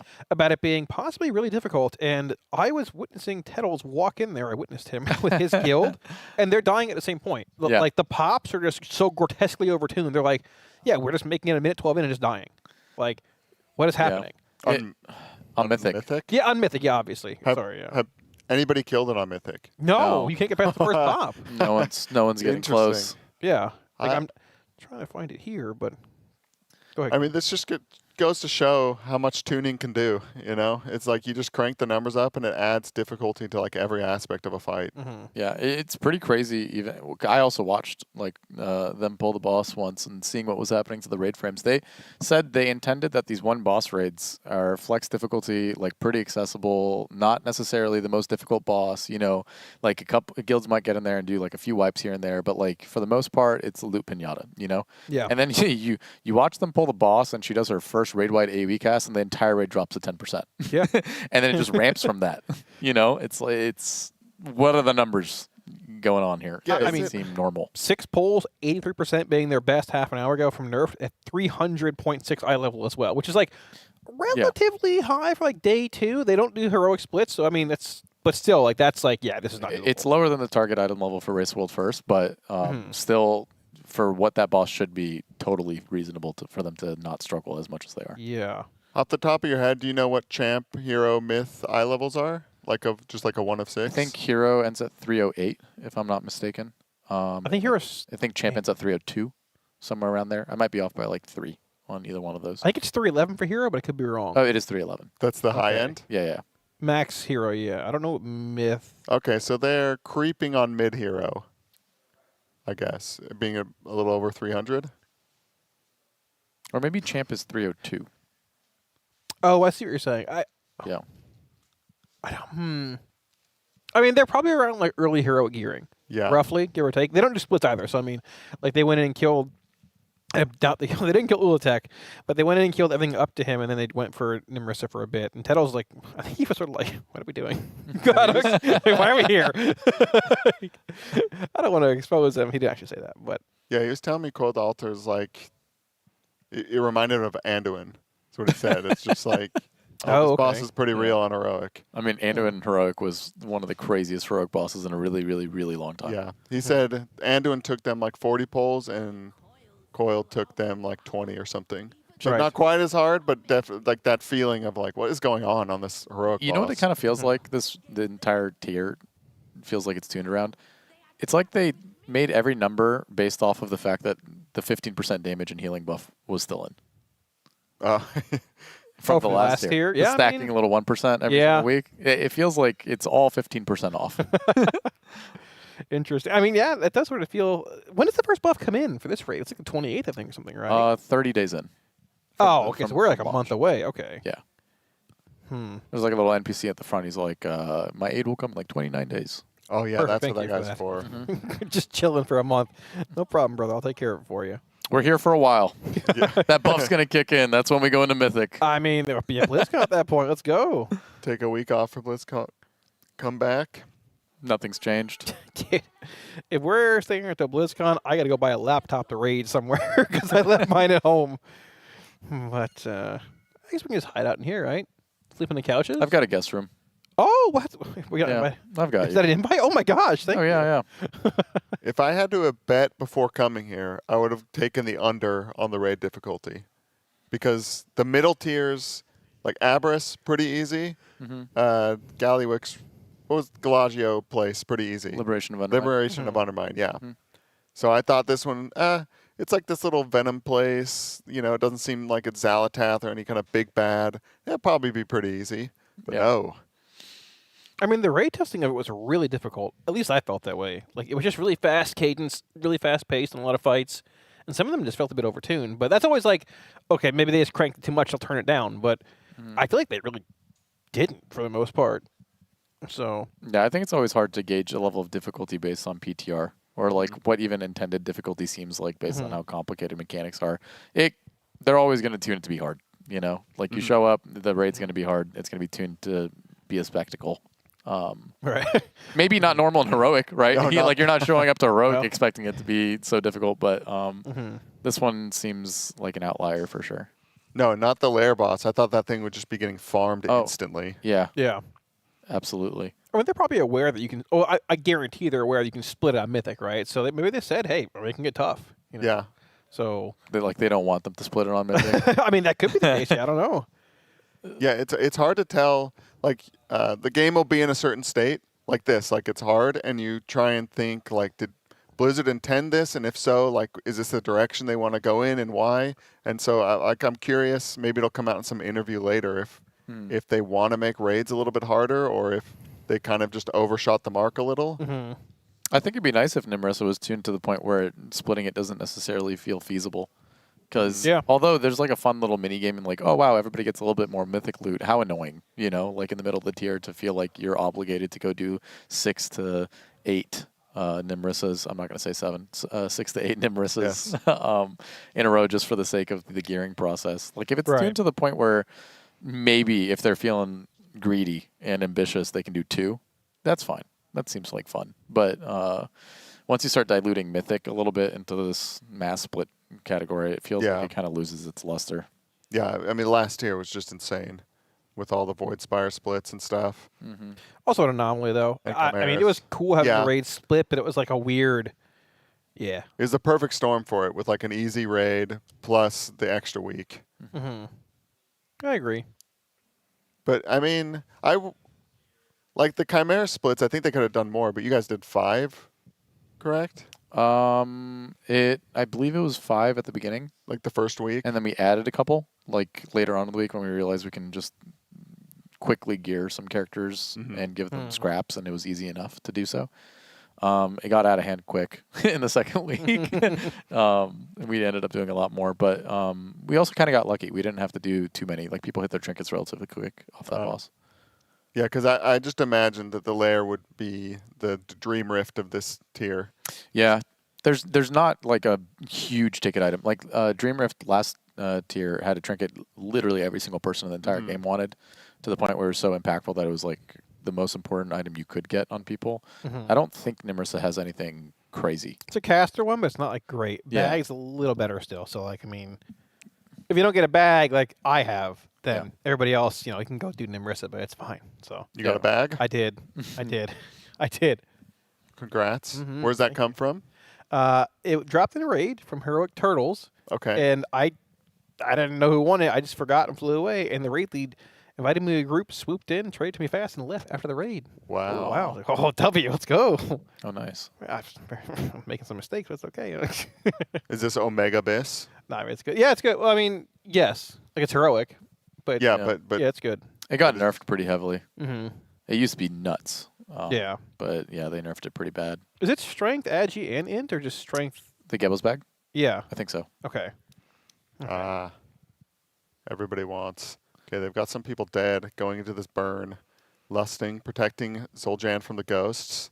Yeah, one ghost hitting is 3 extra percent health, I believe. So like, Ooh. and they also hurt a lot. There's a lot of them too. So getting those soaks is pretty important here. We've seen Zul'Jan, I should say, being relatively low. I think we've seen Hexlord around like 67% coming out of. Yeah, I saw Atlas's head turn towards me. Interesting. Somewhere around there coming out of the intermission though, and there's like 70, 71, 75, a little higher actually. But we noted earlier as well, like the health bars aren't what you actually want to look at here a whole lot, because if you look at Zul'Jan's health, he has around 202 million remaining. I think Hexlord has around 250. They're just going next. I mean, they might. There's a lot of DPS dead. Yeah, maybe some heals went in. Their health pools aren't the same, like raw value. So like 78% is like 250 for Hexlord, but it's 30 is like 200 or 200 million for Zul'Jan. So I guess you don't need to even out as much as you think. But it's also interesting too. I think they nerfed the health value on, I think it is normal, right? Or heroic, but okay. Heroic rather. Yeah. It used to have the same. Normal had the same health value as heroic, like what phenomenal. heroic is now. So it was like you're sitting in the face for such a ridiculously long period of time. Something like 100 million health got chopped off in total. Yeah, Okay. Which is a hilarious number. Wow. I mean, well, we just need more gear. We just need more splits. More splits are always the Mythic answer. Plus. Let's just- I mean, there's a lot of eye level to get out there, correct? There is, yeah. They don't want to do it. But Well, I mean, I'm sure they don't. The problem with Mythic Plus and the gearing process is all of the big ticket items off the raid are off the last 2 bosses, and the last 2 bosses are currently somewhat not Coiled Altar. You can do Coiled Altar on heroic relatively pain free, but Ula'tek is relatively inaccessible for what they currently have. They could do it. It'll just take them a crazy amount of time. Like, it's killable, but like why spend the time doing that and like the headache doing that when you can do more efficient things? Right. So like you don't want to spam Mythic Plus on a character that's completely dead that gets dictated whether or not you'll be playing that character from the boss that you can't kill. Yeah. So they're in That makes like a weird spot right now. They're stuck between a rock and a hard place. They're like, well, we need to kill this boss to figure out what my main is so I can do Mythic Plus, but we can't really kill the boss all that much unless we do Mythic Plus. Yeah. And they're not going to do Mythic Plus on 14 characters. And there might be some characters that they already know are dead that they can rip crests on and stuff, but usually like to save that for similar reasons to like the very last moment. Yeah. Until they're for sure dead. But yeah, the race, I mean, even in the boring split parts, the race always like mixes something up like this. Yeah. Just completely different. Oh, they had a plan going in, throw it all out. We're remaking it on the fly. Makes it interesting every time. Like not only the boss is different, but just kind of the whole layout of everything. That's why Sometimes every you raid get is 3 so raids. Yeah. Yeah, just you never know what you're going to get. And then you think, oh, I guess Blizzard wants the game this way, and then the next time it's the other side of it, and you have to come up with a whole new plan.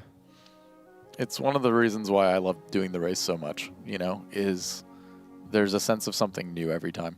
And every experience feels like a novel experience that you can take a lot of pride in after the fact and been like, oh, wow, you know, we had so many different challenges. This was new. Like we had some level of ability to adapt to it based on things we've seen prior. But the fact that, like you said, every single time you show up and you get something dynamic and you have a plan and you just have to throw it out the window and figure out something new on the fly gives you that sense of like gratification, you know, in the process of figuring out what you want to do. Because you also don't know if you're making the right decision. If it's just like you're getting frustrated with, you know, the tuning of the heroic and you go like, we need to consolidate now. And then it's like, are we giving up too early? Like, are we making the right call? Are we wasting too much time? Like it's never an easy decision on consolidating because then you're giving up loot. But if you don't consolidate, then you're giving up time. Yeah. And it's hard to balance out that equation. You know who's my goat for always figuring out that balance? It's Lip. He's the guy who puts his foot down. At a certain point, you start to see him getting a little antsy with how many wipes you're getting on a specific boss. And then he'll just go, is this worth it? And then you'll pull it once or twice more. And if it's not up to his standards, he goes, I'm putting my foot down and leaving. And then everybody follows suit and they leave. He just has the sense. Yeah. That's good. That's good. I remember the Lip clip just from, Lura. I think the boss is dead. Oh, wait. No, it's not. Sit down. Lock back in. Yeah, that was so good. He changed his name on Discord to Loa of Locking. That's good. So how much info are you still getting right now, Atlas? Are you fully cut off? Because like from just from our perspective, it's like I don't know what they're doing until they do it. But do you kind of have a vibe on how they they're have feeling? excommunicated me. Oh, Oh man, they booted me out of everywhere. They let me in for like a little bit. You know, I had access to their spreadsheet that had like all the characters and the VODs and stuff like that. And while I was still working, and I just recently quit, I would like pop in every now and then and be like, oh, what are people playing, you know? And then they had a little remembrance gravestone for me on the spreadsheet. They had my name with a little candle and a gravestone next to it and said RIP. So like, you know, they had me there for a little bit. And then I noticed they took it off one day. I was like, oh man, okay, I guess they can only celebrate my passing for so long. And then I try to open it the next day. I'm like, is it still there? Denied access. That's rough. Yeah. I'm relatively removed from like what they've been planning and doing, but it's not like they hate me. You know, we talk all the time. We're all friends. They love me. They gave me a nice big hug when I came in. I gave them a nice big hug. Do you have FOMO on what's going on in current Raiders? Yeah, immensely so. I wanna pop in and make a funny little joke every now and then too. You know? Yeah. I did one time, actually, as a matter of fact. I think that might have been the thing what made them realize, oh no, this guy has access to our channels. Yeah, I remember I opened Current Raiders randomly one time, and I made a funny little joke, and then funny enough, next day. You gotta lay low. See, I have access to old guild logs from. I'm not even in anymore, but I don't tell them, but I'm spying on it. You damn well know it. No, they got me out of the logs too.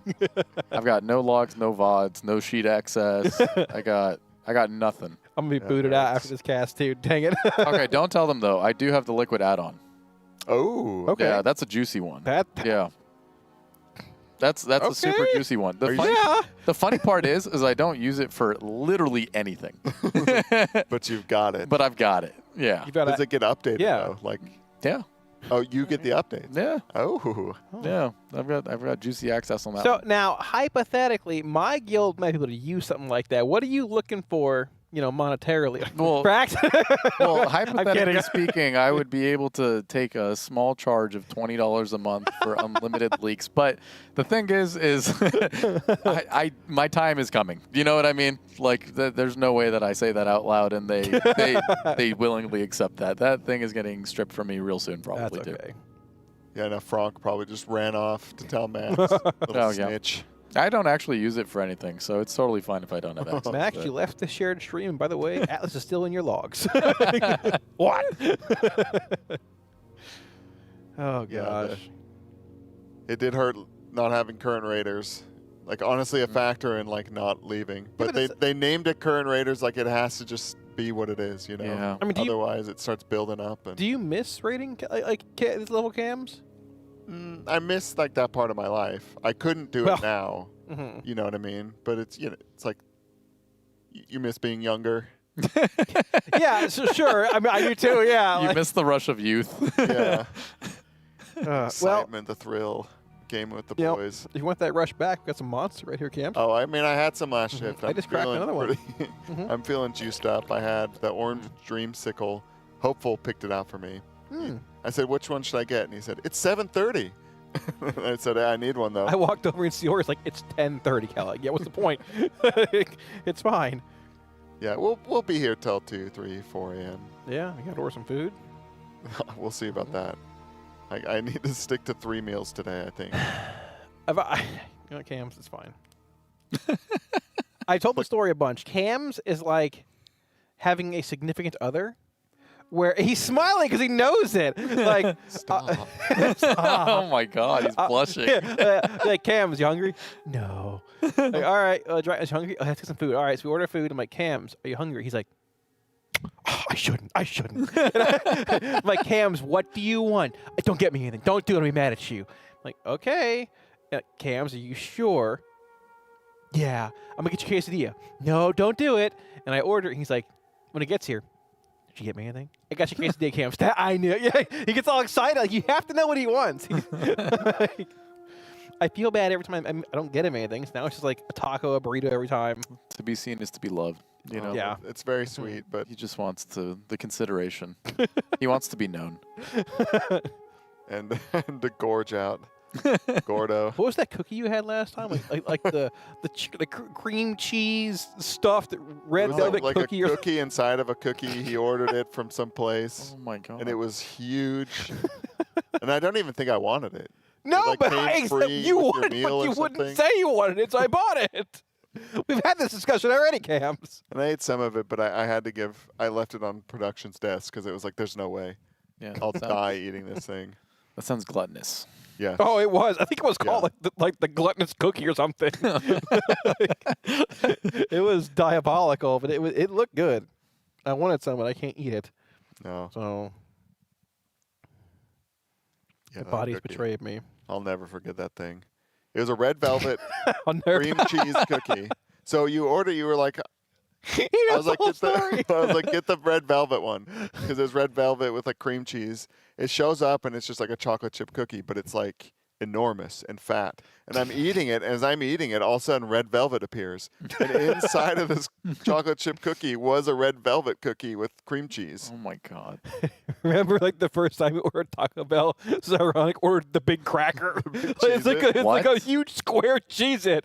They had a Taco Bell called the Big Cracker, and it came just like crushed in a million pieces. He's like, my big cracker. He was all sad about it, like it was a massive Cheez-It. It was amazing. I think it was supposed to be like a tostada or whatever with stuff on it. It was a but then partnership you could with just, Cheez-It. It literally was. But you could order it just like the Cheez-It itself. Yeah. That's what he did. Oh my word! It is. This is a serious competition. We always end up on Taco Bell. Yeah, it is. I mean, they don't even sponsor us. They Speaking of should. serious, is this? No, this is normal. I lied. This is normal. It's normal. Okay, I got excited for a second there, but No heroic Ula'tek. I doubt they're going to go back to fight that for a while. Yeah, it's getting late. They might just want to see like if tomorrow holds any surprises, any changes, because it could get nerfed. I don't know if it will, but it could. I wouldn't be surprised if it got nerfed. Yeah, I have sided on it is getting nerfed. I've put my foot down. I mean, you think it's Atlas said it's likely doable. It just takes a lot of time to kill it. Basically, it's not worth investing that amount of time into it when it's likely going to be nerfed, or gear will nerf it. Is what you're getting at, more or less. Well, no, I just think like if you get 30 Liquid Raiders assigned all in the same group, and then you give it a few pulls, and then you damage optimize Ula'tek when it's going into the last phase at 50%. Yeah. At some point, you'll find a way to kill it with everyone's bad alts, what have you, right? It's not the most perfect geared stacked comp or group whatsoever. They will eventually kill it after spending like an hour, maybe a little bit more on it. What does that mean for everyone else? Right. They're not going to make a heroic boss completely inaccessible to the entire rest of the game's population. So I assume they're going to make some level of like health nerf or something like it. So this boss doesn't seem like a brick wall for everyone else who plays the game outside of Liquid. That's fair. Yeah, like it would there be was- shocking if it didn't get that. I think this week. Yeah, I think so too. It was like when Coiled Altar got nerfed, and we are like, "Wow, it's melting!" And some people were like, "Did they over nerf the boss?" And it's like, it's normal. Yeah, it's it should normal. be melting. Okay. Yeah. Yeah. Yeah. Understandable. Because, nobody's killed it.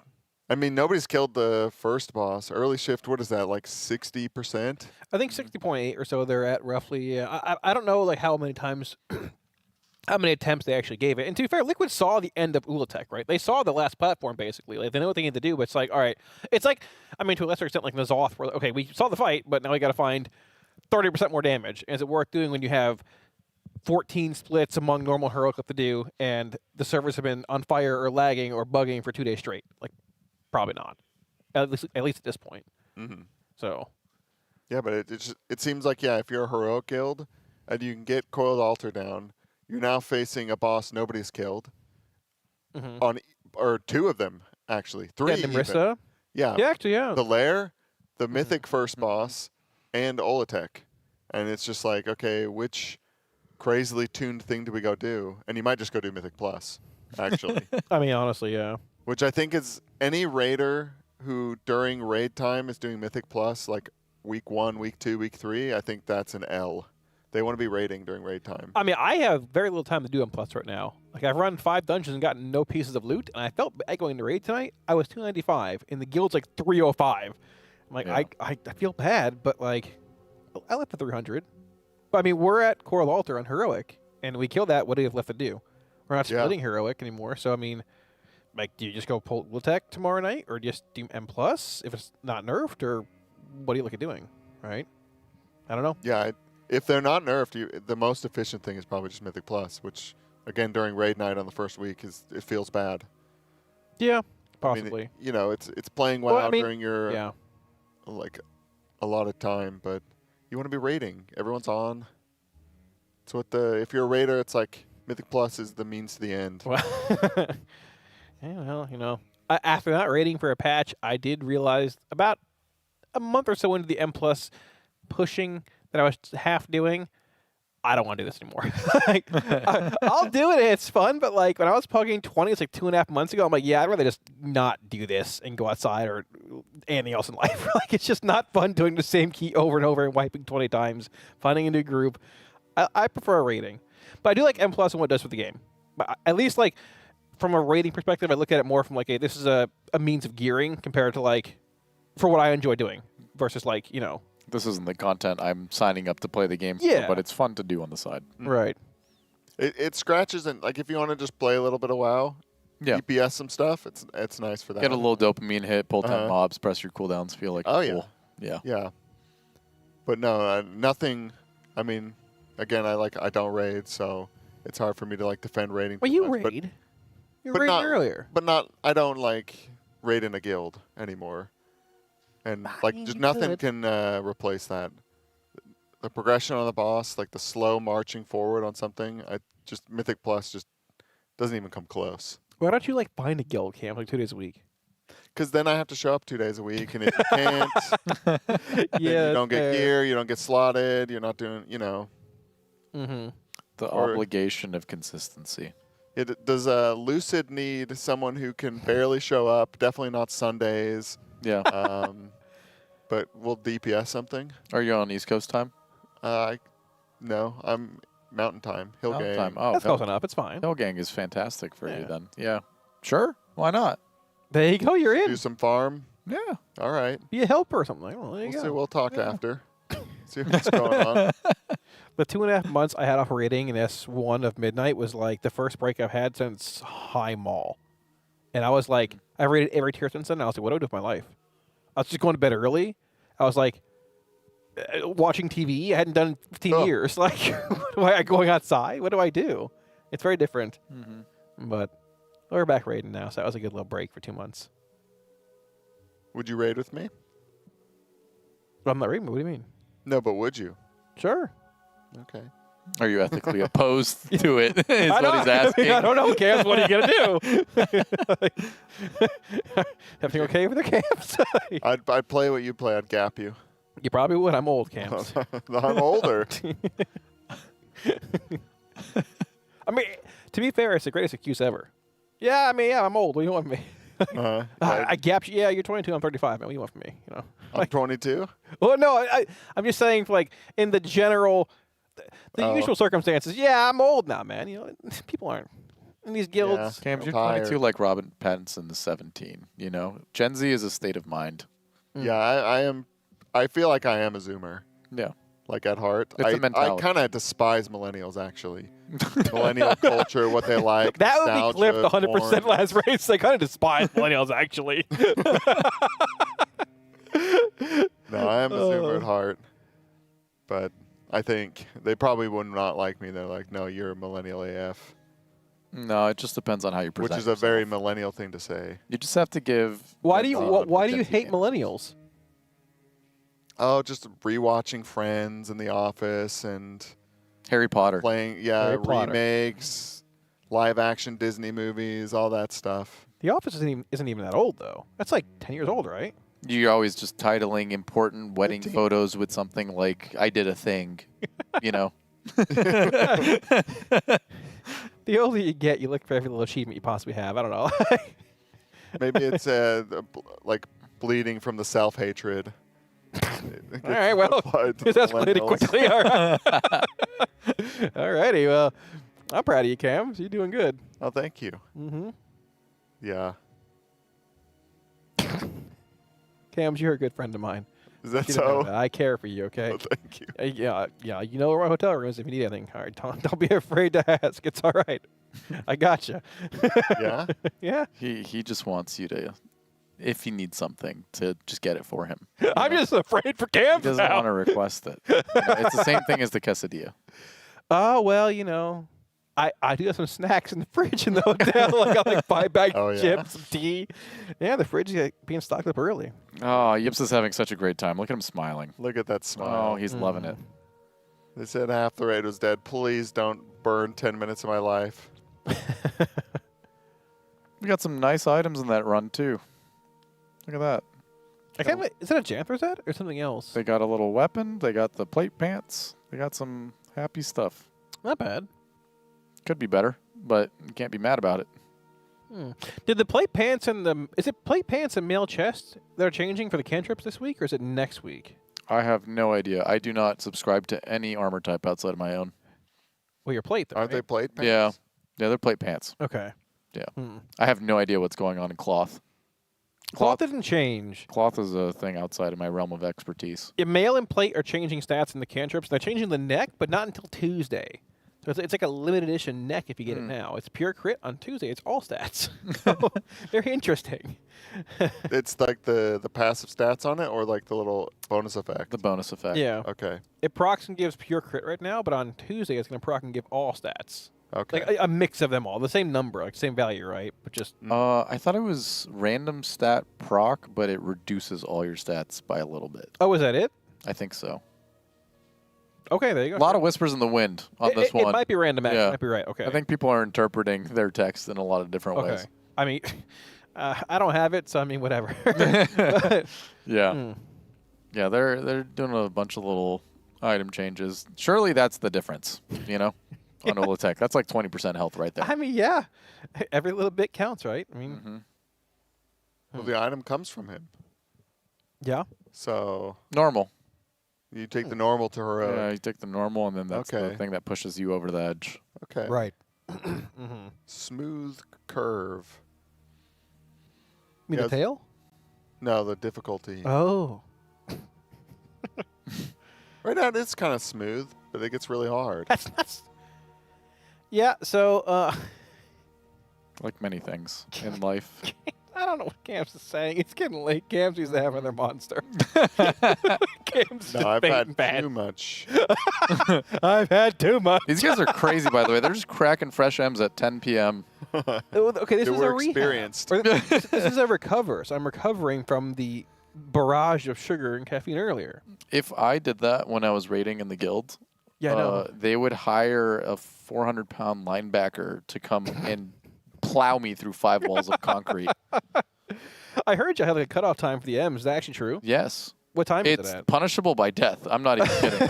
If you do it, you are beyond excommunicated. You are publicly shamed, named, and put down. So what time is it at?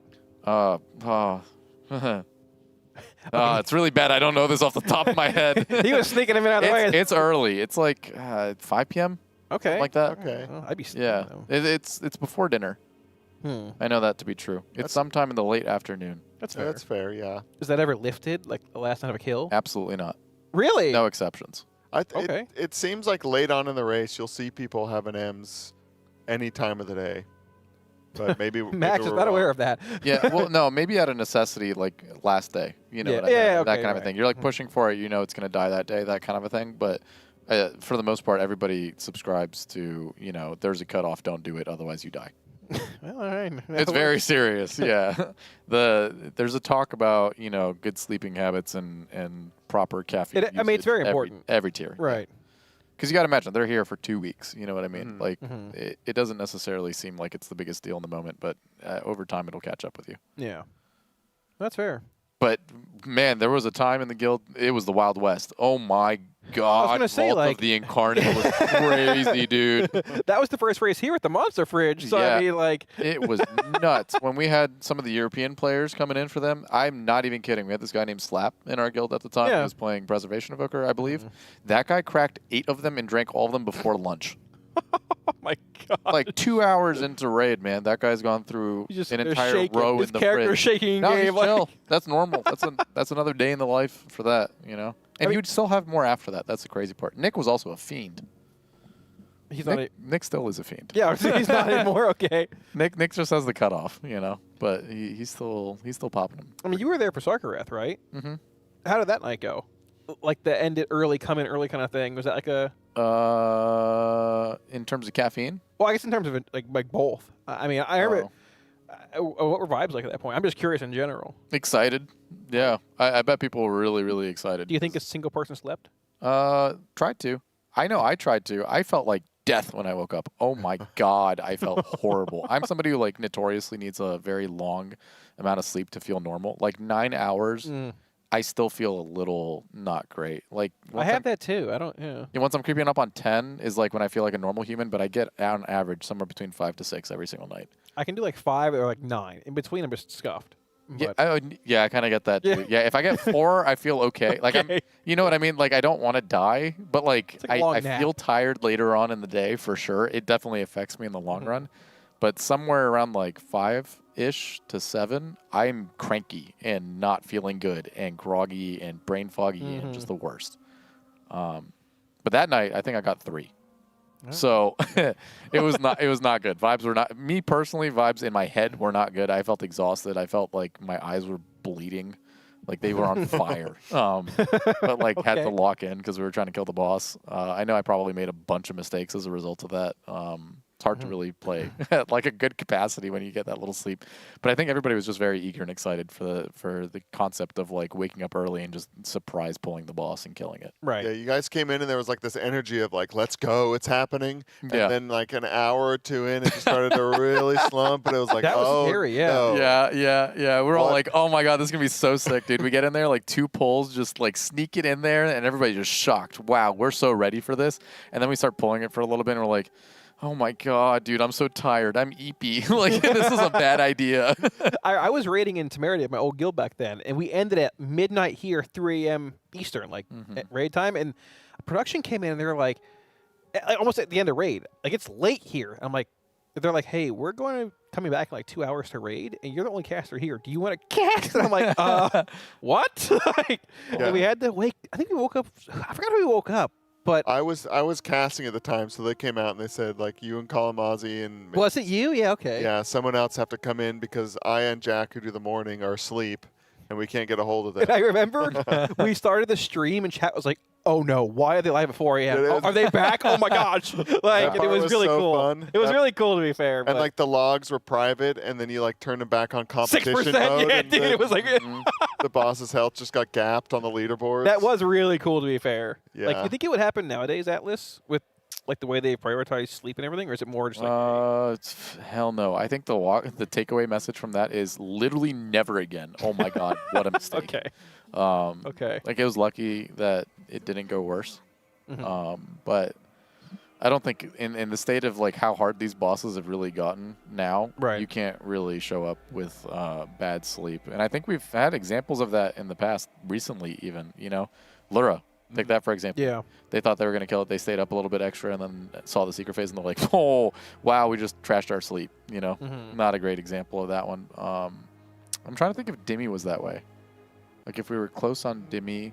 No, I think we were, right? We stayed up like pretty late on Dimmy and we went to sleep thinking Echo was going to kill it. I think it was similar. Like you stayed up a bit late, and they were like, "All right, we're just gonna go to bed and come back tomorrow." I Yeah, think. yeah. Like Yeah, I we're, think we're they're- wiping low, and then Echo was wiping really low. We went to bed being like, okay, we lost. Right? Uh-huh. Woke up the next day in the morning and saw them like still wiping. We're like, oh. I think so. Maybe. I'm having I'm pretty sure vivid memories of this because Yeah, like Farak was like that. yeah, I think we stayed up until Demencius. like 1:30-ish, 2-ish. Not crazy late, but definitely past our normal raid times. And I remember there was a lot of internal conflict on whether or not we stay up and whether or not we go to bed.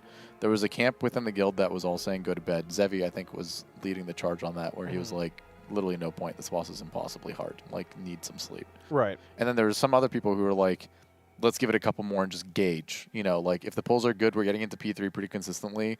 Like, why squander that? Maybe we can kill it. And then after like a few pulls, we just immediately were like, okay, yeah, no, this boss is so hard. Like, we need sleep. Clearly, we're going to play bad on like low sleep, and the quality of pulls has gone down. And if Echo managed to kill it, honestly, props. Yeah. Like they deserve it at this point. The boss is insane. So yeah, that was definitely a thing on Dimmy. And then we woke up and they were wiping at like 0.2% repeatedly. I mean, which is crazy. And then we saw that and we're like, oh my god, thank God we didn't stay up. You know? Yeah. Yeah. Is there like, it's not like an interview for Atlas, I feel bad, but like I'm just curious, like the days of the end boss is probably going to die, like on Lura, for example, ended up dying a day later than we thought. I think both guilds roughly. Is there like a looming feeling of like dread for you guys? Or, like you're just Absolutely. like, okay, 'cause we get the same way, but like the day Lura actually died, like we woke up and it wasn't dead, I came in, I was just like, oh, it is what it is. Yeah. Did you have that feeling too, or was it just like the same looming dread until it died for you guys? Looming dread. Okay. Yeah. Okay. Looming dread. Okay. I think, you know, every single person within the guild, even when they're raiding, is pretty aware of the fact that there's something at stake. And when you start to get close, you're not operating within a vacuum. You know that Echo's close. So that's constantly playing in the back of your mind when you get into like a period of bad pulls, when you start to feel like momentum slowed down, consistency's dropped. There's always that feeling of looming dread, and maybe people get a little agitated, you know, at the state of like how things are going. But it's totally natural. Like there's an immense amount of pressure, and you know, when you're playing on some of these bosses, Demencius, take that for example. I was in on that one. My heart rate was like a cool 170 for like 5 hours straight. You know what I mean? Like I was having straight up panic attacks walking away. I was like taking ice during my breaks and like putting it on my face. Like I was freaking out, you know? And then you start wiping really low, like 1-2%. And then you're sitting there like, oh my God, dude, free me from this. Like at any moment we could lose, at any moment we could win. But that feeling sits with you for like an extended period of time. Yeah, because with these like Omega nuclear hard bosses, like a Demencius, Ansarek, Lura, you get like a couple days of like, we can kill this boss, but we're not doing it. Yeah. And it's just this like, you can't tell. It's like, are we having a bad day? Because we know we can kill it. Or is it just this hard? And you don't know basically until you've gone to sleep, woken up. Oh, Echo didn't kill it either. Boss is just insanely hard. You also get this like false sense of security. You might have a raid night where, you know, boss was previously at 20% and then you drop it to like 4. And you're like, oh my God, we're going to kill it any moment now, not knowing what that 4% entails. Yeah. Lura's a great example of that. You know what I mean? Yeah. You get that boss to like 4%, you're like, oh my God, any pull now. And then you start to realize sneaking out 4% is a crazy feat. Like, that last 4% is impossibly hard to actually damage optimize to the point where you feel like it's actually killable. And then when you do, you limp through with 3 people alive, and then there's a phase. The double whammy of like, oh, we need to do that consistently and have everybody alive. Because the transition did not res you. Oh, yeah. Yeah, that was maybe the most hype moment out here in the Race to World First ever. I think even more than some of the kills was the secret phase reveal, because it's just so shocking. And then we're all hyped out. We're watching replays like, oh, it's crazy. And then it just cuts back to you, and it's like, oh no, phase 1 again. Oh no. And just like realizing, wait, they're gonna have to get everybody there alive, and they're gonna have to get there and like kind of learn what the phase does. And it's just like, oh no, this is terrible. It's up there, I think, arguably #1 spot of like Race World First moments of all time. Like, most ridiculous hype, what have you. I mean, it spanned like the whole gaming community. It wasn't even just WoW. Like, we saw like articles on IGN and things. Yeah, it was on Yahoo News. Yeah, like it's ironic, like stare at the monitor. Like, it was crazy. I had friends and family bringing it up who have never interacted with anything World of Warcraft ever and don't know that I do this. You know, that's awesome. Yeah, it was funny. It was definitely a crazy moment. I would say Anduin soloing by the 2 tanks. Yeah, that's up there for sure too. But the Lura thing was like entirely a different sense of scale. I mean, because the story like arc of is there a secret phase? We went through like there could be, there probably is one. There's I'm hearing whisperings of it. It might be happening. THD's being all coy about like secrets and he's like, just so you know, boss doesn't die at 0 or something. He's like, what are you talking about? Well, you just come tell us. There was that. like a data mine reintegration cast. I think it was found, I think. We found reintegration. We found Heaven and Hell. We found the Last Light buff, but not anything else associated with it. So like there was a bunch of little tidbits, and as we were pulling the boss, you're sitting there and like, okay, where is it, dude? You know what I mean? Wow, P3 starting at like 60%, I think it is what they phase into, and they're like, that's a crazy number, dude. Can't wait for 20%. 20% is gonna go nuts, man. That's when the secret phase kicks in. Because they also set some. It was the day I don't remember what day it was specifically, but they were on Lura, and then there was a flag that they hot fixed while they were on Lura. That was like a 25% health thing that like went off. So they were sitting there and being like, okay, dude, 25% is the number. That's when it happens. That's when we finally see all the things that we've been not hot fixing, but data mining. And that's when phase 4 starts, and then all that. And then they hit 25% and it just kept going. And they're like, okay, maybe not. Maybe it's 15. 10. 15. That's what we're going for. You hit 15, not there. 5. Nope, not 5 either. Okay, it's at 0. And then at that point, once you get it that low, you know what I mean? You're sitting there like, okay, it doesn't exist. Yeah, and I think there are ones that were like sub 1% even. So it was like, okay, it's just not happening. Yeah. At a certain point, you stop believing that it's even real. Yeah. Because you've been through and it's like a 9-minute fight at that point too. Yeah, and it had already been so hard. Yeah. To even get the boss to 0 was phase already 1, so nuclear insane. difficulty. Phase 2, like relatively difficult. Phase 3, pretty hard too. Like you would expect it to be there, and then surprise. Yeah, I was like, this fight's complete. It doesn't need it, and then. Granted, boom. Phase 4 wasn't that hard. It was a glorified victory lap once you see what happens. And you just do it. Yeah, it was a traditional secret phase, just to kind of get there with everybody alive and know. You could still wipe. Echo had a few wipes for sure with their Star Splitters being in the wrong spot. Liquid had a few wipes with their Star Splitters being in the wrong spot. But I think for this level of like involvement just to get there, it was an appropriate Mythic Secret phase. You aren't pissed being like, this is impossibly hard. Oh my God, I'm so pissed. That was definitely the vibe when they first got there, though. Oh, I'm sure. Everyone was pissed. They were mad. They're like, oh my God, we're never leaving. Because it was late in the day too, right? Like I guess it was midday. Like, oh, Echo's gonna see this. And he's like, okay, well, now they readjust everything. Yeah, Echo had been like staying up late. The second the secret phase went to popped, bed. they just bed. Yeah. Yeah. Mm-hmm. What a boss. Yeah, that. I just remember that feeling. I was sitting there with my mouth open, like, what just happened? I was like jumping up in the air. Oh, I was hanging out with Team Liquid staff, and I saw the boss die, get to 1%, and I was like, oh my God, they're actually gonna kill it. How funny would it be if there's a secret phase though? And then it doesn't die, and then I remember just shaking my head and being like, oh, that's so funny. That's the funniest prank of all time. Like, where's the achievement? Where's the reintegration? Oh my gosh. Ooh, they integrated. Mhm. Okay, they're all good. Math is hard in this fight for some guilds, apparently. We wiped on this 10 times on heroic. Really? We had 3 and I felt pretty bad. Okay. All 10 to math. Okay. Yeah, it was, our guild can't add very well. That's okay. Is it just people trying to like frantically get it done and all bumping sorts of the most horrendous things you've ever seen in your life or could even fathom. I just spread out and I don't move, like for a good while unless I have. Yeah, that's like, a good. It's a rules of long the road, but like, you know, if someone's near me isn't the right like forming the 4, whatever, like the correct connection. I'm just like, yeah, you move, I'll move. If I have to, but I'll fidget a little bit. Say, hey, I'm coming this way. Watch out. We start setting guidelines after a couple wipes. You know, at first we're like, guys, you just need to make 4. It's not that hard. We wiped it the first time. We're like, all good. Everybody makes mistakes. Just remember, there's no rush. You got 30 seconds, right? Second one hits. Third one hits. Fourth one hits. And we're like, all right, guys, all you need to do is just think a little bit. You know what I mean? You don't got to pressure yourself into doing it, blah, blah, blah. After wipe 7, we then change our stance from you have to think a little bit to some of you are not allowed to think. You can't be trusted to think. Just stand still. We'll find you, dude. We'll figure it out. That's pretty good. Poor souls. What is it? Poor souls. Well, lost souls, but something like that.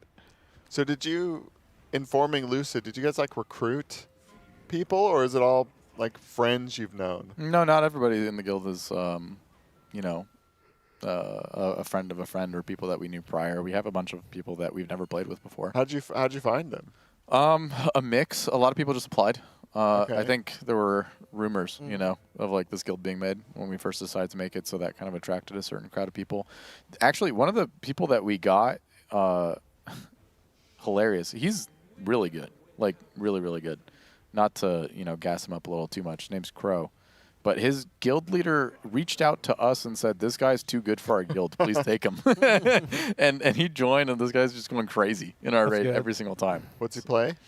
He was playing Devour in, what was it, March of Keldanos last year. Okay. Now I think we have him on either DH or Boomkin, flexing between the two, depending on what's good.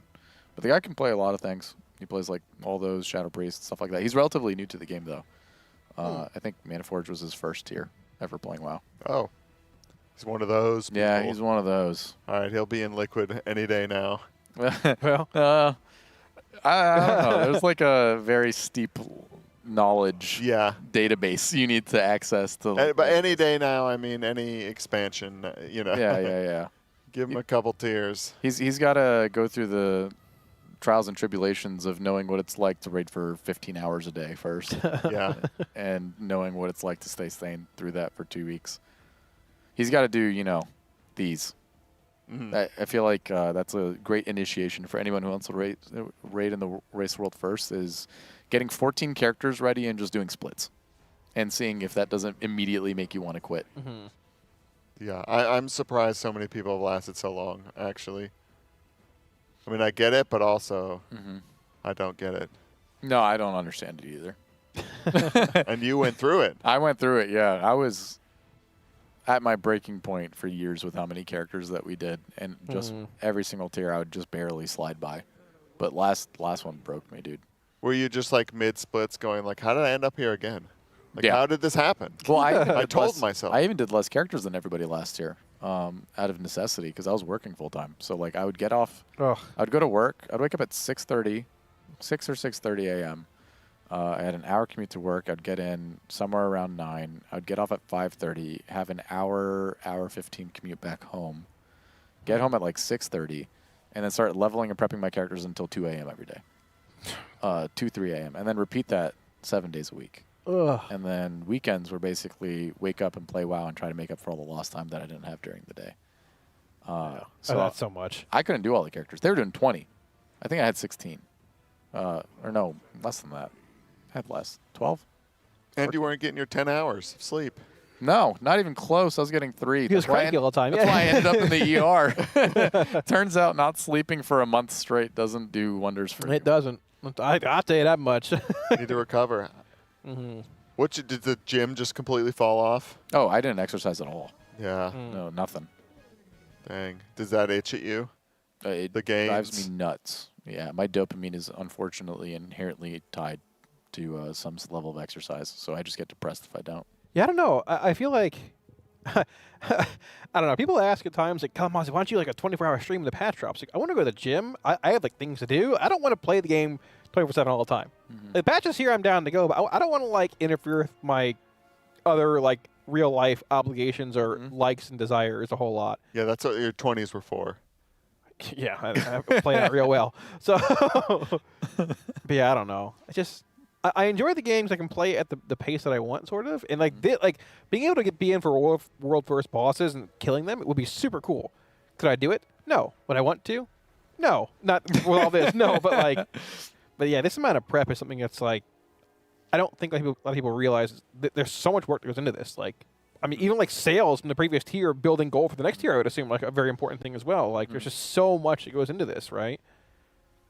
You always got to have a smile on your face just looking at the debt that you have facing you and knowing that you have to pay it off with endless runs. Yeah, well.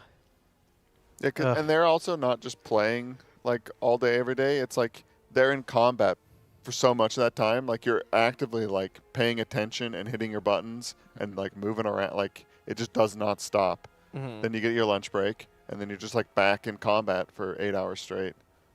You know, you're not just kind of like looking at your other monitor, flying to a world quest, you know, looking for people in a group finder. It's like just so efficient, nonstop. Yeah, it can wear on you. There was a time where, like, when a patch would drop and all of, you know, content that you'd have to do to maintain your characters to be raid ready was relatively chill. But now we exist in a world where the limitation is no longer based off of, like, how productive you are during that time. The expectation is you're tabbing out to 3 accounts, you know, and you're actively spending a lot of effort and energy doing content that should not require much mental effort. And that wears down on you over time. You know, you don't want to sit there and be like, I have to min-max leveling at the beginning of the expansion and stress myself out about how fast I'm going to do it. But that's the world that they lived in when the expansion did come out. Are you the only person who stopped after last tier? I believe so. Yeah, that's crazy to me because last tier was definitely the pinnacle of the prep and like the length and the amount of characters. I'm trying to think if anybody else also stopped playing, but I think it's just me. The turnover rate's not very high in the guild at all. Surprising. Yeah, like... I mean, it is, but it isn't, though. Because everyone seems like close, right? But I mean, like, just how grueling it is, yeah, that's what I'm saying. It seems like it could be... I don't know. Every tier you drop a handful of players because they're burnt out on it. But I think the amount of people that were on the cusp of quitting there was more. You know, there was a handful of people very, very dissatisfied with the state of like what was going on. I'm the only one who pulled the trigger. Yeah. Well, I mean, they did drop the amount of characters this time. So. Yeah, out of necessity. Yeah, just like at some point you'd have to hope like Blizzard is tuning the bosses around the amount of splits and stuff you guys are doing, like scaling it up. Like maybe Blizzard will scale the tuning back if you cut some splits, you know, and you end up with a couple eye level less.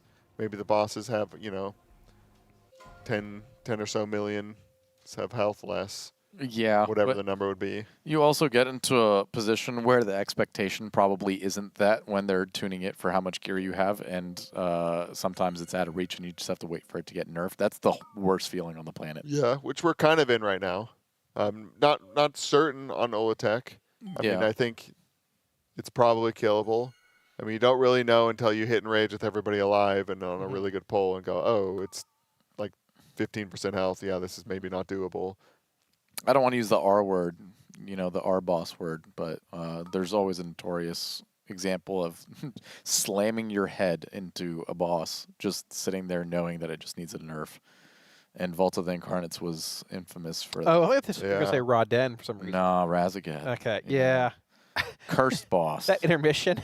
Cursed boss. 20 people going to one side together with when lust, the intention right? is to split 10-10, and you lust, pot, and use all cooldowns, and you barely make it through, and then they go, yeah, it's fine, just do it again. Yeah. It's like Fetid. Yeah, Remember that one? Yeah, the official response being given, just swap to the ads faster. Yeah. Oh, that was funny. Oh, that's so funny. Man, oh man. I mean, do you those bosses. Well, I feel like in the modern day version of the race, those bosses wouldn't last anywhere near as long as they did in that like pre nerfed form. Well, especially because the only people streaming in the It Race was World First then were Method, right? but they weren't there because they're European. Right. So they, they weren't on the boss yet. Nah. Razdiath, that's one for the age. History books, ages? I don't know. It was a fight that. Oh, wait. Oh, we have 5 bad bloods here, by the way. Yeah. What just happened? I don't know. It's really funny that this is the second boss of the entire raid, and it has such a ridiculous punishment for doing the math wrong once. Yeah. I mean, the entire room explodes. Like, why is that? Just kill those I mean, look 5. at them all. Like, they're in the back of the room. Yeah. They're dropping 5 massive blood pools here, which I guess they're going to be able to make it through because they all went to the right spot. But You can play around it, yeah, but here it's it like, comes. yeah, why is it this big? Like, what is this? look at the area denial. It's still growing, by the way. It's like 40% of the room. Yeah, yeah, Oh. and then boom. Hmm. Yeah, I don't. If you mess up the math thing, give those players who messed up the math thing just like a 1-minute dot where they just get so trucked to the point where they eventually die. But And then make the boss Right. like laugh at you. yeah, haha. Little shame. You don't need to make the whole raid go. What'd you do? Or even better, you know what I mean? Give them a voice line where the boss starts counting to 4, and then once it hits 4, the people who messed it up die. Yeah. Just Oh, sure. wipe them out and like. Mm-hmm. Yeah, adding pass fail to some mechanics, it like amplifies the difficulty so much on a fight. For boss Like, too. there's just something that is a pass fail for the raid. It can be like an easy mechanic, but just the small slip ups. Yeah, fair. I'm a big fan of in modern raid design because they've been having this trend for a while now where they have like binary pass fails and then everybody just goes boom like all at the same time and you're sitting there wondering and trying to figure out, all right, who messed up, and then you can play a game of telephone. Well, I did this, I did that, and then some people are too afraid to admit fault. They feel responsible for it, so they won't speak Right. up. You gotta go Or pull like admit logs. to something, so you have to go dig deeper and then find out, oh, this guy just got hit. Right. Yeah. But it's been like a common trend in a lot of raids now where that tends to be the case. Like one person's out of position, one person messes up, everybody explodes.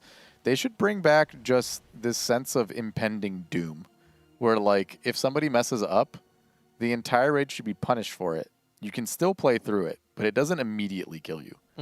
You either have to overinvest resources, healing cooldowns, you have to like heal against some sort of ridiculous debuff that like ultimately screws you in the long run, but it shouldn't immediately end your pull right off the bat.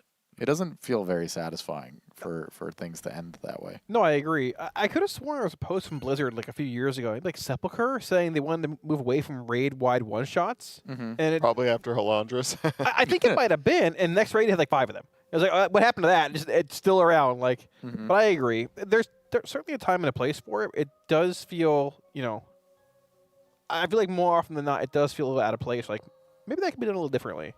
But hey, they design fights for a reason. I just sit here and talk about them. Yeah. So. And I reserve the right to complain. Yes. I don't like watching it when it does that. It's your I don't like God-given the right thing. as a WoW player to complain. It's like regurgitated though. They keep doing it. The fire axe seeds, they're like, That's all true. right, we're gonna have you guys pick these up and you're gonna guard them. But if you ever get hit, everyone goes kabang all at once. It's like, all right, it's getting a little played out, guys. Let's cut that one out. Blaze lines, They just love actually the fire axe stuff. They're sprinkling it in everywhere. That's like a Kaveza mainstay. stings too. The pokers, the stars, basically. Yeah. Yeah. Which is hard.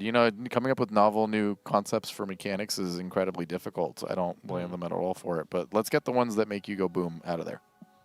Yeah, at least the egg sacs on Ula'tek, you pick them up and you don't want to get hit by mechanics with them, but you get rid of them pretty quickly.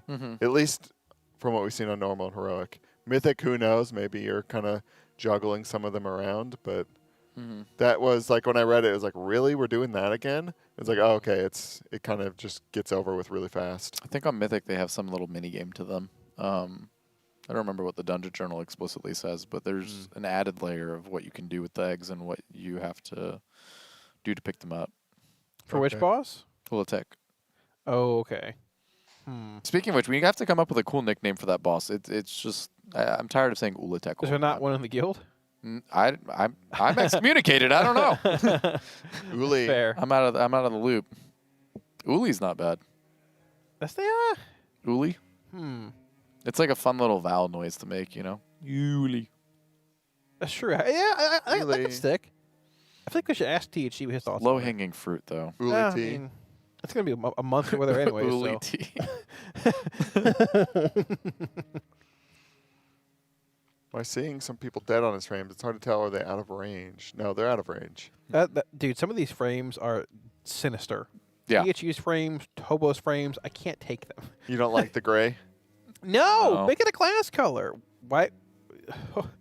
Make it a class color. Like. Yeah, class color or get out of here.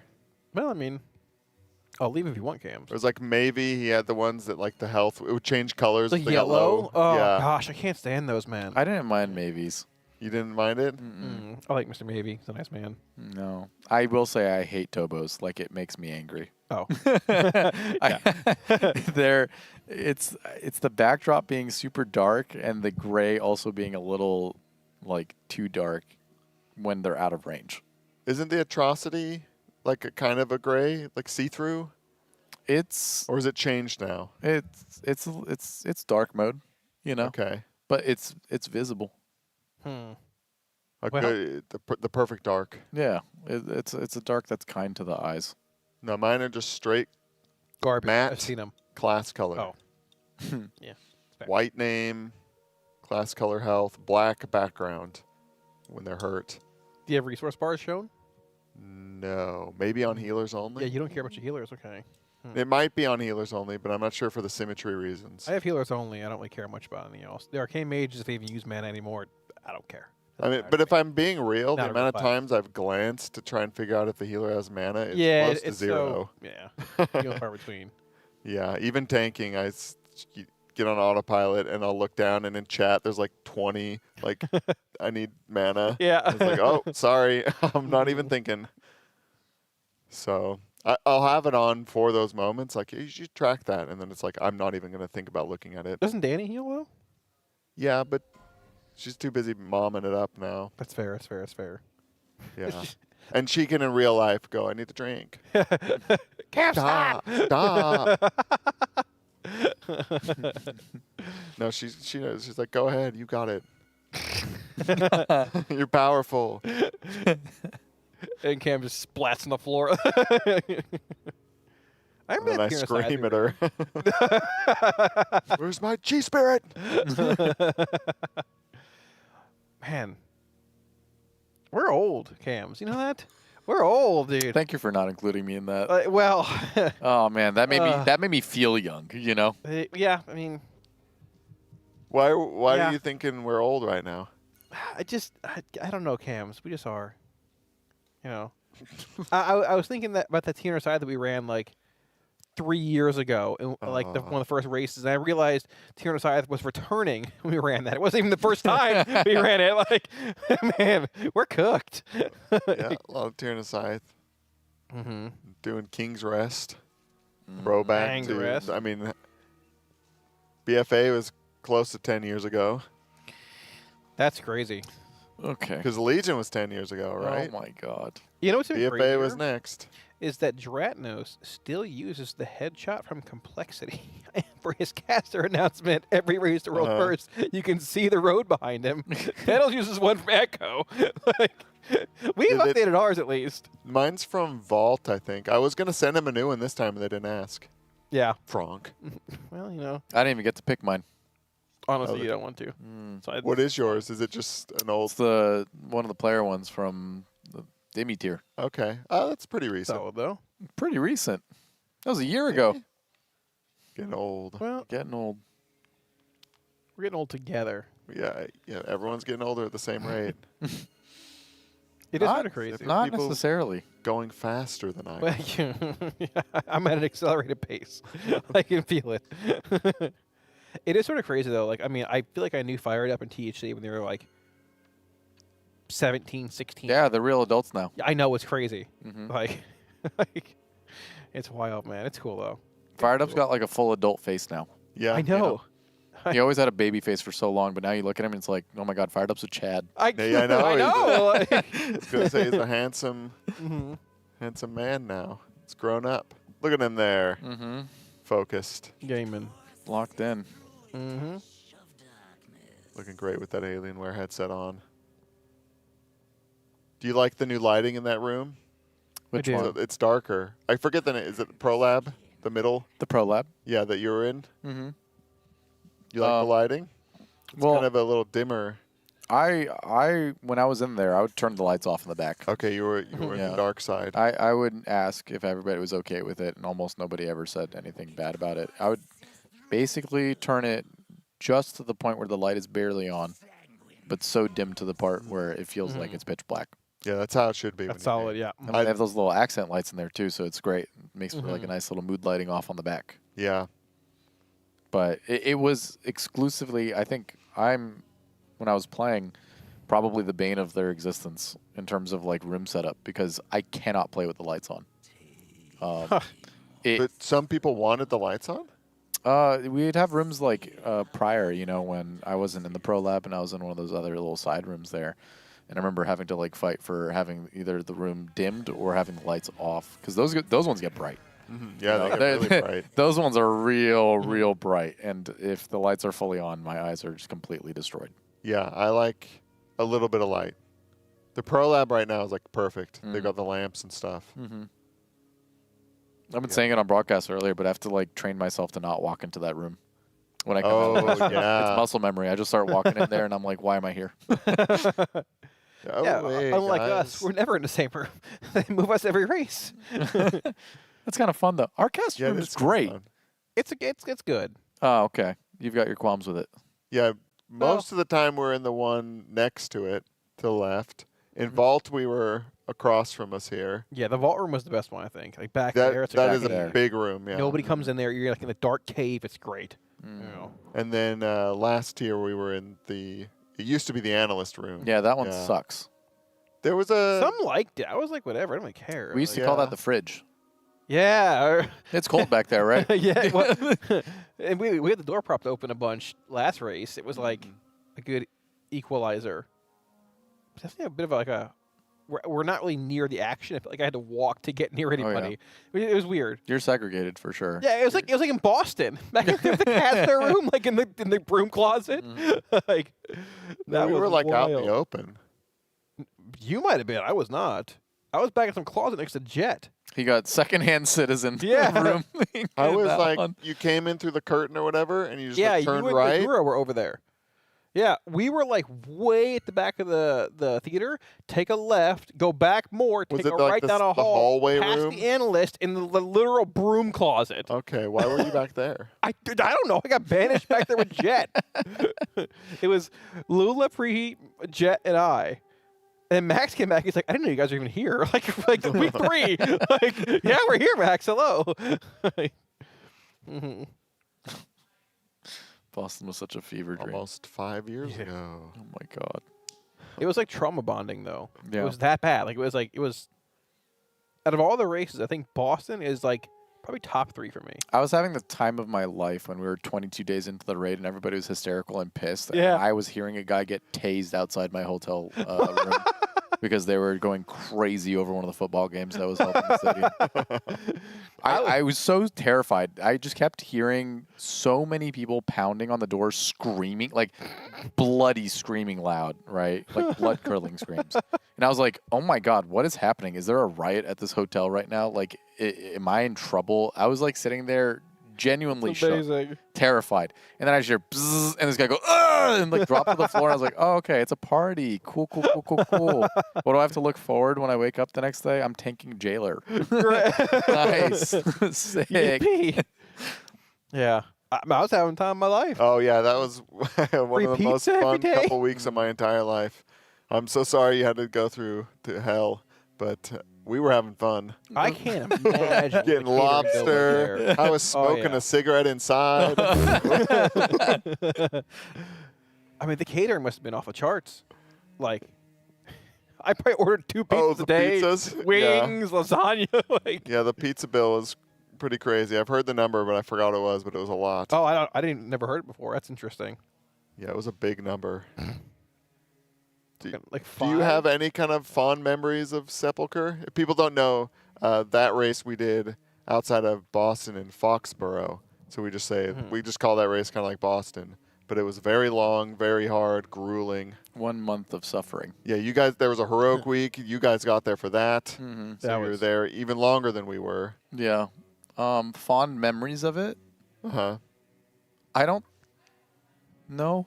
Like not in any. There wasn't any kind of like. I think the extent of my entire 27 days spent there, the only positive memories I could have was going into the tier expecting not to play, because DK we didn't think was all that good. We went into heroic week and did heroic Anduin, and DK went absolutely nuts on that boss. So then I felt vindicated. I was like, oh my god, finally, yes, I have a purpose, right? So we're like, okay, we'll play you just on Anduin.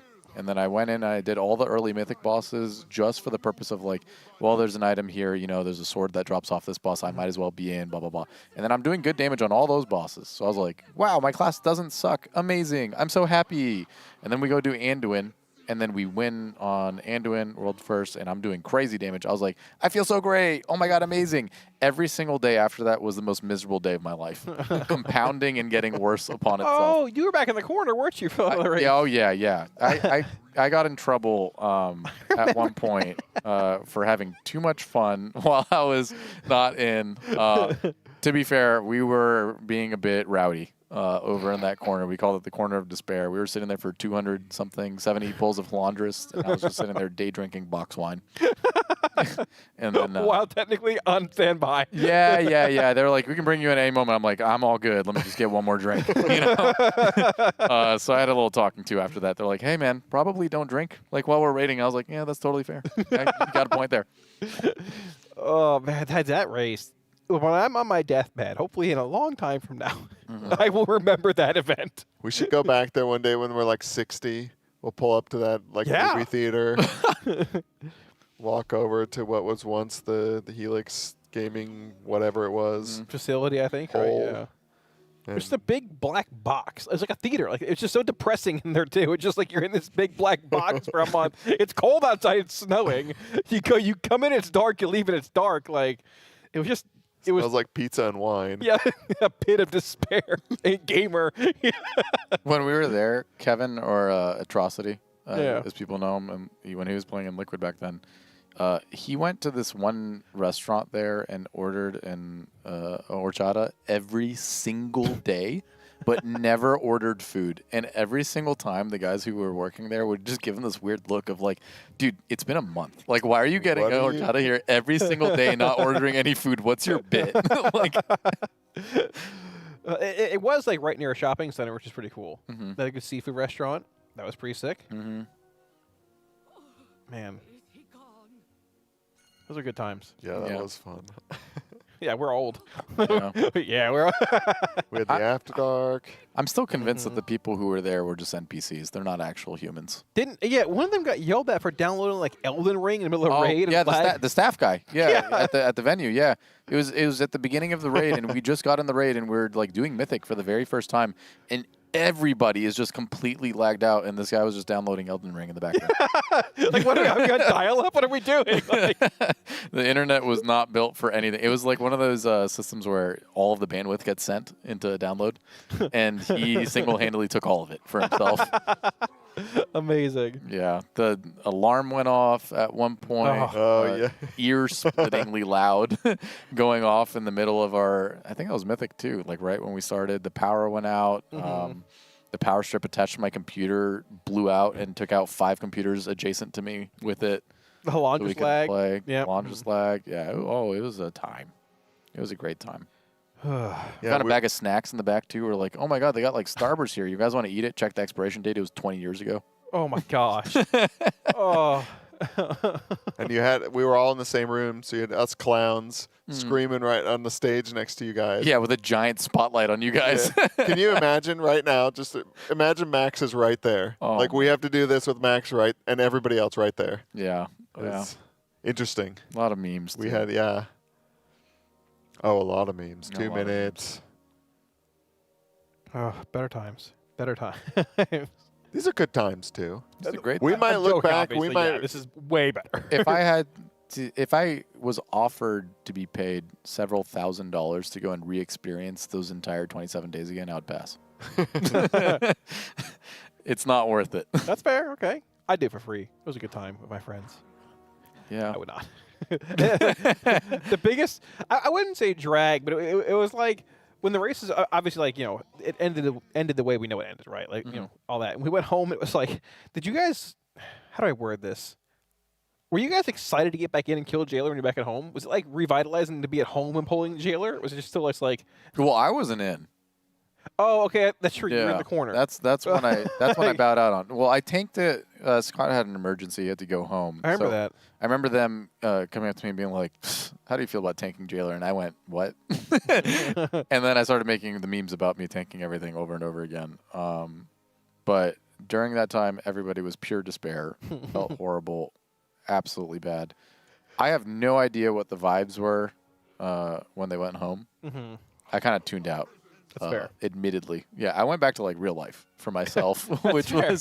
was anything except WoW, knowing that I was not going to be involved within it. Mm-hmm.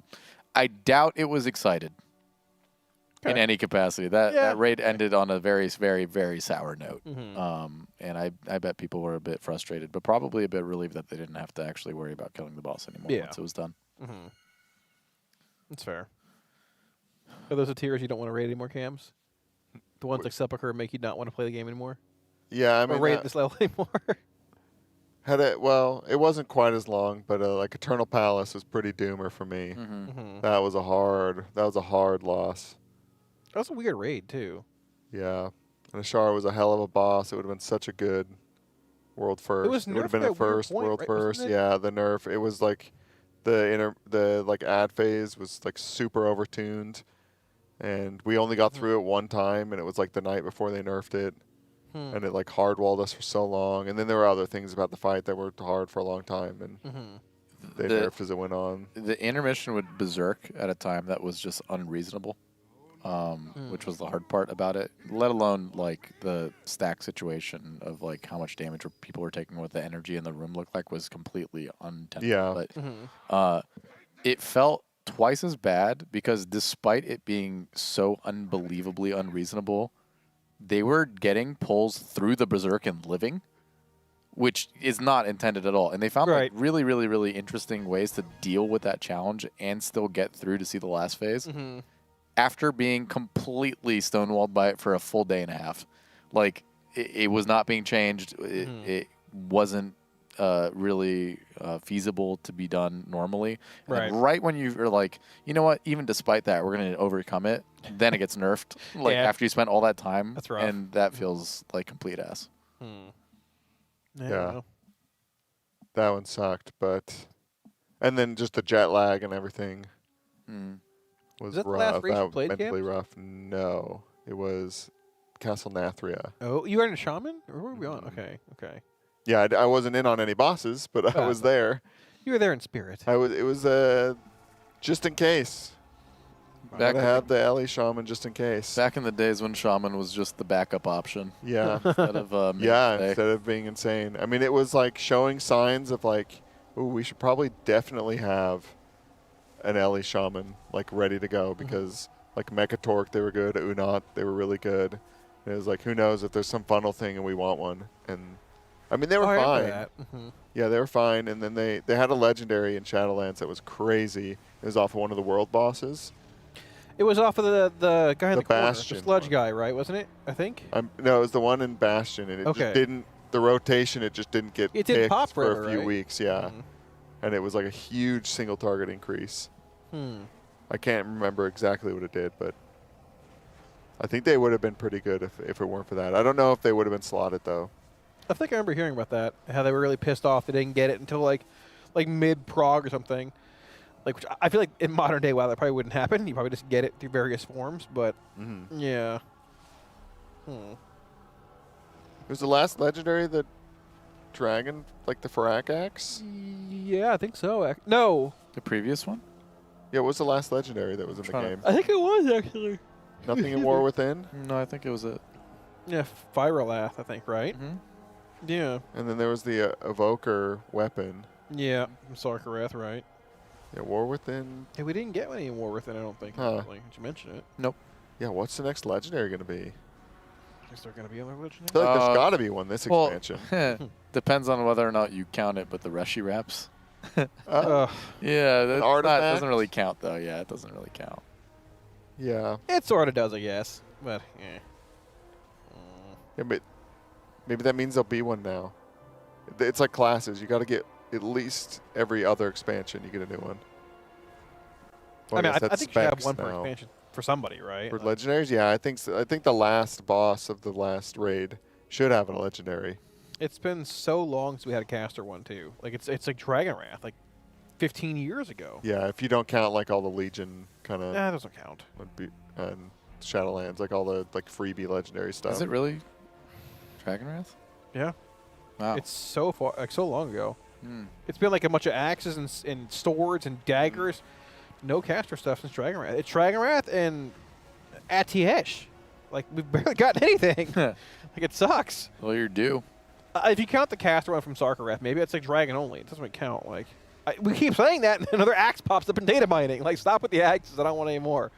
Like, my pet can't even use Firelath. They always want some lore implication, right, for making a legendary weapon, like Yeah. something cool or something. So Mhm. I don't know. Maybe next year when we're fighting Azeroth, Yeah. you guys get some. That'd be sick. Khadgar stick. It's like Atiesh 2.0. That'd be sick.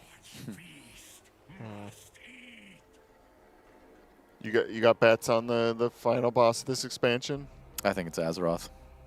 of Midnight? Mm-hmm. Not War Within or World Soul Saga? what's it called? The Last Titan. Last Titan. No, I think Yeah. Azeroth is the last boss of this expansion. I think.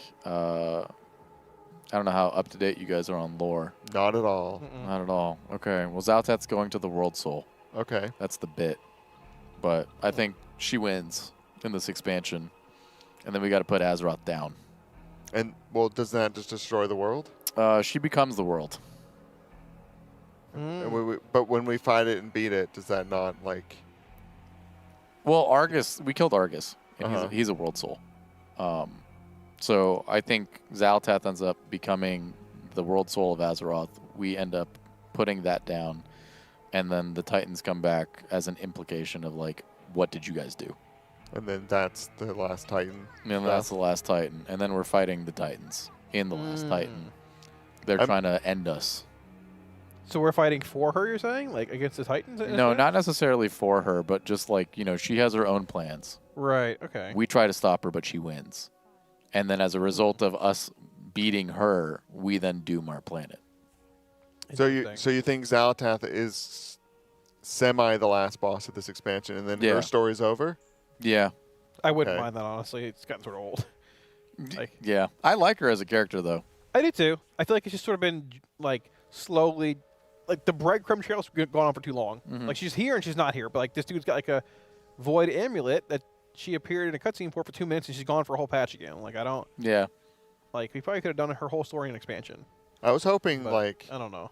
that you would fight her more than one time. Like, Yeah. she'd pop up in a raid, and she'd be a really hard boss or an end boss, and She's then on our just go side. away. Well, we did have her involved in a raid fight. Demencius, yeah. Not even that one. Which one was Multiple times. She was in for dragons in Voidspire. She was putting a dot on us. Oh, really? Dragons of- Yeah. So the ramping raid damage of that fight is actually Zalatath putting a stack Oh, I dot on didn't know you. that. Jeez. And every time you went in the intermission and went in the barrier, you would clear the dot.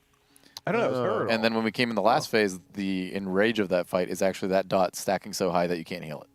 Huh, that's kind of cool. And she's floating around on Crown of the Cosmos. Mm-hmm. I guess that's true. But you don't actually fight don't her and interact with tank her. her. Yeah. Yeah. I think it would have been cool building up a big bad of you fight them across multiple raids or something. But I mean, now we're getting so Yeah. deep in it. You think she could just be over with in 6 months? I think so. Do you or fuck is that follow? Do you? Okay, what are your thoughts on like there's a rumor that goes around that after World Soul Saga's over, like Last Titan. WoW that- 2. Yeah. You I adhere to subscribe. that? You subscribe to that? Yeah, I'm okay. subscribing to that. I'd be down for that. Because you'd got to think, like, if there was a time to do it, given the narrative direction of it, wow, what a great, convenient time for them to do it. Mm-hmm.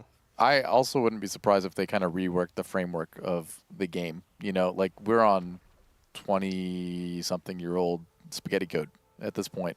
And I think them kind of rehashing the UI and all this is kind of like soft launching them, rebuilding the game from the ground up. I mean, it could be. Just give the spaghetti code to Ellesmere. Yeah, get Ellesmere in the lab. Let's get this guy working Get him 20 cooking, hours yeah. a day. He could fix anything. Yeah. Yeah. I'd be down for that. Do you think it'd be like a hard reset of like every lore character's back in a sense, like Lich King, Kael'thas, everything, or it's like a continuation of a different like alternate timeline in a sense, but not like having I think all just them fresh story around. I think Yeah, entirely okay. fresh story, entirely fresh characters. Not necessarily like rehashing any of the old stuff and like recontextualizing it or revamping it in any way. I think it'd just be something entirely new. But would there be all the classes and like would your mounts carry over? Or are you thinking this is That's like the problem, yeah. a Well, new- that I don't know. I just don't think they can get rid of it all. Just wipe it all clean. I mean, I'm sure they had some way to carry things over. Like, there's no shot they wouldn't carry over mounts and achievements and things, or I mean, housing. that's just like so much All right, art. maybe you go to like the opposite side of Azeroth, you know? Like, oh yeah, we haven't turned it around yet. yeah, we're real 2D right now on this thing. It's a big planet. I mean, I wouldn't mind them giving up like an expansion, half an expansion to just like optimize. If that's even like a thing that can be done. I don't know anything about coding or spaghetti coding or uncoding it, but like if they could just spend some resources on just kind of cleaning it all out, burning out all the dead, like, ground stuff. I mean, a nice controlled burn. Some of it is just like unfixable. I think I read somewhere that like the reason why the original bag has to exist within the bags is when they first made it, they locked it in place and made it unexpandable. So if you look at the bag bar, you know how you have your multiple different bags, but there's always that 32 slaughter at the beginning that you cannot change no matter what you do. They like coded it in a way that they can't change that. It's locked in place. That's funny if true. That's awesome. So who knows? Maybe that just might be complete BS. But we're working with stuff where like you log in on a patch day and you're getting class bugs coming up that you cannot fathom where this stuff is coming from. When all they added was like a transmog option, you know, or like they added a questline hotfix and suddenly the raid boss breaks. I mean, it's just so many moving pieces, like the Yeah. whole game, Right. and like what they add, just like all the different like aspects and the small little tweaks here and there. Yeah, it makes sense that stuff goes wrong. But The game is held together by rubber band and loose glue. I mean, is this not like the me. perfect job for AI?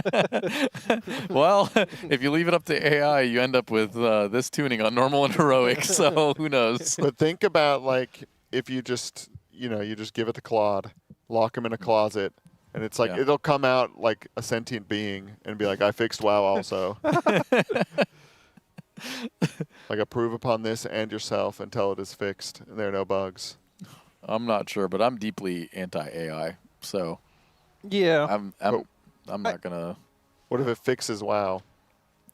You said only you could have done this. But I thrive in it not being fixed. You know. Oh, this is the game. This is the imperfect game that I love. Okay. Bugs and all, over tuning and everything. I mean, I can't make funny little quips and jokes about the state of the game if it's perfect. You know. wow, this plays so smooth. I have nothing to complain about at all. Brother, the balance is perfect. Everybody on the meters is like this one solid line. Oh, but that's no fun. No, that is not. No. You want all the cracks, I want the variants, the niches. not even niches. I just want ridiculous things in the game. I've been pitching this earlier in the cast today. I think Devour should get into a spell called Oblivion. And I heard this. Yeah, you heard the concept of this. Yeah, it's like a 5 million damage hit, and it's uncapped, and it's AoE, and it pierces all immunities, and it goes through everything. The only downside is it does 75% of your health when you cast it. So that they are true chaos. They are in Oblivion right now. Yeah, they went boom. Yeah, we're getting pretty late. I think 10 minutes officially on the raid night. They probably want to finish up the split and then call it for the day, I'd imagine. Probably, yeah. I'm not sure if they even have another boss after this. I think they've been kind of just jumping off right after this, right? Oh, yeah, they jump off here, yeah. They do Twin Fangs at some point. Maybe they're kind of done with that. It gets... I mean, it could be. They only like had the a handful of raids at that point, I think, right? Yeah. Yeah, the splits, they come and go into different lockouts for some reasons. You know, usually loot allocation, whatever the spreadsheets the analysts say to do. I might have lost your pen, by the way, Cams. I'm sorry. I don't know where it went. Are you not holding it? No, it disappeared into the abyss. AKA the couch. It ate it. It's gone. It's gone, Cams. He sounds Oh, no, like I a see it right here. disappointed wife. I'm sorry. You found it, Cams. Good job. I'm proud of you. You spent a lot of this shift relating Cams to your significant other. Yeah. You know, got to unpack this a little bit. There's not really any unpacking. No, It's let's just leave like, it packed. So, like, I don't really leave my apartment at home for very much. The door opens for 3 reasons.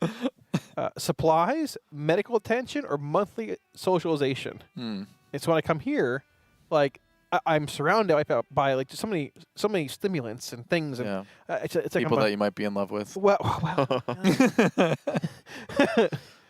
Mr. Cams and I could be brothers, I think.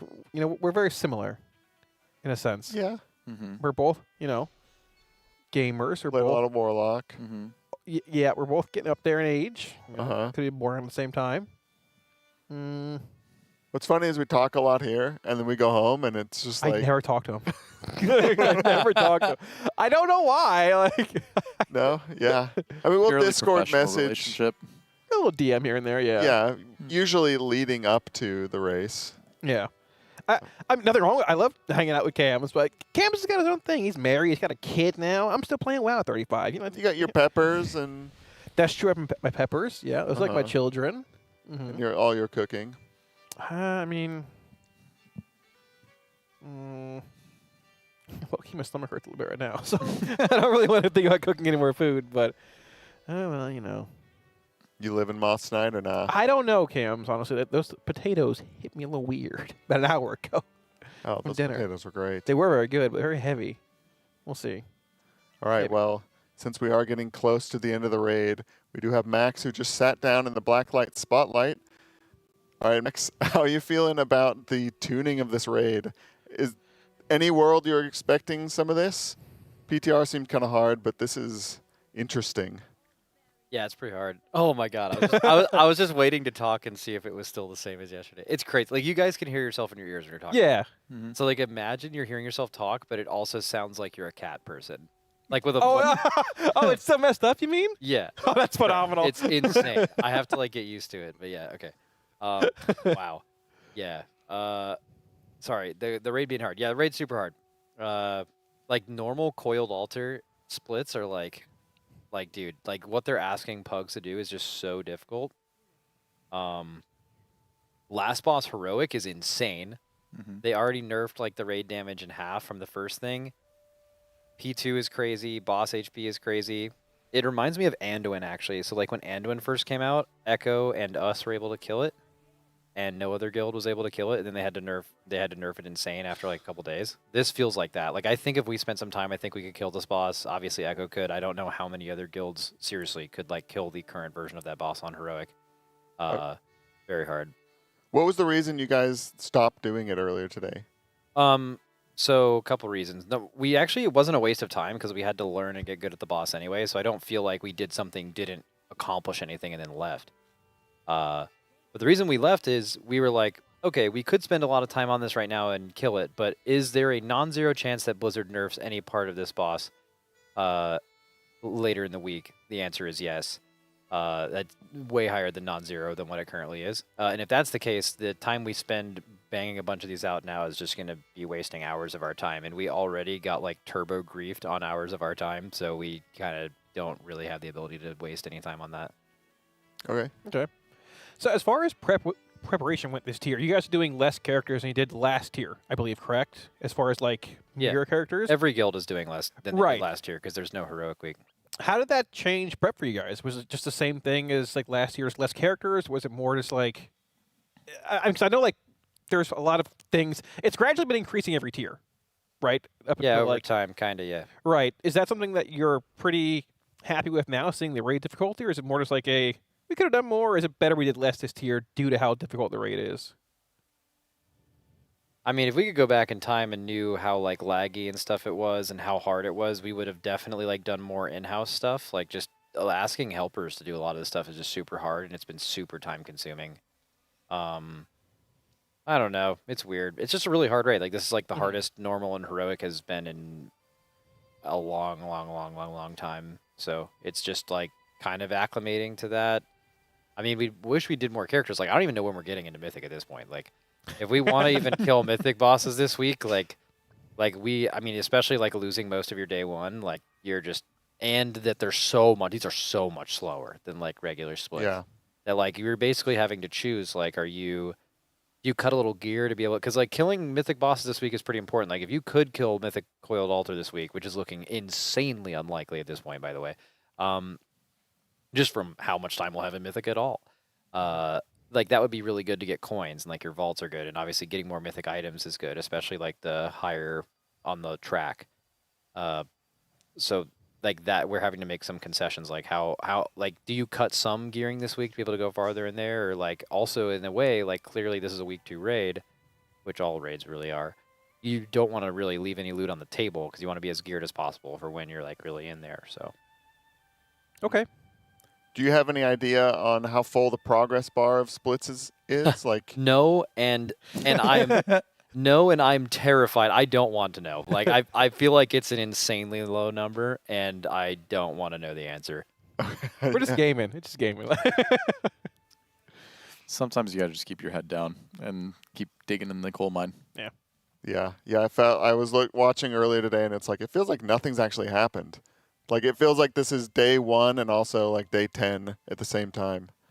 Yeah, nothing. Yeah, it's fine. I mean, I think the Raiders, it's getting a little bit better though. Like the first day was just really frustrating. You know, like just imagine you're waiting for your favorite game to come out, and it just doesn't work for like 6 hours. It would just frustrate you so much. And I think like the players really felt that, like they got into a rut. And then we were doing these normal bosses, and then like it's also on top of the servers being terrible. These normal bosses are so hard, and there's 26 pugs in the raid. You know, like it's just like really difficult, and I think it was really stressful. Yeah, but now we're in kind of a groove. Like these heroic runs are pretty consistent. The normal last 2 bosses are pretty consistent now. The pugs are getting more geared and understand the fights more every day, right? So. That's getting better, and I think that's making people feel a lot better because they're just not like getting absolutely slammed. Like there's nothing you can do to someone's mental when they reset an instance and have to re-clear trash 5 times over the course of an hour and a half and not pull a boss 1 time while every other group is waiting on them to start their next run until they're done. I mean, that's just like when it's like Mythic is out, it's not even a heroic week. Like that's super stressful, man, and like there's nothing you can do about it. So, all right, well, unless you two have any questions, I think we'll let you de-stress and get back out there or in there. So thank you for joining us, the Blacklight Spotlight, Max. All right, thanks. Yeah, if you at home would like to get a Blacklight Team Liquid Athena Pro gaming chair, go to tl.gg/blacklight. Code RWF20 gets you 20% off for limited time. So get there now. Yes, thank you, Blacklight. All right, it's always good to hear the insights from Max. You know, we're out. You're seeing for the first hand how much info we don't have. And just watching the splits, you're like, I have no idea what's going on there. Yeah, I mean, I think I would probably say the same thing if I was in his position. You know, you don't want to know exactly how much longer of a frustrating situation you have to be subject to. You don't want to bother Bubba either, right? yeah. But, I mean, Bubba's probably super stressed trying to figure out all the planning for all this too. That's fair. I probably should have asked, actually. I'm curious if, like, we talked about it a bit already with there being like day 1 helper gearing versus day 2, 3, 4, if that makes a difference in these scenarios where it's more just like a mechanical kind of thing, which I assume it probably is, looking at Coiled Altar and Ula'tek, if you're trying to bring in helpers there, or even on Twin Fangs, right? Because like gear helps, but if they can't do the mechanics, then is it really that big of a difference? It's a mixture of both. Like the gear makes a very significant impact in terms of like when you show up to these splits, specifically with helpers, the first day when people don't really have gear, you might hit a berserk or 2, you know, especially when you're like pushing these heroic bosses and trying to squeeze in as many helpers as possible, that really quickly stops being a thing by Wednesday, Thursday. Because the item level power scaling is ridiculously high. So you start getting helpers who have been doing keys all day, and then they have like 20 item levels on the helpers that came in the day prior. And then you'll start to notice very clearly these bosses are dying way quicker. And then you can even get into a position where, like, people start dying, it's totally fine. You don't have to immediately wipe. First day, you're looking at it, if a tight DPS check is there and you start seeing like 3 people die, might as well just go next. Yeah. Okay. You pull up on the second day and you're no longer feeling like that's the case. But the biggest one, honestly, is familiarity with the fights. Like, the first helpers that are getting in there, they're just getting told, like, this is what you need to do. Like, this is the explanation. But, like, until they actually see it visually and understand, like, other people messing it up, they're not really going to have a firm grasp of what that is. And that's not even just, like, a helper problem. That's just World of Warcraft as a whole thing. Anybody who's playing the game ever, unless you do it yourself and mess it up yourself, you're not going to understand why you messed it up or understand what, your raid leader can sit there and talk to you for 10 minutes still straight. don't get it, but it's okay. He can explain the dungeon journal for 10 minutes straight, and your eyes are glazing over, and you're like, oh my God, okay, then the thing that he specifically told you need to look out for happens, and you mess it up. That's going to happen. But, like, the people who are watching the stream for an entire day of splits, and we're on, like, the 14th run that they're watching, and they basically see the mechanics play out, they have, like, a firmer understanding of, like, okay, this is how the fight works. Like, I have a set expectation. There's a visual reference for me. I've been watching it. I'm familiar with it. And then they show up to the splits, and they obviously do way better. Fair. So there you go. All right. Thank you, Max. Yeah, well, you've been there. No. Yeah. It's a glaring difference. Tuesday to Thursday, the amount of efficiency improves threefold every single time. Makes sense. We can only hope and pray tomorrow goes a lot smoother. Well, it was fun, you guys. Thanks for joining me tonight. Before we sign off, I do want to get to something people have been asking. After Dark, it has been canceled, at least for this tier. So no After Dark coming up. Possibly. Yeah, postponed, but for now, canceled. So pour one out for the old GeoGuessr and other shenanigans. Oh my God. We hope to bring it back. But yeah, the Raiders, they'll be back in here tomorrow. 10 a.m. PST is about when they start, give or take. We hope to see you there. So thank you guys for joining me and anyone watching. And also thank you to the sponsors who make all this possible. Alienware, who's powering this event, along with AMD, who powers the computers of the players. Blacklight, Monster Energy, Zenny, Hollyland, Vote.E, Raider.io, Wowhead, Warcraft Logs, and the charity partner UNICEF, tl.gg/donate. All right, we'll see you guys bright and early in the morning. Thanks for watching. Gian. Gian. Good night.